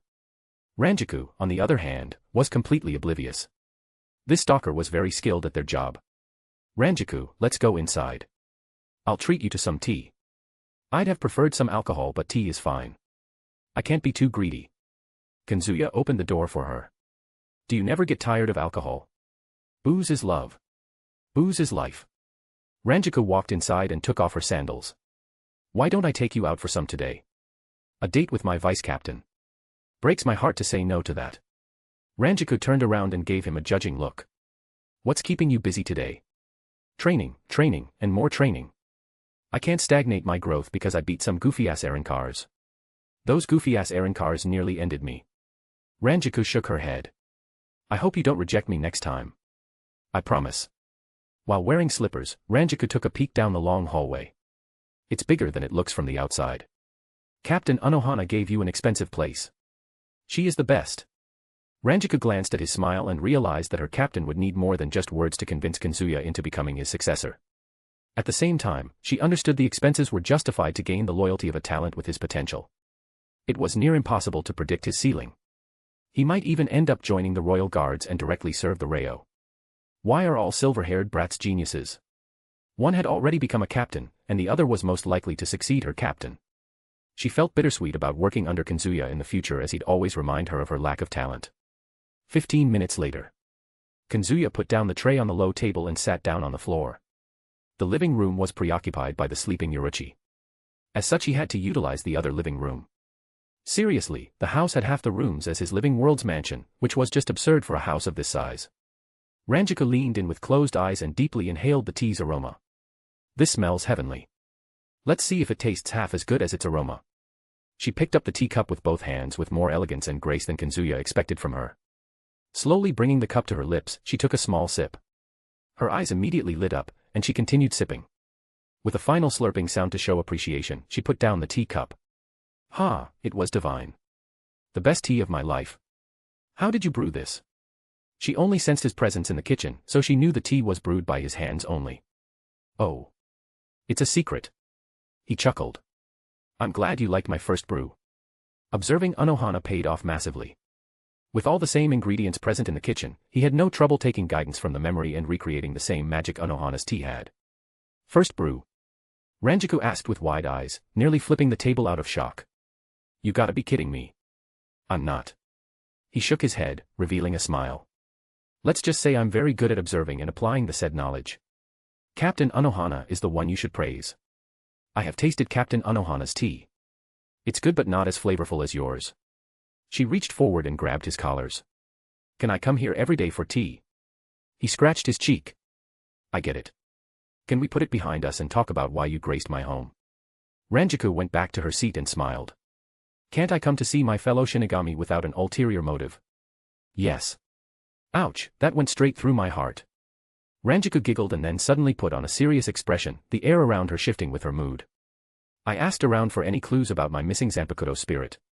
Can you guess what I found? More missing Zanpakuto spirits? She raised her brows in surprise. How did you know? Why, you must be the mastermind behind these incidents. Wait, is this the part where you reveal that the tea was drugged, and then I'll pass out and wake up in a dark basement? He flicked a reactive bullet at her face. It's not a murder mystery. Ahahaha. I watched a good one the other day. The Living World's theaters are amazing. Why don't we go there someday? You can help me choose some clothes and we can even dine at a restaurant there. What you're describing is a date. No, it's called hanging out with a friend. Besides, I'll cover all the expenses. You look desperate. Well, fine. I'll be your boyfriend. Ranjaku narrowed her eyes, smiling. Good. Let's talk about the Zanpakuto spirits. So who else lost their spirit? Ikakumata, the vice captain of the 11th squad. Never heard of him. She let out a soft giggle. He makes some of the funniest faces. Yesterday, when we were drinking in the town, he brought up a lack of voice from his Zanpakuto recently. Then he blamed it on Hosokamaro being upset with him for not properly utilizing its strength. Kazuya nodded as he listened to her. I heard that the guys from the 11th squad don't treat their Zanpakuto spirit with proper respect. Although he knew that Muramasa was behind Ikiku's Zanpakuto spirit's disappearance, he had to act skeptical before Ranjaku. Otherwise, she'd grow suspicious of him when he eventually ends Muramesa's plans. The alcoholic blonde had one of the keenest observation skills among her peers. Ranjiku nodded her head. Yeah, I'm not really certain that Madarame is suffering from the same condition as me. But it's suspicious nevertheless. I see. I'll look into your matter when I'm free from my training. Ranjiku stood up and fixed her kimono. That tea alone was worth coming here all the way. But I gotta go now or the captain will eat my ear off. See you soon. Once Ranjiku left, Kazuya stretched and returned upstairs for a quick shower. As he returned to the bedroom, he heard a scraping sound outside the window. The noise would have eluded anyone without hearing as sharp as his. He picked his zanpakuto from the bedside and carefully approached the window. You can read 20 chapters in advance on my Patreon. https://www.patreon.com/lordheaven. Chapter 233, Chapter 265, Pride. Soi Fon clung to the wall like a spider, holding onto the roof that slanted downwards just above the window. As an assassin, she had been trained to conceal her ryatsu and take cover in unexpected places. She never thought she'd put her skills to hide from Kazuya of all men. She had no one to blame but her own impatience. The important task of monitoring Aizen had kept her occupied. But she couldn't take it anymore today. She had to conclude her business with Yoruichi as soon as possible, or she'd lose her mind. So, after leaving her underlings to monitor Aizen, she arrived at Kazuya's new home in hopes of finalizing a date for their battle. She ended up getting there before Kazuya left for his new job with the 4th Squad, leading to her current predicament. Tap. Tap. Tap. She heard footsteps close in the window and quickly held her breath. She may not like Kazuya very much but she respected his strength, his only redeeming quality in her eyes. Someone of his caliber would be perceptive enough to sense the slightest of movements. He must be opening it for sunlight. Kazuya opened the window and peeked his head out, looking for something or someone. Ah! I swear I heard something. Was it my imagination? Go. Soi Fon yelled in her head. Leave so I can talk to Yoruichi-sama. Kazuya closed the window, letting her relax, as much as she could in her position. He is perceptive. She had never met someone who was sharp as a blade, yet dumb as a rock. Her former mistress truly found an interesting person to teach. Depending on Kazuya's next actions, she'd have to reposition. Of course, her original intention had been to hide in the courtyard and wait for her opportunity. The presence of Momo and Rukia had piqued her curiosity. But before she had the chance to get a look at the two, Ranjiku arrived to ruin her plans. Soi Fon had pounced on the chance to eavesdrop on them. What she learned baffled her. Swish. The window suddenly flipped open, and Kazuya leaned out again. This time he wasn't looking down, rather, he looked straight into her eyes.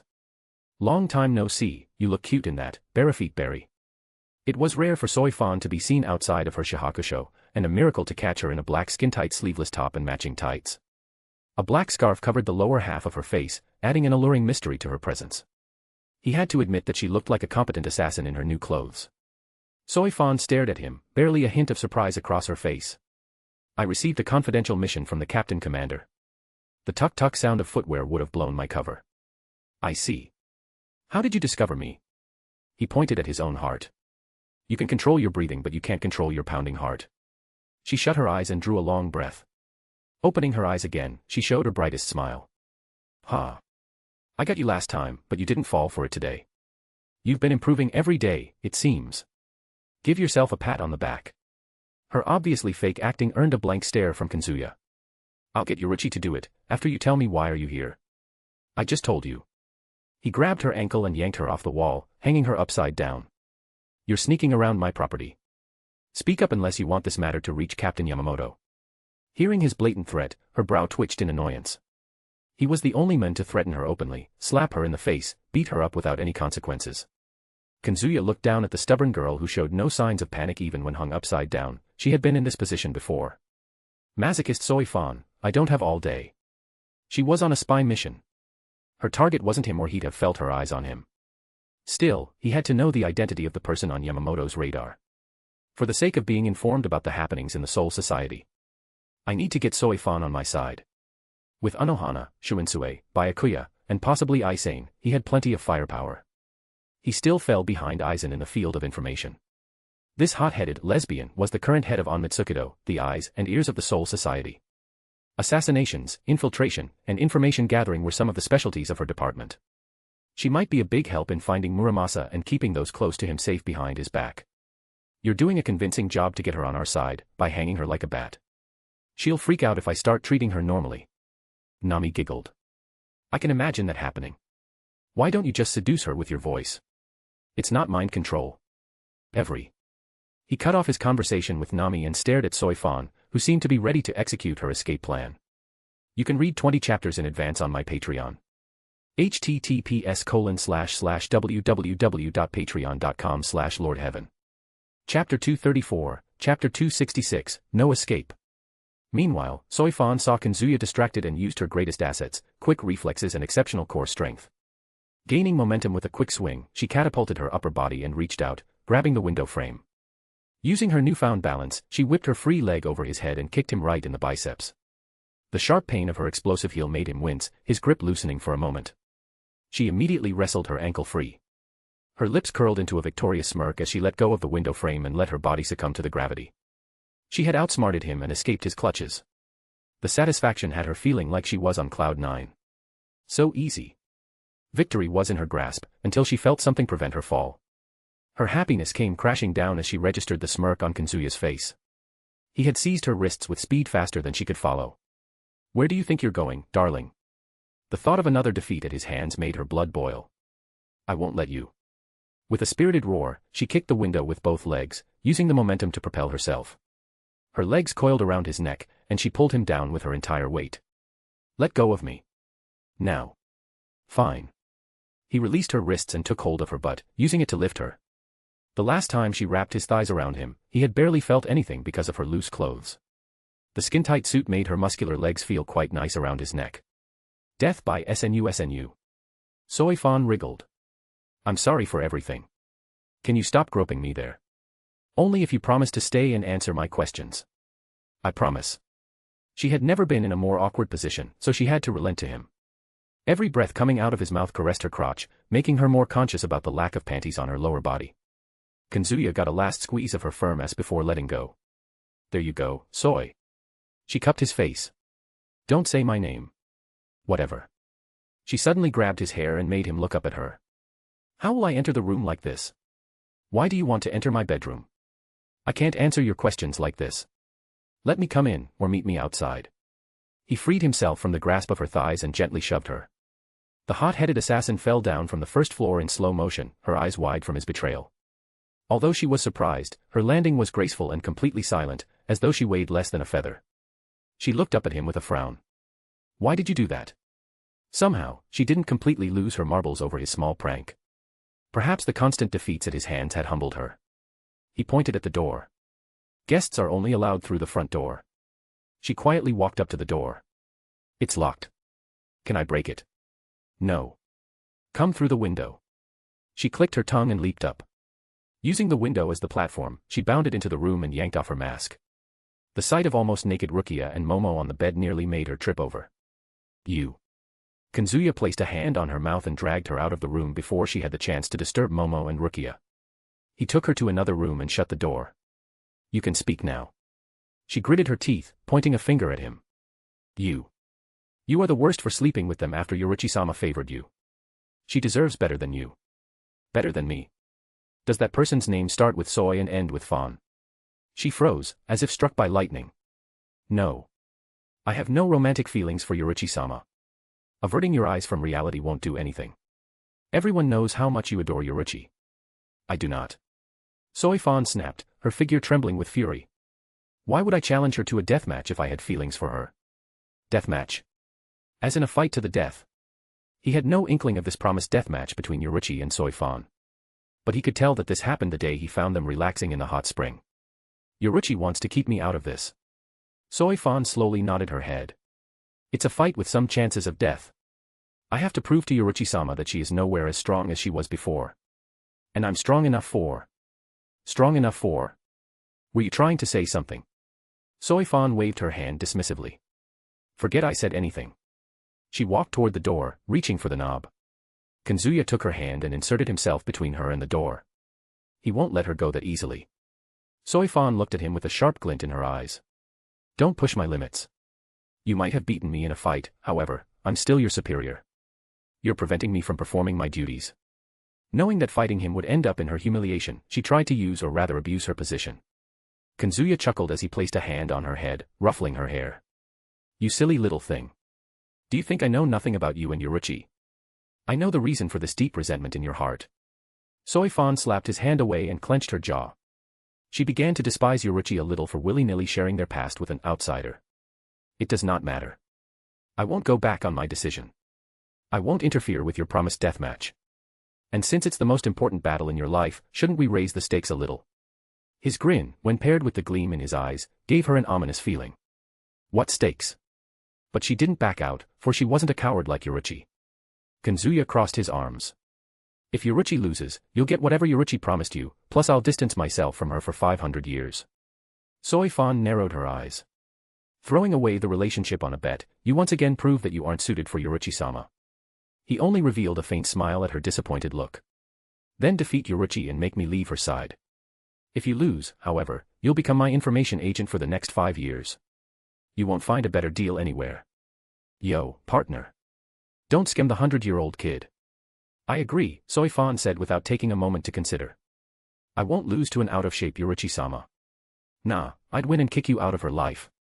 The level of confidence she exuded would have been awe-inspiring, if only Kazuya hadn't already known the outcome of the match. In the main timeline, she lost to Yoruichi who hadn't battled for 150 years. His Yoruichi had warmed up with a few battles. More importantly, she had her own inner hollow to empower her. Yoruichi would wipe the floor with Soi Fon any day of the week. He nodded. It's a deal. When will this match happen? We haven't decided yet. Make it tomorrow. He stepped away from the door. Yoruichi is in the living room. Inform her about the date. Be quiet about our arrangement. Soi Fon's sour expression vanished, replaced with gleaming joy. With his permission, she could talk to Yoruichi without any barriers. In high spirits, she left the room. Partner, what if Yoruichi threw the match? I have a few measures to guarantee her victory. If she still loses, I'll have to kill Soi Fon. There was no world in which he'd let a wager force him to leave Yoruichi. He liked her too much for that to happen. Partner's Yandere level is rising. It's making me hot. Father, can I slap Izanami? You'll be slapping yourself, idiot. We share the same body. I'll slap you when I recreate my body. When will you do that? I'll try it when father returns home. I don't want to alert his enemies here with my Ryatsu. Oh Lord, this girl is so considerate. I sure hope she didn't traumatize her father's best partner by imprisoning in a cage. You can read 20 chapters in advance on my Patreon. https://www.patreon.com/lordheaven. Chapter 235, Chapter 267, A Different Approach. Kazuya took his sweet time in the bath and even more time just looking around the kitchen. He had to prepare breakfast for 5, himself, Momo, Rukia, Yoruichi, and an unwelcome visitor. It was as good a time as any to make Soi Fon warm up to him. As Kazuya began chopping vegetables, a chill went down his spine, prompting him to take a quick glance over his shoulder. There, in the dark hallway, a pair of glowing blue eyes stalked him. Focusing, he made out a familiar face. Pale blonde locks fell across her face, framing her beautiful pair of blue eyes. Nami, what are you doing? The woman was none other than his Zanpakuto spirit Izanami. Her physical form, the katana, rested in the bedroom. She had returned to her katana and then manifested physically to stalk him from the shadows. Nami emerged from her hiding spot and walked into the light. It was an experiment. I tried to step into the shoes of a stereotypical stalker Yandere. She had become too obsessed with the topic of Yandere, which may or may not be good for his future. Tsubasa's presence at least assured him about the safety of himself and those close to him. So, what did you learn from this experiment? My hunch turned out to be correct. It's boring to be here when I could just be over there and flirt with you like a normal lover, or, she said, pointing at him with a grin. Or I could stalk you from inside your head. I don't mind either, to be honest, he said with a shrug. I'm busy right now. Please don't disturb me. Nami tiptoed to his side and silently observed him, intentionally or unintentionally playing into her Yandere fantasy. You're making ramen for breakfast. Want my help? No, you're probably worse at this than me. He could rely on his dexterity and sharp memory to whip up something edible. The same couldn't be said about Nami, who hardly manifested these days. You are right, Nami said, leaning against the countertop. It's my first time seeing you in the kitchen. What got you in the mood? I can't exactly leave until Soi Fon does. Besides, there isn't anyone who can do this. His today's schedule only had one thing, trying not to die at Anohana's hands. He could delay his training to make sure Soi Fon didn't start fighting in his house. After all, she wasn't in her best mental state right now. Yoruichi's recent streak of blurting hurtful things might just trigger Soi Fon into whipping out her shikai. Nami threw a glance behind her. About that. I don't think Soi Fon will leave anytime soon. I'm gonna throw her out after breakfast. As expected of my beloved, you love violence, she whispered, leaning closer to him. When little Tsu and I are separated, I want you to violently fuck until I pass out. He gave her a blank stare. Why stop at passing out? His zero hesitation reply made her grin, stupidly so. He shook his head and concentrated on cooking the first, best breakfast of his life. Make some for me too, beloved. Sure.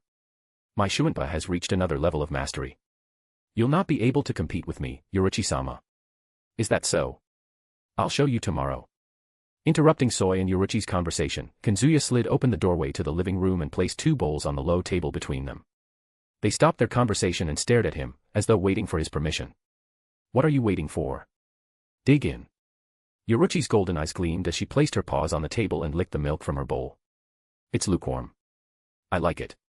Soi Fon changed her staring target to the bowl. He had served her a bowl full of ramen noodles topped by boiled egg, veggies, and fragrant seasoning. Probably some of the best ramen he ever had, the statement was backed up by Nami. He gently hit the back of Soi Fon's head. Stop daydreaming. She shot him a piercing glare before taking up the bowl and chopsticks. She skeptically brought the noodles to her lips and slurped them down. Her eyes widened in surprise as the flavors melted in her mouth. She closed her eyes, relishing the flavor. Yoruichi gave him a side-eyed glance. You'll be in charge of breakfast from now on. She loved milk but only in her cat form. She would need normal food to function properly in her normal form, partially for her own freedom and partially to tease him. Her life just wasn't the same without teasing someone. No, Kazuya replied without hesitation.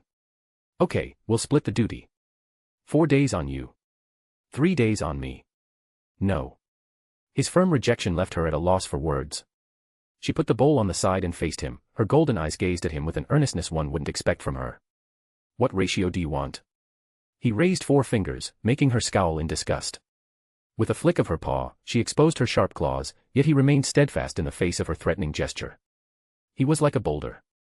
Soi Fon slurped ramen in the background, barely paying any attention to the ongoing clash. The long clash of willpower and determination ended with Yoruichi looking away. Got it. But you better help me do the dishes or I'll poison us both. Huh. Why poison both of us? Someone has to accompany you down to hell, Yoruichi said, and her eyes gleamed with wisdom. The poisoning idea seems good to monopolize you. I'll need to consult Anohana for a poison that could affect you. Partner, stop her. She is surpassing your Yandere level. Kazuya cleared his throat. Yeah, my sweetheart. I have a better deal. We'll help each other every day. It'll be more fun that way. Yoruichi thought for a moment before nodding at his suggestion. As long as you behave and act like a good kiddo. I'll try to. No promises, though. Soi Fon suddenly slammed her empty bowl on the table and dashed outside the door. Yoruichi and Kazuya shared a confused glance, wondering what happened for Soi Fon to leave in such a hurry. Didn't even thank you for the wonderful ramen. Truly fatherless behavior. Kazuya looked at the door, sensing Soi Fon's Ryatsu heading rapidly in one direction. Did she dine and dash out of a friend's home? Forget about her. Look at me, Yoruichi said, getting his attention all on her. Soi Fon told me some things. About your battle. Yeah. She couldn't win against the final boss. He smirked. Of course. Before you ask, I forgive you for hiding it from me. I never asked for it, she said with a scowl. She said you'll observe the battle tomorrow. Yep. Someone has to make sure nobody cheats, and the battle is as fair as possible. I won't. I can't guarantee Soi Fon wouldn't try something despicable after I kick her face flat. She can't win. It's just not possible. Cocky. She licked the back of her paw. It's called confidence. You'll experience it when you excel in a certain skill. I'm confident in a few things, he said with a whistle. One of them is making you limp with my fingers. She unconsciously raised her paw in objection, only to put it down a second later. Turning her back against him, she began to lick the milk in her bowl. She had accepted that there was no room for a comeback. It was a losing battle, any attempt to fight back would only bring her embarrassment. Raising the white flag was the best option. Kazuya chuckled and scratched her head. Good kitty. She clicked her tongue. Go away. All right, sheesh. No need to be so mad. You can read 20 chapters in advance on my Patreon. https://www.patreon.com/lordheaven. Chapter 236, Chapter 268, An Ordinary Morning. After patting Yoruichi some more, Kazuya returned to his room, where he saw Momo sitting on the bed and rubbing her eyes. Soi Fon's escape most likely disturbed her sleep. He couldn't say the same about Rukia, who squeezed his pillow in her arms. She would be out cold for another few hours. Kazuya-kun. She greeted him in a lethargic voice. Good morning. Wake the hell up. I got you breakfast. She looked at him in confusion until her gaze fell on the bowls in his hand. Ah. I'm sorry. What for? I'll take culinary classes, she said, pumping her fist enthusiastically. I won't let you carry this burden forever. She seemed in high spirits for the training to be his chef. Probably because it'd make him more dependent on her and get him to be more affectionate towards her. A schemer for a schemer. You two are a perfectly balanced couple. What about us? Couple stuff is temporary. Our bond is eternal, for we are soulmates tied to the same fate. Kazuya rubbed Momo's head. Just don't overdo it. I'd hate to see you get sick. I won't, Momo said, beaming a smile. Then she stroked Rukia's leg in an attempt to wake up her friend. Rukia, come on. Noodles will get soggy. Rukia pulled up the blanket and covered herself. Let me sleep. Momo's brow twitched in annoyance. You little. She yanked the blanket off of Rukia and straddled Rukia's back. Pulling Rukia's arms behind her, she locked them. Then she slowly put pressure, making Rukia's back contort unnaturally. Rukia let out a ragged whimper as though she couldn't breathe properly. My shoulders. Stop. It hurts. Stop please. Although this bullying wasn't justified, he didn't save Rukia and remained as a bystander. He had done much worse to his friend back in his old life. Friendship was all about messing with each other. He might still be mourning you. Let's hope he gets over it and enjoys his own life. Momo maintained a steady pressure, unflinching by the painful cries of her friend. Will you get out of bed? I will. Momo released the submission hold and patted the back of Rukia's head. Hurry. Rukia turned over and sniffed. This demon isn't Momo. Kazuya, what did you do to my caring friend? Kazuya crossed his arms. She always was. You just noticed it now. It can't be. Rukia whispered with wide eyes. Momo. Were you acting until now? Momo revealed a sweet smile.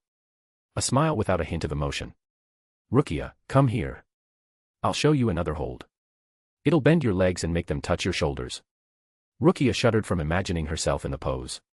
She immediately jumped at Kazuya and hid behind him. Kazuya, you said you would be my boyfriend. Come on, protect me from this demon. Although exaggerated, she seemed genuinely traumatized by Momo's painful submission move. Momo might have applied too much pressure. The gleam in Momo's eyes revealed her true intentions to Kazuya. She had orchestrated the whole situation as a ploy to make Rukia turn to him for protection. She willingly assumed the role of a villain to bring them closer. Kazuya waved his hand. Momo, that's enough. Yeah, no more holds. Go practice your moves on some masochist. Momo gave a close-eyed smile. Hi. Kazuya nodded and glanced back at Rukia. Aren't you a masochist? Wah. I'm not. Why don't you fight back then? Show that you're the more dominant female in this triangle. Rukia's eyes became hollow. Are you kidding me? Momo beat the crap out of a senior yesterday. I don't stand a chance against her in a street fight. Pathetic excuses. They are not. Momo giggled. Let's settle that after breakfast. After bullying Rukia for a few more minutes, Kazuya left his house. With Yoruichi around, he wasn't worried about the two. It'd be a splendid opportunity for them to get to know Yoruichi better. Not the wise, old cat they had been admiring her as, but the real confident, observant, and a tiny bit silly version of Yoruichi. A few minutes of stroll brought him to the 4th Squad's main barrack. He couldn't sense Aizen's Ryatsu nearby, but further into the residential area, she had yet to report to the squad, or she must have left for an errand. Judging from her stale Ryatsu, he leaned toward the possibility of her sleeping. Honestly, he was tempted to show up unexpectedly at her doorstep. Let's save it for after training. He walked into the open area, where tons of nurses stopped to look at him. People wouldn't stop whispering things behind his back, questioning each other about the nature of his relationship with their captain. The last time they saw him was hitching a ride on Minazuki with Anohana. Feeling amused by the development, he took the stairs to Anohana's office. He found her lady kneeling in seiza position, her eyes shut tight. She seemed to be meditating or communicating with her zanpakuto that lay unsheathed on her lap. He made an effort to be as quiet as possible as he approached her and then took a seat in front of her. Within moments, he was captivated by her. Her elegance was simply unrivaled when she wasn't speaking or actively trying to murder him. And despite her age surpassing 2,000 years, she possessed the looks of a woman in her mid-30s, which, in his humble opinion, represented the height of a woman's attractiveness. Content creators from your previous life want you to reconsider that thought. Fuck them. Anohana opened her eyes. For a few moments, they just gazed at each other, one confused and the other calm. Morning. A troubled expression crossed Anohana's face. Kazuya, I can't talk to it. Minazuki isn't responding to me. A/N, plot thickens from next chapter. You can read 20 chapters in advance on my Patreon. https://www.patreon.com/lordheaven. Chapter 237, Chapter 269, Summon, I. A/N, had to leave for a relative's wedding. Muramasa got Minazuki. Boy, it'll be a pain for you to deal with him. The rapid progress of Muramasa's plan gave Kazuya a strong hunch that the rebellion drew closer. A rebellion that was in name only, the true goal of which was to weaken Yamamoto by taking away his ability to use his Zanpakuto. Aizen isn't messing around now. Brother Sōsuke took a long rest and went back to scheming. Anohana suddenly placed her sword against his neck. You don't look the least bit surprised. He casually pushed back her blade, showing a solemn expression. I talked to Ranjiku today. Ikaku Madarame of the 11th Squad might be dealing with the same issue. Madarame too. Who could be behind this? No matter how hard Anohana thought, she couldn't pinpoint anyone with the ability to take someone's Zanpakuto spirit away. The ability went against the very fundamentals of the Soul Society. Kazuya would be her first suspect if she wasn't familiar with him. After all, his mere existence defied every established notion about Shinigami and Hollow. Her close second suspect would be Aizen, someone she knew next to nothing about. It might be Aizen's trump card. His answer made her frown, as she imagined the fate of the Soul Society with everyone being unable to use their Zanpakuto.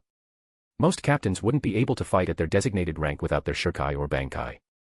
Only abnormalities like Kenpachi and Yoruichi could fight at their best, as their fighting style never relied on their Zanpakuto. If your doubts aren't misplaced, this will be catastrophic for the Soul Society, she whispered, looking mighty serious. Will the ability work on you? Your Zanpakuto is principally different from a normal Shinigami. She had no knowledge of his Zanpakuto, but she knew he wielded two fundamentally different types of Zanpakuto, a support type and a complete offensive type in his hollow form. She hadn't seen his hollow form in action, but she had heard of it from Aizen himself. And from those words, she had felt nothing but curiosity about the full potential of his Zanpakuto. Kazuya shook his head. Probably not. My Zanpakuto is. Nami, come out. As he knocked on his katana's guard, wisps of flames emerged from its sheath, and from them emerged Nami. Anohana was somewhat surprised to see his Zanpakuto spirit dressed in overtly regal clothing that starkly contrasted with the traditional Japanese aesthetics embraced by the Soul Society. Nami smiled, raising the edge of her dress and giving a curtsy bow. It's an honor to make your acquaintance, Anohana-sama. I'm Izanami no Makoto. Nami for short. Nami's formal etiquette surprised Anohana as she expected his Zanpakuto spirit to be a reflection of him. There wasn't a speck of rudeness or playfulness to be gleaned from Nami's behavior. Smiling, Anohana waved her hand. No need to be formal, Izanami-san. It's not a matter of needs but a matter of want. Nami sat down on the floor, mirroring Anohana's overly formal Saiza style. Feeling Kazuya's intent gaze, she cleared her throat loudly. Partner, it's not nice to make people uncomfortable with your stare. Uncomfortable my ass, he muttered under his breath. Why are you role-playing Soi Fon when she is around Yoruichi? Don't tell me you have a crush on Retsu. Ah, it's not like that. Anohana-sama is my idol. Nami chuckled. Truth be told, I have always admired her. Idol? Anohana asked, confused. What have I done to earn your adoration? Ever since she hung up her boots, sword, she had done nothing but heal her people and even enemies she had encountered along the way.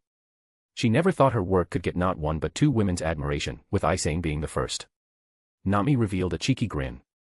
Anohana-sama is everything I want to be, a perfect blend of gentleness and insanity. And she brings it all together with a sense of impeccable grace. How can I not admire her? Anohana took back her previous words. Nami was just as, if not more, eccentric than Kazuya. What are you teaching your Zanpakuto spirit? He shrugged. She has been infected from the start. Indeed, my desires aren't partner's fault, Nami said. He likes crazy, and I want to be the craziest bitch out there. It's as simple as that. Anohana couldn't help but smile. Even your Zanpakuto spirit is obsessed with you. I'd be more careful if I were in your shoes. Obsession, when extreme, can lead to extremely dangerous situations for the victim. One of these days, you may wake up with a knife in your chest. She had heard too many stories, tragedies, that ended poorly for both parties. After all, even the strongest person was vulnerable in their sleep. Walking up to him and stabbing him over and over would be a delightful feeling. She slapped her cheeks, snapping herself out of the vivid, bloody vision. I wouldn't mind being stabbed by Retsu's sword. Anohana looked at him with a blank gaze, wondering what she had done to get him to act this way toward her. Nothing. Absolutely nothing. Nothing was her fault. He had an abnormal personality to begin with. Nami burst into laughter. Partner, how could you say that with a straight face? Say it with a tiny smile to come off as even crazier. Nah. I'm not crazy. Are you sure? Yes.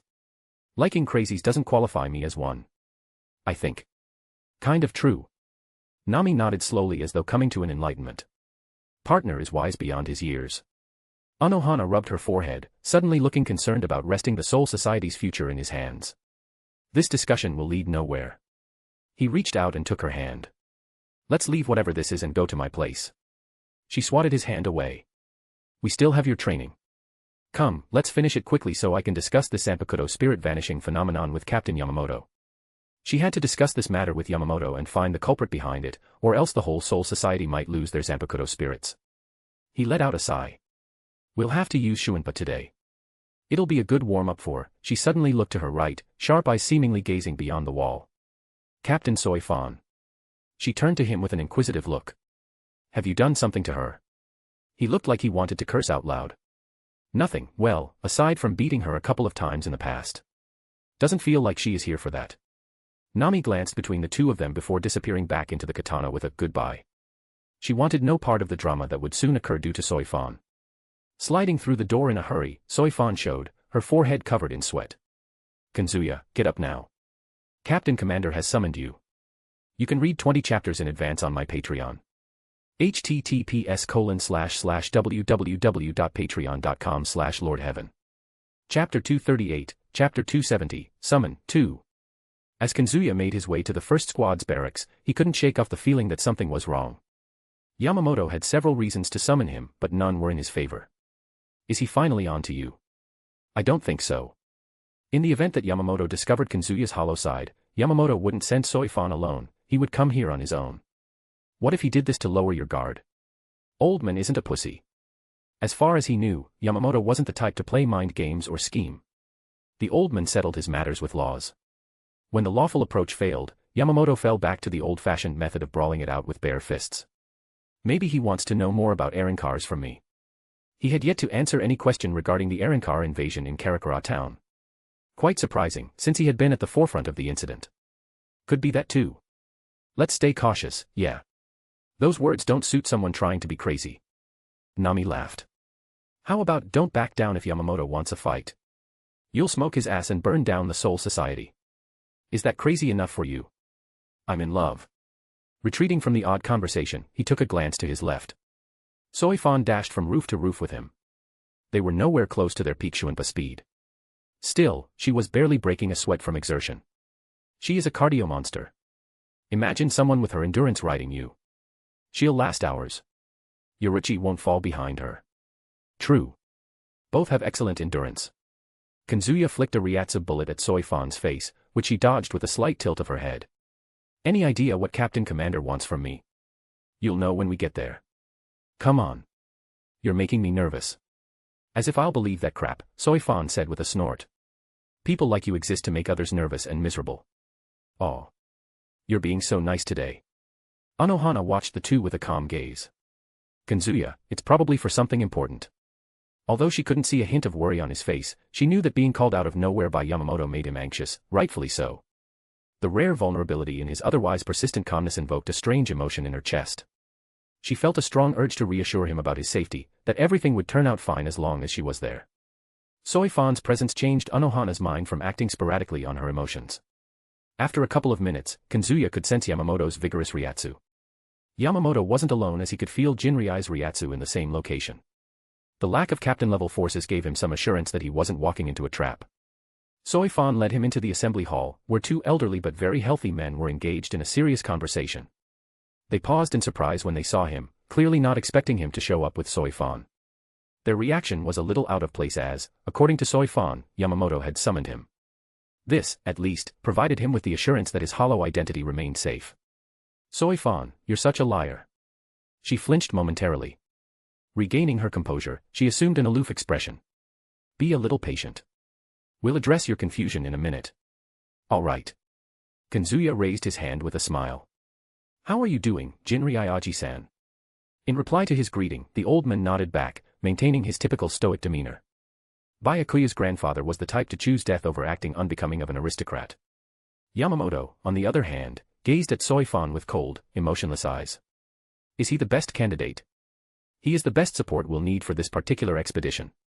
He can cover the healing needs, and he won't slow me down like the rest. With him, I won't have to be too cautious when scouting and gathering information. With a serious expression, Soi Fon threw compliment after compliment, praising his abilities to the high heaven. She picked words that would stroke one's ego in perfection. Kazuya realized her goal. She wanted to prove it to Yamamoto and Jinrei that she trusted and respected him, and she wanted to do the bare minimum to make him feel like she couldn't do it without him. Jinrei revealed a look of understanding. I can vouch for Kazuya-kun's Shuinpa. He is the very best this new generation has to offer. I can vouch for his healing capabilities, Anohana said, stepping forward and eyeing Soi Fon with an unblinking gaze. He is the best my division has to offer at the moment. Regarding the assignment, can I know the specifics and where it would take place? Kazuya rubbed the back of his head, feigning a look of embarrassment. Yeah, let's talk about that. Soi Fon has given me no information whatsoever. It'll be bad if I mess up cause I was thrown into a mission outside of my comfort zone. He couldn't leave the Soul Society for too long or else Aizen might take over with Muramesa's ability. He had to pick his path carefully and avoid involving himself with long-term missions. Soi Fon gave him a skeptical look. You can adapt to any situation. Like you adjusted to the high-level battle in Karakura town. This assignment will be nothing for you. Okay, I was lying to weasel my way out. I don't want to leave my girlfriend alone for too long. Girlfriends, Soi Fon retorted. The operation shouldn't last longer than a week. It's not that big of a deal. 2 days. I can't spare more than that. Soi Fon's eyes widened at his confidence. It's not impossible to finish it within 2 days, but you'll have to forego rest. I'm fine with that. So, what is the goal? Invading Hueco Mundo, Yamamoto spoke in a solemn tone. The last invasion had a drastic effect on the Soul Society. I fear the Hollows have united a leader and are planning a major attack. We need someone to get in, gather information about their plans, and safely bring the information back to us. The Captain Commander had become a bit restless from the silence shown by Arankars. The strength Arankars showed could pose a threat to the Soul Society's stability. They had to take proper measures to make sure they weren't caught off guard at a vulnerable moment. Kazuya laughed as he slapped Soi Fon's back. All right, I'm ready. Soi Fon looked at him like he had lost his mind. We're going into enemy territory. Where is all that fearlessness coming from? Considering your mediocre stealth skills, you'll surely be discovered by Arankars. I need to be there to save your sorry life. And I'm fairly confident in my ability to slaughter Arankars. The majestic king of Hollow will slay his people. Why you dash? Soi Fon nearly cursed him for his insolence. Not everyone is stupidly perceptive like you. I'll be fine with my skills. He gently rubbed her head. Silly girl, we're dealing with Hollow souls who have animalistic traits. It'll be hard to fool them. This time, Soi Fon didn't argue with him. She had tested and perfected her stealth against Shinigami. But she had never put her skills to test against an Arankar. Anohana placed a hand on his shoulder while looking at Yamamoto. When will they depart? Tomorrow, Yamamoto answered. At dawn. Understood. Yamamoto turned his attention to Kazuya. I'll need you to answer some questions. Sure. You can read 20 chapters in advance on my Patreon. https://www.patreon.com/lordheaven. Chapter 239, Chapter 271, Encounter. A/N, Fever. Yamamoto's inquiry began with seemingly straightforward questions that anybody who fought Arankars could have answered, such as the strength of an individual Arankar, their motive, and their tendency to harm Shinigami. But the questions quickly became complex with, who among them was the strongest and why did he think this one in particular was the strongest, and, how many Arankars escaped with their lives? Fortunately for Kazuya, he had long prepared answers for each one of these questions. Yamamoto had given him too much time to come up with facts weaved with lies. Don't know his name but I fought him first in the town. He was the toughest opponent by a mile. I couldn't have defeated him on my own without losing an arm or two. He deliberately downplayed Okuora's abilities to save himself from becoming the second, too powerful for a rookie, target, the first being Kenpachi Zaraki. Soi Fon's expression darkened as a realization dawned on her. Given that Kazuya had defeated her fairly effortlessly, she might not stand the slightest chance of victory against this Arrancar. Noticing her reaction, Kazuya turned to Soi Fon, a faint smirk playing at the corners of his mouth. Your line of thought is correct. He would utterly demolish you. You might be fast, but you have no chance of landing 2 hits with your shikai on him. He never let go of an opportunity to belittle Soi Fon, as seeing her angry and frustrated yet powerless to do anything pleased him. He wasn't a complete sadist, but for some reason derived a little too much pleasure from Soi Fon's suffering. Maybe it had something to do with their first meeting, where she had tried to humiliate him in front of hundreds. Soi Fon clicked her tongue, visibly irritated by his blunt assessment. I didn't become a captain from doing paperwork. I have ingrained Hakuda techniques in every fiber of my muscle. Even if I go up against someone stronger than me, I'll be able to adapt on the fly. Her confidence came from over a century of honing her combat skills on her own. This type of confidence wouldn't break, of course, unless someone truly showed her the depths of despair. He reached out and patted her shoulder. I have no doubt about your skills, but trust me, you won't last a minute against that freak. The sympathetic look he gave her was a salt on her wounds. She gritted her teeth, yet she could do nothing in Yamamoto's presence. She silently swore to have her payback tomorrow, when she would be alone with him in Hueco Mundo. Kazuya chuckled softly before turning to Yamamoto. Any other questions for me? Nothing. I'll hear from you after you return. Yamamoto shifted his gaze to Anohana, his wrinkled face carrying no emotion. Captain Sōsuke will be here any moment. I want everyone to leave. Even you, Jinrei-san. Ah, Anohana murmured as a look of understanding crossed her serene features. Be mindful of Captain Sōsuke's behavior. He has been acting rather strangely ever since the incident. Rather than outright voicing her suspicions, she sowed seeds of doubts. I will be. Kazuya couldn't help but frown. Although Yamamoto's strength surpassed Aizen, the idea of them meeting without any supervision bothered him. Yamamoto kept Aizen in check just by existing. The whole status quo would shift if Aizen used some underhanded tactic to injure, or worse, kill Yamamoto. Ah, you're so jealous. Nami. 'Twas a joke, partner. Anyways. You're overestimating Aizen. Being cautious is good, but being overly cautious is not healthy for you. Of all people, he wasn't expecting Nami to be mindful of his mental health. Yeah, I gotta trust the old man. He won't fold over without a crazy fight. Pushing his concerns to the back of his mind, he prepared his heart for the training to come. Anohana wouldn't go easy on him just because she couldn't sense her Zanpakuto spirit. And honestly, he wouldn't have it any other way. While not a battle-hungry maniac, he enjoyed clashing swords with her. She showed him all the holes in his skills, giving him a perfect stage to evolve his skills. Right now, he considered growing strong one of the best feelings in the world. Gently pulling at Anohana's hand, he said, Captain, let's leave. Anohana nodded, offering a polite bow to Yamamoto and Jinrei. I'll take my leave now. Soi Fon pointed at Kazuya's face. Be prepared for tomorrow. Stop acting like you owe me something. I'll show up if I feel like it. Why are you treating it like it's not important business? The mission is important, but you aren't. I can accomplish this mission on my own. His calm and collected answer only poured more fuel on her fire. Knowing Soi Fon's temper, he left before she could explode on him. As though preordained by fate itself, Kazuya came face to face with Aizen the moment he walked out of the assembly hall. Unlike the last time, he had zero sense of anxiety. Why, if it isn't Captain Anohana, Aizen greeted with his perfect good guy smile that had kept him away from any suspicions until now. I didn't get the chance to express my gratitude last time. Thank you for your assistance with my injuries. Anohana accepted his gratitude with a gentle smile. It's my duty to heal the wounded. As humble as ever, Aizen said with a wry smile before looking at Kazuya. A rather unexpected surprise to see you accompanying Captain Anohana in Vice Captain Kotetsu's place. She is out on an errand, Kazuya lied with an honest smile. Captain Commander needed some answers regarding Arrancars, so I got summoned here. I see. Well, consider this an opportunity to get to know other captains better. You'll be working with them as a captain in no time. No way. Captains have so many responsibilities. I want to enjoy my life for a few hundred years first, if you know what I mean, Kazuya replied with a laugh. By the way, thanks for handling that final boss Arrancar in Karakura town. Her Ryatsu was making me shiver on the other end of the town. I'm glad I didn't have to fight her. Aizen maintained his pleasant demeanor, but Kazuya caught the brief flash in his eyes. Aizen hadn't expected Kazuya, the most ambitionless man in Aizen's plan, to become the biggest hurdle to his Karakura town's plans. The academy is the future of the Soul Society, Aizen responded to his gratitude with a modest chuckle. I only did what any other Shinigami would do. Captain Sōsuke, you might be the most reliable captain. Anohana's fingers found Kazuya's arm, delivering a subtle but firm pinch. Are you saying I'm not reliable? It's a different type of reliability. Like you'll heal all my wounds and support me, but Captain Sōsuke, he'd protect me from receiving those injuries in the first place. Oi, stop fanboying over Aizen. This acting is going too far. Aizen revealed a warm smile. You're a little mistaken about Captain Anohana. She is, well, forget I said anything. The shrewd captain stopped short of revealing Anohana's secret and bade his farewells to the two before walking into the assembly hall.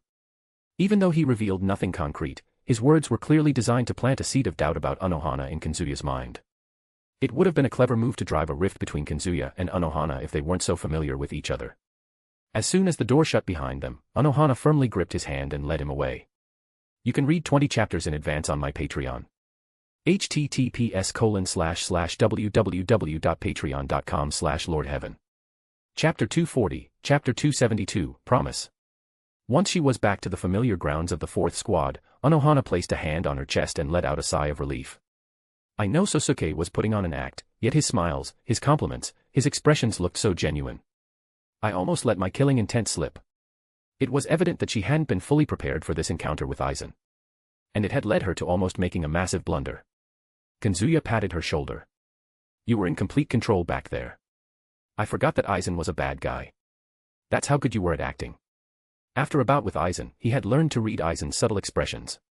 And he had seen no noticeable signs of doubt on Aizen's face regarding Anohana. His consideration earned him a small, grateful smile from Anohana. Still, if Aizen becomes suspicious of you, the blame is mine. He'll never go after you as long as you're Retsu Anohana. Yachiru Anohana is a different matter though. He'll try to get rid of you if you ever pick up that sword for the Soul Society again. Even under the influence of Aizen's shikai, Anohana posed a significant threat. When thrust into a precarious situation, a natural-born killer like her could adapt to the sense-warping powers of Kyoka Suigetsu. Aizen would never underestimate her or Yamamoto. Closing her eyes, Anohana put a hand on the hilt of her zanpakuto. I can't do that. I made a promise. Even if Aizen goes after Aizen. Curiosity got the better of him, and he couldn't resist asking this question. Will she break her promise for Aizen, whom she treated like her daughter more than her vice-captain? Anohana's eyes snapped open, taking on a murderous look. An overwhelming bloodlust emanated from her. I'll put him under Minazuki and kill him. Over, and over, until his mind fades into nothingness. I won't let anyone lay a hand on Aizen. As expected, she showed willingness to throw away her promise for Aizen. Greater good of the Soul Society mattered less than her own vice-captain. He revealed a faint smile. That's probably the reason I like you. Without mincing his words, he revealed his true feelings. His straightforwardness caught her off guard. This isn't the time for your tomfoolery. I'm not though. Besides, you won't ever have to break your promise. If anyone tries to harm Aizen or anyone else close to me, I'll give up on being an upstanding Shinigami and kill them. Even Aizen. Despite his nonchalance, Anohana knew that he wasn't lying. Not one bit. She was once again reminded of why she had entrusted everything to this young man. His determination to see through had earned her respect. Kazuya, she whispered. Are you hiding your true abilities even now? Her question received a quiet nod from him. She studied his face intently. Unbelievable, you still have a trump card, an ability that can kill Aizen before he can get support from any captain. Could it be your bankai? Nope. It's something else. Though I'd prefer not to use it with my current capabilities, or I might end up becoming an abnormality. Anohana smiled. What are you talking about? You already are an abnormality by every metric used in the Soul Society. He took a dramatic step back, placing a hand on his chest. That one hurt. She shook her head at his melodramatic behavior. I have one more question for you. Why did you agree to go with Soi Fon? You made no attempts to refuse her. Does our training matter to you at all? The assembly hall didn't allow her the opportunity to probe his true motive behind helping Soi Fon. Do you know what would happen if I didn't agree to go? Anohana's gaze drifted towards the distant gate. Another healer would have to accompany Soi Fon. The default option for high-profile assignments is Aizen. Yeah, exactly. Either Aizen had to leave, or Soi Fon had to go on her own, he said with a frown. I'm not doubting Aizen's ability, but Hueco Mundo is far more dangerous than a captain and vice-captain can handle. It's Espada's base. Taking unnecessary risks simply isn't my approach. She slowly nodded her head, looking satisfied with his explanation. You can leave with a clear conscience. I'll look after your little girlfriends. You better keep them safe. Anohana bared a vicious smile, one that looked far from her typical saintly demeanor. Anyone who tries to touch them will have their innards gutted by Minazuki. Wow, Retsu is finally showing her true colors. She let out a disappointed grunt. There's no need for pretense. You knew the real me from the beginning. How madly I lust for blood and battle. He reached out and patted her head. Well, it's a good thing your future husband is an immortal being, isn't it? All traces of viciousness vanished from her face, replaced by a look of mild annoyance. It's unfortunate I stopped being a criminal. Or else I'd have put your claims to the test with my blade. Feel free to try me anytime. I'll do it later. She grabbed his collar with a grin. When we train. Kazuya gulped. Okay, ma'am. Meanwhile, the living world. Apache opened the door to a green-haired woman in a denim jacket and tight pants. The visitor appeared ordinary, only a lot more beautiful than the people in the town. Hey. Hey. How are you doing? Apache's awkward greeting was met with an enthusiastic greeting like no other. The reason for Apache feeling so awkward had to do with her past visit to Hueco Mundo. She grappled with how to face the hollow she had tried to kill. Was she meant to smile warmly and pretend it never happened, or act all grumpy because the hollow defeated her? Nell cocked her head slightly, puzzled by Apache's lack of energy. Are you the same person who tried to devour me? Did putting on the maid dress change you? Still the same old Apache who got her teeth kicked in by you. Don't be bitter about it. There will always be people beyond our current reach, she whispered with a distant look, her lips curving into a nostalgic smile. This is what fills life with a sense of purpose, you know. I'll keep bashing my head against the wall until I reach their level or surpass them. Fat chance of that happening. Apache knew the man Nell wanted to surpass, and she could never imagine any hollow ever coming close to his strength. Nell accepted Apache's discouraging words with a calm face. People can cling to unachievable goals. My goal is becoming unachievable too. Apache whispered, lamenting her inability to become a Vasto Lord. She did her best every day, training with Lisa and the other Visored, consuming the rogue hollows around the town, and even trying out the weird meditation techniques shown on the television. Nothing could nudge her toward the final boundary. What was she meant to do to become a Vasto Lord? Shaking off her melancholy, Apache pinned Nell with a sharp gaze. Why exactly are you here? Nell took off her heat, which had been covering the remnants of her hollow mask. Is he home? No. Apache crushed Nell's hopes with a curt response. Don't ask me where he is. He doesn't want anyone to disturb him. Nell's shoulders sagged visibly as a dispirited sigh left her lips. She had hoped Kazuya was concealing his Ryatsu as usual, and she would be able to meet him. Apache, can you tell him Nell returned to Hueco Mundo? I'll be at my usual spot if he requires anything from me. Nell put on her hat and tucked her hands in her pocket before walking away. Wait, what about those annoying little critters? For Nell to leave the living world would mean abandoning her people. Apache never took Nell for someone who abandoned her people. They. Nell revealed a bittersweet smile. Her entire demeanor shifted at the mere mention of her little companions. I'll talk about it some other day. With a vague answer, Nell adjusted her hat once more and tucked her hands in her pockets before walking away, leaving a perplexed Apache behind. What the hell happened to her? You can read 20 chapters in advance on my Patreon. https://www.patreon.com/lordheaven. Chapter 241, Chapter 273-274, Restrained Jealousy. With Momo and Rukia staying at home, Yoruichi found herself pleasantly occupied, rather than bored as she would have been alone.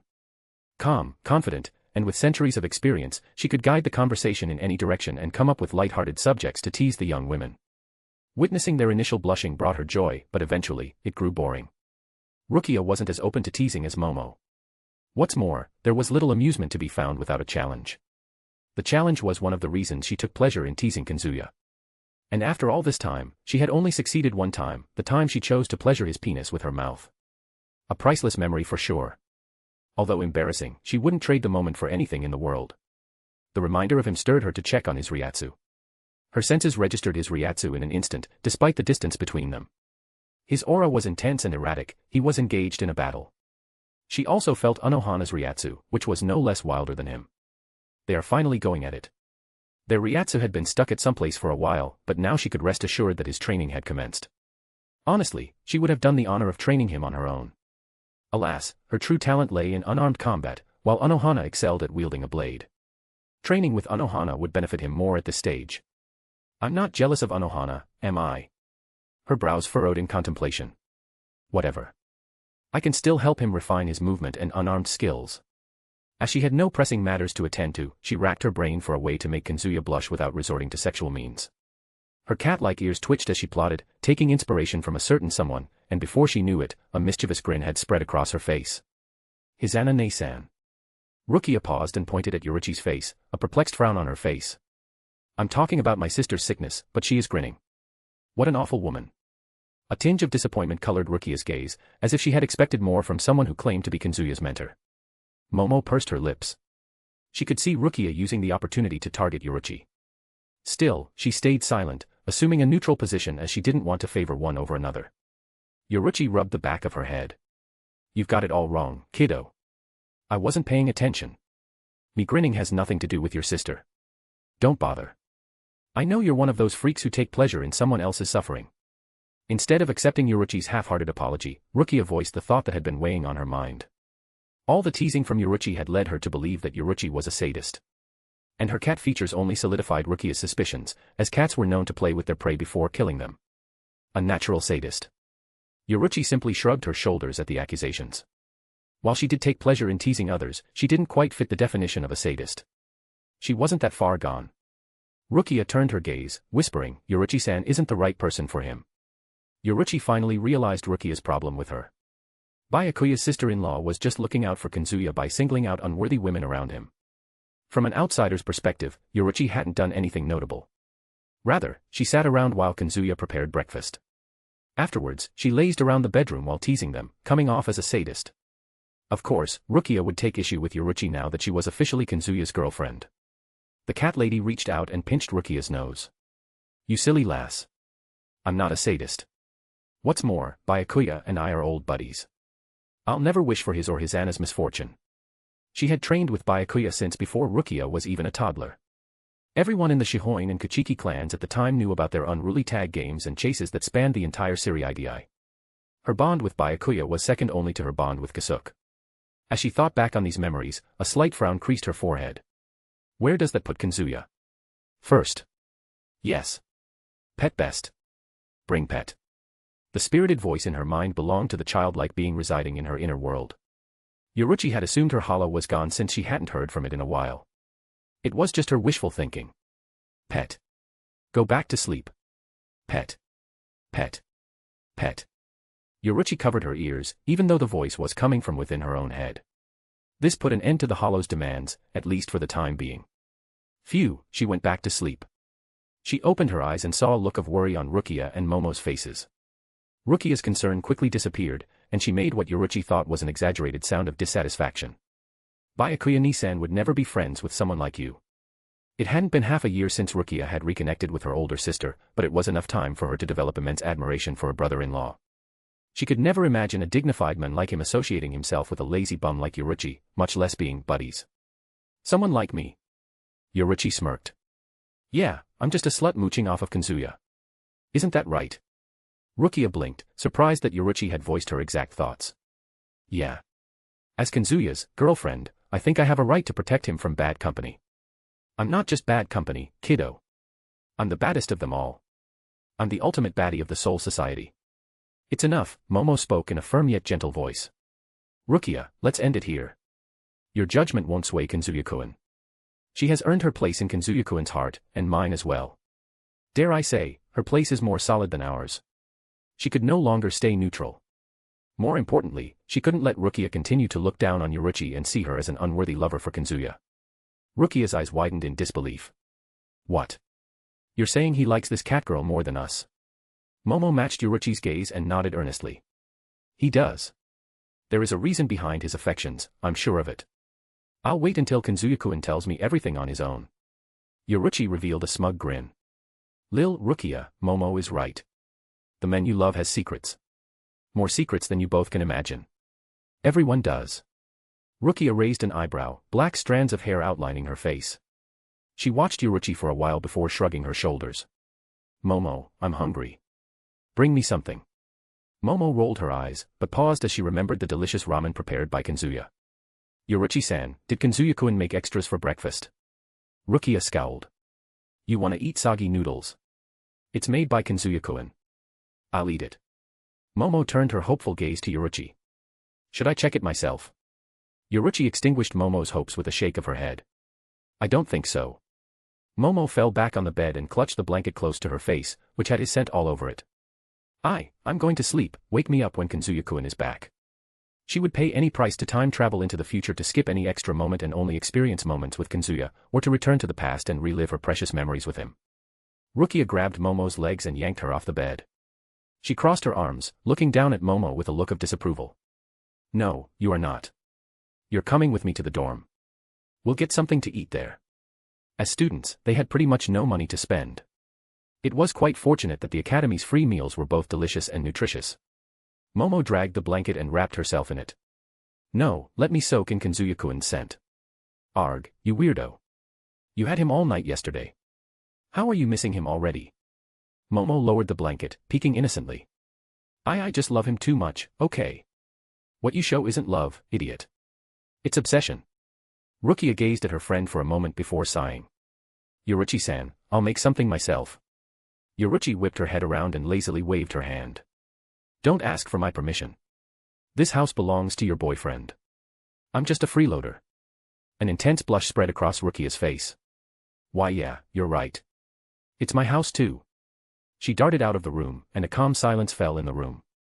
Momo fidgeted with the blanket and stood up, pinning the chocolate-skinned girl with a sharp gaze. The type of gaze her younger brother showed when he had caught her scribbling on an unconscious clan elder's face. Yoruichi-san, when you were distracted earlier, were you thinking about Kazuya-kun? Momo spoke slowly and assuredly, oozing confidence that Yoruichi had never felt from Momo. What's more, the black eyes contained no innocence that Yoruichi had seen in her and Shiro in their first meeting. She felt like the person standing in front of her wasn't Momo, but someone else entirely. Still, she wouldn't be the flash goddess if she let something as meager as this startle her. I was monitoring his Ryatsu, which makes you right in a sense. Momo smiled knowingly, her gaze seeming to penetrate into Yoruichi's soul. Have you officially started a relationship with him? There is nothing between us. Yoruichi hesitated in revealing her arrangement with Kazuya until she sorted out her feelings and decided her future. Momo plopped down beside Yoruichi and swung her legs cheerfully. I love Kazuya-kun. I love him so much. I think I love him more than myself. Everyone knows that, but has anyone told you how this love has changed you? You used to be a sweet, innocent kid, now you're a clingy, desperate woman. It had also changed Yoruichi, substantially. But pointing out changes in Momo was much easier than realizing her own changes. Momo turned to her with a sweet smile. I don't care. Figured as much. Yoruichi chuckled. Why are you telling me about your love, though? Momo rested her head on Yoruichi's lap and took her hand, placing it on her head and guiding it to stroke her hair. The gesture was more than enough for the chocolate-skinned woman to understand her intentions. So, she began stroking Momo's hair. Momo smiled. I don't want Kazuya-kun to ever stop loving me. Yoruichi gently pressed her hand against Momo's face. He won't. He isn't that kind of man. I know, Momo whispered. Still, if there comes a day Kazuya-kun loses his love for me, will you help me? Yoruichi threw her head back and erupted into a breathy laughter. An unlikely scenario but sure. I'll whoop that brat's ass and make him love you again. Momo revealed a grateful smile. Her request wasn't to force him to love her again, it was to end her life. But she liked Yoruichi's suggestion too. Thank you, Yoruichi-ne-san. Yoruichi simply shook her head. Her nose scrunched, picking up a scorched scent. Momo, how would you rate Rukia's culinary skills? No idea. I've never seen her cook. Yoruichi's brows twitched. Why didn't you tell me earlier? Evening. Walking across the dark hallway, Yoruichi transformed into her human form and opened the door. Her cat eyes patiently observed the men standing before her. Dressed in spotless shihakusho garments with such nobility, those shallow aristocrats could only strive for. The only flaw on his perfect countenance was a subtle hint of exhaustion. She felt weird to see him not smiling or grinning like a fool. Being so familiar with him, she could easily see exhaustion from the way he carried himself and the lack of energy in his eyes. He couldn't have gotten that type of training from her, could he? Yoruichi pierced him with a seething glare. Unable to contain herself, she leaned closer and took a sniff of his clothes. The lack of Anohana, or any feminine scent, on him cleared her doubts away. He simply felt worn out from overexerting himself. He pushed her face away. No need to be the jealous housewife. I won't lie if I fuck someone behind your back. A pleased smile made its way to her face, and she hummed. A lot of toughness from a man who looked so defeated. Anohana must have hooped you like a dog. Let's just say something happened, and I was stabbed in the chest. The lack of sarcasm on his face or voice wiped the aura of playfulness around her. She tugged his robes this way and that, loosening them enough to see his chest. There were no scars to be found. Your natural regeneration is just silly. Wait, do I also regenerate like you now? He wrestled control of his clothes and fixed his appearance. Gosh, you didn't have to undress me in the open. She pulled him inside and shut the door. Answer my question, sweetheart. Or I'll cut open my wrist and report you for domestic violence. He shrugged as if he couldn't care less. Go ahead. Her brows twitched at his cold-hearted answer. Come on, say it. I want to know my limits. You probably won't, he said with a thoughtful look. Remember, you're a Shinigami with a hollow. Not a complete hollow. A look of disappointment flashed on her face, which was replaced by a confident smirk. Will it be worth it to become a complete hollow? She saw a flash in his eyes. The pause in his actions told him that he was imagining her naked with a hollow mask and more lethality. Oh, sweetheart, she whispered, pressing herself against his chest and looking up with a cheeky smirk. Can you be a little less transparent with your depraved thoughts? He flicked her forehead. I won't let you become a complete hollow. His serious rebuke had her speechless for a moment. Instead of explaining his reasoning in a more detailed fashion, he walked past her. She flash-stepped to cut him off. There is warm water in the bath. Take a quick dip while I heat up dinner. He patted her small back with a warm smile. It's refreshing to have you as my wife. Keep dreaming. A brazen laughter shook her chest, the corner of her eyes crinkling happily. Don't take too long, kiddo. I'm dying to know why Anohana stabbed you.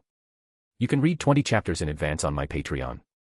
https://www.patreon.com/lordheaven. Chapter 242, Chapter 275, Nature. The sliding shoji screens, adorned with delicate cherry blossom patterns, allowed slivers of moonlight to filter onto the muted tatami mats. When paired with the faint light of the delicate paper lanterns and the elegant low table, it invoked an intimate atmosphere. This serene setting, however, was disrupted when Kazuya and Yoruichi took their seats at the table. Between them sat a plate of steaming delicacies, their aroma nearly making his stomach growl. Yeah, I'm a little skeptical about this. He put on a brave expression as he eyed the delicacies. But if it's for my dearest wife, I'll gladly put my life on the line and eat food that's clearly not made for human consumption. Swallowing down food with radioactive seasoning was a small price to pay for Yoruichi's happiness. Yoruichi tapped her fingers on the table. I had Rukia and Momo help me this time. Although things started rocky with Rukia, they could recover and create some positive memories, at least Yoruichi did. She suspected Rukia didn't share the same sentiment. Frankly, it was Rukia's fault for making a glorious mess out of the kitchen. Kazuya's eyebrows rose in surprise. Damn. They returned without seeing me. More like Rukia dragged Momo away. Rukia looked like she was fighting the urge to spend more time with you. Lass made the tough decision to prioritize her future over you. As her boyfriend, I'm pleased with her priorities, he said, lips slowly curving into a cold smile. After all, she knows she'll be spending the rest of her life in my basement, as my lovely wife. Yoruichi shook her head, unable to discern if he was joking or serious. You do realize that kind of talk would provoke Kuya to fight you to death, right? That lad becomes protective for family, or he used to be. I'm not sure anymore. Still considered an exile, she hadn't introduced herself to Kuya and the rest of her people in the Soul Society. She had seen Yashiro, her brother, from a distance, and he was holding up pretty well on his own. He cracked his knuckles. I'll sit Kuya down with just my right fist. Yeah, I don't doubt that for a second. Yoruichi chuckled, propping her elbow on her thigh and leaning her chin on her palm. You'll not believe the things that happened behind your back. The very memories of her little adventure with Rukia and Momo had her grinning silly. Kazuya leaned forward, intrigued to hear her mischievous activities behind his back. Seems like you all had a blast without me. Care to share some snippets? I will, after you share why Anohana attempted to murder you. She needed to know if her friend committed some grave mistake to incur Anohana's wrath, or if it was just a slip-up during their training. He let out a deep sigh. I'd appreciate it if you showed a little more concern for your husband. You survived the soul-shredding process of reincarnation, then you survived Aizen. A tough bastard like you'll live through anything. At this point, I'm more concerned about the deity who is working overtime to save your ass. Someone finally recognized my hard work. Partner, I demand a raise. You don't even have a salary. I do. It's watching you. For the raise, I want 5 stuck to each other like a glue hugs and 3 French kisses, on top of my current salary. You can have it. Yay. So happy. Father, who is this woman? The happy-go-lucky Nami quite flabbergasted Tsubasa. Kazuya gave a nod as he spoke. Yeah, the only deity in this world is the Soul King. I think I'm related to him. Related to Ryo? Yoruichi asked, wide-eyed. You're pulling my leg, aren't you? Not even Yoruichi believed him, that's just how absurd his words were. The Soul King was the epitome of power and authority in the Soul Society, a ruler that people never saw but believed in, regardless. Well, it's a little complicated. I'll tell you everything when I have verified it myself. Her gaze sharpened as she pointed at his face. You'd better. Anyway, what did you do to Anohana? Did you try to make a move on her, or did you piss her off? Wow, you're doubting your husband. What happened to the unwavering trust between couples? She clicked her tongue, looking mighty annoyed by his playful antics. Stop going off topic. Anohana won't try to kill you for no reason. There is a reason, he said with a sigh, his gaze distant. You know Anohana's past, right? Gathering information is on Mitsukido's speciality. I was the head of that organization. There aren't many influential people I'm not familiar with here. Oh yeah. I sometimes forget my lazy cat wife used to be a badass assassin. For the love of Ryo, stop calling me your wife. Yoruichi snapped, giving him what felt like a final ultimatum.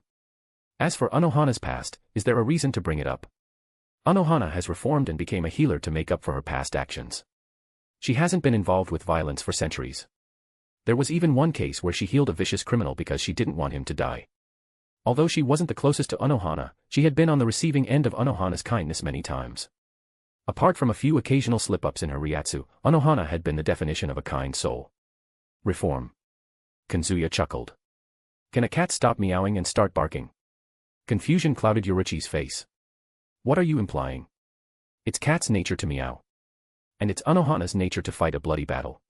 She can suppress her nature, but she can never get rid of it. She'll always live and die for violence. Does that paint the picture for you? Yoruichi nodded slowly, somewhat unfocused. I don't get the vague metaphors. Tell me the whole damn story. Then listen closely because I'm not going over it again. You can read 20 chapters in advance on my Patreon. https://www.patreon.com/lordheaven. Chapter 243, Chapter 276, Vicious Attack. Half an hour ago. Kazuya basked in bliss from the soft sensation of Anohana's thighs beneath his head. The gentle lap pillow was his reward for surviving the extreme training, which Anohana promised him back at his home. Anohana agreeing to his request was not on his list of surprises today. She pinched his cheeks gently. Is this enough? I have to check back on my squad too, after I bathe. He placed his hands over hers. No. I'm still tired. Let me relax a bit more on my future wife's lap. She made a troubled expression before letting out a sigh. Since he had to leave tomorrow, she was spoiling him a little. She might have given too much leniency. My shihakusho is drenched in sweat. There is your blood on my clothes, too. How this is relaxing for you in any capacity is beyond my comprehension. Doesn't make you any less attractive, he whispered, kissing her palm. I quite enjoy spending time with my future wife. You probably don't, I guess. But you'll learn to appreciate small intimate moments one day, that's my promise. Small moments. She raised her head, contemplating his words. Kazuya closed his eyes and let the older woman digest his promise in peace. Rolling around, he found a more comfortable position. Exhausted from the long training, he didn't take long before the loving arms of slumber embraced him. His peaceful rest lasted a while but came to an unfortunate end by the distinct sound of a katana sliding out of its sheath. The sound was subtle, but it may as well have been the howl of a wolf against his ears. Before he could open his eyes, an overwhelming bloodlust enveloped his entire being, wrapping him in its cold, hostile domain. A sharp pain in his chest followed the bloodlust. Ku. He groaned, his eyes flying open to the gloomy smile of Anohana beneath the dark sky. Her hands gripped the katana protruding from his chest. Aretsu, what the hell? He asked incredulously, the blood rushing up his throat and filling his mouth. Oh oi, don't be crazy. Rather than listening to him, she forcibly pulled the katana, blood spurting from the gaping wound in his chest. She raised the katana over him and stabbed him again, aiming for his heart. He barely caught the katana between his hands. Retsu, snap out of it. The katana slipped from Anohana's grasp, landing with a dull thud on Kazuya's chest. Her eyes widened as she took in the sight of blood trickling from the corner of his mouth and the blood-stained blade. The familiar green glow of Kaido enveloped her hands as she began to heal him. Not even a scar was left when Kaido and his natural regeneration worked on the wound together. What happened here? She asked, despite understanding the crux of the matter. Did I do this? Kazuya focused, allowing a tiny amount of Ryatsu to envelop him.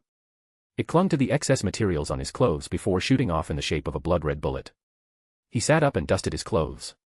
If you're referring to the injury you just healed, yeah, you did. His hand found the tear in her shihakusho, fingers grazing her thigh. You stabbed right through me. Though he had anticipated Anohana might attack him someday, he hadn't expected it so soon. Somehow his involvement had made her violent tendencies worse than her anime counterpart, that too by a long shot at that. This is what you get for sleeping on a madwoman's lap, Nami spoke with an edge in her voice. Partner, there is still time to ditch her route. I thought she was your idol. Still is. Anohana pressed a hand to her forehead, looking a little lost. Just what am I doing? She vividly remembered a sound, like that of shattering of glass, when she saw him sleeping so peacefully on her lap.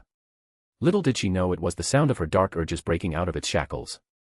In her carelessness, she had tried to assassinate the last hope of the Soul Society. A gentle pinch on her thighs brought her attention to the present. She looked down to Kazuya caressing her thigh through her torn hakama. Hey, don't beat yourself up. I'll treat it like a valuable training lesson. She brushed his hand away and stood. Frictionlessly sliding the katana out of its sheath, she placed it against his neck, which made him raise a brow in surprise. It's not your fault. You were sleeping and vulnerable.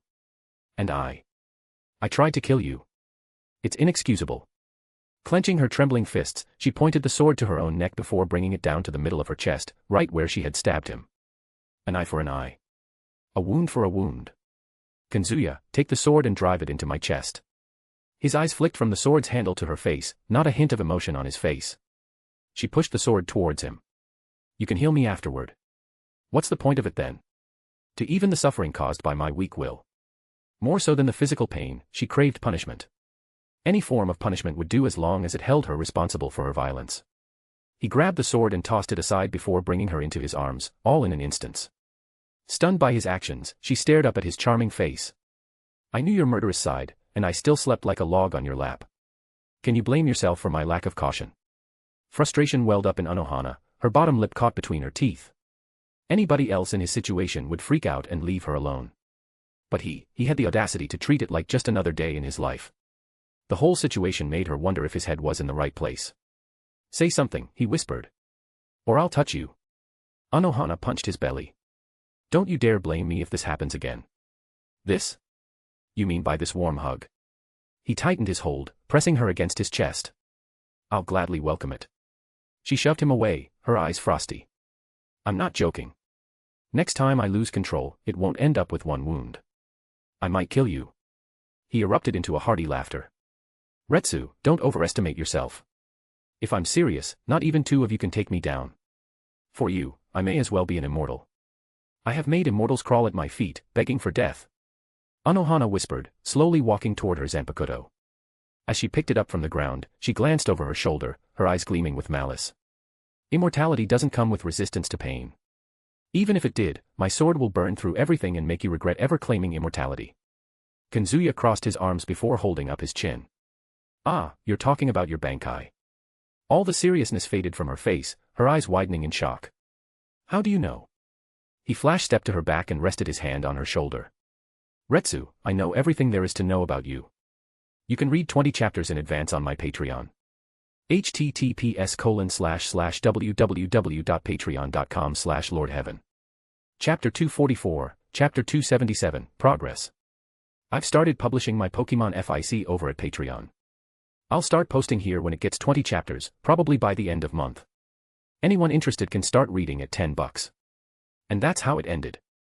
Yoruichi stared at him for a good moment. His audacity to flirt with Anohana and being so nonchalant about everything had her dumbstruck. He ignored her and dug into the food, devouring plate after plate, everything like a certain spiky hair main character. Ah, that was wonderful. Yoruichi shook her head. Say thanks to Aizen later. Huh? Why? She pointed at the dishes on the table. She paid for all the ingredients. Yoruichi told him all about her day. The small confrontation with Rukia at the start, and then she briefly glanced over as her bonding moment with Momo. Then she scolded Rukia for almost burning down the kitchen and forcing Rukia to clean up the whole mess. After all that, they left the house together to buy some supplies, only to find that none of the shop owners put payments on the tab. Aizen's timely appearance in the market had saved them from returning home empty-handed. Kazuya hummed as he listened to Yoruichi. Aizen doesn't deserve thanks for that, she deserves a whole night of love. Anyway, let's call it a night. I gotta wake up early tomorrow. Yoruichi yawned as she stretched like a cat. Night. What night? You're coming with me. Who else will be my pillow, huh? He grabbed her tail and dragged her to the bedroom. Reading books by himself was one of Aizen's favorite pastimes. The constant stream of ideas and knowledge helped him keep up with the current world. The evolution of books also let him glimpse into the progress. There had been no major change in the Seriitii Bulletin, the biggest publishers in the Soul Society, a stark contrast to the ever-evolving books of the living world. A comparison between the histories of both realms would tell the truth behind the Soul Society's stagnation. One realm suffered wars on a massive scale, and the other only went through one defining conflict over the last millennia, the Quincy. The Soul Society needed a new god. One that wasn't beloved by people but despised by them. An infallible tyrant god. And only he could fill the role of such a being and guide the Soul Society to a better future. Captain Aizen, I'm back. Jin's abrupt appearance put Aizen's musing to an end. The ever-smiling Viper shuffled across the room. Closing the book, Aizen raised his head. Welcome back. Any report worth paying attention to? There is, Jin said, crossing his oversized sleeves on his chest. There is a hot one you'll want to know, Captain Aizen. Aizen put the book back on the shelf as Jin relayed the information he had gotten from his informants scattered through the Soul Society. Even though Aizen had zero trust in Jin, every piece of information brought by Jin turned out valid. The old man is sending someone to gather information in Hueco Mundo. It's a secret expedition. He is assessing errand cars to be a grave threat to the balance, as expected. Do we have any names? Why would I call the news hot without the names? Jin said with a smirk. It's Captain Soi Fon and your favorite rookie, Kazuya Ishihara. Interesting. Very interesting of them to trust him. Jin rubbed his hands, expecting. The boy is already going places. Isn't it better to take care of him now? No.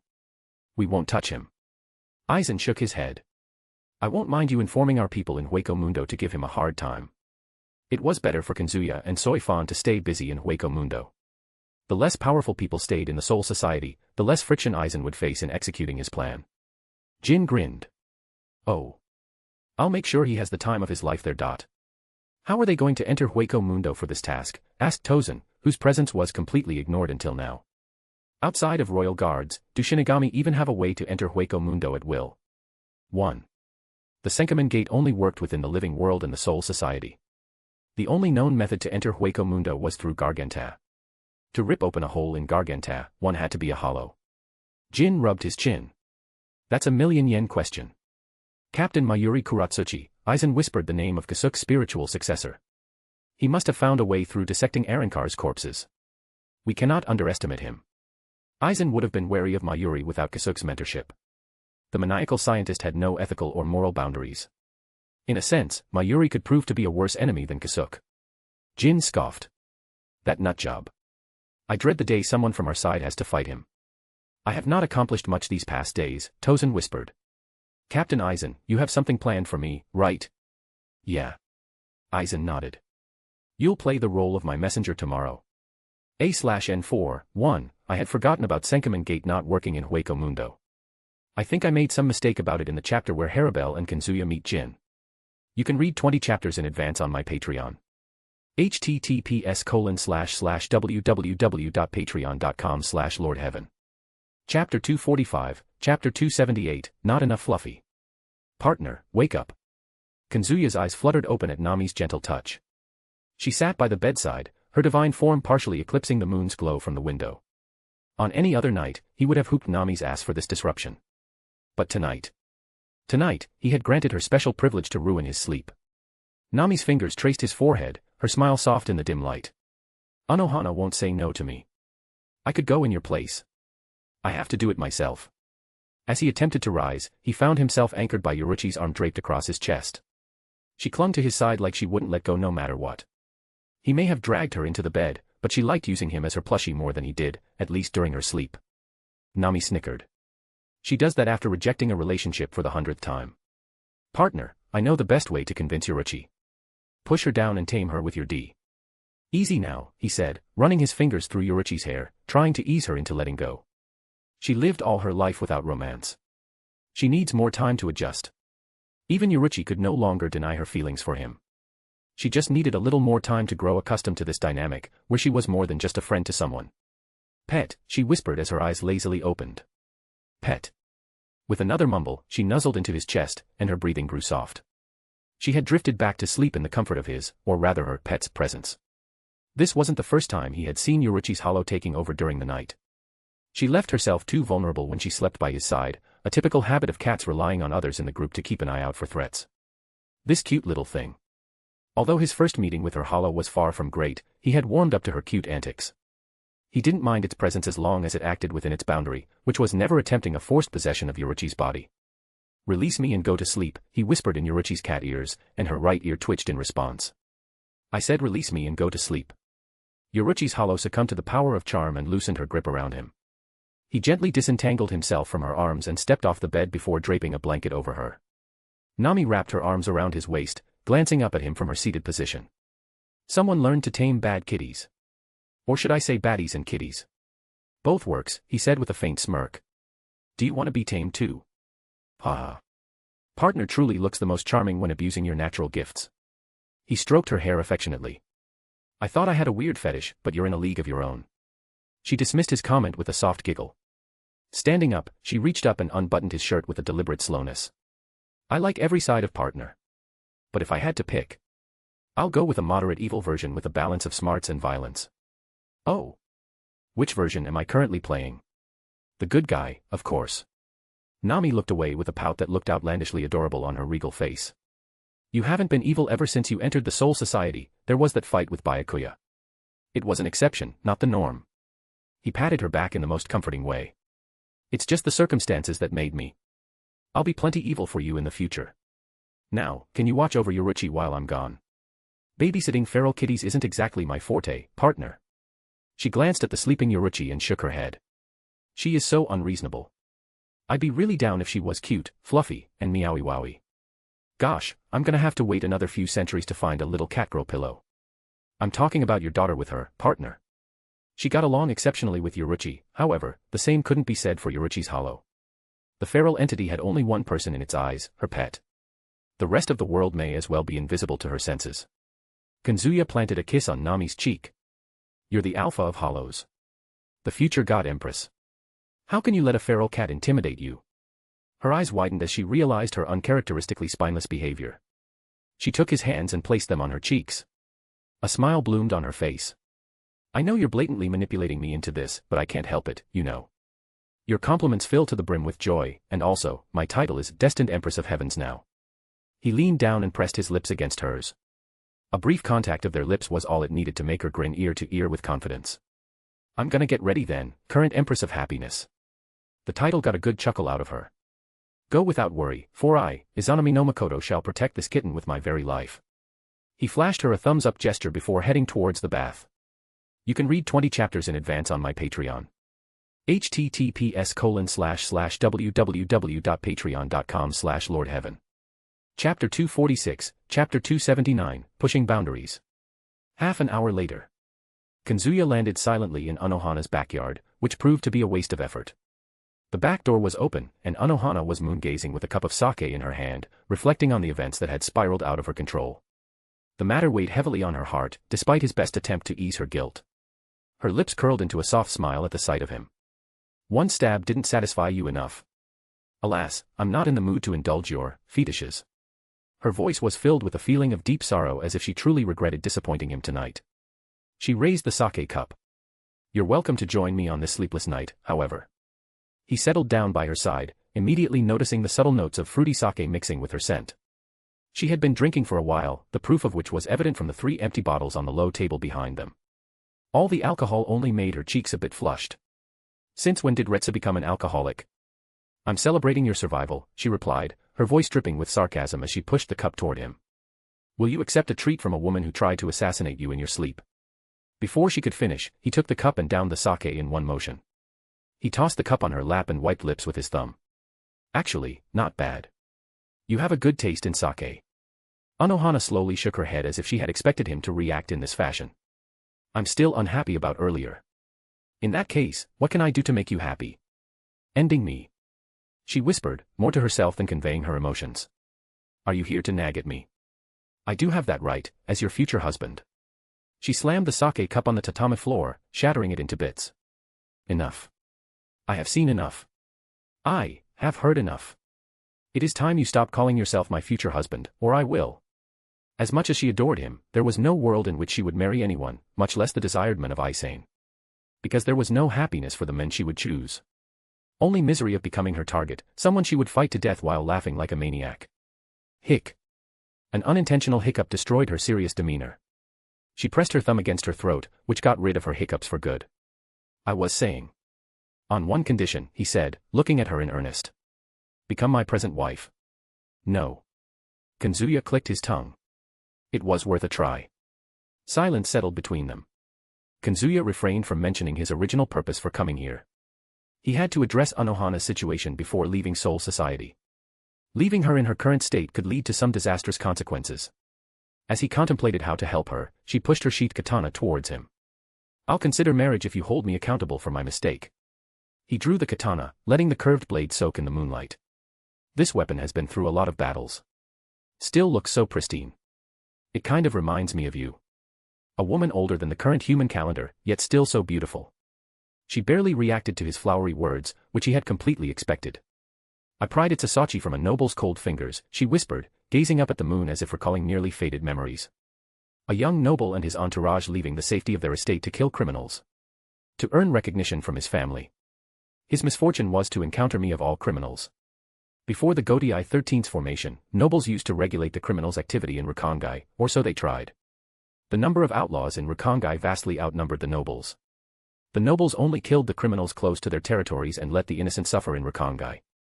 The old Rakangai was far more violent than today.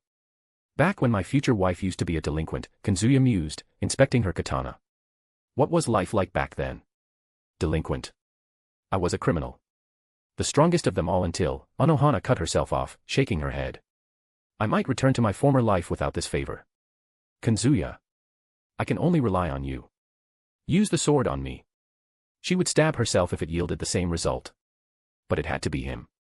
He slid her katana back into its sheath. My answer is still no. Did you not say you have feelings for me? Are you happy seeing the woman you adore devolve into a lowly criminal? Left with no choice, she resorted to using his feelings to manipulate him, the one area where he could write a thesis and be her master. He placed a hand on her thigh and turned to face her with a solemn look. Listen, punishing yourself won't address the root cause of your concern. It'll just be a band-aid solution. Her hunger for violence had been relatively tame until he arrived and gave her a taste of what she had forgotten. Her former addiction had returned in full force. Now, she struggled to control her urges and couldn't be satisfied with mere mock battles. She craved more. She craved blood. She craved slaughter. Worst of all, there was no cure for her condition. Even his charm ability could only temporarily help her regain control, it couldn't permanently erase her desire for violence. Maybe my complete resurrection can. He, however, couldn't experiment until he returned from Hueco Mundo. Her brows furrowed at his words. Do you know of a permanent solution? Other than letting you indulge in violence, nope. She stared at him for a long moment, as though expecting more. When he remained silent, she continued, then help me with the temporary solution. She slightly shifted the tail of her braid, exposing the scar hiding beneath. Don't drag it out unnecessarily. He let out a heavy sigh. Retsu, you're stronger than that. I am not. You saw it with your own eyes. I may be able to slay a Vasto Lord with my sword, but I can't control myself when it matters. Please, I do not wish to let Aizen see me in that state. Wrapping an arm around her shoulder, he drew her closer. You held it off for centuries and became a better person. That alone deserves some credit. And you're still trying to overcome it. She forcefully shut her eyes, her jaw clenched. Even now my heart is throbbing, my fingers are twitching to hold my zanpakuto and cut you. Just do me this favor, you stubborn kid. He barely flinched at her confession. My future wife has some issues. Oh well, nothing I can't fix. You cannot fix what's not broken, she growled. That is why, after this is over, I want. He pulled her even closer and pressed his hand against her mouth, silencing her from uttering any ominous foreshadowing. Retsu, stop thinking about it. You'll forget everything about the incident for 2 days. Using the full effect of his ability, which he had only used once on Apache, he attempted to make her forget the incident for 2 days. He had no idea how much of a success this would be, or if it would even last for an hour. Anohana's wide eyes grew distant before gently closing. When she opened her eyes again, they were clouded by confusion. I must have blanked out. Kazuya pumped his fist behind his back. Smiling, he said, "You drank too much sake, probably." She put her hands between them and retreated from him. "You didn't tell me why you came here. Take me to the living world. I'm going to need Haribel in Hueco Mundo. You can read 20 chapters in advance on my Patreon. https://www.patreon.com/lordheaven. Chapter 247, Chapter 280, Recruitment, I. In the twilight hours, when the world lay hushed and still, Francesca Mila Rose would often be caught in a restless dance between wakefulness and slumber. The accumulated weariness from the rigorous training with Apache and Visored would force her to sleep about the whole day on the living room's couch, leaving her wide awake at night. Whenever she found herself unable to sleep, which she usually did, she would roll around in the bed, tune into the television, and then take a nap and repeat until the sunlight spilled through the window. Her lusterless night schedule couldn't fill the gap left in her heart by Kazuya, and to a certain extent, Yoruichi. She could understand Kazuya's absence from her side, but Yoruichi. Her old friend had moved into her own room to look after her precious little kittens. The memory of Yoruichi's departure still stung whenever she found herself alone in her room. It was like a thorn embedded in the proud flesh of her soul. "You can stay here with them," Mila Rose had pleaded to Yoruichi. "I won't eat them, I promise." "Francesca, you don't stay still when you sleep. You're gonna crush my kittens if we stay together." Mila Rose had tried every trick that day, from throwing a tantrum to acting cutesy. Yet nothing could put a dent in Yoruichi's determination. The fierce adopter of kittens had made it her life's purpose to protect them. Suffice to say, Mila Rose would lose most of her cheerfulness without true companionship. Today, too, she was lying on her bed, hoping to fall asleep watching the most mundane weather recaps of drama shows.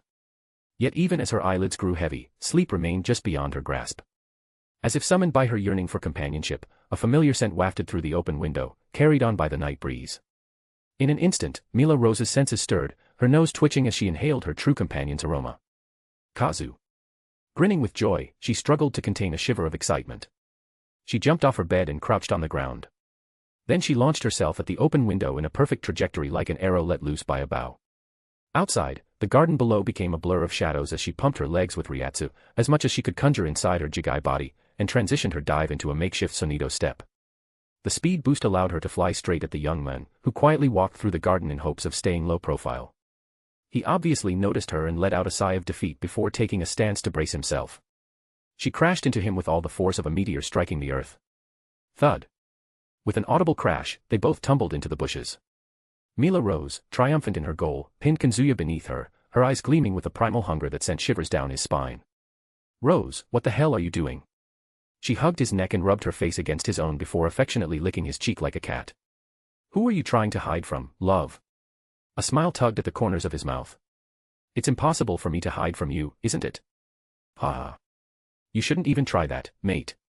Mila Rose smirked smugly and tapped her forehead. "Your scent is stored here. I can sniff you out from another town." He could hide his Ryatsu but he couldn't cover up his scent. Well, he could, but it would take too much effort, and there would still be a chance of his efforts failing in the face of a creature of instinct like her. Shaking his head in fond exasperation at her extraordinary capabilities, Kazuya gently pinched her cheeks. "My sharp-nosed lady, why exactly are you up this late?" "Couldn't sleep," Mila Rose confessed, her hands brushing his chest as if to memorize the very shape of his body. She raised herself and licked her lips like she had seen the most scrumptious feast of her life. "Now, I don't want to sleep. Rose, not here. Anyone on the street can see us. I have done more shameful things with you and Snake," she said in an assertive voice and gripped his collar. "Do you think I give a fuck now, huh?"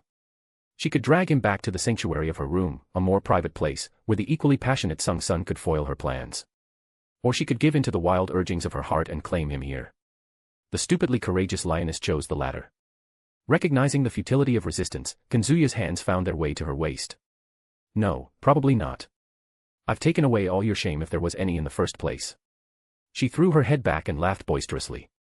"I'm the alpha lioness. How can I lead the pride with you if I shy away from everything?" He couldn't help but nod, acknowledging the truth in her words. "Valid reason. I'll let you in this time." She had let Yoruichi take away her 20 minutes in their last meeting. It would be criminal of him to not give her some bits of happiness. "I love how my mate puts up zero resistance." She leaned down and gripped his chin before giving a peck on his lips. "I'll have so much fun riding you till sunrise. "I don't have that much time," Kazuya replied with a gentle smile, tempering her expectations even as desire coursed through him. "Let's end it in 15 minutes. Huh. You can read 20 chapters in advance on my Patreon. https://www.patreon.com/lordheaven. Chapter 248, Chapter 281-282, Recruitment, 2-3. The moon continued its celestial journey, witnessing the passionate 15 minutes in its entirety. During these 15 minutes, the whole mansion stirred, and everyone was awakened by Mila Rose's shenanigans. When Kazuya entered the house with Mila Rose clinging to him, he saw all of his hollow lovers. Harabel, Apache, Sung-sun, Lisa, Surachi. Even Izumi had joined everyone. Only the basement dwellers, Stark, Lilineti, and Minoli, were missing. In all likelihood, they didn't want to end their sleep early, and nobody could blame them. None of his lovers seemed angry at his abrupt appearance except for Lisa. She glared at him like she wanted to pluck out his eyeballs and play marbles with them. He promptly ignored the malevolent energy oozing from Lisa and smiled at his loyal maid on duty. After sensing his Ryatsu, Apache had switched to her maid dress to welcome him. Such devotion was commendable in his eyes. Apache's frown oozed barely concealed jealousy, his appreciative gaze having no impact on her demeanor at all. Shameless. While she had the heart to let them finish their intimate activities, where anybody could see them, she clearly held a grudge against him. Sung-sun snickered behind her sleeve. You reek of jealousy, dear. The taunt ignited Apache's temper, and she threw a punch at Sung-sun's face. Her fist roared through the empty air as Sung-sun nimbly ducked under it. The snake-eyed Arrancar stepped behind Lisa, using her friend as a shield. You're a degenerate at your core, Apache. Does it scare you? Does it make you want to cry, little girl? Do you want to boo-hoo? Apache gritted her teeth. Coward. Face me like a man. I am a woman, Sung-sun said, her tongue darting out playfully. We both are. Unless. With a look of triumph, Sung-sun turned to Lisa and patted her shoulder. Lisa-chan, it seems to me you have some words for my husband. I do. Lisa crossed her arms, eyes narrowing behind her glasses. How will he compensate me for ruining my beauty sleep? Kazuya cleared his throat. Let's discuss that later. I'm here for an important reason. Like doing us all on the same bed? Mila Rose said, holding a look of anticipation in her eyes. I'd be down for that, honestly. Although she had her favorites in the family like Harabel and Surachi, she considered everyone here a part of her pride. Ever since accepting Kazuya as her mate, the idea of pleasing him with the others in her pride felt as natural as sharing his affection with them. What? Apache exclaimed, her trembling finger pointing at Mila Rose. How can you suggest that so casually? Casually. Kazuya placed a finger on Mila Rose's lips. No fighting for my sake. Be quiet and hear me out. Mila Rose's defiant expression softened under his calm authority, and she gave a slow nod in response. K. Kazuya ruffled her hair before turning to everyone. Different levels of curiosity and anticipation were etched on their faces, and their full attention was on him, waiting for the reveal like children waiting for their parents to unwrap the gifts. A smile reached his face. I'm here to enlist everyone for a war. Harabel's eyes narrowed slightly, the realization dawning on her. Is it time? Yup. He confirmed with a nod. We're going to establish an everlasting empire in Hueco Mundo. A chorus of cheers erupted from the group of Apache, Sung-sun, Mila Rose, and even Surachi. They began whispering to each other passionately, forgetting their prior arguments. Only Izumi remained quiet, a flicker of confusion crossing her face, understandable since she had yet to hear his plans for Hueco Mundo. Apache cracked her knuckles with a vicious grin. Finally a chance to pummel some sense in those idiot Arrancars. Mila Rose laughed. My fingers have been itching for a real battle. I'm gonna crack open their skulls and stuff some humanity inside. Surachi brandished her whip, a sadistic smile on her face. I'll see to Espada's demise myself. Sung-sun watched her friends and shook her head. I'm more excited about helping my husband.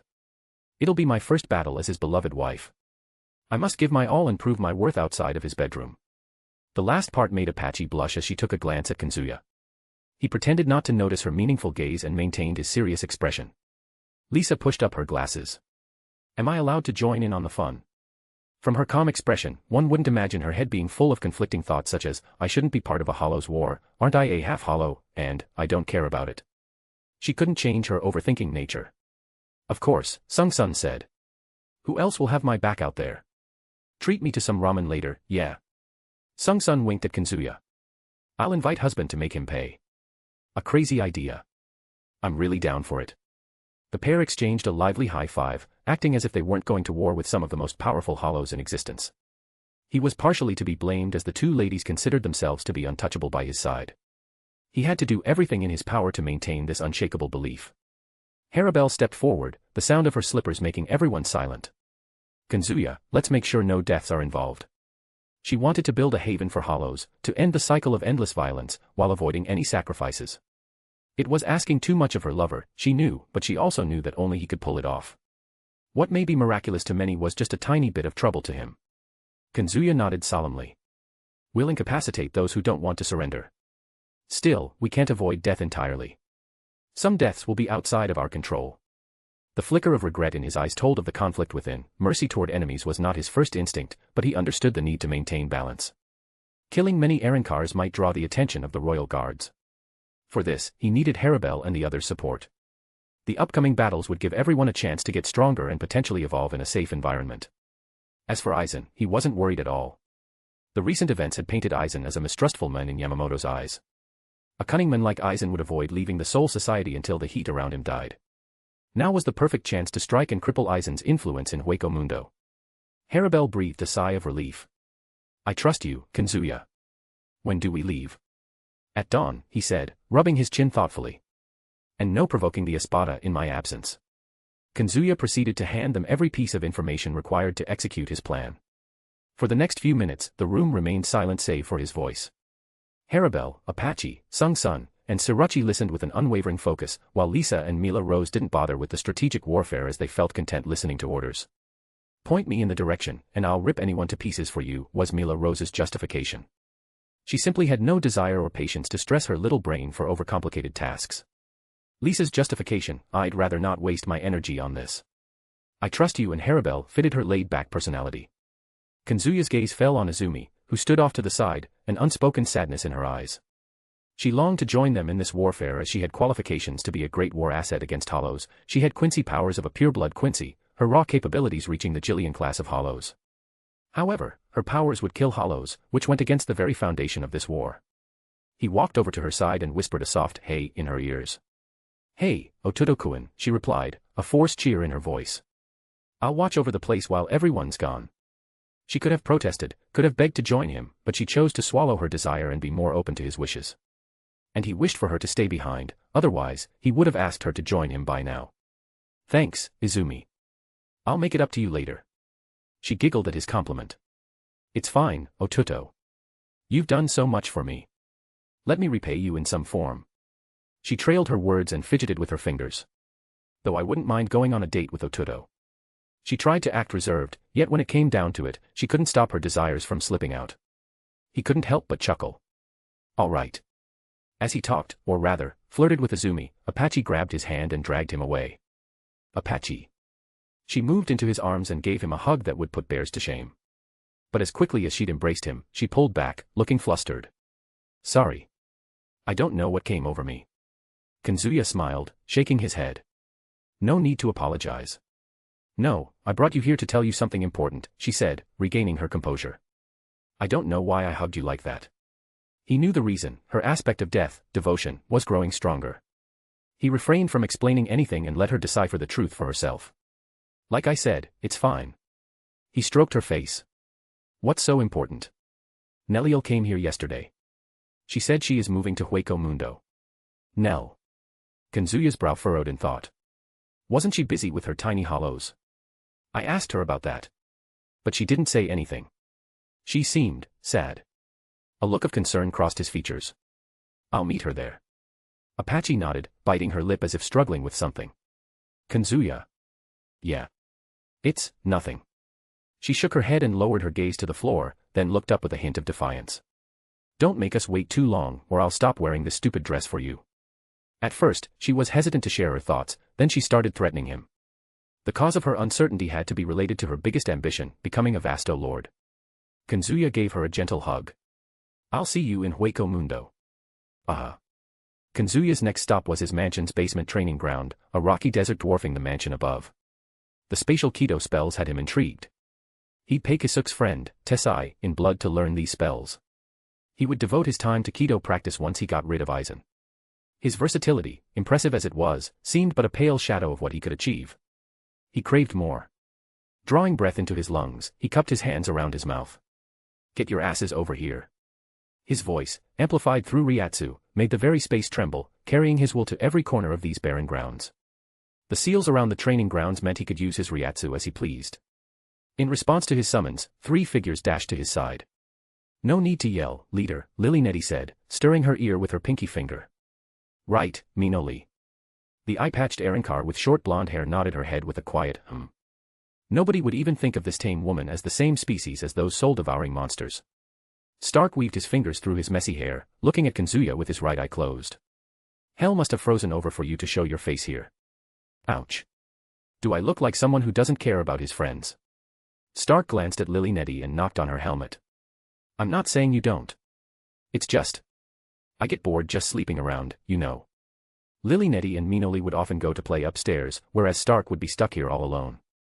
While it beat having to kill hollows with his presence alone, he was starting to get bored.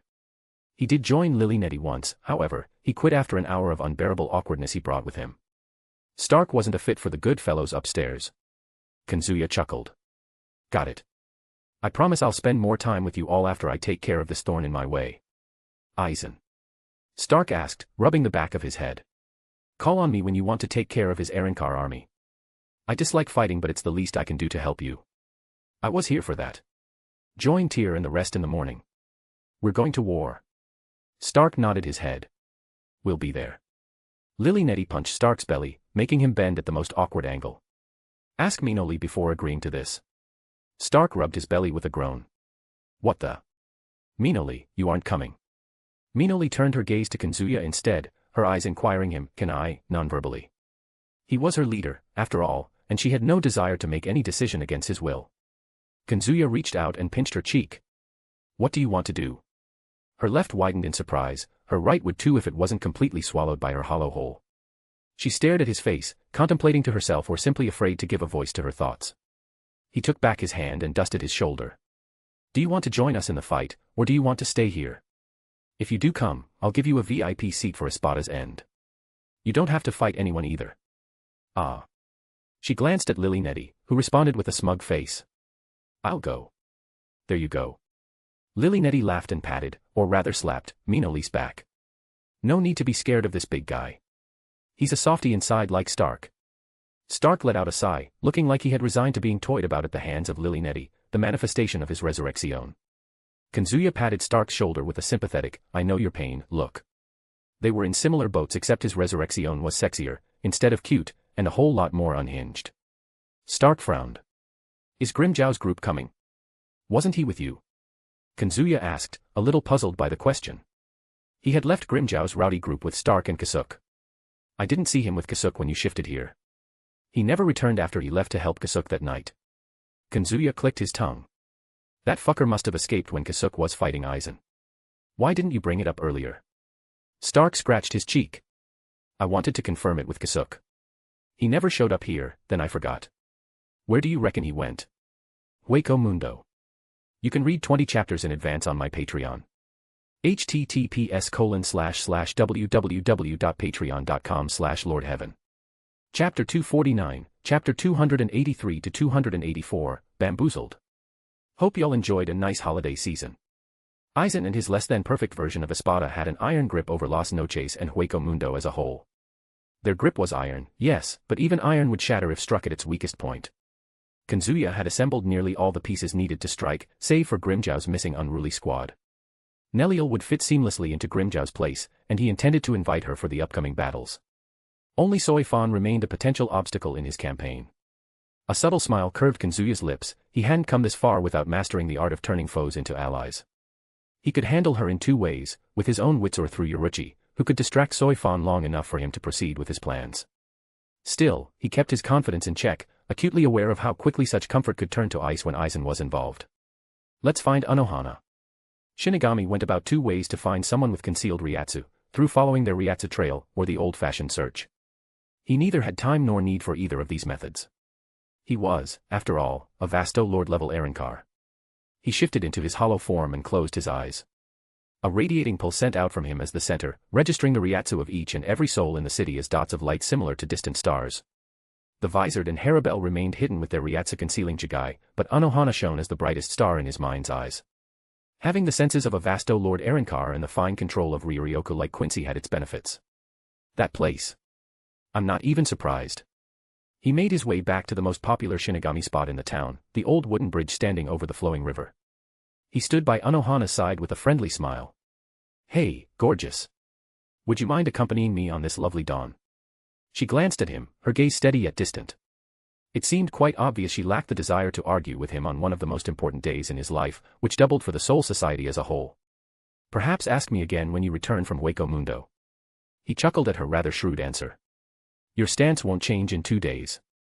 In your eyes, I'm just a young lad too fond of ladies. But I know it'll change soon. I'll try my hardest to bring that change." "You are," whatever judgment she meant to pass died on her lips as he turned to face her with a smile.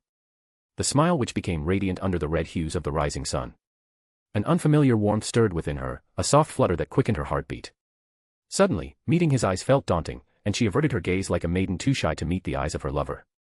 Before she could comprehend the unfamiliar sensations, a pulse throbbed beneath the scar below her throat. A soothing yet chilling voice echoed in the chambers of her mind, overwhelming all else. "Kill him." She looked away from him and clenched her fist, nails biting into her palm as she fought the dark impulse. Before her, the river caught the dawn's light like wildfire. The water's surface rippled with mesmerizing crimson and scarlets that made the rest of the world seem dull in comparison. However, this beauty was lost on her as an insatiable hunger for violence gnawed at her. She felt like a traitor to the young man who stood within the reach of her arms, within the reach of her sword. "Kazuya, we should leave." Her voice was barely above a whisper over the gentle rush of water. She unsheathed her katana and thrust it in the empty area beside her before twisting it like a key placed into a door. Release. A seam opened in the empty space before expanding into rows of traditional Japanese doors that wouldn't have looked out of place in feudal Japan. The central door slid open with a hum, spilling blinding light as it revealed a well-lit empty room inside. Returning her katana to its sheath, she draped the cord of her zanpakuto across her shoulder. She did not wait, could not wait, for his response. Stepping through the threshold, she moved as though putting distance between them might quench the hunger within her. Kazuya watched her departure, confusion mingling with concern. He understood she was protecting him in her own way, which was quite necessary. He could handle her even at her worst. There was no denying now that his presence had become like a sword at her throat. He had to come up with a solution before the sword dug any deeper and made her revert back to the utterly insane Anohana of the old Soul Society. "Well, she'll enjoy 2 days without me." Anohana looked over her shoulder with a gloomy gaze. "Kazuya." He mustered a reassuring smile. "Coming right away." The following few minutes could be summed in one word: awkward.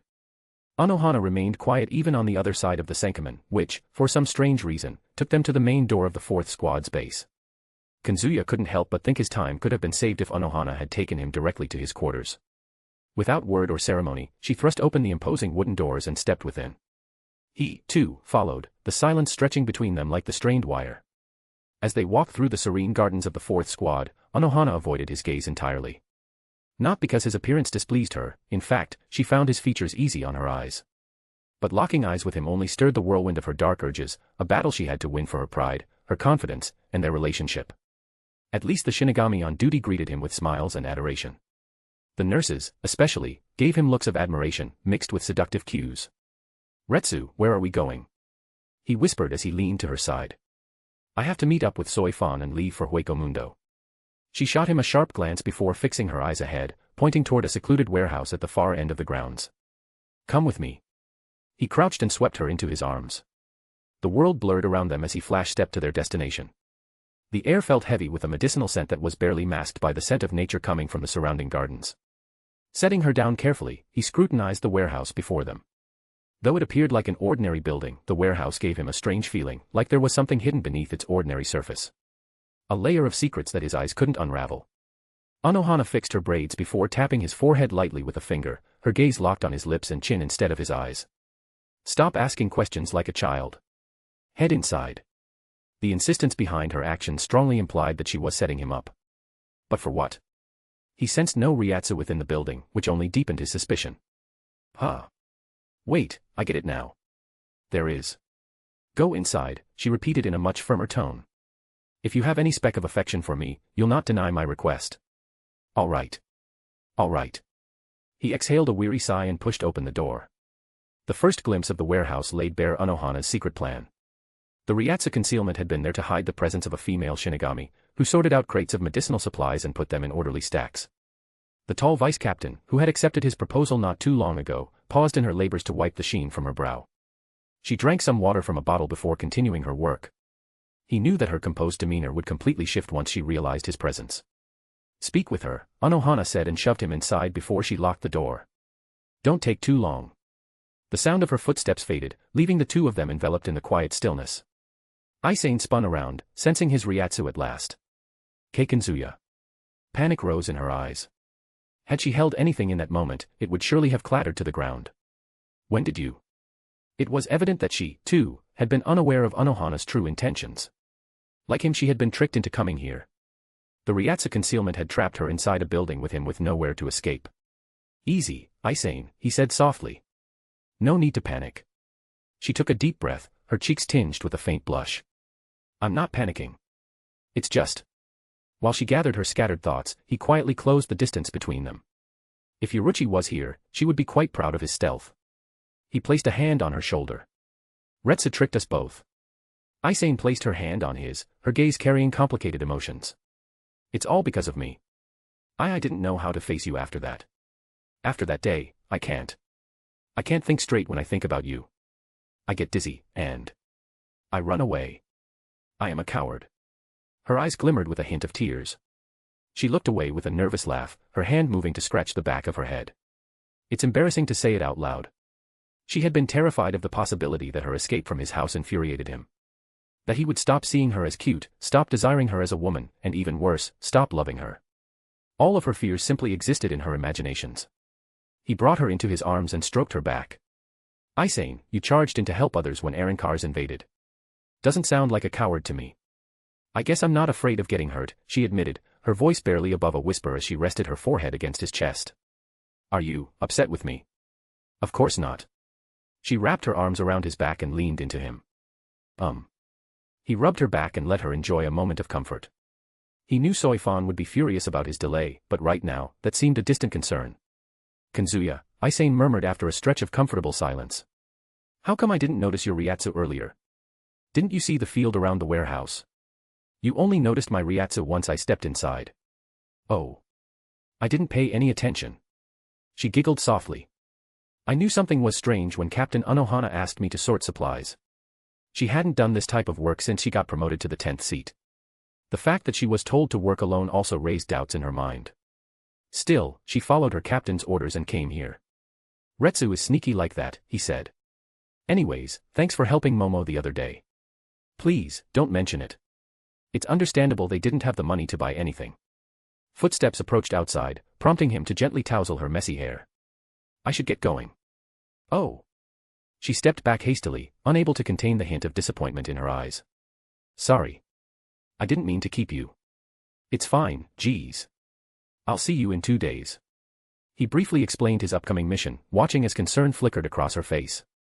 "It'll be dangerous," she whispered, unconsciously grasping his sleeve. "Stay safe out there." As much as she wished to accompany him, she knew the limitation of her capabilities. She would be a burden on an expedition that valued mobility and stealth. "Don't worry about me. Also, can you fetch Rukia and Momo in the evening and escort them to Retsu's house?" She meekly nodded at his request. "Anything else? Teach them some useful Kido spells and combat techniques. Better be prepared for future Shinigami work, right?" She offered a determined smile. "I'll invite Nanao too. She is a better Kido user than me. Say hi to her for me." He embraced her once more before exiting the warehouse. Anohana awaited calmly outside. As he closed the door, she caught a glimpse of Aizen's beaming smile, a sight that affirmed her decision to orchestrate their meeting. She regarded him with a knowing smile. "You have Aizen, Momo, Rukia, Harabel, Sung-sun, Mila Rose, Izumi, and that eternally angry maid. Yoruichi, too. Perhaps it's time you stop aiming your lustful desires at this vengeful old lady." He walked past her before sneakily planting a kiss on her cheek. "Never." With that declaration, he vanished, flash stepping out of sight. Kazuya had anticipated many surprises upon returning home, but nothing prepared him for the sight of Yoruichi, Nami, and Soi Fon sharing the same room in apparent harmony. The said peace was achieved through the combined efforts of Yoruichi and Nami, leaving Soi with no chance to start her usual shenanigans.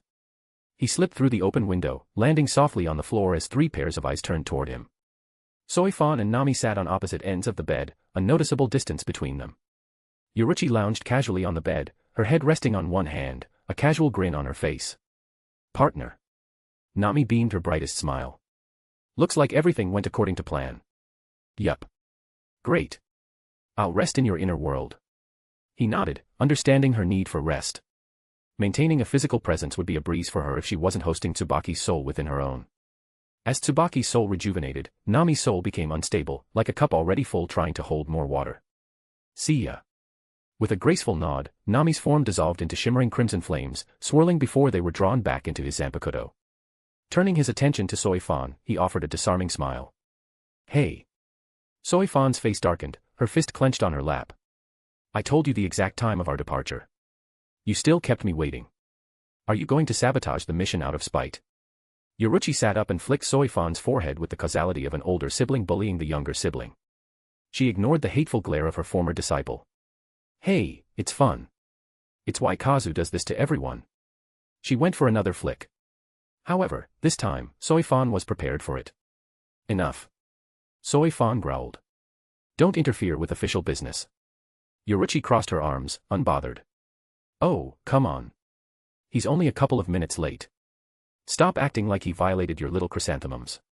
Soi Fon's mouth hung open as a look of raw embarrassment replaced the anger on her face. She clearly understood the vulgar slang that stood for anus. What are you even talking about? Yoruichi smirked like a lecherous old man. Our little Fon knows her stuff. Flushed, Soi Fon glared at Yoruichi. Get lost. Kazuya watched the exchange, feeling somewhat like an outsider in his own home. Clearing his throat, he decided it was time to steer things back on track. Soi Fon, let's get moving. He reached out and gently took Soi Fon's arm, pulling her to her feet. Yeah, turn into your cat form.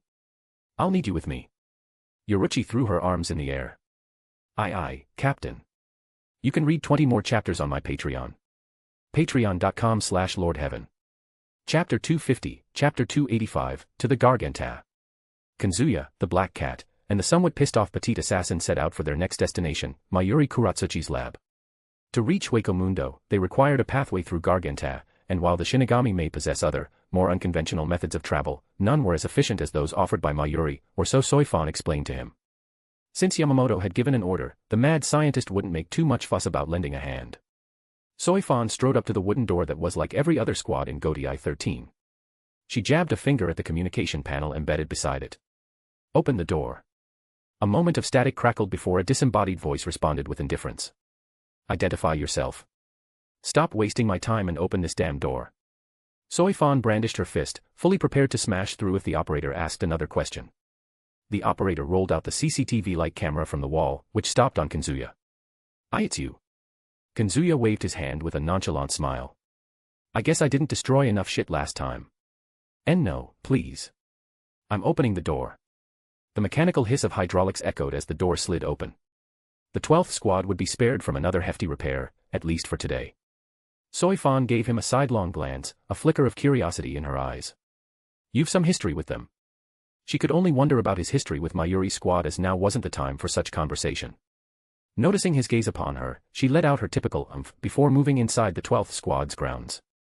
Kazuya trailed behind her, smiling. This little firecracker is a piece of work. I agree, Yoruichi responded with a purr. Fon, you better behave in Hueco Mundo, or I'll ask my friend to feed you to hollows. She kept her voice low enough that only Soi Fon heard her for obvious reasons. Soi Fon shot a sharp glance over her shoulder, her brows knitted in annoyance. You best behave yourself, or I'll start our deathmatch in Hueco Mundo. Yoruichi brushed her whiskers. I'll just run away. Soi Fon looked bitter, almost fed up with Yoruichi's smugness, yet she couldn't argue with Yoruichi in this place. Even though she was a hot-headed lady, most matters regarding Yoruichi had her composed. Observing their exchange, Kazuya felt a twinge of guilt. This incarnation of Yoruichi, witty, teasing, always skirting the edge of provocation, was, in part, his own creation. His near-unteasable personality had unwittingly spurred her to sharpen her teasing skills to get a reaction out of him. He had influenced her, more than she wanted to admit. At least her mischief remained harmless a majority of the time. Kazuya narrowed his eyes at the figure dashing their way, sending ripples of Riryoku through the air with their sharp Shuinpa movement. To nobody's surprise, it was the 12th Squad's captain's abused daughter, Nimue Kuratsuchi. Her near-emotionless green eyes regarded Kazuya alone, completely disregarding the two women by his side. Target sighted, Nimue muttered under her breath. Master has asked me to escort you. Please follow after me. Kazuya gestured her to move. Lead the way. Nimue guided them deeper into the base, leading them into a facility marked with unauthorized personnel will be subjected to torture and experimentation. It was a different facility from the last one Kazuya visited, a place where people couldn't distract him as easily. The corridors here stretched on, each one following the same soulless, sterile design, each more devoid of warmth than the last. When they finally arrived at the main room, Mayuri could be seen standing amidst an array of equipment, glass tubes bubbling with unidentifiable liquids, steel contraptions adorned with spikes and needles, monitors displaying incomprehensible data streams. He turned around to them, holding a beaker of shimmering, viscous fluid. A hint of Ryatsu could be felt from the liquid. Huh. Kazuya narrowed his eyes, sensing a familiar Ryatsu, Loli's Ryatsu to be precise. The Arankar he had stomped to death still lived on in some capacity. Knowing Mayuri's feats, he wouldn't be surprised to see Mayuri stitch together an army of undead Arankars. Just a useful tool. Mayuri put the lid on the beaker. This liquid can extract any being's Ryatsu signature from a part of their body. This one currently hosts an Arankar's Ryatsu.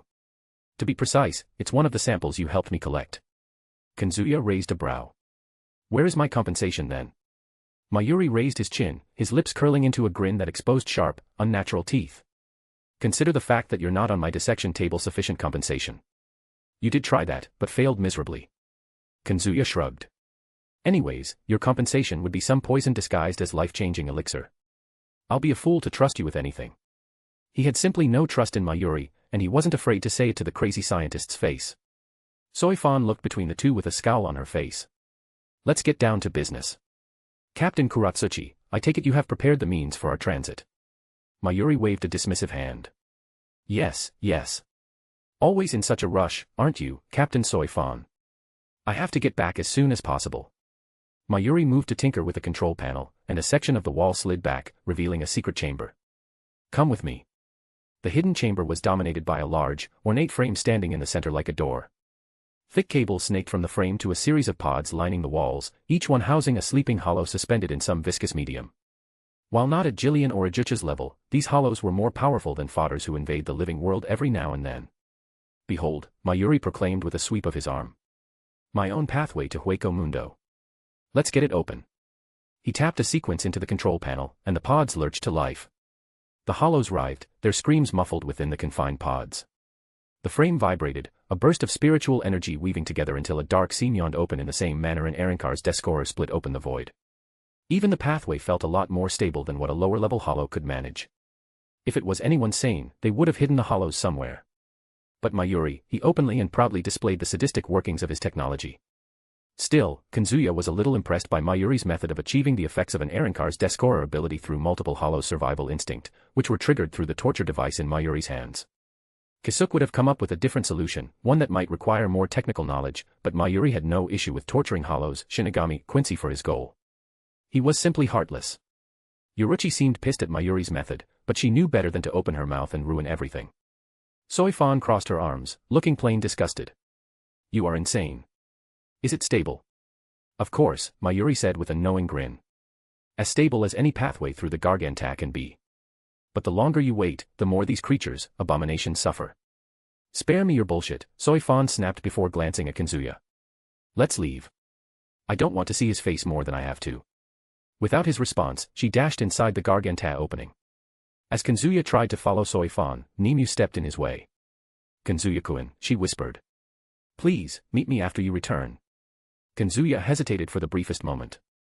He knew any request from Nimue was likely planned by Mayuri as she rarely, if ever, went against his instructions.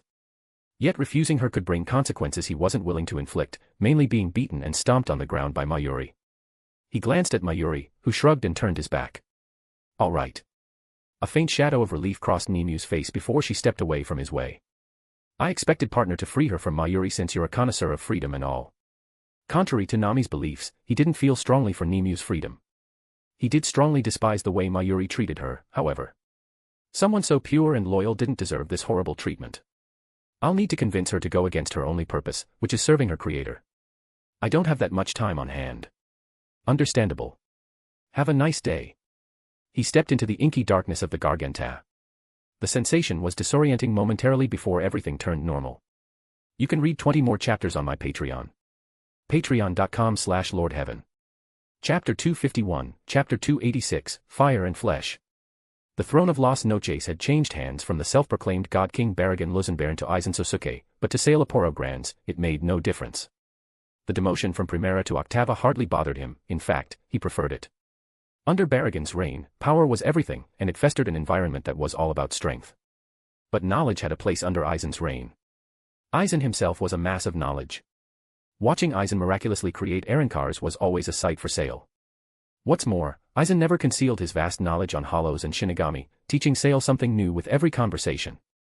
Aizen also gave Sail full freedom and numerous resources for his research. He could hole himself up in his laboratory and pave the path to the perfection he so craved as long as he also worked on creating/finding a specific type of hollow/Erankar. A hollow who could absorb fire regardless of its intensity. Finding a hollow with this specific condition was easier said than done, at least for most people. Sailaporo had many methods. First, every hollow in Las Noches was subjected to what Sailaporo called Standard Aptitude Protocol, a polite term for testing one's affinity with flames. Unfortunately, none were found to have any fire resistance. When the local supply ran dry, he expanded his search. Orders filtered down through the ranks of the Espada, having their fraction spread across Hueco Mundo. They brought him specimens from the endless desert's every dark corner. As the numbers soared, Sailaporo worked up a more efficient method for testing. A new chamber, where flame pillars rose from every corner, intense enough to gravely injure but not enough to kill. None of the hollow wanted any part of this torture, but they had no right to disobey the Espada. Some emerged with faces charred beyond recognition. The weak never emerged at all. A select few demonstrated natural resistance, a feat that earned them more tortures in Sailaporo's lab. Utterly useless, he would mutter, making notes as one test subject after another died in his lab. The deaths mounted with every day, each failure pushing him closer to that dangerous edge where work began to blur with obsession. Sailaporo was losing patience when one day a hollow among the test subjects caught his attention. A tall lanky hollow with twigs for limbs and 4 symmetrical holes on his body, 2 each on his abdomen and thighs. Sailaporo had seen many hollows but none ever came close to this level of imperfect proportions. Fascinating, Sailaporo whispered, adjusting his glasses as he studied the vents. Do they have some purpose? Intrigued, Sailaporo sent the hollow through the first check. Where others had thrashed and screamed, Wonderweiss walked into the flames. The vents on his body dilated like a hungry mouth, drawing every pillar of flame to it. Sailaporo nearly jumped in excitement. Finally. A competent subject. Without waiting for another moment, he sent the newly found hollow to the second test, enclosing him in a small pod with a ridiculous amount of Ryatsu-enhanced flames spewing into it. To his surprise, the hollow emerged with only minor burns, its body showing an unnatural resistance to fire. Sailaporo couldn't stop himself from laughing maniacally. He isn't perfect, but I'll make him perfect for Aizen. The next few days were hell for the hollow named Wonderweiss Margila. Sailaporo worked tirelessly, pushing boundaries, breaking limits, reshaping flesh and spirit. And today, as he observed his newest in the list of messed-up creations, he couldn't help but imagine Aizen's approving smile. His creation floated in a pod, completely wrapped in bandages to hide severe burn marks and the tortures he had endured. But these bandages couldn't hide the power radiating from Wonderweiss. He was one of the greatest non-Arankarized hollows even though he was no longer in control of himself. His ego, his memories, everything that made him Wonderweiss were erased. In exchange, his abilities were enhanced.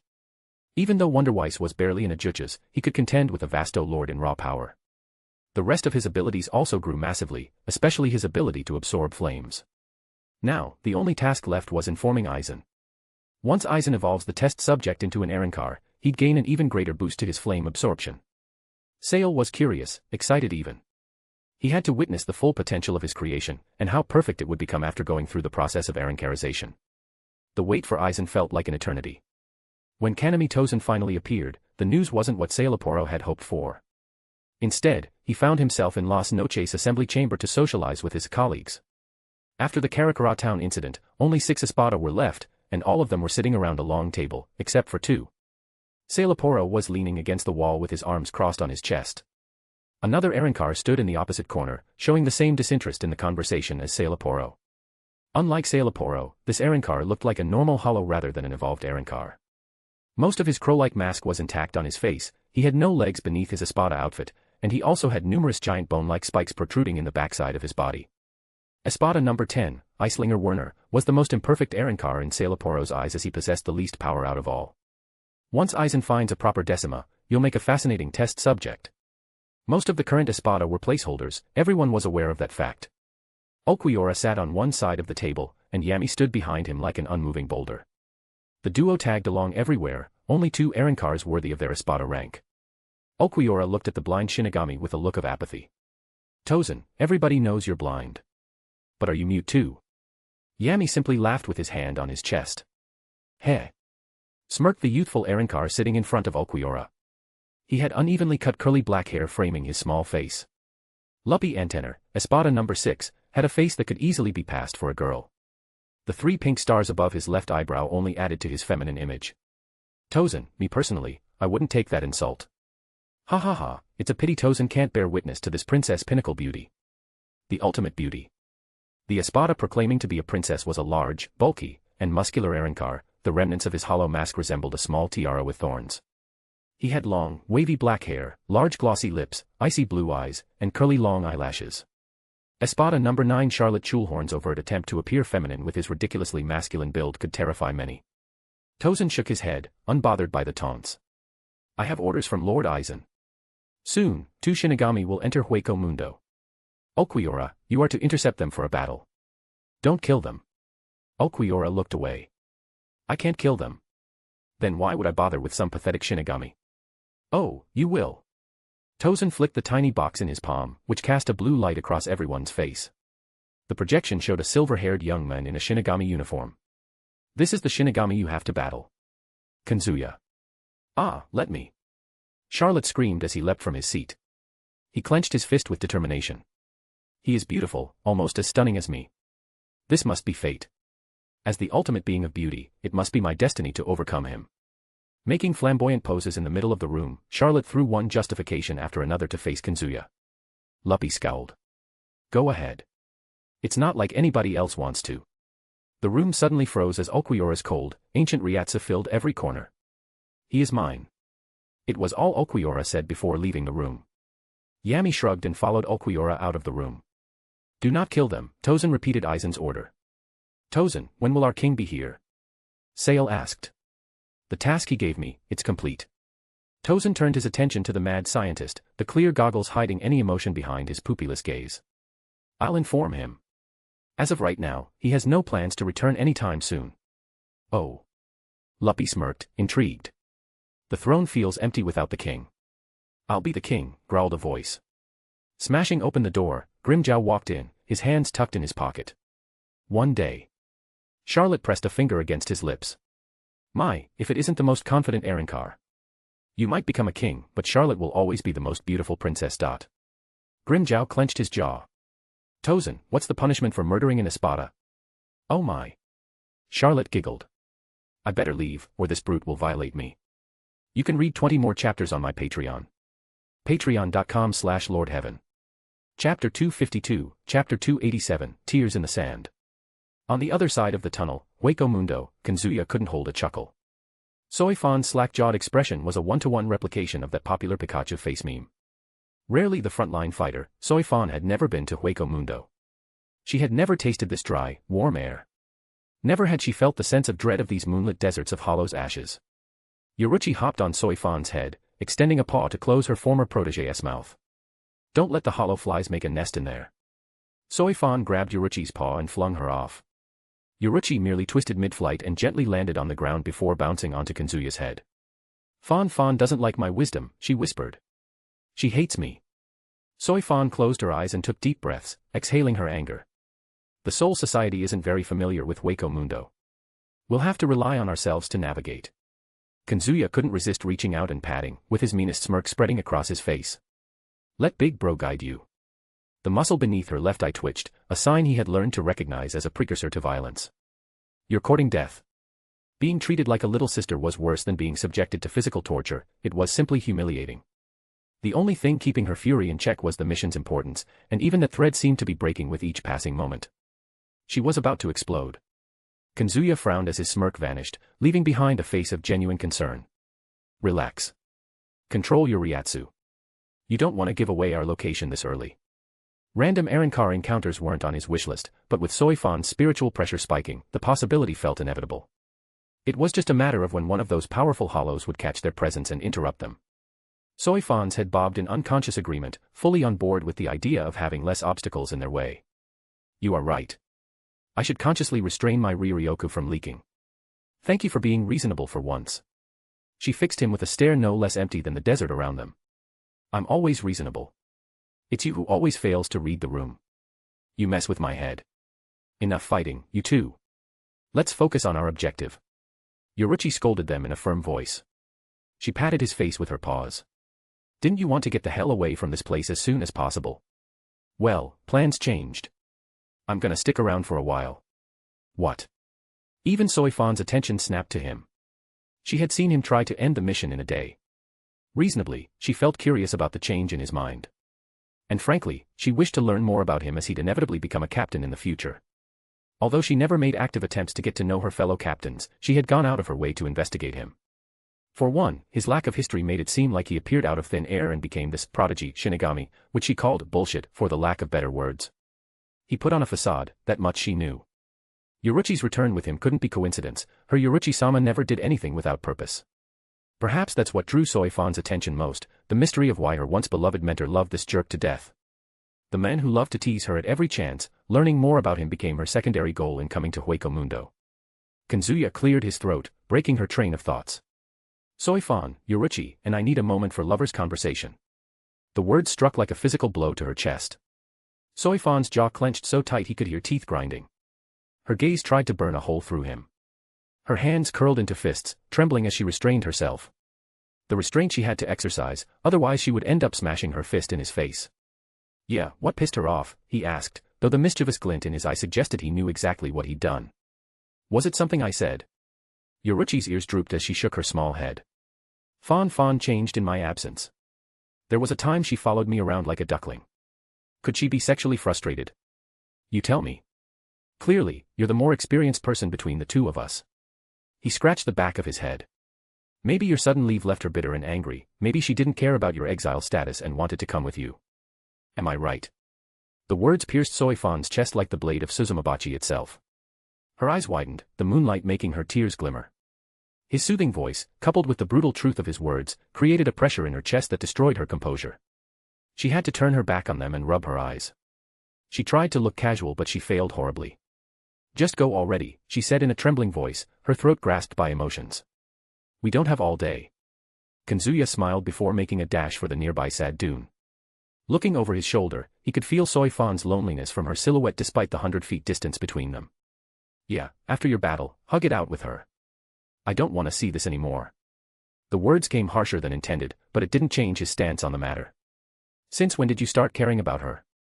Oh, don't tell me you want her in your bed. He plopped down on the sandy ground. Look, I just want to make things right.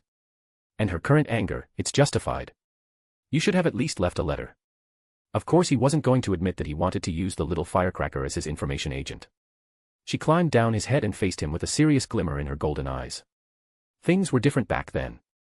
I didn't even know I was going to leave. It all just happened. Then redeem yourself. His fingers found the soft spot beneath her chin, drawing a purr of pleasure. You might be able to convince her to work for us. She nodded, leaning against his hand. I'll try. What's the new plan, anyway? I called on Haribel and others. We'll overthrow Espada and take control of Las Noches. Well, I'll be damned. She raised her paw and flashed her claws.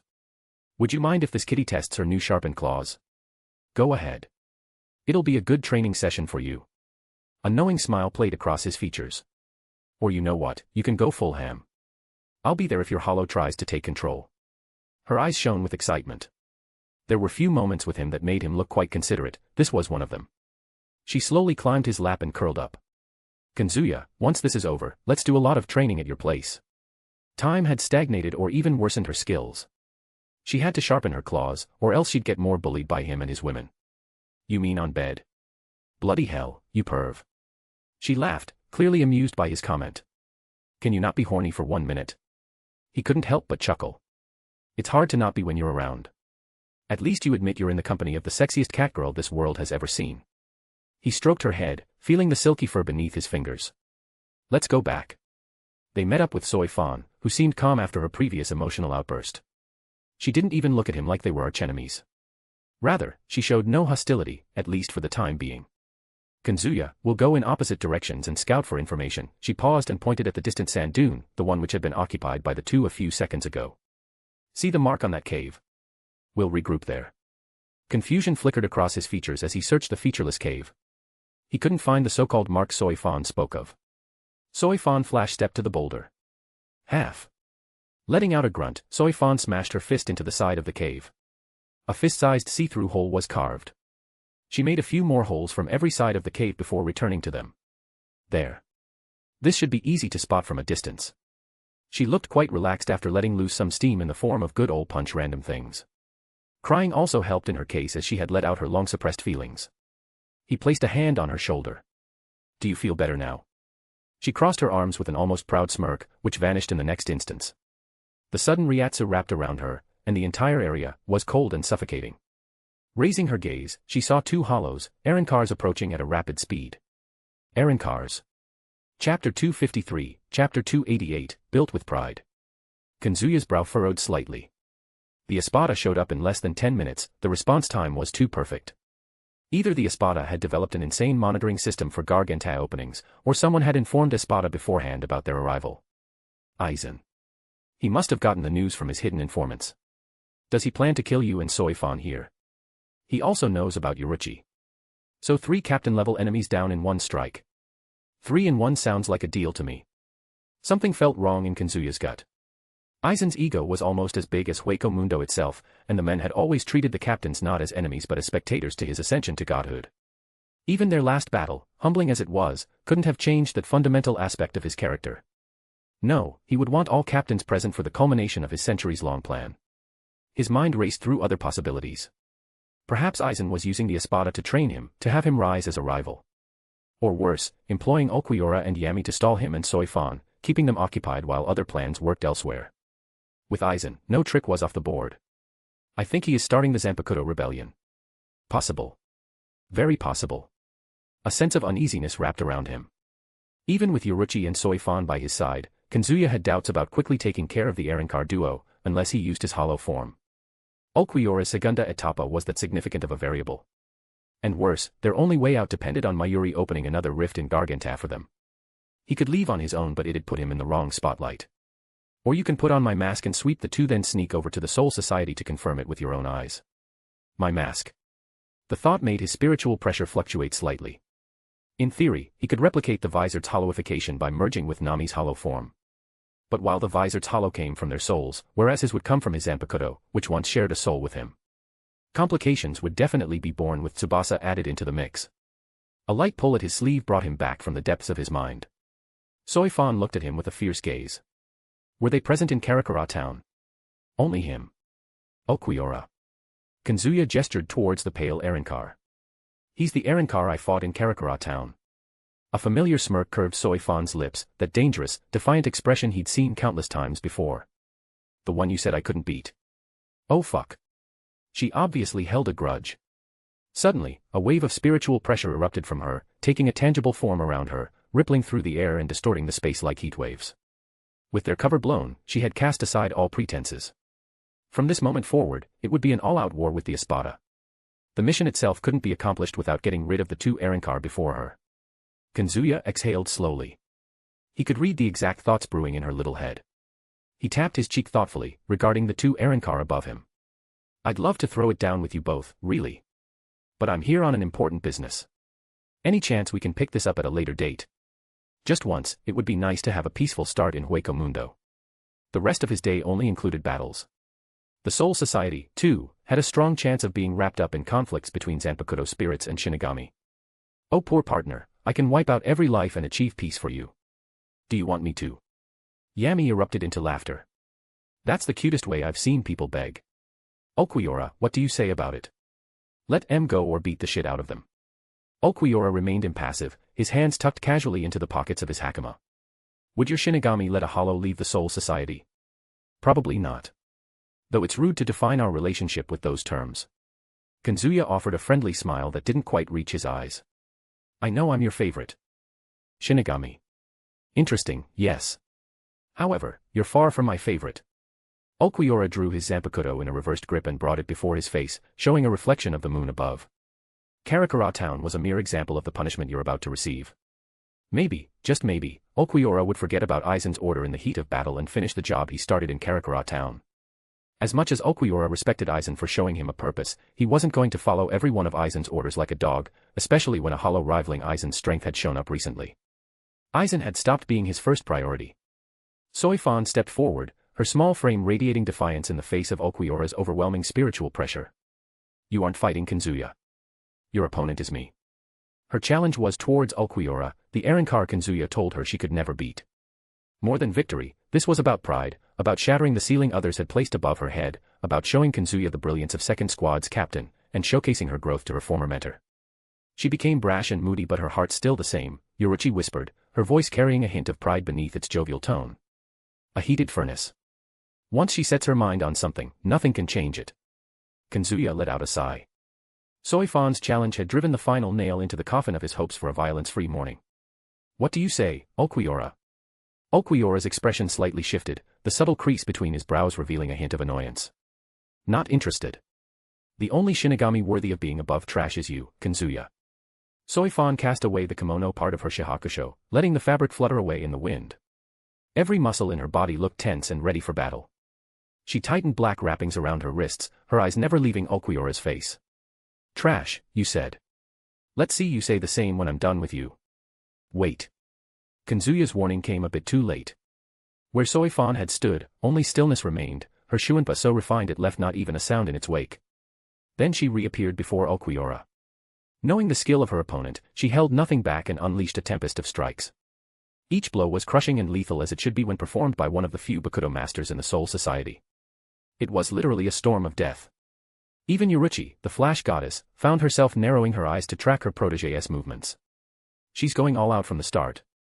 It's not enough. Okuora reacted instantaneously, each dodge so effortless it bordered on insult. His movements were minimal, precise, not a single motion wasted as he weaved between strikes that could blow through mountains. Not a single attack breached his defense. Soi Fon realized the futility of her offense and executed a swift backstep, her shuinpa leaving afterimages in her wake. She reappeared several meters away, hovering midair. Her chest rose and fell, sweat gleamed on her brow, but her hawk-like remained locked on Okuora. Kazuya wasn't lying.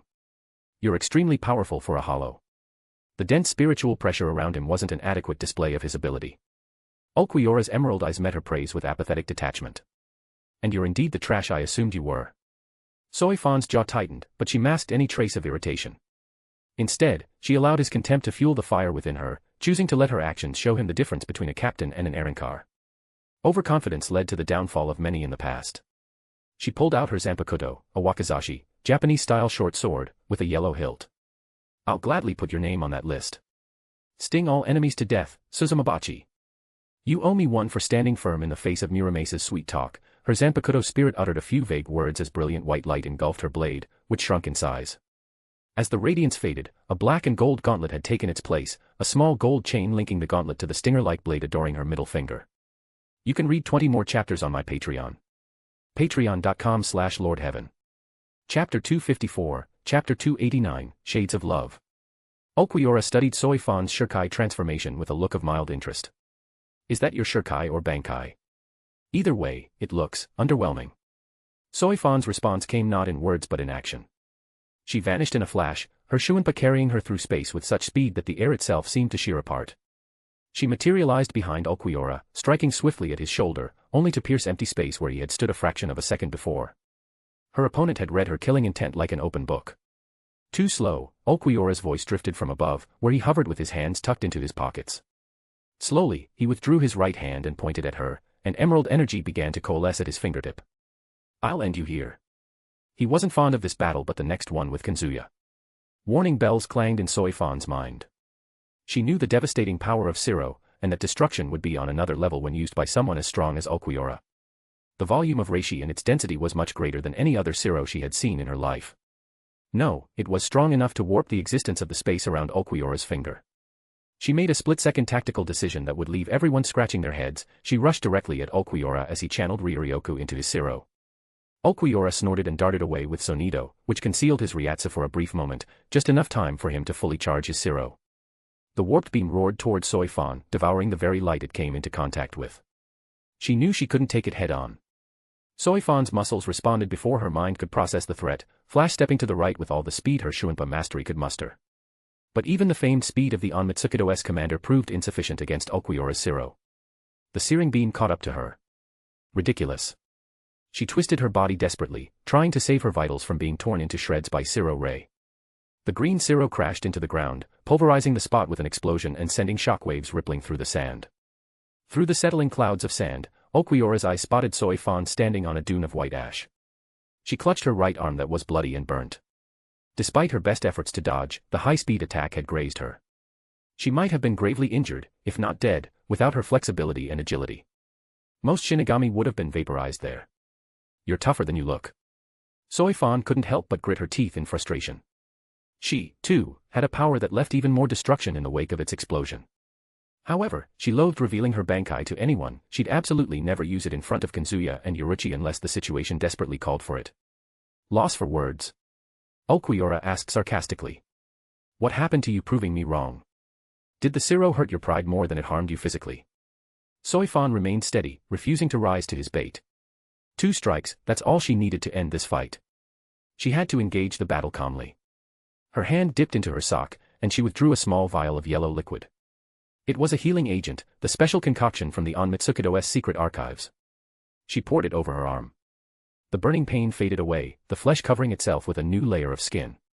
It, however, didn't recover the blood she had lost. She might not even get a chance to use the rest of her hidden vials. Okuora looked at her with apathy, yet Soi Fon felt disdain from his eyes. Are you done recovering? Soi Fon massaged her throat, using the moment to regulate her breath. I'm done fighting like an assassin. Let's fight like warriors. Soi Fon, you've got this. The unexpected cheer came from the young man who spectated her battle with his feline companion. Fight dirty like the assassin you are. Aim for his family jewels. I repeat, go for the balls. Show him the creative violence of an assassin. Show him the pride of Onmitsukido. The encouragement tugged at the corners of her mouth. She found herself caught between amusement and embarrassment. Though, she didn't hate their method of motivating her. She took the fight to prove him wrong, yet here he was, cheering for her victory like a fool. I'm the underdog here. It was an unfamiliar position, one she'd found herself in more frequently since Kazuya had entered her life. But perhaps being the underdog wasn't so bad if she received encouragement from Kazuya and Yoruichi. Soi Fon drew a deep breath, channeling everything into her Shuinpa. Ending the battle before the exhaustion of flash step consumed was necessary. She arrived above Okuora. With her legs in a shearing motion, she swung her right leg in a powerful arc, performing a wheel kick with tremendous force behind it. Okuora raised his sword almost casually, clearly underestimating her. It proved to be his first mistake. The impact of her Kazaguruma technique sent him plummeting into a dune. Failing Kazaguruma at that speed could have shattered the bones of her legs, Yoruichi commented, pride evident in her voice. Wasn't that beautiful, Kazuya? Kazaguruma was one of the hardest Hakuda techniques as it required great agility and timing to pull it off amidst the combat. Indeed. She is beautiful. Kazuya gazed at Soi Fon with unbelievable affection. Right. Yoruichi slapped his face with her paw. Your act won't fool me. I'm not going to feel jealous. TCH. Chapter 255, Chapter 290, Into the Abyss. Soi Fon showed no satisfaction at her first successful offense against Okuora. Her kick might have been like a meteor, but she couldn't penetrate his defense. It reminded her of the times she hit Kazuya. His steel-like hardness was a mystery that she had to solve. This must be the he-arrow skill Kazuya told us about. A pain in the ass. Emerging from the ground, Okuora dusted his clothes. You use a tiny blade Zanpakuto like an assassin. Then you show the martial art skills of a master. Are you having an existential crisis? Soi Fon gave him no chance to finish his question. Using Shuinpa, she appeared behind him and thrust her stinger blade in the back of his neck. Another timely opportunity to mark him with her shikai. Clang. Okuora intercepted her stinger WTH his Zanpakuto with millimeters to spare. He leaped skyward, using gravity to add momentum to his counterattack. His blade came down but she flash-stepped out of his powerful attack and maneuvered her agility to strike his blind spot again. How many times will you? Another clang echoed as he blocked the attack aimed at his vulnerable spot with his Zanpakuto. Despite getting a perfect block, he felt a strange sensation in his Zanpakuto. The spiritual pressure behind the strike was off. When he glanced back at her, he looked into eyes that lacked their previous ferocity and violence. They were empty. They were not the eyes of the opponent he had been fighting. It's fake. Gemelo Sonido, the technique of Zamari Ruros, could produce 5 clones that acted all on their own. These speed clones, generated by his intense Sonido, were so realistic that they could even bleed after getting attacked. However, this realization came a bit too late. The blade attached to Soi Fon's finger sliced through the air with a sharp SHNK, aimed directly at his arm. Without his resurrection form, Okuora's reflexes weren't enough to prevent what came next. A biting pain overwhelmed his shoulder, like someone had injected flames directly into his veins. Turning his head, he saw Soi Fon gripping his arm, her stinger blade buried deep into his shoulder. A butterfly mark bloomed on his shoulder. At the same time, the presence behind him melted away. Soi Fon retreated before Okuora retaliated with a counterattack. Her chest heaved, her breath anything but steady in her adrenaline-fueled state. She glanced down at Kazuya, who seemed awfully proud of her successful offense. I'll show him. From his vantage point, Kazuya watched Soi Fon with barely contained admiration. The strategy she had pulled off was psychologically brilliant if not a masterpiece. Soi Fon had conditioned Okuora into predicting that her repetitive backstab attacks were just that, a simple attempt at stabbing her enemy in the back. Then, she subverted his expectations, sending her clone to perform the backstab. At the same time, she concealed her Ryatsu as much as she could. When Okuora's entire attention was on dodging her clone, she struck from the side he'd been conditioned to ignore. It allowed her to land a clean hit. It was the kind of strategy that only worked against high-level opponents who relied on reading and predicting their enemies. With this, she had fulfilled the first condition of Shikai's ability. She only needed to land another hit in the same spot to activate Naijiki Kasatsu, the special ability of her Shikai. The ability that would instantly obliterate her opponent. Kazuya glanced up at Yoruichi. Still confident about beating her. Yoruichi laughed. I know she has advanced leaps and bounds, but the Flash Goddess has a few tricks up her sleeve. Have some faith in me, will you? I have full faith in all of my lovers, you included. The teasing earned him a playful chokehold from Yoruichi's tail. Who do you think will win? I have my money on Fon Fon. As her former mentor and a Shinigami, it was natural for her to side with her disciple. You're betting on the wrong horse. Kazuya smiled faintly. This battle has just started. We'll see. Their moment was interrupted by a thunderous sound. Yami landed beside them, the shadow of his massive frame covering them both. You're letting your friend fight even though you know she'll lose. Do you hate her, or are you just a stupido son of a bitch? Kazuya gave the massive Arankar a measuring look. You're living proof that brain size doesn't correlate with height. Rage flashed across Yami's face as he slammed his fist into his palm. I'll destroy you. Kazuya glared back at Yami. Be patient, big guy. I'll gladly make 100 holes in your chest, after that fight is over. Yami snorted and flew over to another hill to observe the battle. He, too, wanted to see more of Okuora in action. Soi Fon, watching the pair from above, gritted her teeth. Okuora, you said I was trash. What does that make you now? She used tactical trash talk to recover some energy and get into the enemy's head at the same time. Okuora, who had been observing the intricate patterns of Suzumabachi's butterfly mark, turned his gaze to Soi Fon. His face still looked like it was carved out of marble, possessing no more emotions than an object. Zamari used to be the fastest Arankar on his Sonido alone. Your speed rivals his. Soi Fon's lips curved slightly. Isn't that the guy Kazuya killed? Sucks for him to cross paths with the wrong guy. As much as she disliked Kazuya, he was someone she never wanted to face in a real battle. He was a beast. She couldn't fathom how powerful he would be with his Shikai and how powerful he will become when he eventually achieves bankai. Okuora glanced at Kazuya. It must have been an entertaining battle to watch. Too unfortunate I was distracted by that foolish Harabel. There was an edge in his voice when he mentioned Harabel. Soi Fon couldn't help but feel curious about Harabel for awakening some emotion in the always indifferent men. You can ask that guy for details. He'll probably tell you about his victory. Okuora shook his head. Or I can recreate a similar battle, by crushing your speed with my power. Then I'll torture your partner to know the reason behind Soul Society sending 2 of their best fighters to die in Hueco Mundo. He pointed his Zanpakuto at his Soi Fon. Enclose, Murcielago. As the words fell from his lips, a torrent of black and green spiritual energy erupted around Okuora, cascading like dark rain. His spiritual pressure, already tremendous, reached another level, and the very foundation of Hueco Mundo seemed to shudder in his presence. When the veil of Ryatsu cleared, Okuora stood in his more primal state, massive black wings spread wide on his back, horns crowning his head, and his nails sharp and long like a beast. You can read 20 more chapters on my Patreon. Patreon.com/LordHeaven. Chapter 256, Chapter 291, The Face of Despair. Soi Fon's stance wavered, not from fear but from the sheer density of Okuora's Ryatsu. It was unlike anything she had ever encountered, an ocean of despair that threatened to drown every soul in its reach. Weak hollows would die from approaching him in this state. What's wrong, Shinigami? Okuora's voice carried a hint of mockery. Where's that confidence from earlier? He had not spent a day without training after his humiliating defeat at Cazador's hands. His base Resurrection was overwhelmingly stronger compared to back then. As for his Segunda Etapa, not even Okuora himself knew the extent of its power. Even this partial Resurrection was enough to instill despair in a captain like Soi Fon. Clenching her jaw, Soi Fon glared at Okuora. This is what you Arancars call Resurrection. Releasing the hollow powers sealed within your Zanpakuto. To us, this is Resurrection, he whispered with a cold gaze. But for you, this is despair. His words struck a nerve in Soi Fon. Rather than arguing with her rather talkative opponent, she took action. She flash-stepped, appearing behind Okuora with her stinger ready to mark him another time. Okuora's wing snapped up, casually blocking Soi Fon's peak speed attack with ease. Is that all you're worth, Shinigami? Shut the hell up. Soi Fon vanished again, this time creating 3 afterimages that surrounded Okuora. Each clone struck simultaneously from different angles. It's futile. He conjured green javelins in his hands through the Luz de la Luna ability of his Resurrection and hurled them at the clones.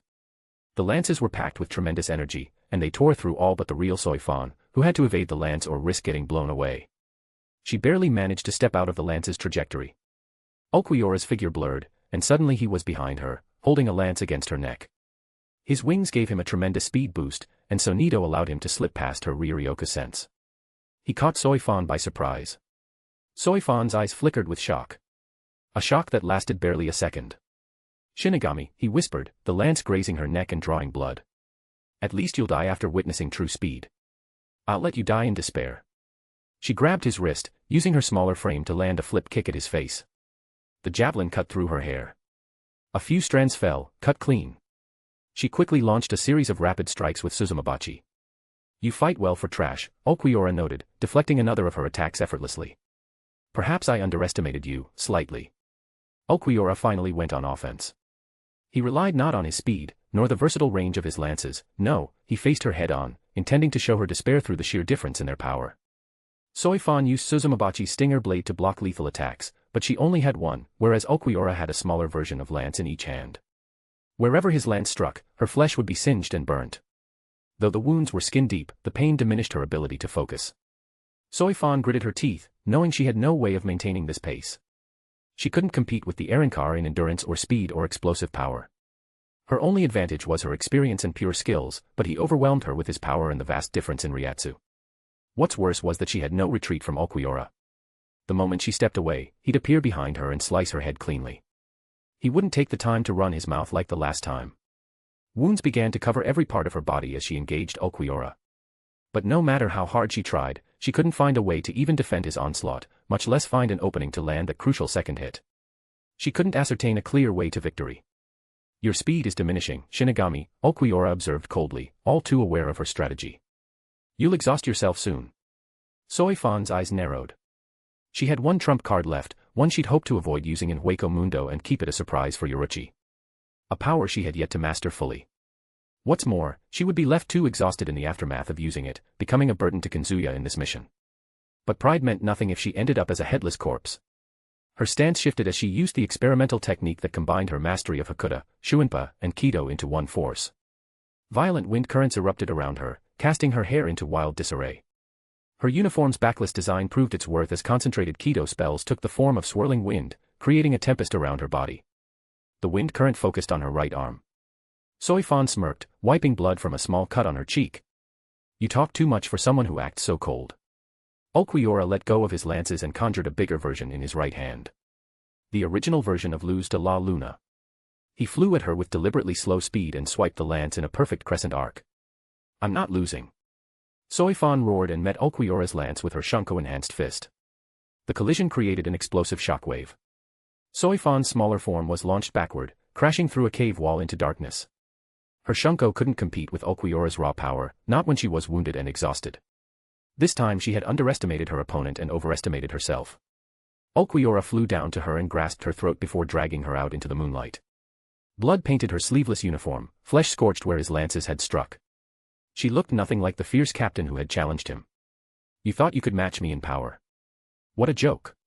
With the last of her strength, Soi Fon gripped his wrist and dug her Suzumabachi stinger in it. A butterfly mark bloomed on his hand. Okuora didn't bat an eye as she struck the same spot again. You're dead, she declared. But the death she'd dealt countless times before didn't come. Okuora neither vanished nor was he replaced by a giant butterfly mark. Both butterfly marks simply faded away. Horror dawned in Soi Fon's eyes. Impossible. Her shikai secreted poison failed to work on someone with Okuora's level of regeneration. She obviously couldn't realize, as she had never seen her shikai fail to kill someone. I told you from the start. This is futile. He tossed her on the sand, stomped her belly, and raised his lance towards the moon. She was powerless to resist him. He showed her true despair as he had previously claimed. She could only watch as the lance descended. Kazuya grabbed the lance with his bare hand, even as it cut through his skin. Let's end it here. You've won. Seeing Kazuya save her filled with mixed emotions. She grasped Okuora's leg and tried to move him, but to no avail. The adrenaline that had kept her fighting had drained away. All the wounds she had suffered and all the exhaustion made her weak, powerless. Don't interfere. Okuora's attention snapped to the front, so did everyone else's. A bolt of green lightning cut through the night, a spinning lance wrapped in a brilliant green ryatsu. The screaming spiral of destruction moved with impossible speed, giving even Okuora barely time to register its approach. The lance pierced through Okuora. Kazuya grabbed Soi Fon and flash-stepped to Yoruichi's position. The black cat let out a growl. Lay her there. I'll treat her. She transformed into her human form and began treating Soi Fon with Kaido, the healing technique used by the 4th squad. Soi Fon looked away from Yoruichi, gritting her teeth. Kazuya took off his kimono and put it around Yoruichi. Take her to a safe place. I'll keep them busy. No, you. Soi Fon roared. You can't. Yoruichi grasped Soi Fon's mouth. We're leaving. She put Soi Fon on her shoulder before using Shunpa to leave. Yami tried to intercept, but a Ryatsu bullet from Kazuya distracted him long enough for the Flash Goddess to escape. Kazuya turned his gaze. The owner of the lance approached. Someone he obviously missed but never wanted to meet in his Shinigami identity. Nell 2 Odelschwank. A/N, current Soi Fon is weaker than when she'd fight Yoruichi in the future since her Shunko is far from completion. Okuora is at the same level of the version that fought Ichigo. His Resurrection hard diff Soi Fon. You can read 20 more chapters on my Patreon. Patreon.com/LordHeaven. Chapter 257, Chapter 292, A Pristine Heart. Ever since Nell had moved away from Hueco Mundo's darkness, opening her eyes after a long rest made her excited because something good always awaited her. Whether it was meeting Kazuya and becoming an Arrancar, then going on to walk among the living. Even though she had attracted attention in every town she went to, the humans she interacted with treated her with kindness. They showed a sense of compassion that has always been missing in Hueco Mundo, missing in her life before. Then she moved to the isolated island, where every dawn she had risen up to her little companions, showering her with affection, giving her lovely flowers and fruits from all over the island. Although they were hollows, they had the heart to treat her with gratitude. She had made it a habit to hunt for them, find edible fruits for them, and nourish their bodies by transferring minuscule amounts of Riryoka to their fragile bodies. Even after Kazuya's miracle, they remained delicate little creatures. She had to take things slow, feed them like a bird feeding its chicks. Her hubris had cost her dearly, and her companions dearer still. All her cautious efforts had only accelerated them towards the disaster. Today, Nell laid in her home, where darkness licked every corner of it. She stretched a hand toward the ceiling, as if trying to grasp the happiness that had slipped through her fingers. It was clear that not a single fiber in her being felt excited to wake up here. The loss of her companions had left her hollow. Her future had narrowed down to a few words: rest, help any hollow in need, recover, wait for Kazuya's call. Her promise to him was the only drive in her life. She had to walk even if every step felt like walking on flames, but forward nonetheless until she accomplished Harabelle's, and her own, dream to change Hueco Mundo into a place where even the weakest hollows could live in peace. A distant pulse of Ryatsu jolted her upright, her brows furrowing in doubt. Two Arrancars came out to prowl. One of them gave her a flashback to Kazuya's overwhelming power. The other Arrancar, while not at the first Arrancar's level, had power rivaling Grimmjow. These Arrancars, Espada's prowl always ended with a tragedy for Hueco Mundo's denizens. Killing hundreds and thousands was the norm for these Espada.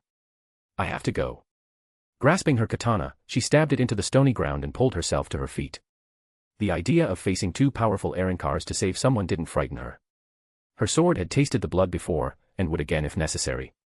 No big shot from Las Noches would bully the weak in her presence. The weak hollows needed a protector until Kazuya and Harabelle's dream became a reality. She would gladly fill in the role of being a shield for the weak. Stepping out of the cave, she gazed towards the source of the oppressive Ryatsu. Suddenly, another Ryatsu flared up. This one carried the Ryatsu signature of an Arrancar without the hollow part mixed in. It felt reminiscent of Kazuya, who was an ex-Shinigami, or so she had concluded through the process of elimination. Kazuya obviously wasn't hollow, nor was he a Quincy, since she had witnessed him smacking Grimmjow's face with his Zanpakuto. In the brief time she had been with Kazuya, he had flaunted his shopkeeper occupation to the point of it becoming annoying. As such, she had come to the conclusion that Kazuya had stopped being a Shinigami. She sensed the newly arrived Shinigami's Ryatsu, it almost rivaled the Arankar. Yet, her interest withered. She had no stake in the ongoing Shinigami and Hollow conflict. She had never seen a Shinigami in action, but she knew about their duties, purifying Hollows and sending them off to another life. A noble duty that should only be performed on willing Hollows. Forcing it on a Hollow was the same as declaring their current life meaningless. At the same time, she couldn't blame Shinigami for putting down those Hollows who invaded the living world to devour souls. This complicated relationship between Shinigami and Hollows made her have a completely neutral perspective about Shinigami, neither love nor hate. The Shinigami is clearly outnumbered.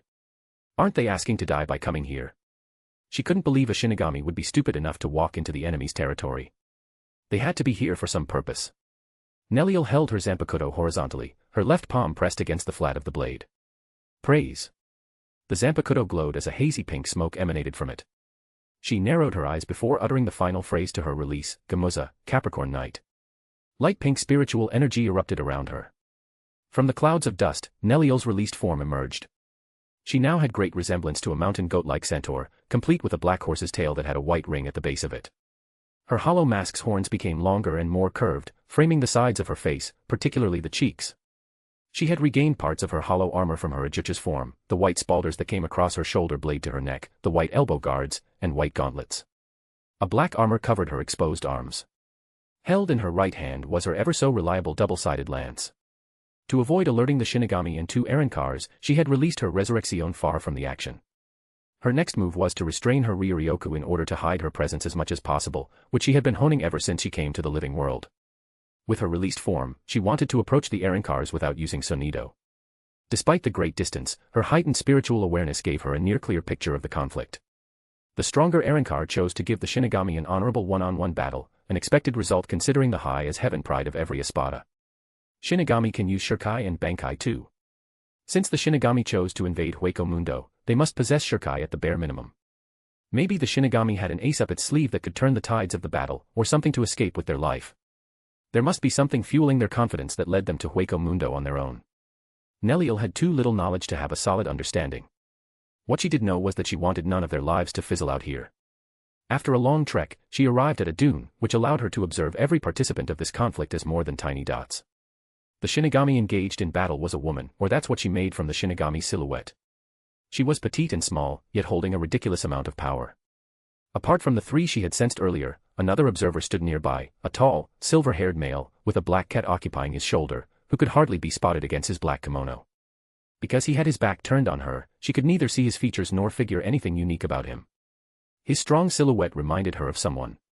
What set off alarms in her head was his nonchalance. He seemed to have no intention to join the fight or duke it out with the other giant Arankar. Is that black cat Yoruichi? She shook the thought away. Not every black cat was Yoruichi, and not every silver-haired man was Kazuya. Besides, Kazuya used his Arankar form to pass off as a human. He would never try to join the Shinigami as far as she was aware. I'll watch from here.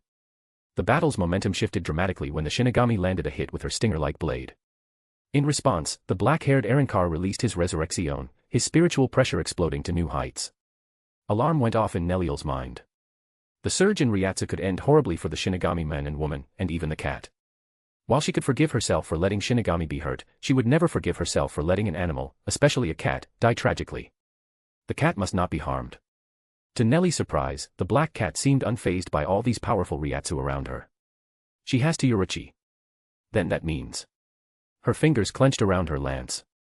Kazuya had finally returned to Hueco Mundo. Was he here to take her away? Was he worried about her? Was he here to simply meet her?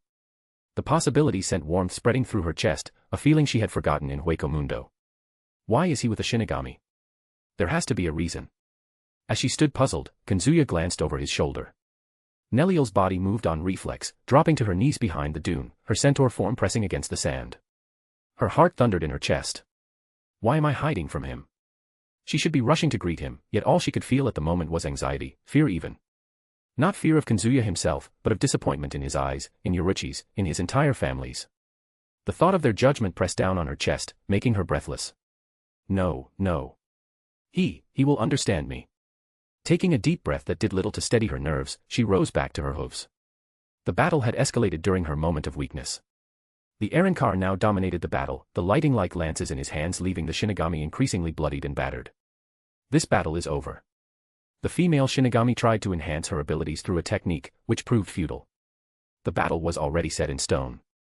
Then what she had expected from the start happened, the Shinigami smashed through a cave, dragged out like a corpse, and pinned beneath the Arrancar's foot. The giant lance hung above her like an executioner's blade. Nell made a quick plan in her mind.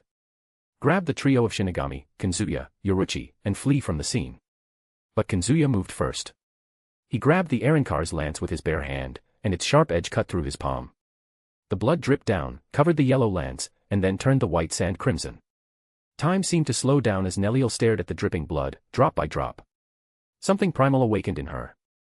A murderous rage that she had never felt before burned away her reasoning. How dare he? Driven by pure instincts and rage, her right arm threw out her lance. Lanzador Verde's impact was devastating. The black-haired Arrancar's right side simply ceased to exist, leaving only his left shoulder and head intact. Nell shuddered, every muscle in her body tensing up. She had just killed a hollow. You can read 20 more chapters on my Patreon. Patreon.com/LordHeaven. Chapter 258, Chapter 293, Scythe. To say that Yami Largo was furious would be a gross understatement. The very air around him trembled under his fury. His already large frame had swelled to nearly twice its size, his white Espada uniform barely clinging to him. His eyes burned with a murderous fire, a stark contrast to Okuora's cold, unfeeling eyes. Even as Okuora's shredded flesh knitted together and lost organs regenerated, he showed no hint of discomfort. Only his spiritual pressure waned ever so slightly. Okuora kept his eyes trained on the new Vasto Lord. It's her. Kazuya also observed Nell with a calm look. He only had one option, stay and fight with Nell until they found an opportunity to escape. Leaving Nell on her own against a pissed-off Yami and Okuora might just end with her death. Naturally, he couldn't let her die. Shinigami. Yami roared like a beast. You'll pay for this. Kazuya arched an eyebrow, a wry smirk tugging at the corner of his mouth. Hold on a moment. Shouldn't you be angry at her? Yami's eyes narrowed, confusion momentarily eclipsing his rage. What did you say? What did I do to hurt your feelings? Kazuya asked, his hand resting lightly on the hilt of his Zanpakuto. That hollow tried to kill your buddy Okuora. He had done nothing to earn Yami's ire, well, apart from belittling him a few times. Nell served better for the target of his wrath. Or they were just excuses to avoid fighting a boring battle against Yami.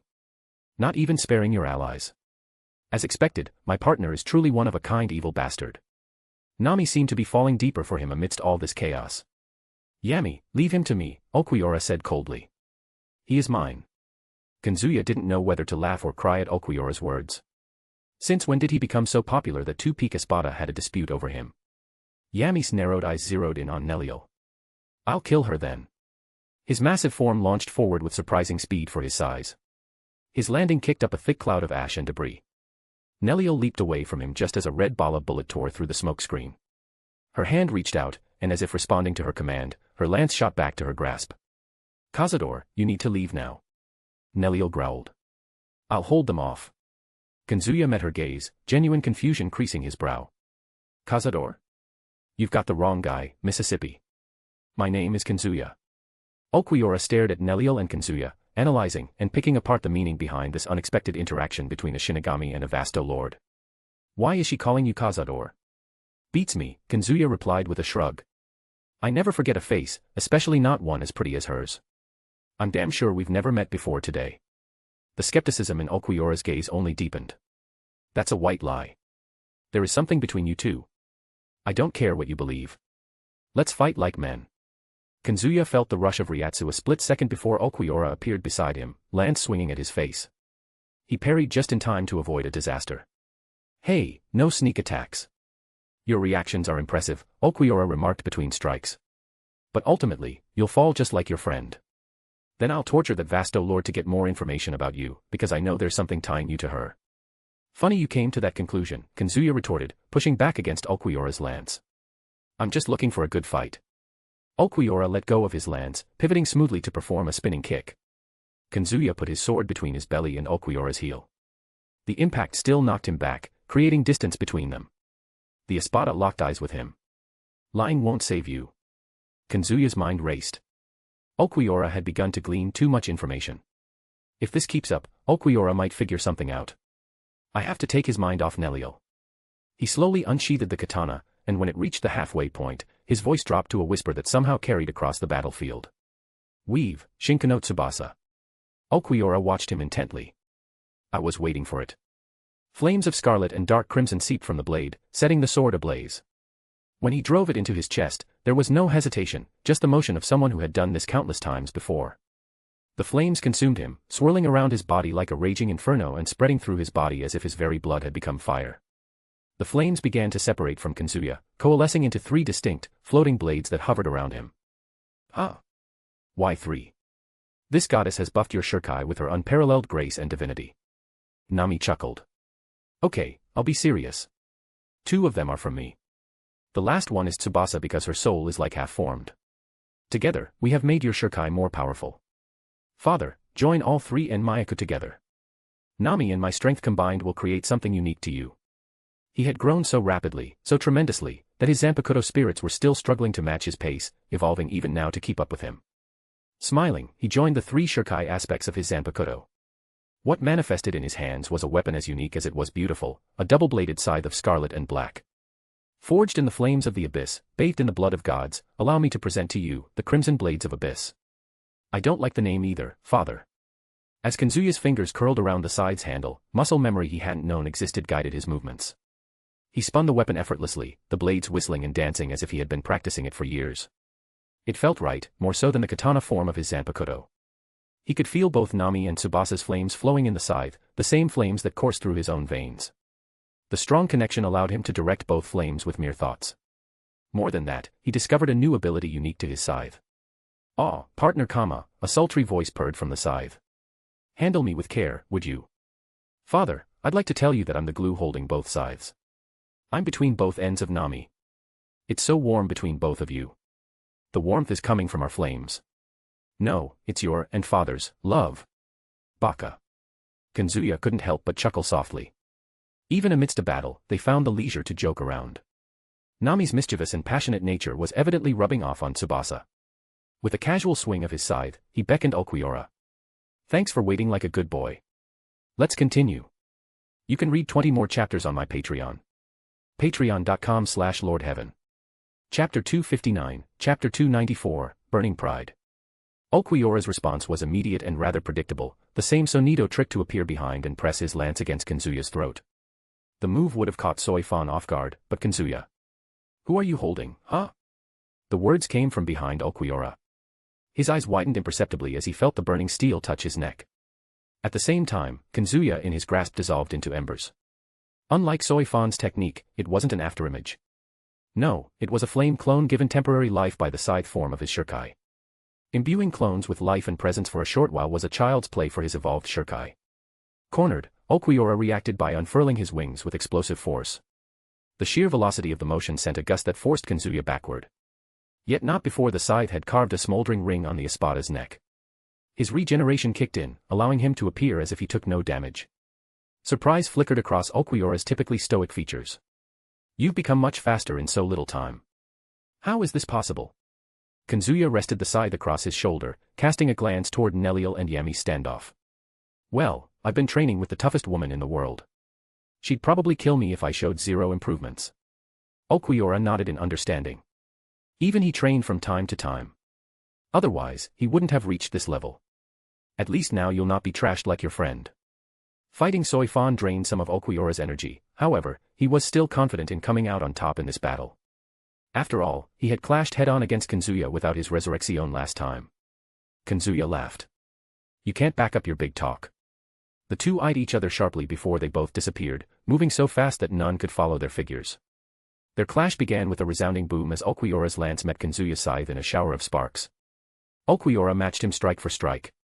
But as they clashed, Kazuya's growing familiarity with his scythe put more and more pressure on Okuora. The dual blades arced and sliced with more speed than Okuora's lance could handle. He had to let his arrow-covered claw block and parry attacks his lance couldn't block.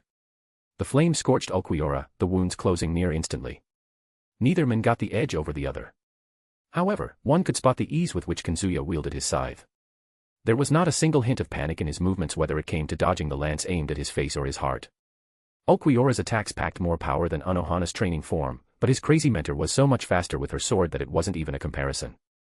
Unlike with Anohana, his eyes could trace each stab of Okuora's lance coming at him. Trading blows with the released state Okuora was a breeze for him. The lessons Anohana carved into his flesh had all massively boosted his awareness and senses.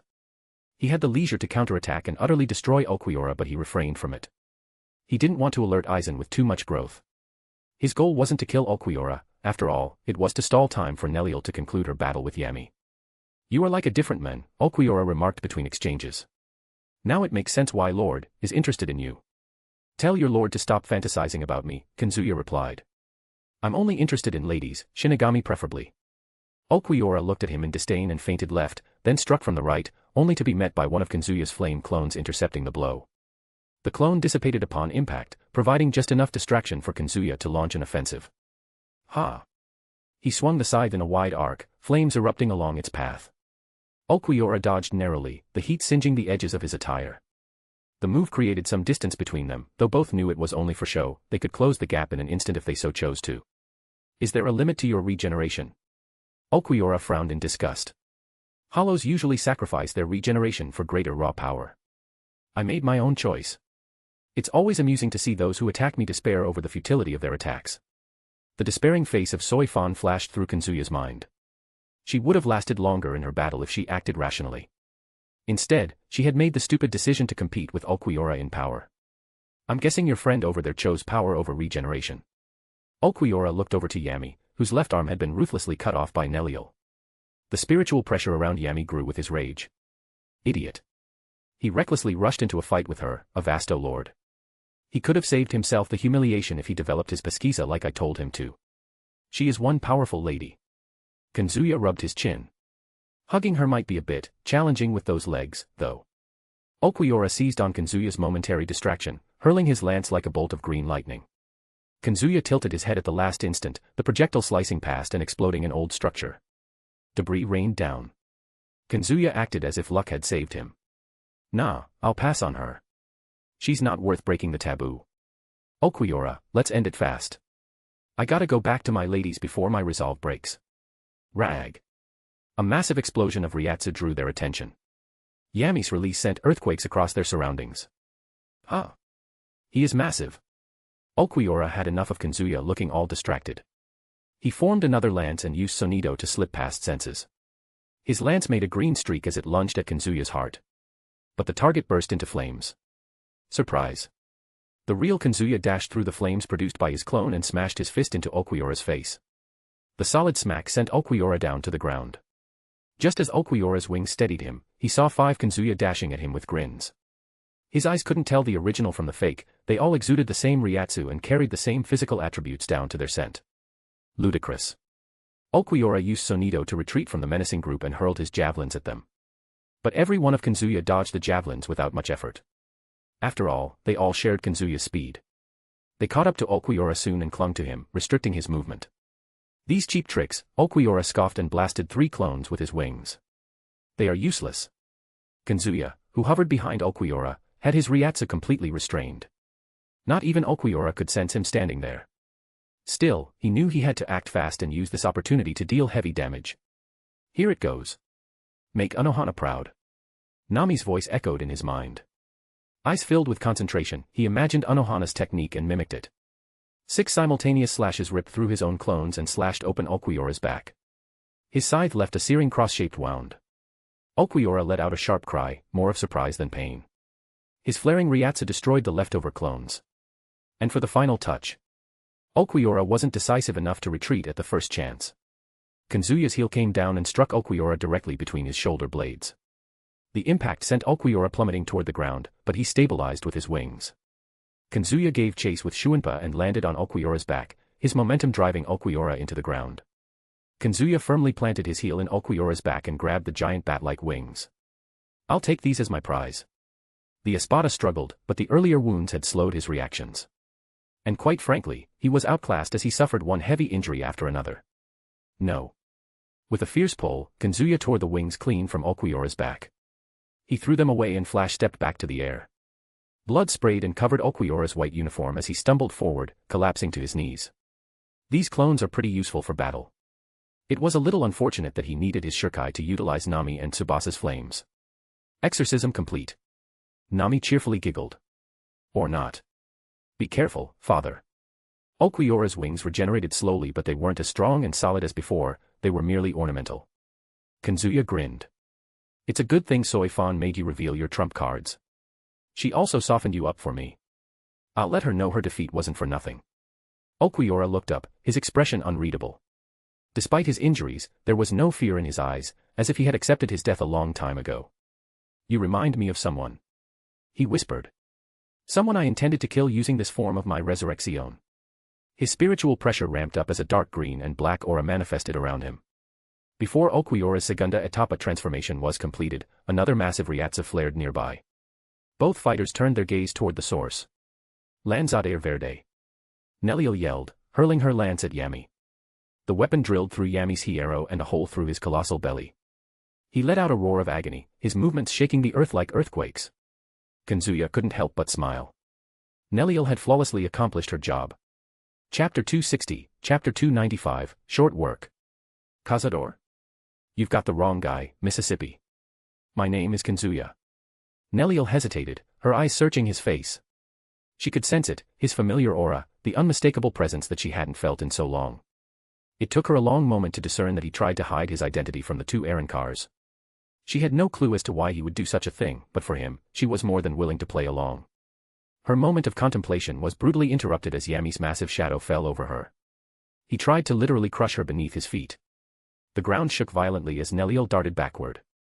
Dust and debris erupted around Yami, creating a smoke screen.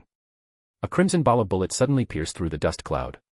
Acting on instinct, Nell launched herself above. The attack grazed past her, close enough that she could feel its heat against her skin, before obliterating a distant pillar in a spectacular explosion. Casting a quick glance toward Kazuya, she saw him watching her. There was a sharpness in his eyes. She needed to keep Yami focused on her to give Kazuya time to handle his own opponent. Kazuya, I have to protect you. For that, she had to get him away from both errand cars. Another bala shot through the air, which she easily dodged and retreated another few meters. To Zora, you whore, Yami spat, his face contorting in anger. You'll pay for ruining Okuora's battle. I'll rip you apart limb from limb and drag your corpse to Las Noches. Beneath his fury, Nell sensed something else, recklessness. Yami was all brute force and anger, lacking the discipline and strategy that made opponents like Muramasa truly dangerous. Feral beasts like you need to be tamed. She glared at Yami. If your master in Las Noches won't do it, then I will. The effect of her taunt was immediate. Yami's Ryatsu spiked violently, his massive frame swelling and ripping through his Espada shirt. You're dead meat, Yami roared. You'll feel the... His threat died unfinished as Nell moved. To an observer, it would have appeared as if she simply materialized behind him, no sonido, no fancy movement techniques, just pure speed that exceeded Yami's ability to track. His right arm, severed cleanly at the shoulder, fell to the sand with a heavy thud. Blood sprayed in an arc, staining the white sand crimson. Without his resurrection, he couldn't compete with Nell's speed when she had her resurrection released. Honestly, she could have taken off his head right there, but she wasn't going to taint her hands with the blood of a rabid dog. For a moment, Yami stared dumbfounded at the stump where his arm had been. Then the pain registered. You bitch. Nell placed her lance against his throat. Get lost, or it'll be your head next. A moment of silence passed before Yami's laughter shattered it, a booming, unhinged laughter. Get lost. She told me to get lost. His shoulders shook. This is unbelievable. This woman. Who do you think you are? Huh. Rage quaked in his eyes. He thought he could get through Nell without releasing his stored-up energy. He had greatly underestimated her abilities, a trait he shared with his friend. Nell observed his madness with a detached gaze, withdrawing her lance. Then allow me to beat you to senses. Only a thoroughly humiliating defeat would put an end to your animalistic behavior. Yami's only hand moved to the hilt of his Zanpakuto. Get pissed off. IRA.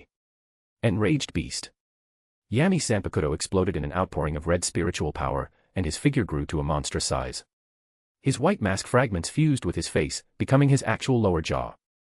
Red markings extended from the side of his face into 2 long flame tattoos. His lower body underwent a great transformation, growing 8 large, elephant-like legs on each side of his body. These legs were connected to his body by white carapace-covered joints, leading to the base of a bony tail club. He had grown bigger in size than most buildings Nell had seen in her short stay in the living world. She felt smaller than one of his fingers. In fact, the hole in his chest was bigger than her. His Ryatsu may have grown to rival Okuora and he may tower over her like a living mountain. Yet she stood before him, unchanged, unmoved. Is that all? Her calm voice was poison to his ears. He opened his mouth and charged his greatest Zero to date. I'm gonna blast you, woman. A black mass of Ryatsu condensed between his jaws. Zero Oscura's was a Zero technique that only a few hollows could use because of its vast Ryatsu requirement. Yami, in his enraged state, had enough Ryatsu to bring Zero Oscura's power to another level. The black Zero surged at her. All Nell had to do was open her mouth and inhale sharply, and the incoming torrent of spiritual energy was drawn into her. Zero double allowed her to absorb any Zero attack as long as she could handle the Ryatsu contained within. What? Yami's anger disappeared, replaced by pure disbelief. You ate my Zero. Nell patted her belly with an almost playful smile. Then her expression hardened from all the intermingling energies inside her. Unable to contain it any longer, she opened her mouth wide. A gigantic pink beam shot out, the counter Zero carried both Yami and her own Ryatsu. Yami was too stunned to dodge, not that his giant form could dodge an attack as fast as Zero.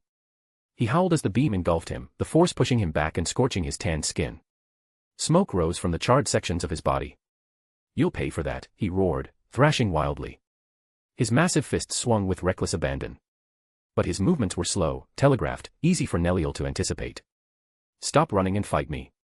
Nell paid his demands no heed, her attention shifting briefly to where Kazuya battled Okuora. He effortlessly handled the Espada who had crushed his Shinigami friend. The display of strength put her mind at ease. How do I deal with this violent man? From what she had observed so far, Yami's main source of strength and most glaring weakness was his rage. Each injury, each dodge, only served to fuel his anger and, by extension, his power. It would also be near impossible to instantly kill someone of Yami's size, not that she felt keen on killing Yami. Her only choice was to beat Yami to a near-death state. Do I really have no other choice? She let out a resigned sigh in the middle of dodging Yami's reckless attacks. She leaped onto his outstretched arm. Driving her lance in his wrist, she dragged it along to his shoulder. Her weapon was like a needle in Yami's body, but it served its purpose in slitting open a wound. Blood rained down, and Yami screamed in fury. Arg! You insect! His massive hand swung down to crush her like a mosquito, but she had already moved away from his shoulder. The blow connected to his own shoulder, adding humiliation to injury. Nell reappeared at his thigh and pierced his flesh with her lance. The wounds her lance inflicted weren't deep, but they annoyed the hell out of Yami. He was neither quick enough to stop her, nor was he quick enough to stop her from charging her strongest attack. Lanzadere Verde. Nell cried out and threw her lance with all her might. The weapon spun rapidly, becoming a blur of green light as it sliced through the air. Yami reached out to intercept the lance, but it pierced through his palm before burying itself deep in Yami's abdomen. The impact sent shock waves across his massive frame, nearly toppling him despite his multiple legs. Yet still, the rage in his eyes burned undiminished. He wouldn't accept defeat until either of them died. Nell was ready to charge another attack when Okuora, the other Arrancar, arrived in Yami's face. Yami, that's enough. We're leaving. Huh? I'm not going anywhere without killing that bitch. Okuora's gaze hardened. Our mission is complete. Any further action is unnecessary. Screw you. Okuora took no further arguments and punched Yami straight in the face. Despite his 8 legs, the giant Arrancar toppled backward, creating tremors that rippled for miles across the desert. A red light swallowed Yami as he cancelled his release. His wounds remained, however, blood still seeping from dozens of cuts. TCH, fine. Okuora turned toward Kazuya. The next time we meet, I'll show you the true meaning of despair. Until then, grow stronger, if you can. Kazuya waved his hand. Yeah. You won't leave alive next time either. Okuora's intense gaze moved away from Kazuya. Yami, come. As the 2 Arrancars disappeared into the distance, Nell cancelled her resurrection, her form shimming briefly as she returned to her more comfortable form. Her eyes found Kazuya's, silently awaiting his command. He scanned their surroundings carefully, spiritual pressure enveloping the area to detect any hidden observers. Only when he was certain they were truly alone did he speak. Follow me. You can read 20 more chapters on my Patreon. Patreon.com/LordHeaven. Chapter 261, Chapter 296 to 297, Thick Tension. Thump. Thump. Thump. The cave shook as Apache's fists connected with its wall. She had been punching the same spot since Harabel, and the rhythmic thud echoed, shaking the cave. Apache's knuckles struck the same spot over and over. Dust and small fragments of rock crumbled under her relentless assault. She had been at it since Harabel and Sung Sun rejected her request.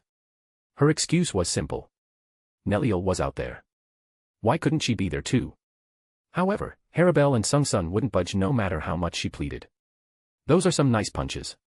I can learn a thing or two from her, Lily Nettie whispered, appreciating Apache's boxing session enough to evolve from a small-time fan to a permanent follower. She poked Stark's cheek. He lay sprawled on the sandy ground beneath her, arms folded behind his head. His chest served as her makeshift chair. Starky, we got many people, friends. Let's go talk to them. Gone were the days of them roaming Hueco Mundo on their own. Being part of a family had helped Lily Nettie make friends, but Stark. He still loved to lay his head out of everyone's sight. She knew it was Stark's nature to be a lone wolf. But as his Zanpakuto spirit and partner, she did want him to make an attempt at the very least. Stark opened one eye lazily, glancing at the small group gathered in the cave. Despite the thick tension everywhere, there was a strange comfort in their shared company.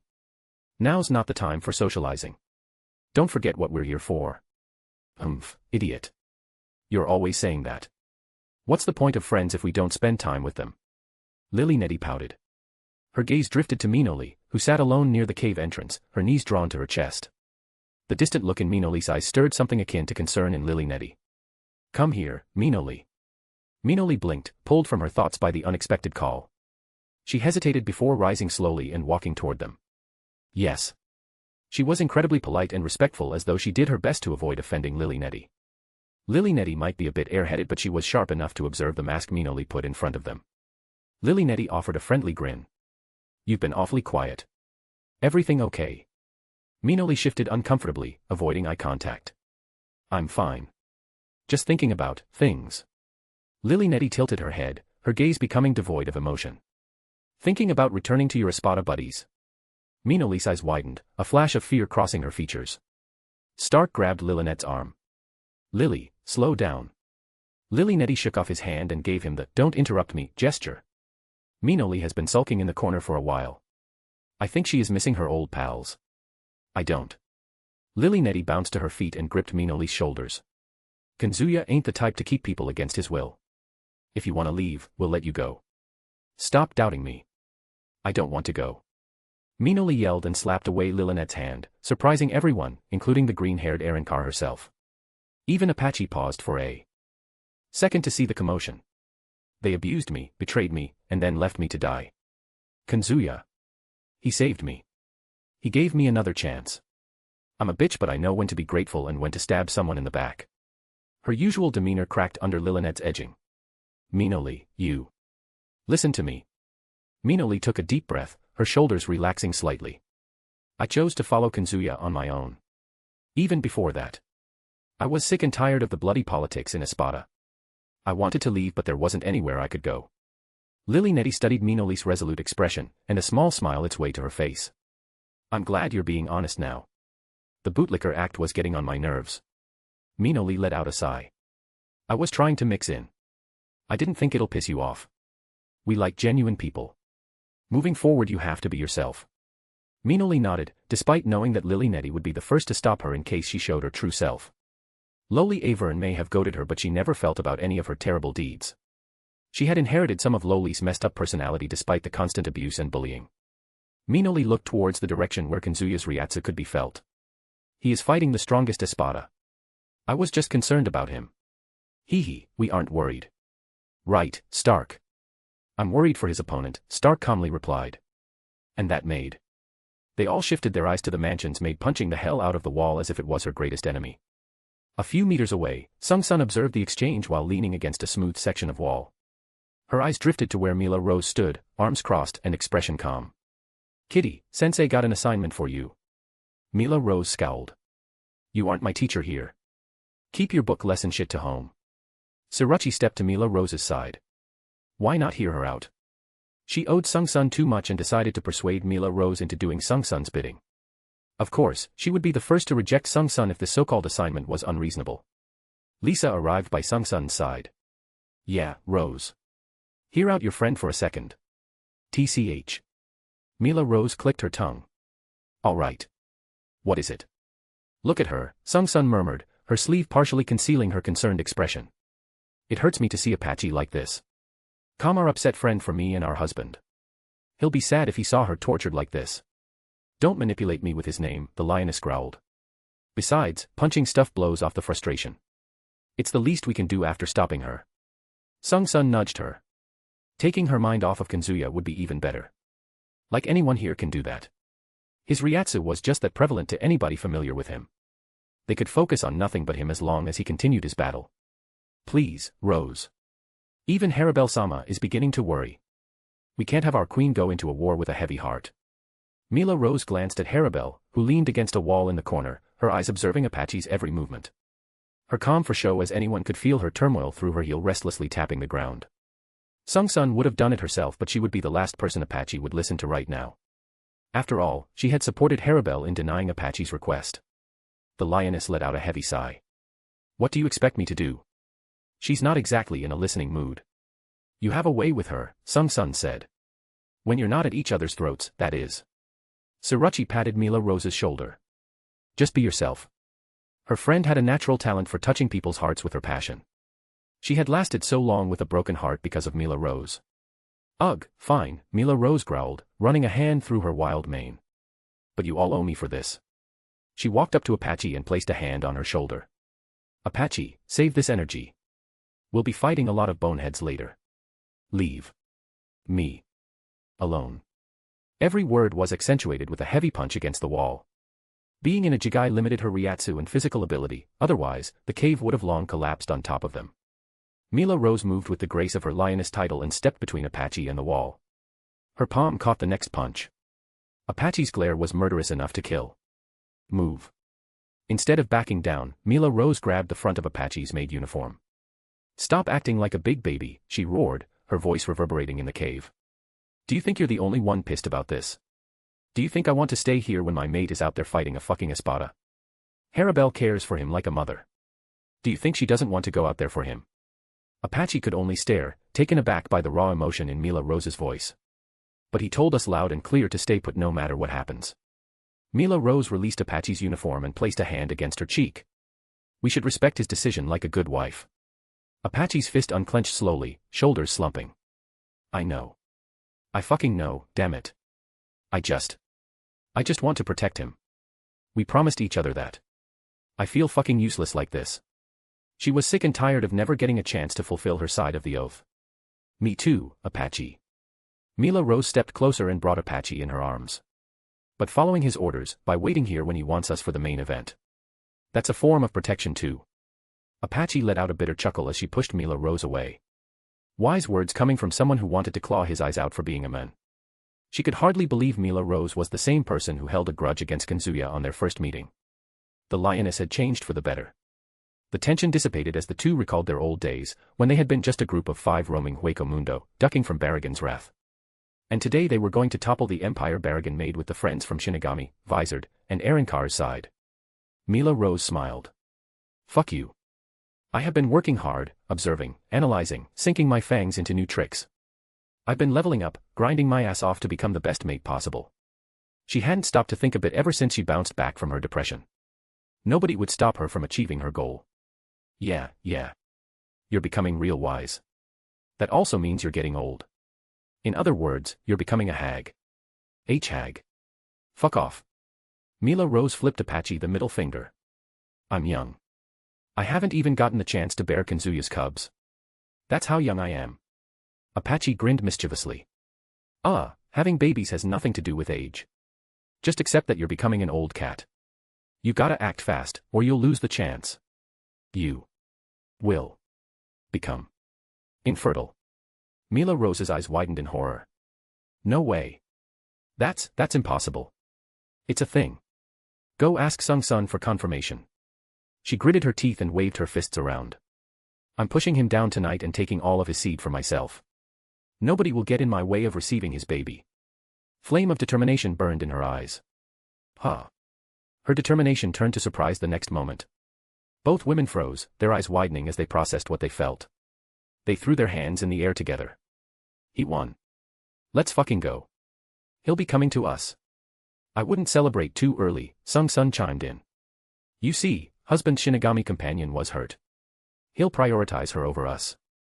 Who even cares about those Shinigami losers? Apache grumbled. He should just ditch them in some cave and return to us. That's so racist, Mila Rose said with a chuckle. But I'm with Apache. Us Hollows mates are far superior to those corporate Grim Reapers. They all have as much personality as a paper towel. So true. So true. They also don't have our devotion. We'll be his loyal hussies till the day we die. Sung-sun hid her smile with her oversized sleeve. I thought I was fucked in the head, but you two are on another level. Is someone talking shit behind my back? Lisa's sharp voice made them almost jump in surprise. I definitely heard someone saying Hollows are superior to Shinigami. We are, Mila Rose said with a feral grin. That shouldn't concern you. You ain't a Shinigami anymore, girl. You're more of a Hollow. Lisa touched the hilt of her Zanpakuto before letting out a sigh. I'm neither a Shinigami nor a Hollow. I'm not part of any world. Neither side would accept her for the abomination she had become. There were exceptions, and those exceptions brought some much-needed colors and warmth to her life. Sung-sun hugged her from the side, bringing her head down to her chest and stroking her hair. Whatever you are, you'll forever be my friend and a part of this silly family. She is right, Surachi said. I'll let you be the aunt of my kittens. Surachi knew the feeling of alienation from her time in Espada. She'd be more than willing to be Lisa's friend, which she hadn't done due to Lisa's Shinigami background. Lisa's eyes sparkled in delight. Oh. I can't wait to get my hands on those little furballs. They are so darned adorable. Just don't hurt them. Sung-sun took Lisa's hands and stroked her fingers. Look at these nimble digits. They're made to handle everything fragile. Lisa yanked her hand away. What does that even mean? Lisa, I know you stroke your kitty down there with these fingers when nobody is around. I may or may not have heard husband's name coming out of your mouth during your leisure activity. Lisa's eyes widened. Her best friend had exposed her deepest, darkest secret. Her best friend had betrayed her. How do you know that? I shut the door every time I do it. The mansion also has windows, girl, Sung-sun whispered with a cheeky grin. But you were too caught up in your fantasies to notice me observing the entire process from there. Mila Rose, Apache, and Surachi gave her the meanest looks. Lisa did her best to maintain a straight face, but her attempts couldn't keep her steady like a mountain. Her pale cheeks flushed in pure embarrassment. Snake, I hate you. Lisa turned her back on Sung-sun. You aren't my best friend, you're my worst enemy. Sung-sun patted Lisa's butt with her knuckles. I'm sorry if I went too far. It's hard to control my sadism sometimes. I don't care. You are a treacherous snake. You're making me remorseful for my actions. Sung-sun's laugh was gentle as she hugged Lisa from behind. Let me make it up to you by being your wing woman. I'll have husband falling for you like a puddle. Izumi already promised that. I trust her more than I trust you. You. What's better than one wing woman? Two wing woman. Lisa shook her head. I'll conquer his heart with my own hands, using my charm. It'll feel cheap if I do it with anyone's help. Then I'll be cheering you on. All of us will. Chapter 262, Chapter 298, From All Sides. Kazuya floated by the cave where he had told Harabelle's group to wait. Just as his feet touched the sandy ground, Nell rushed toward him. Before he could react, slender arms wrapped tightly around his waist from behind, pulling him into a firm embrace. Her warm breath brushed against the back of his neck, and he could feel the slight tremble in her grip. Give me 1 minute. There was a hint of vulnerability in her voice that caught him off guard. Nell, he said softly, tilting his head to glance back at her. What happened? She held him a moment longer, her forehead resting gently between his shoulder blades. The usual spirited aura that surrounded her was absent, replaced by a sense of melancholy. Something was obviously very wrong with her. My charm didn't work. It seemed that Nell's level would require his charm to work at its full hypnosis-like power. He would rather not try that on Nell. He carefully unclasped her hands, turning to face her. Her hazel eyes avoided his gaze, fixating instead on the ground between them. If you need to talk about something, I'm always here for you. We are always here for you. Carefully speaking, he placed a great emphasis on we. After all, Nell had Harabelle's full support. Having Harabelle's support was the same as having everyone's support in his family. She hesitated, her brows knitting together as she struggled to find the right words. My companions. She finally managed to speak in a trembling voice. They're all gone. It's all my fault, Kazuya. Her eyes glistened with unshed tears as she looked up at him. I killed them. He felt a pang of sympathy but also confusion. I don't believe it. You love them more than anything. You aren't telling me everything. Nell, what's the whole story? She stuttered, wrapping her arms around herself. I messed up. I thought I could make them stronger like you did.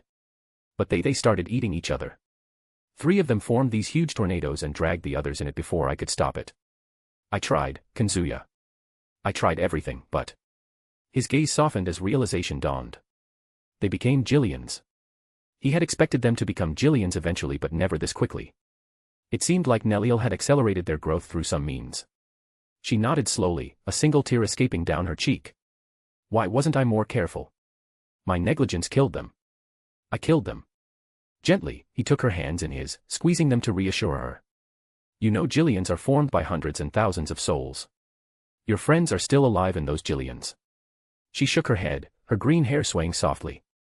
They lost their individuality, their hearts. It's not different from death. Nell had stubbornly chosen to take the blame for her companions' deaths. Nothing he said would ease her guilt. He could comfort her, but only time will heal her wounds. Well, where did those Jillians go? He asked gently, hoping to shift the conversation. They went through the Garganta. I don't know where they are now. He narrowed his eyes. The Jillians were probably hunting for more souls in Hueco Mundo.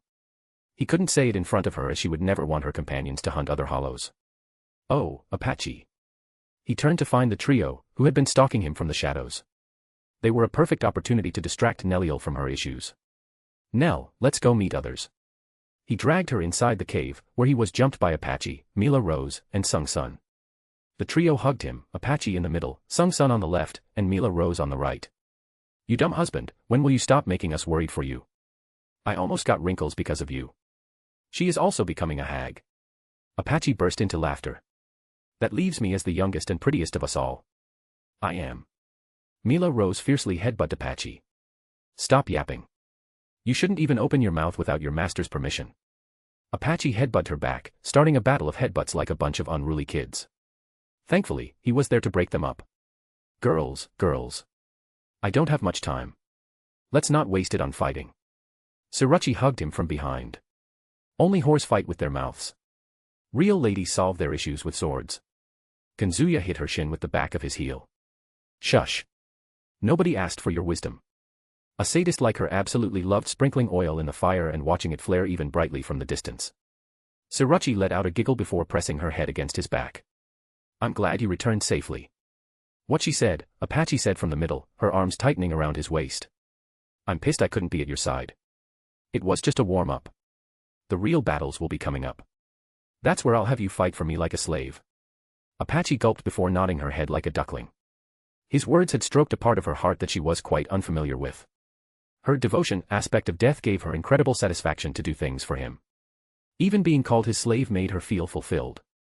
I'll give it my all. This maid will pop those skulls like balloons. And this lioness will crush them like bugs under my feet. The two were genuinely pumped to finally fight for him.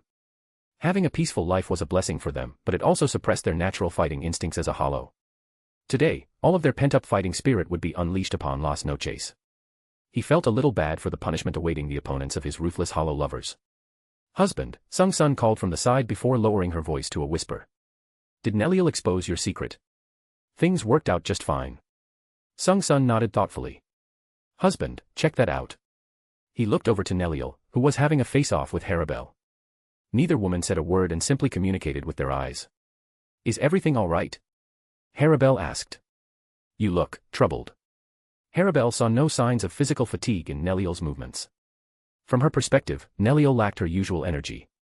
The only girl who could rival Mila Rose's energy seemed to be going through an inner turmoil, making her look as depressed as Shuichi of the past. Nell shook her head and revealed a smile. I'm fine. Just a little tired after that fight. Nobody told me Kazuya had a Shinigami friend. She turned to look at him, her eyes sparkling with feigned excitement. What was that flame side you had back there? It looked bizarre and powerful. Fight me using that later. Her fake enthusiasm only raised the concern among everyone. The heck happened to her? Mila Rose asked in an exaggerated voice. Why do I feel like she is trying too hard? Because she is, Sung-sun whispered, narrowed eyes trying to see through Nell. She is putting on a mask to hide her true feelings. Apache wasn't lying. I never do, Apache said with a rare gentle look. I feel pity for her. Kazuya, master, is there some way we can help her? Yoruichi perched up on her heels and rested her chin on his shoulder. I know you can help her in recovering her lost heart. You're the expert of mending broken hearts. Although Sung-sun and Mila Rose stayed silent, he knew that they shared Yoruichi's feelings on the matter. None of them felt great seeing Nell suffer, who was perhaps the only hollow beside Harabel to become a Vasto Lord in the unconventional peaceful method. I want to help her, he said with a soft sigh. This won't be easy, though. I might need everyone's help.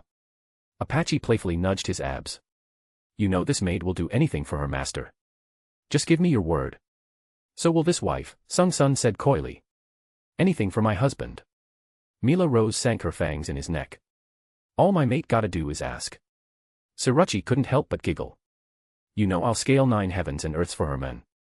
They all squeezed him together, showering him in love. After the group hug, Mila Rose and Sung-sun shoved him towards Harabel, who had been watching them with an amused smile. He approached Harabel, pulling her into a brief embrace.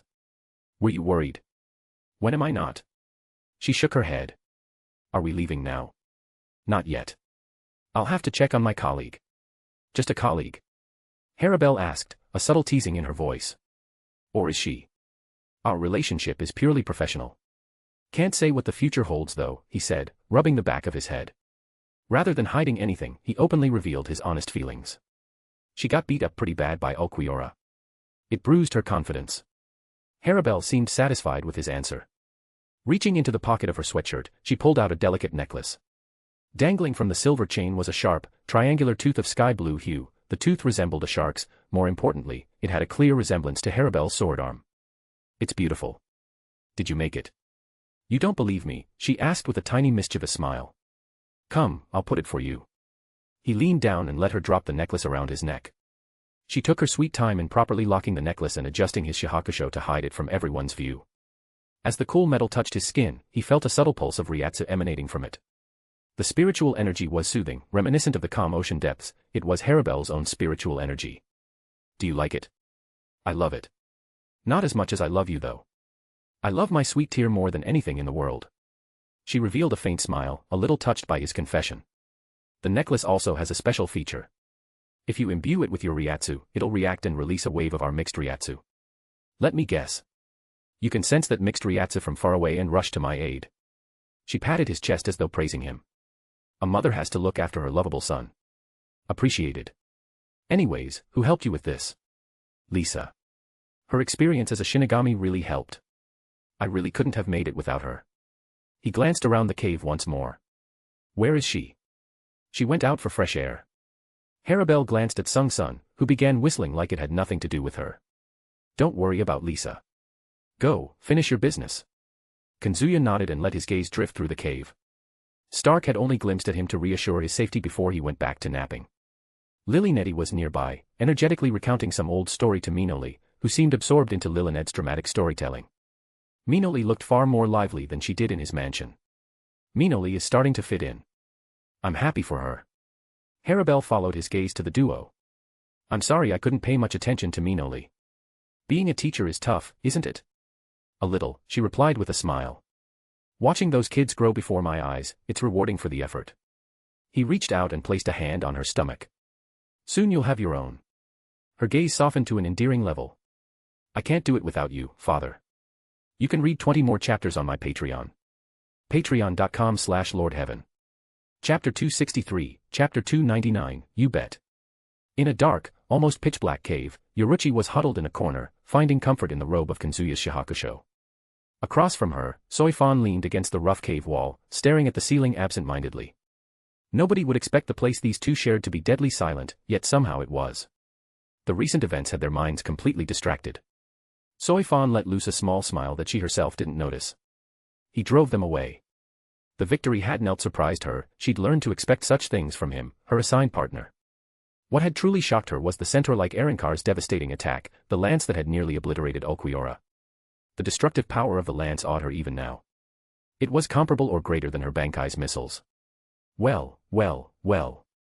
About time you warmed up to Kazuya, said her ever so cynical Zanpakuto spirit Suzumabachi in quite a friendly tone. Why the sudden interest in explosives?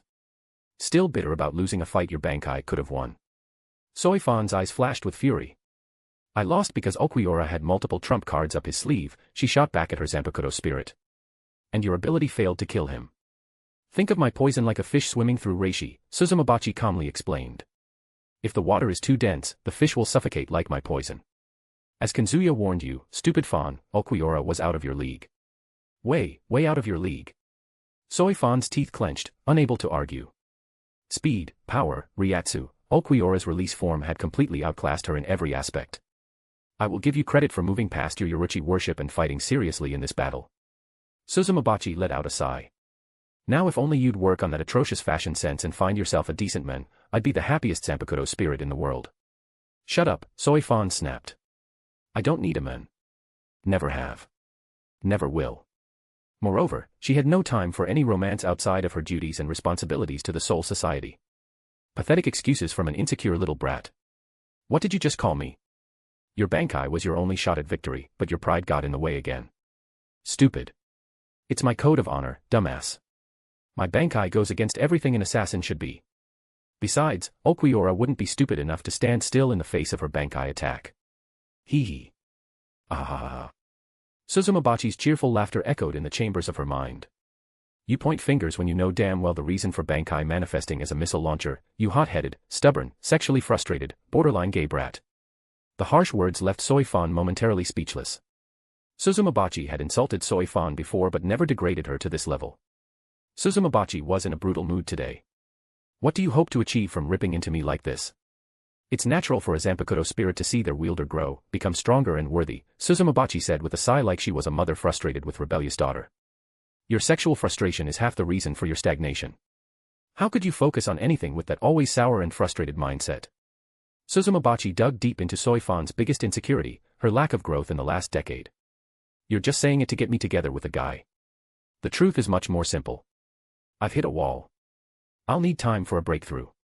She had broken her limits before. The battle with Okuora had made her realize her lacking aspects, giving her another chance to surpass her current strength. All she needed was a few decades of brutal training. Face the facts, brat. Kazuya has pushed you to improve from the day he spanked your ass in front of hundreds. He is breaking the walls around your heart, brick by brick. Soi Fon turned away, her cheeks burning at the memory. The weakling student she had picked from the crown had utterly humiliated her in her expertise. It was an eye-opening experience to say the least. You said you don't have time for a relationship, right? Be Kazuya's part-time lover. His mistress. He is the only man who can push to greater heights. He is strong, fast, sensible, caring, and insanely attractive. I tell you he was out of your league if I wasn't on your side. Soi Fon sat in stunned silence as her Zanpakuto spirit praised Kazuya while simultaneously insulting her. It was a fact that he had cheered for her despite the fact she jumped into the fight to make him eat his words. He had saved her from certain death, even going as far as jumping into a disadvantageous battle to protect her and Yoruichi. With all these merits behind him, all her previous grievances with him had faded. Right now, she quite appreciated him and the energy he brought out of Yoruichi.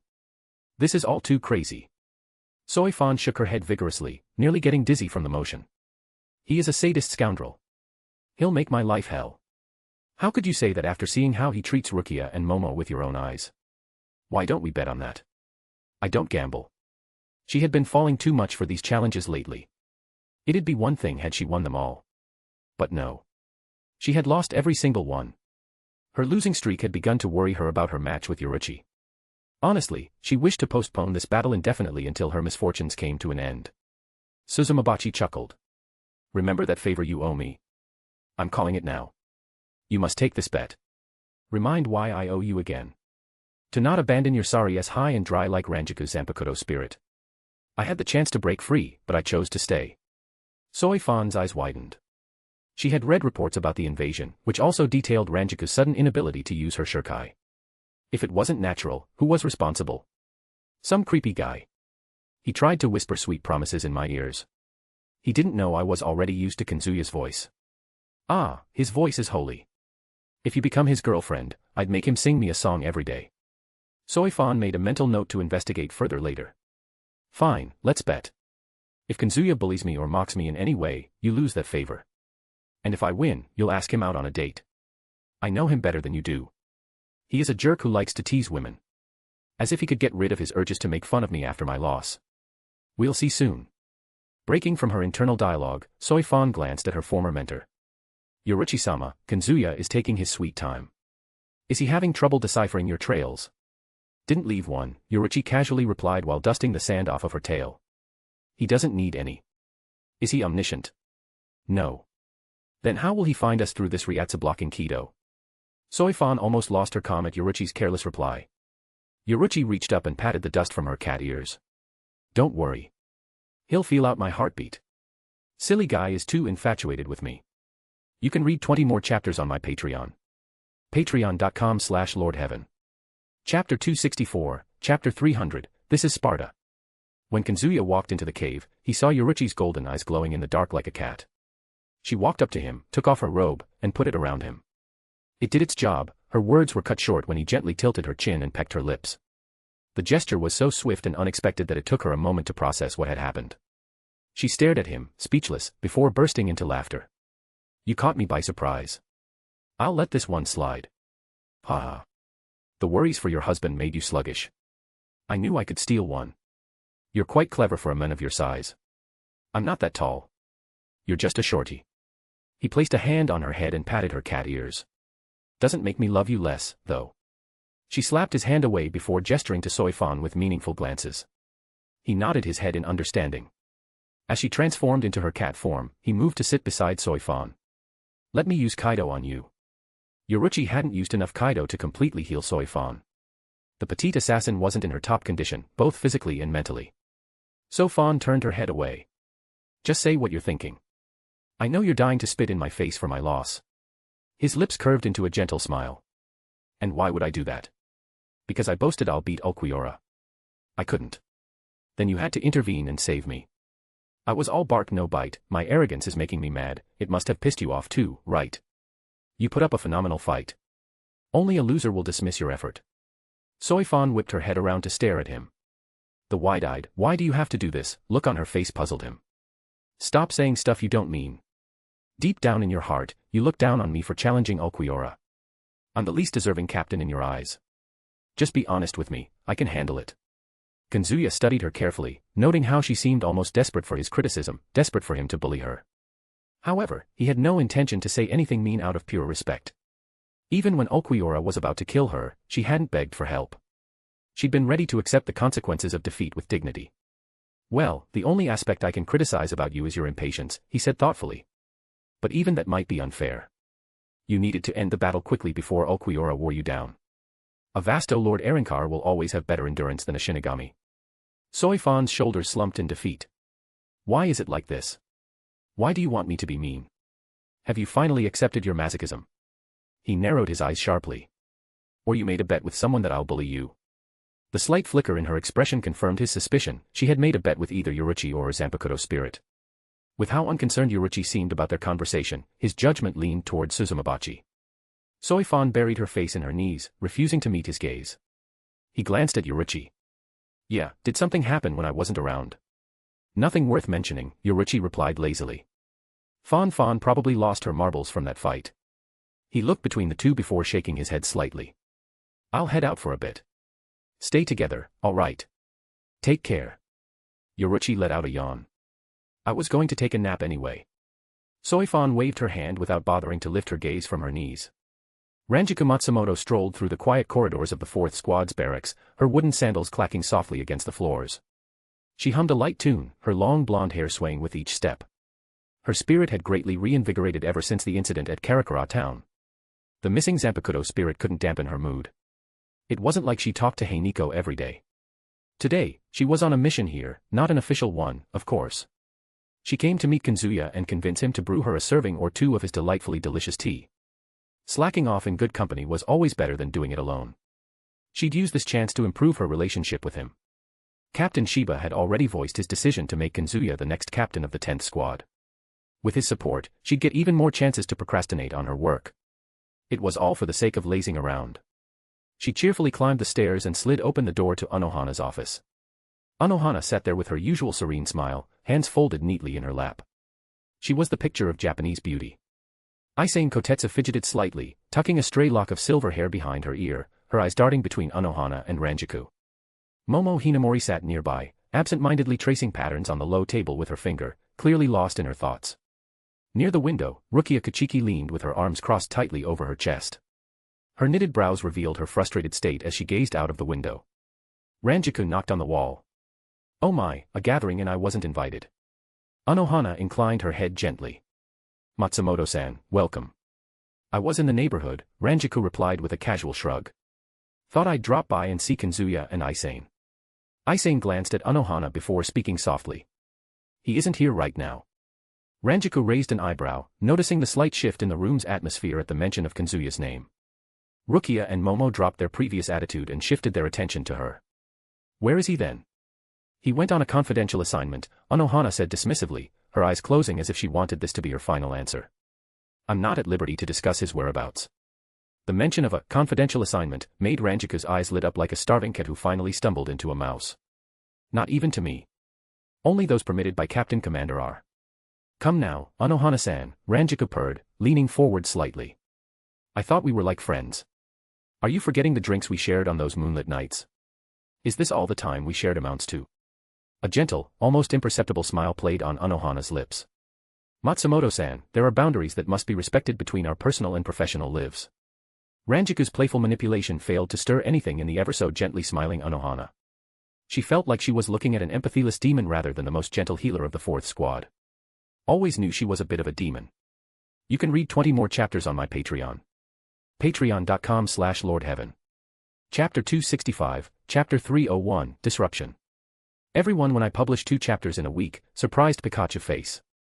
Ranjaku clicked her tongue and turned to Aizen. Her friend rubbed the back of her head sheepishly. Aizen said nothing, however. Ranjaku knew the silver-haired woman wouldn't open her mouth around Anohana. "I'll have to invite her out for lunch." Before she could extend the invitation, Rukia walked up to Aizen and tugged at her sleeve. "Why bring us here? He shouldn't bother with us when he can't explain anything himself." Ranjaku cracked a smile at Rukia's attempt to use manipulation tactics on Aizen, or perhaps Rukia acted this way out of deep emotions. "Yeah, he is prioritizing his duty over his family. Does he not know family is the greatest thing in the whole universe?" She decided to spice up the drama, hoping Kazuya's location would come out of it, or at least the nature of his confidential assignment. Family." Rukia stuttered, her cheeks flushing. Her eyes darted to Ranjaku's generous chest before she crossed her arms defensively. We're not like, why are you driving a wedge between us? Are you also?" Ranjaku couldn't help but giggle at the younger woman's flustered reaction. "No need to be so defensive, sweetie. We're just friends. You know the type of friends who get sweaty with each other," she winked mischievously before giggling. "Just kidding. But then again, I won't mind being something to him. His tea is out of this world." Rukia's eyes widened, and she took a half step back before making a full dive into Momo's chest. "This lady is dangerous. We can't let her take Kazuya. He'll never be the same again." Momo wrapped an arm around Rukia protectively and stroked her back. There, Rukia. Those boobies are just lumps of fat. We can't let them intimidate us." "But she has a point," Rukia admitted quietly. "I know I say some stupid stuff to him, but I care about him. Leaving us like that isn't funny, it's like he doesn't want us around him." "Kazuya-kun asked Aizen-san to bring us here," Momo reasoned gently. "He's trying to protect us while he's away. You're overthinking it. Whenever he gets back, I'll have my revenge. You'll grab him from behind, and I'll punch him like he is one of those wooden dummies. Or better yet, we'll tie him to the bed and tickle him until he begs pathetically." Rukia already began making plans for revenge. "You've got it wrong, Rukia," Aizen interjected, flustered by Rukia's increasingly elaborate revenge plans. Kazuya was pressed for time. "Did you forget he can flash step to the academy in minutes?" Rukia looked back at Aizen with venom in her eyes. "I bet he was probably sleeping around with Yoruichi." "Yoruichi?" Ranjaku's eyes narrowed like a hawk at the familiar name. "Yoruichi Shihoin, the former leader of Onmitsukido." Rukia scoffed, looking at Ranjaku as if she was stupid. "That lazy freeloader. I'll eat my socks if Yoruichi turns out to be a captain of the assassin squad." "Makes sense. Last I heard Yoruichi was exiled from the Soul Society. I didn't expect anyone else to share such a rare name." While Rukia dismissed Ranjaku's words, Momo's gleaming eyes took notice of everything. Momo knew how Yoruichi never showed her true self in front of outsiders, as though she was hiding herself. Aizen gently poked Rukia's elbow. Who is this Yoruichi? If you don't mind me asking. Kazuya's roommate and the only bad influence in his life, Rukia said with a huff before her voice softened. Aizen-san, is this mission dangerous? Although she put up an angry front, there was no denying the concern in her voice. She hoped to understand the situation better. Aizen studied their worried faces for a long moment before letting out a deep sigh. He has gone to Hueco Mundo. That's all I know. After revealing the secret, she glanced at Anohana. Her captain didn't look the slightest bit offended. I'm sorry, Captain, but it didn't feel right. He either should have told no one or all of us, Aizen said in a voice firmer than usual. They're his family, they deserve to know. Anohana smiled softly. You still have much to learn in the way of duties and responsibilities. Aizen bowed her head. Yes, Captain. I'll do better in the future. Wait. Rukia broke away from Momo and stared at Aizen. That's the world of hollows. Why is he there? She turned back to Momo. Why are you so calm about it? Rukia grabbed Momo's kimono and shook her in a frenzy. She was freaking out, panicking over the possibility that some accident would happen to Kazuya in Hueco Mundo. She was confident in his strength, but she could not believe he could fight the whole world on his own. Momo clasped Rukia's hands. Kazuya-kun wouldn't have gone without ample preparations. He'll be back before long. Taking a deep breath, Rukia felt some of the tension leave her shoulders. Momo's steady demeanor had a calming effect. I can't help worrying about him, she admitted. Why do I overreact when you're the one obsessed with him? Because you love him too. You just have a hard time expressing those feelings. Momo drew closer, whispering. Except when you and him are naked together. Then you get all lovey-dovey. Rukia's cheeks flushed a delicate shade of pink. Stop lying. I never did that. Momo couldn't help but giggle at her friend's adorable reaction. Rukia is quite shy when it comes to love. Ranjiku watched Momo and Rukia with a surprised face. You're really close. He is one lucky man to have you too. 3 actually, Momo said, glancing at Aizen with a mean smile. Aizen-san is one of us. Aizen, who had been standing quietly by Anohana's side, frantically waved her hands, trying to keep things under wraps. There's nothing like that between us. Rukia's eyes narrowed ever so slightly. You're lying. Aizen hesitated, her hands fiddling with the sleeves of her uniform. Well. She stammered, her gaze dropping to the floor. When he confessed his feelings to me, I didn't know what to say at first. But I couldn't turn him down. Rukia scoffed. Did he pressure you into it? The vice-captain looked up in surprise. No, I accepted it because, I really like him. Rukia nodded and exchanged a glance with Momo before her steely gaze softened. It's okay, Aizen-san. We're not upset. We're happy for you. Momo spoke cheerfully. Rukia-ne-san looks tough on the outside, but her heart is like melon bread. All soft, warm, and fluffy. A look of relief crossed Aizen's face. Thanks. I was worried it'll bother you. Momo waved her hand before leaning her head on Rukia's shoulder. Rukia, I want to support Kazuya-kun in every decision. Unless that decision is to cut you off, Rukia said with a troubled frown. All hell will let loose in the Soul Society if he dumps you. Momo bit Rukia's shoulder, making her yelp. Don't pick on me, Ne-san. I'll not only pick on you, today, I'll tickle you to death. The two began wrestling and trying to outdo the other in tickling each other. That was until Momo got Rukia in her special ankle lock, forcing Rukia to surrender miserably. Ranjiku applauded the victor, hyping her up while Rukia sobbed and rubbed her aching ankle. Her friend truly loved to bully her. Darn it, Ranjiku grumbled after a while. I was supposed to be the wingwoman between you and Kazuya. She had prepared to extort a few favors out of Kazuya for getting him together with Aizen. Now, she lost the opportunity. Aizen raised her brows in surprise. I'm happy it didn't come to that. What happened between us felt more natural. You don't say. The destination is the same regardless of the path you take. The destination in this case is you wearing shiromuku, the white kimono. All 3 of you. Ranjiku observed the 3 women while nodding to herself. I can already imagine 3 gorgeous ladies in those bride dresses. Aizen turned red, and so did Rukia. The 2 tried to dispute that this wedding won't happen, but Ranjiku kept ignoring the 2 and giggling, making the 2 all the more flustered. Momo grabbed the 2 and left the room, using this chance to bond with her new family member. As silence fell in the room, Ranjiku gazed at the door with a distant look. The kid sure is making strides in both personal and professional life. I just hope he doesn't let it get to his head. The Soul Society needed more talented and unpretentious people like him. More importantly, she didn't want Kazuya to be a repeat of Jin, who had become an entirely different man. Anohana smiled. I'm training him for that very reason. Ha, you finally revealed your true motives. You cunning woman, you've been grooming him to be your ideal man all along, haven't you? The saying about old ginger being the spiciest actually turned out to be true. Ranjaku chuckled. I wasn't serious, unless you really are grooming him. I am not, Anohana replied firmly, shaking her head. He is Aizen's man. I have no desire to steal him. Ranjaku looked into Anohana's eyes, her lips slowly twisting into a wide smirk. So you don't mind if I... A sudden tremor shook the floor beneath them, then a faint sound of explosion reached them. Damn it, who is seeking their death? Ranjaku moved swiftly to the window. Her eyes widened at the sight of dark smoke spiraling into the sky. Look, Anohana. That's coming from Sokayaku Hill. Anohana said. It should be visible across the whole Siriiti. Sokayaku Hill is a site for execution. Who would blow up anything there?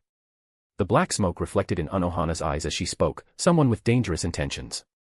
Matsumoto-san, will you accompany me there? Ranjaku adjusted her haori with a smile. Oh my. I'd be a fool to reject a date with Captain Anohana. Just give me a moment to grab my sandals. You can read 20 more chapters on my Patreon. Patreon.com/LordHeaven. Chapter 266, Chapter 302, Rebellion. Normally, Captain Retsu Anohana would have soared to Sokayaku Hill on the back of her Zanpakuto, Minazuki, or used Flash Step to make her journey swift. But Minazuki no longer listened to her. That, combined with the presence of Rukia and Momo by her side, left her with no choice but to make the journey on foot. Long corridors and winding stairs took them through Senzeiku, the prison for criminals awaiting their execution. Currently, no prisoner was held here. Once they exited Senzeiku, they stepped onto a wide, open bridge leading to Sokayaku Hill. At its far end a massive scaffold was set. Anohana saw many familiar faces around the hill. Captain Jushiro Yukitake, Captain Sajin Komamura, Captain Shunsui Kairaku, Captain Shiba Ishin, Vice Captain Madare Mikaku, Vice Captain Byakuya Kuchiki, and Vice Captain Kai and Shiba were all there, talking in hushed whispers. So many high-profile Shinigami in one spot, Rukia murmured under her breath, sounding a little overwhelmed. Her eyes darted between the captains. Kazuya is a high-profile Shinigami, too, come to think of, ow. She yelped when Momo smacked the back of her head. What was that for? Fluttering her eyelashes innocently, Momo gave Rukia a playful pout. Rukia-chan, I love you. But I can't let you go unpunished for reminding me of Kazuya-kun. Now I'm missing him. Rukia rubbed the back of her head. Isn't your head always full of him, anyway? I think about other people sometimes. Why are you looking away? Have a straight face if you're telling the truth. Momo cleared her throat.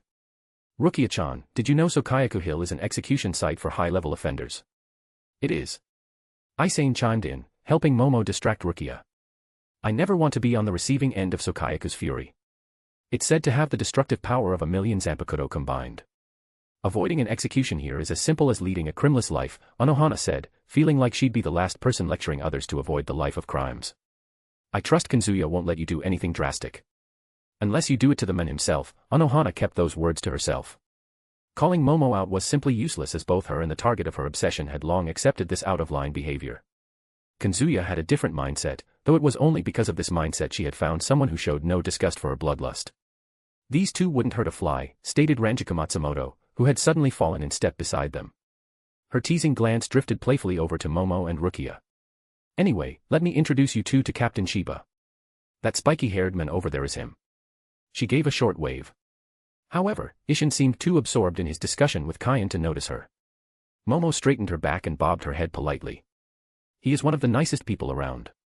She had bonded with only a few people.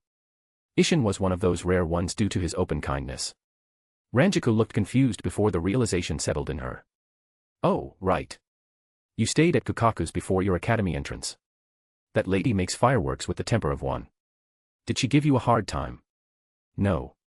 She is very sweet if you don't step on her toes, Momo said with a soft giggle, recalling Kazuya teasing Kukaku to the point she chased after him with a sword. Kazuya-kun gave her a hard time. Ranjaku could hardly keep her laughter in check. Kukaku getting bullied. Never thought it'd happen in a million years. Ah, if only you invited me to that grand experience. Rukia stood confused by Momo's side, absorbing the conversation with wide eyes. She knew little about Kukaku, and even less about the shenanigans that had happened in the first district, so she tugged on Momo's sleeve. Momo happily filled her in on her stay at Kukaku's place, though Rukia kept craning her neck at the gathering of captains as if wanting to meet them. Eventually, Ranjaku decided she had waited long enough. She cupped her hands around her mouth and hollered in Ishin's direction, prompting Ishin and Kaien to break away from their circle and approach her. Everyone behind the pair acknowledged Anohana with respectful nods. The respect and fear Anohana had in the Godai 13 simply couldn't be put into words. Momo-chan, Aizen-chan, Captain Anohana. He placed a finger on his chin and examined Rukia. That uniform, black hair. By Akuya's sister-in-law, right? Rukia-chan. Rukia straightened abruptly, almost saluting in reflex. Yes, Captain Shiba. No need to stand on formality, Kaien said, turning to Anohana. Captain Anohana, where is Kazuya? On a trip, Anohana calmly replied. Captain Shiba, any leads on the culprit behind the incident? Ishin furrowed his brows. None. The guards arrived here in seconds. They found no one. It's strange. Anohana inclined her head.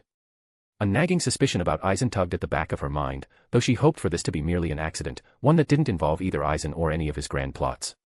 Ishin snapped his attention to Ranjaku, resting a broad hand on her shoulder. I remember giving you a task. Why has Kazuya not reported yet?